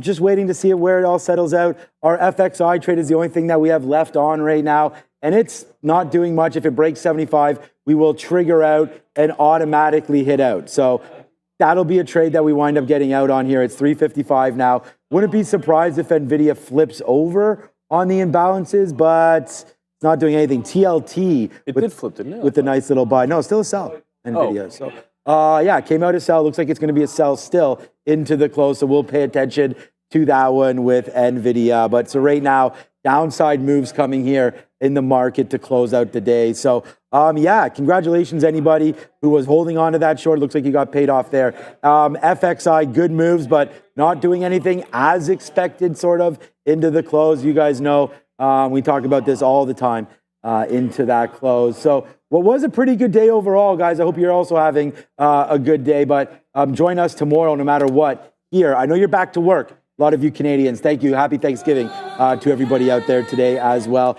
I hope it was a profitable one. It was definitely worth coming in over on this side. So far so good, guys. Let's go. Neil, just a couple more words and you got this after show to go. Yeah, and look, obviously, there was a sell imbalance on a firm. We had a trail out idea, a firm going higher again. So, but you got to get out. Ultimately, you don't know. It did pair off to zero. I didn't see if it went from a sell to a buy. But at 55, obviously that sell imbalance pairs off and you get a shot to the upside. This is why we always talk about it at 355. Regardless of what the imbalance is, you might want to have a look at it after 355 in case it does flip. Sometimes you can get a little bit of a move. As we know, that's the case through our experience. And that's why we try to give you guys that knowledge, right? Because if you're sitting in a trade and it doesn't break your stop, and then 55, you want to look for that move. If it doesn't happen after then, maybe it's a good opportunity to jump out. So Canadian Thanksgiving was a fun one. I'm going to be heading on up to this. We have Michael Noss in the aftermarket show tonight in the market recap. No earnings to get to, so we'll be able to go over the markets, go over the trade, maybe some questions that you guys might have. But look at that, coming up, the closing Good job, bell. Tony Price. I like that. In 2.5 minutes or so. I'm going to get on to the desk. Good luck. Yeah, man. I don't know if you have anything. Bills tonight, man. Well, apparently they need it, man. I'm telling you what. I don't even want to talk about that line. That line is ridiculous. Sometimes Vegas gets it wrong. Oh yeah, they do. Even odds? Come on. I mean, the Bills are going to run over the Jets tonight. I We're would good. thought so. Anyway. We're good. We got them. You guys got it. What's up, Tony Price? Good job, man. I mean, that 6,500 is more than, that should be good for the week. So some good trades there today. I'm glad for you, Tony. What stock did you trade there, Tony, today? Maybe you can share with us as we get ready. I'm done. Put your hands up in the air. Thank you to everybody again. Happy Thanksgiving. Go find it at Twitter. I put out, my wife put out a nice little note there for everybody. I made a nice little graphic and I tweeted it out there. Stocks and stocking stuffers, or no, that'll be Christmas stuffing. Right there. Enjoy your stuffing. It's been, again, a little bit of a volatile day just here into the close. It was pretty quiet all the way before this last little 10 minutes hit. And again, those are the imbalances. So once those NASDAQ imbalances came out and we saw Nvidia to the sell side, we started to go downside. And Nvidia's going to close at not a great level, man. It's going to close at 138. And again, a lot of that, it's still, look, man, Nvidia's still up 2.5%, so it's still a good day. But this started it here with this imbalance locator. So we are cruising. We got out of most of it. That's why you get out. I don't see it on here anymore. Potentially a little retracement back in, but Nvidia losing $1 here into the close. What's Apple doing right now into the close? Wow, Apple. We loving that stock. I cannot believe I sold some at 225. Crazy to do that. I'm not doing that again. That is for sure. I'm not selling any of my tech names. I think we are in a serious bull market that's basically just getting started. You're going to see the earnings season is so depressed. You're going to see some big earnings coming through. Trust me on that one, or don't. That is my opinion. There goes Apple right now, Tesla right now. Brendo, you want to get on that bell? Because otherwise it'd be nobody. All right, here we go. With only now 50 seconds to go right now. Tesla, 219. Looks like we'll get a good close in for that one. Other than that, not much else on here. XOM, 125. Wicked close there for XOM again today. So nice upside move there. I don't know what else you guys want to watch. FXI, we got stopped out. That was a banger there into the close, man. We could see what Palantir. Whoa, that goes red. Palantir again. So this will be a 4 for 4 day. We're really happy. It'll be a good one, but we'll put on some more tomorrow, and then more after the day after that, and the day after that. And as long as you guys come back, we will be here. The countdown is now on with only 10 seconds to go. Today's countdown brought to you by Brendan Wickens. Hey, Brendan, how's it going with only 4, 3, 2, and 1? Yes, sir. There it goes. That is your bell. Thank you, Brendan. That closing bell brought to you by Real Trading. Right there. Your future awaits. Get a part of Real Trading today. Thank you again, Andre, for coming in today. Fabian, Brendo there on the bell. Sharif, Joe with a great midday as well. And of course, Neil, you're going to have Neil in a couple seconds. We welcome Michael Noss as well tonight. So you got Michael in the morning. You're getting him here in the afternoon. All right, it's 4 o'clock. I'm off to a rink. My wife just sent me this wicked video my kids were doing. You know those things where they have the ropes and they go like that and the ropes go? I don't know what that's called, Brendan, where you swing those ropes. Any idea? Who knows? Anyways, that was really awesome. Still be tired tonight. I appreciate that. We'll go see what's going on now. For everybody out there, a big happy Thanksgiving from all of us here at Trader TV Live and Real Trading. So thank you again. Let's go over to the big desk. It's a market recap. We'll go over some trades. No earnings, but banks. Banks keep coming, man. This is going to be a big week. Procter & Gamble, Netflix, everything on the lookout as well. XBI, I really like that. And a new video, what? Trading with VWAP? That's a new video. Oh, ready when you are. That sounds nothing like trading with VWAP. All right, so I'm ready, and so are you guys. It's Neil on the Recap Show. Happy Thanksgiving. Thank you very much, Sean. There, I don't know. I can see how it's intonation of ready when you are trading off VWAP.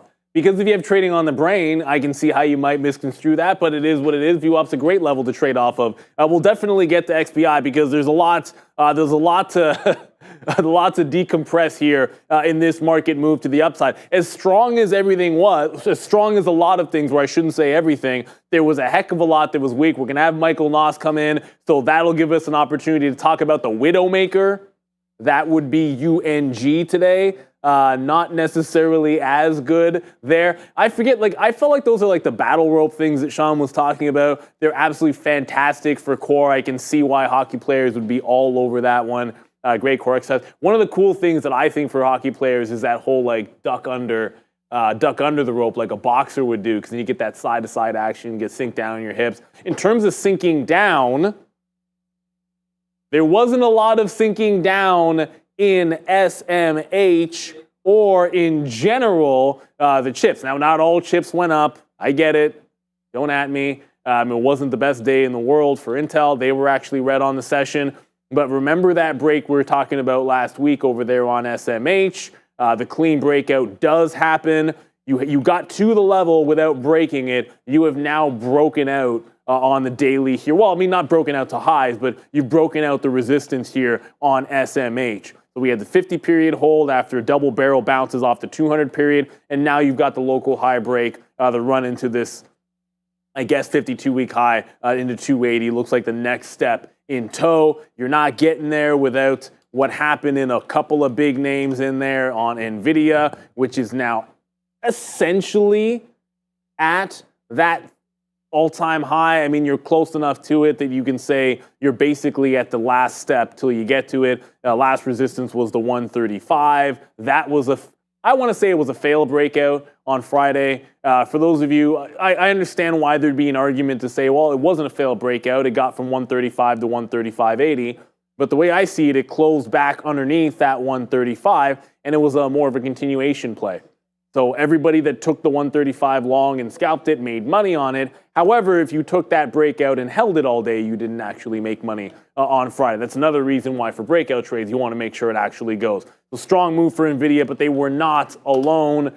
ARM with a big move off the daily. Count them up. It's been super strong since it bounced off the 50 period, took out the 150 mark, and now it seems like this is another one trending 7% to the upside was ARM, with the 170 level just seeming like an inevitability at this point. ARM is one of those stocks. I mean, it didn't take very long for it to get from 190 to 100, and on the way back up, it's taking a little bit extra time, but today it sped things up just a little bit to be the leader in the semiconductor market there.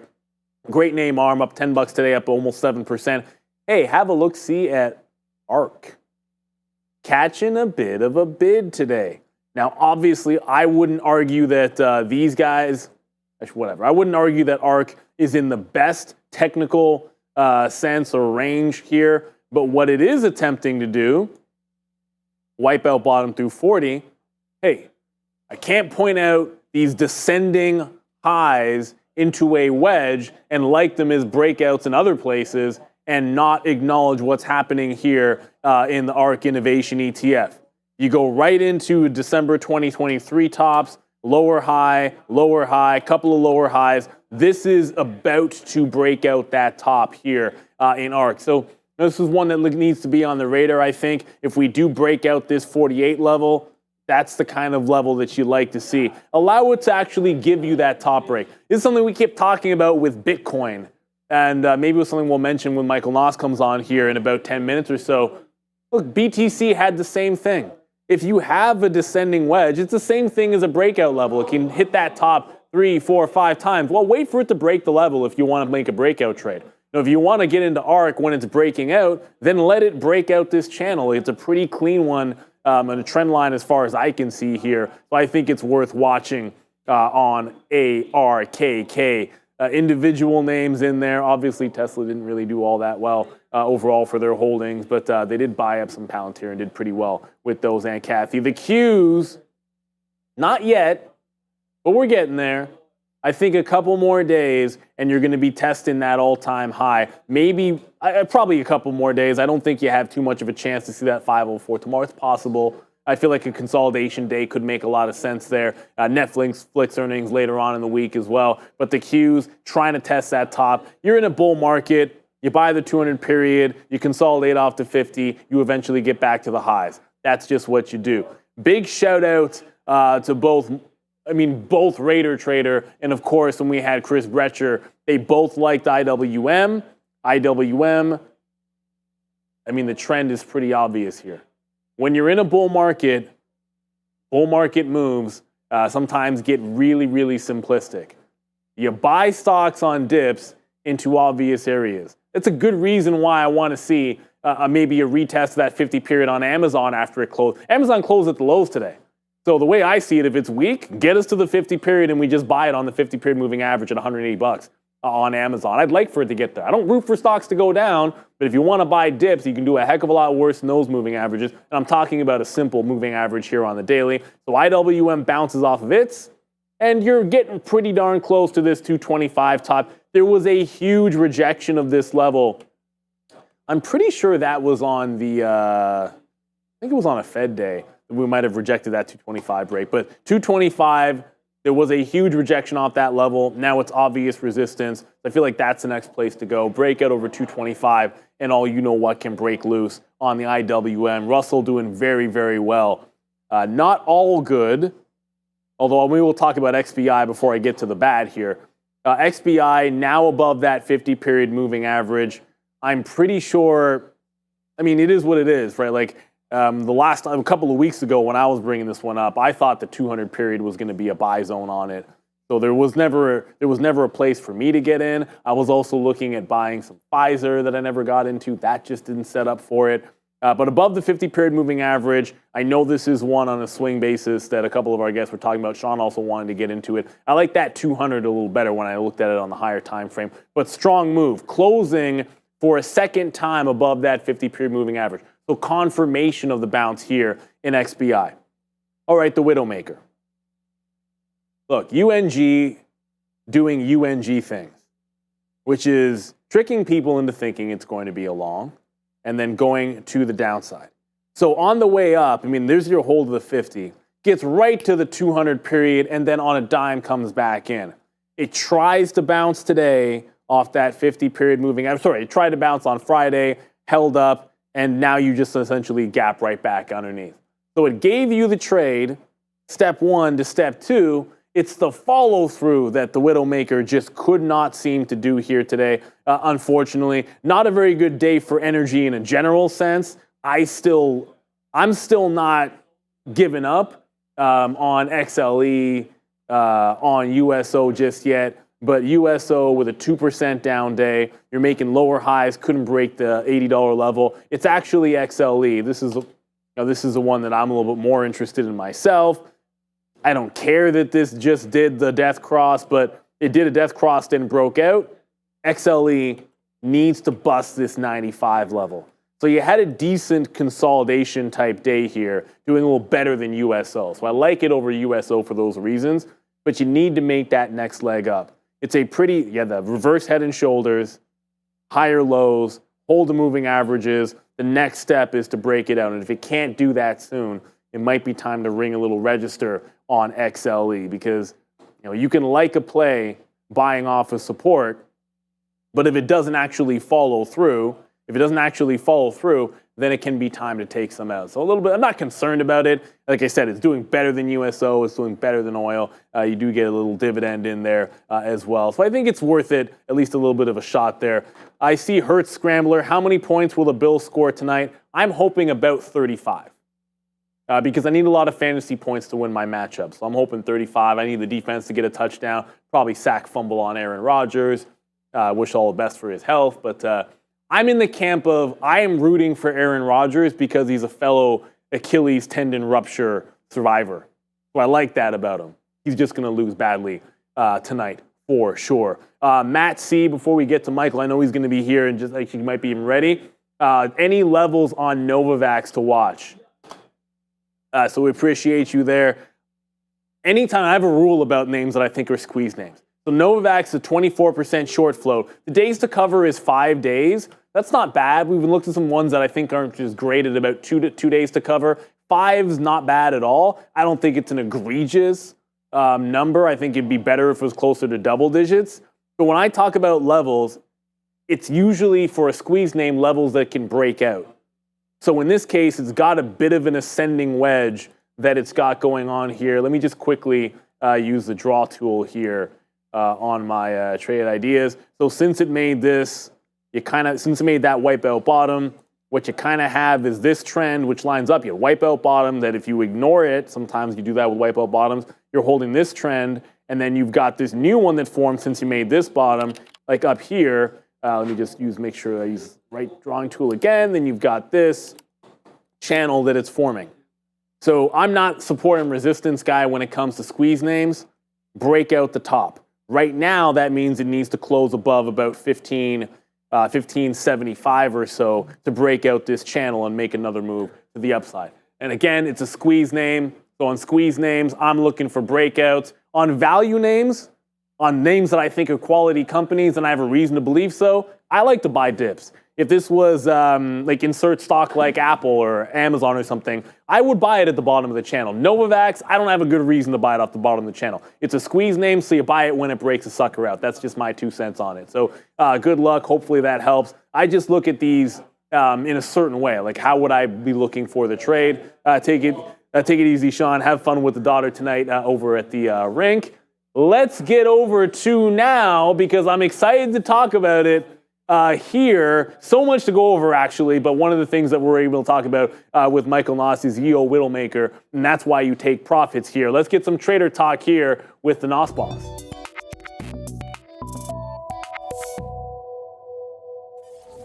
Michael, welcome. Happy Thanksgiving. We get you twice on a holiday. Want to thank you for stopping on by through on Canadian Thanksgiving, where I know most of us, whether you had I had roast beef or maybe you had a little bit of turkey yesterday or going to do so today, you might feel a little bit heavier today. But lots of trading opportunities on this Monday, though.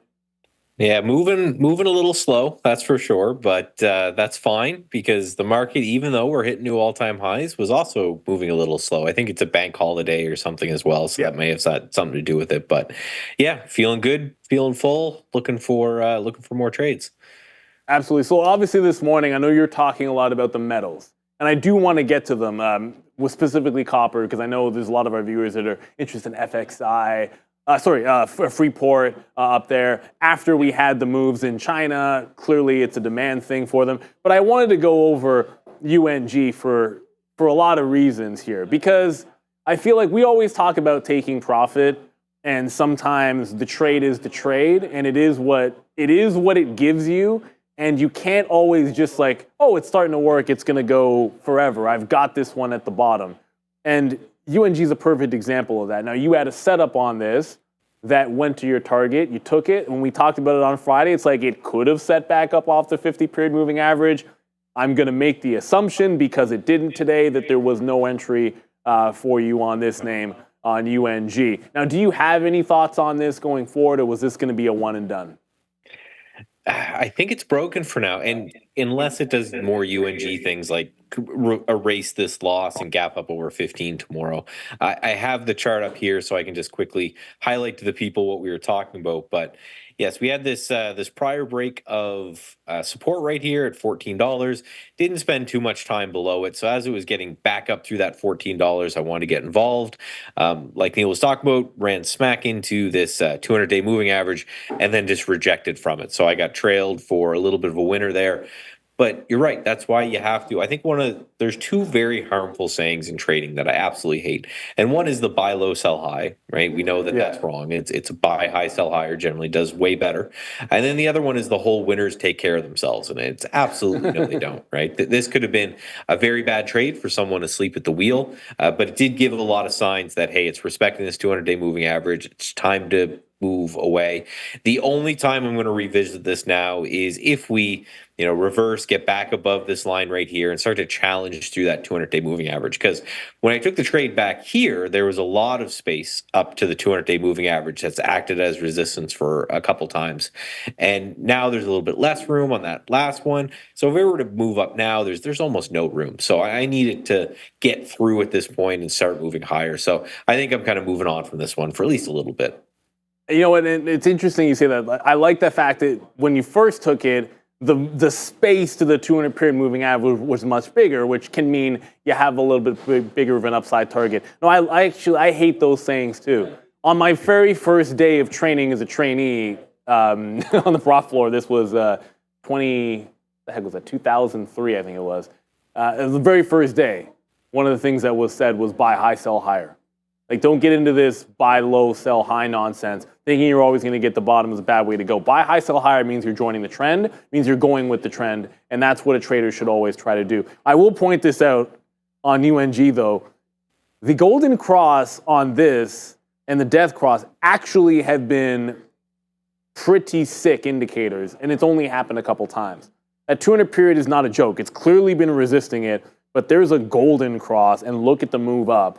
And there's a death cross, and look at the death on it when that happens. So I think sometimes you wait for something specific or something big to happen. I think that 200 could be a good look. But let's talk a little bit about some of these metal names here, Michael, because specifically Freeport FCX is a name that is forming one of those channels that I love for a breakout, and I begrudgingly had to point out the same channel on FCX.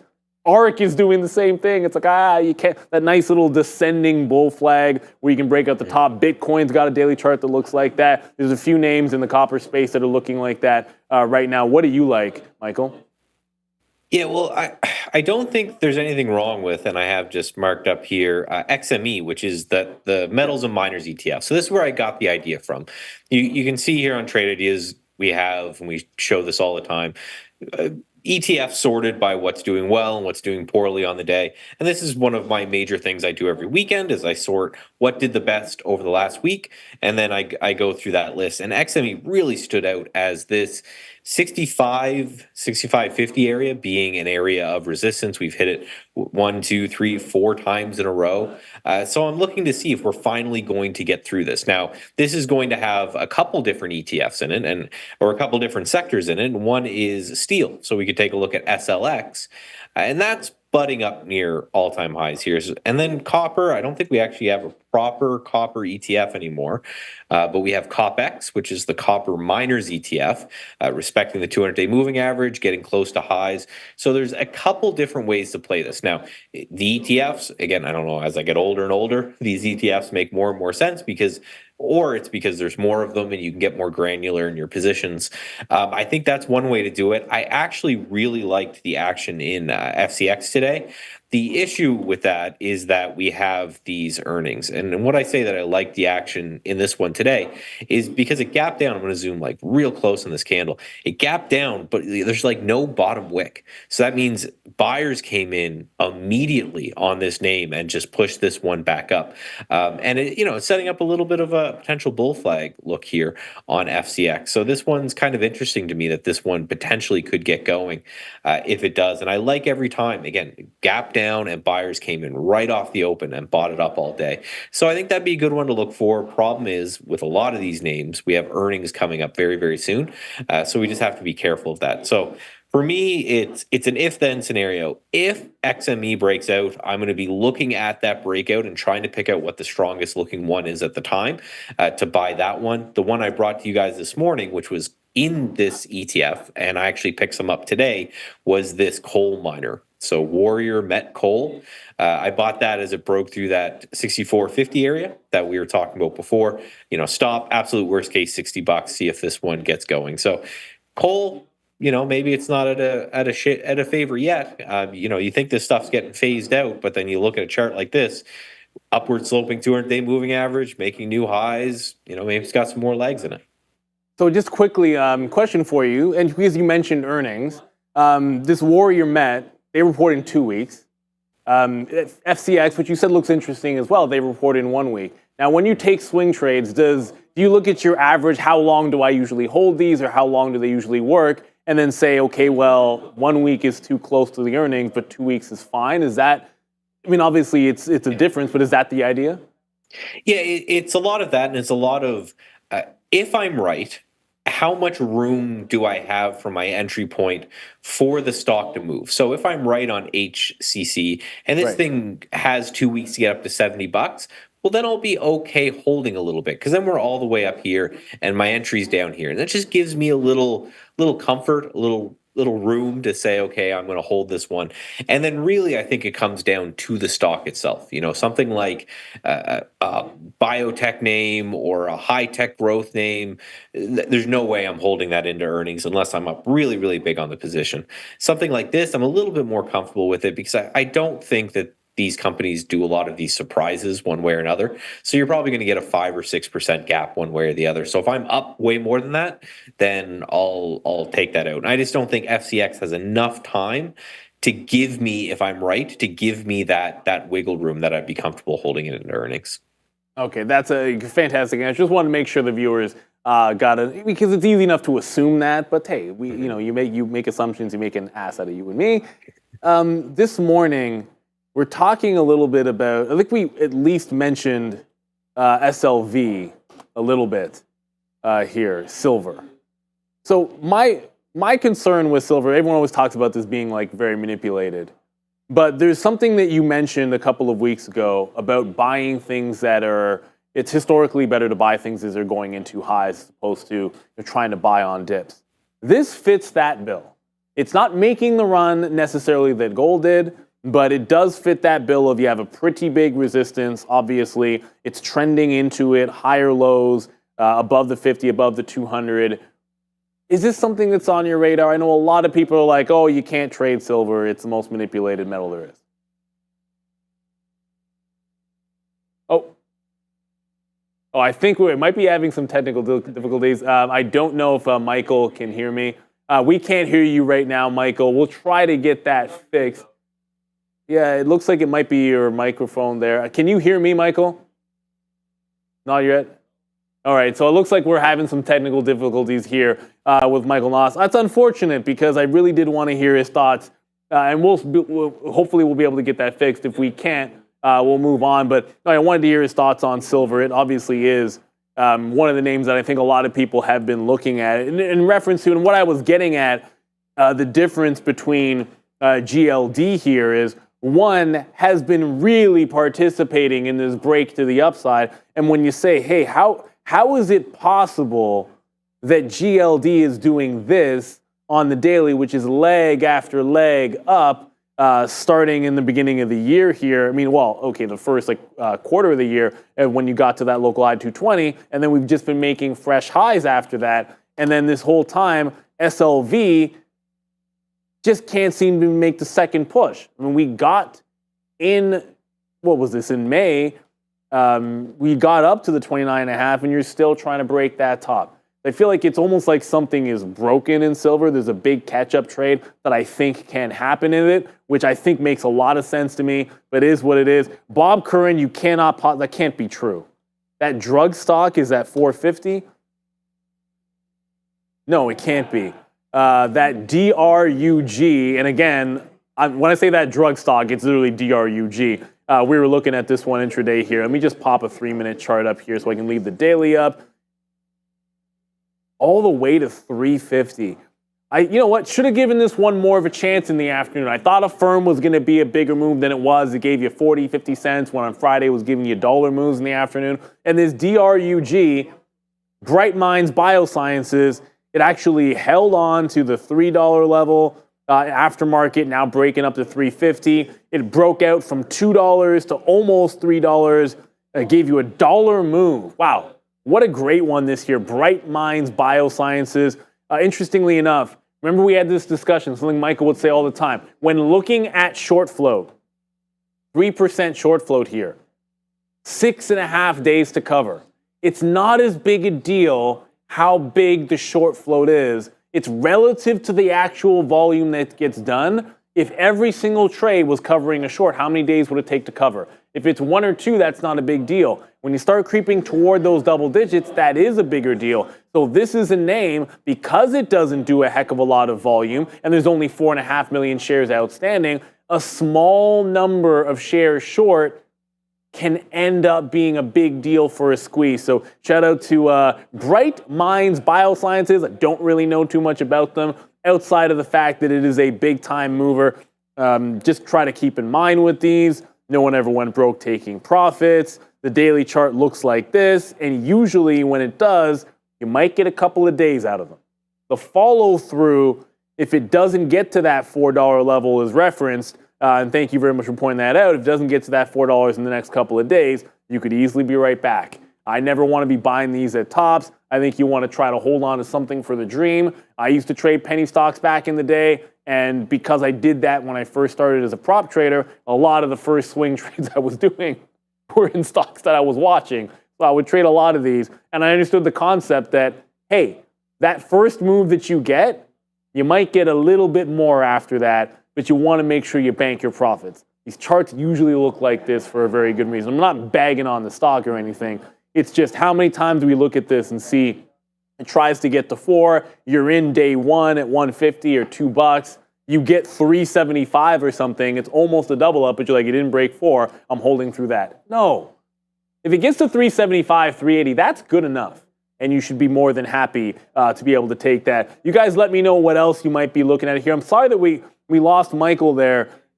Yeah, it looks like it was a bit of an internet connection thing. I'm sure all is well. Unfortunately, I'm glad he was able to come through on a holiday for us here, a holiday up here in Canada. We had him in the morning, we had him in the afternoon, but unfortunately, we were unable to get him back. And we'll see what happens with this small cap drug stock. I did want to finish a thought here that I didn't quite get a chance to on some of the crypto names. Because I think one thing that got lost in MicroStrategy's ridiculous move to the downside, Coinbase's ridiculous move to the upside, and I know I've been saying Mara at the 50 period has been a bit of a sell, but it did ultimately, and I was shorted at the end of the day. I'll also get that one out there. So yeah, and then the reason I was looking short off of it was just it was a rejection of VWAP, resistance in here, but on the daily chart here of Mara, it's now a close above the 50 period. Now it's done this recently, close above the 50, immediately rejected. If it gaps back underneath the 50 period, that's an easy short. But with Bitcoin holding 65, if this holds the 50 period tomorrow, I think we've got another leg up that could be incoming into this 200 period moving average on Mara. So yes, I was long to short in the afternoon, but it's holding that 50 period moving average. If it does so again, I've got to lean back into looking for the long trade there. It didn't make a heck of a lot of sense fundamentally why Bitcoin was so strong and things like Coinbase. I mean, look at this sucker. This is the move that you want to have happen. Break the 50, get to 200. Simple. I cannot explain logically why MSTR was down so much, except for sometimes it's about where you've come from. And in the case of MicroStrategy, this was squeezing upside. Since bouncing off the 200 period, it essentially doubled up. So much bigger move than anything in the space, a much bigger move than spot Bitcoin prices. And to me, that's the explanation as to why you get a day like this on MSTR. So a healthy pullback on MSTR. The last time it had a big red day, the next day was huge, but it hasn't had a day like this in a while. I think you got to let this one settle down for a couple of days and then work off a level. The 190 made a lot of sense. That's what we broke out from. I think obviously these prior highs here are 183, 184. That's a good area to look for a buy, but let MSTR start to calm down in there. It is already 4:30. Shout out to everyone in there. You know what we do at this time. First off, I want to give a big shout out and thanks to the entire team. We had Fabian on the ones and twos by himself. Andre hard at work pretty much all day long. Shout out to Brendan. Adara was off today. So I want to give a big special thank you to Sharif, who helped me go through the watch list in the mornings. Not something I do on a regular basis, but when Adara is off, I got to be able to step in. It hurts my preparation. Thankfully, we're able to find some good levels on stocks. But a shout out to Sharif, because I wouldn't have got it done in time if it wasn't for his help. And a great day today by Joe. I mean, Joseph joining Sharif on the midday, doing a fantastic job, talking some options for you. Shout out to my main man, Sean, on the ones and twos with myself on the main desk. But you know what? Bears versus Bulls. Always have to thank you, the best moderator in all of YouTube. You do it every single day. You do it with class. You do it with smiles. You keep all of us together. You make sure we don't miss a beat. You make sure the community feels loved and respected and gets their voice heard every single day. We couldn't do that without you. And you're right about that, Bears versus Bulls. Traders stay late. So I want to first give a happy Thanksgiving to anybody in Canada. And then we're going to get into some roll call. What up, Tyrone Hamilton? Randy broke the high as well. We got Andrew Chow in the house. We got Tony Price. What up? Bora Hout. Kanye East. When the East is in the house. Oh, my God. Eric Chen. Jeffrey 69. Why not? Hurry in the chat. We got Chris J. Yatube 37. Ooh, Matt C. Got CompuCare team, you're here. Jeff Kim, what up? We got Bob Curran again. Andrew Chow again. Tyrone Hamilton. We got Mo. Ari Pages, shout out to you. Carl Gruen in the chat. Eric again. The Piper. We got Michael Spandafora. BGZ. Bazinga in the chat. Why not? Vancouver Canucks 64. Julie Beckwith, what up? West y'all 1. Zion Lala, that's right. Bills. The Bills make me want to shout, and they're going to make us shout tonight, that's for sure. Danny C in the chat. Michael Westrick, Jai Singh, Dollar Bill, Simon Van RIG. Yo from the Netherlands, why not? Shout out to you from the Netherlands. Dave B, Easy Peasy, VLC, Blue Arrow, Mills, Donkey Trader in the house. Blue Arrow again, new high score. And Kirthi, hey to you. So shout out to everybody. We love you all. Try to get as many as we can. We always like to have a little bit of fun around here. But you know what? We get to do it all again tomorrow. And on top of that, we get to do it with some bank earnings. Because usually they report on Monday, but it was a bank holiday today. So of course they're not going to report on a bank holiday. So we're going to get some more earnings from the banks. Later on in the week, we're going to get Netflix. But you know what? It's going to be a heck of a lot of fun. We got semis to trade. You got crypto names to trade. You have anything and everything. Tesla with some big moves. And we'll do it all again tomorrow morning, bright and early at 8:30. We'll see you there because we're Trader TV Live, and we're here every day.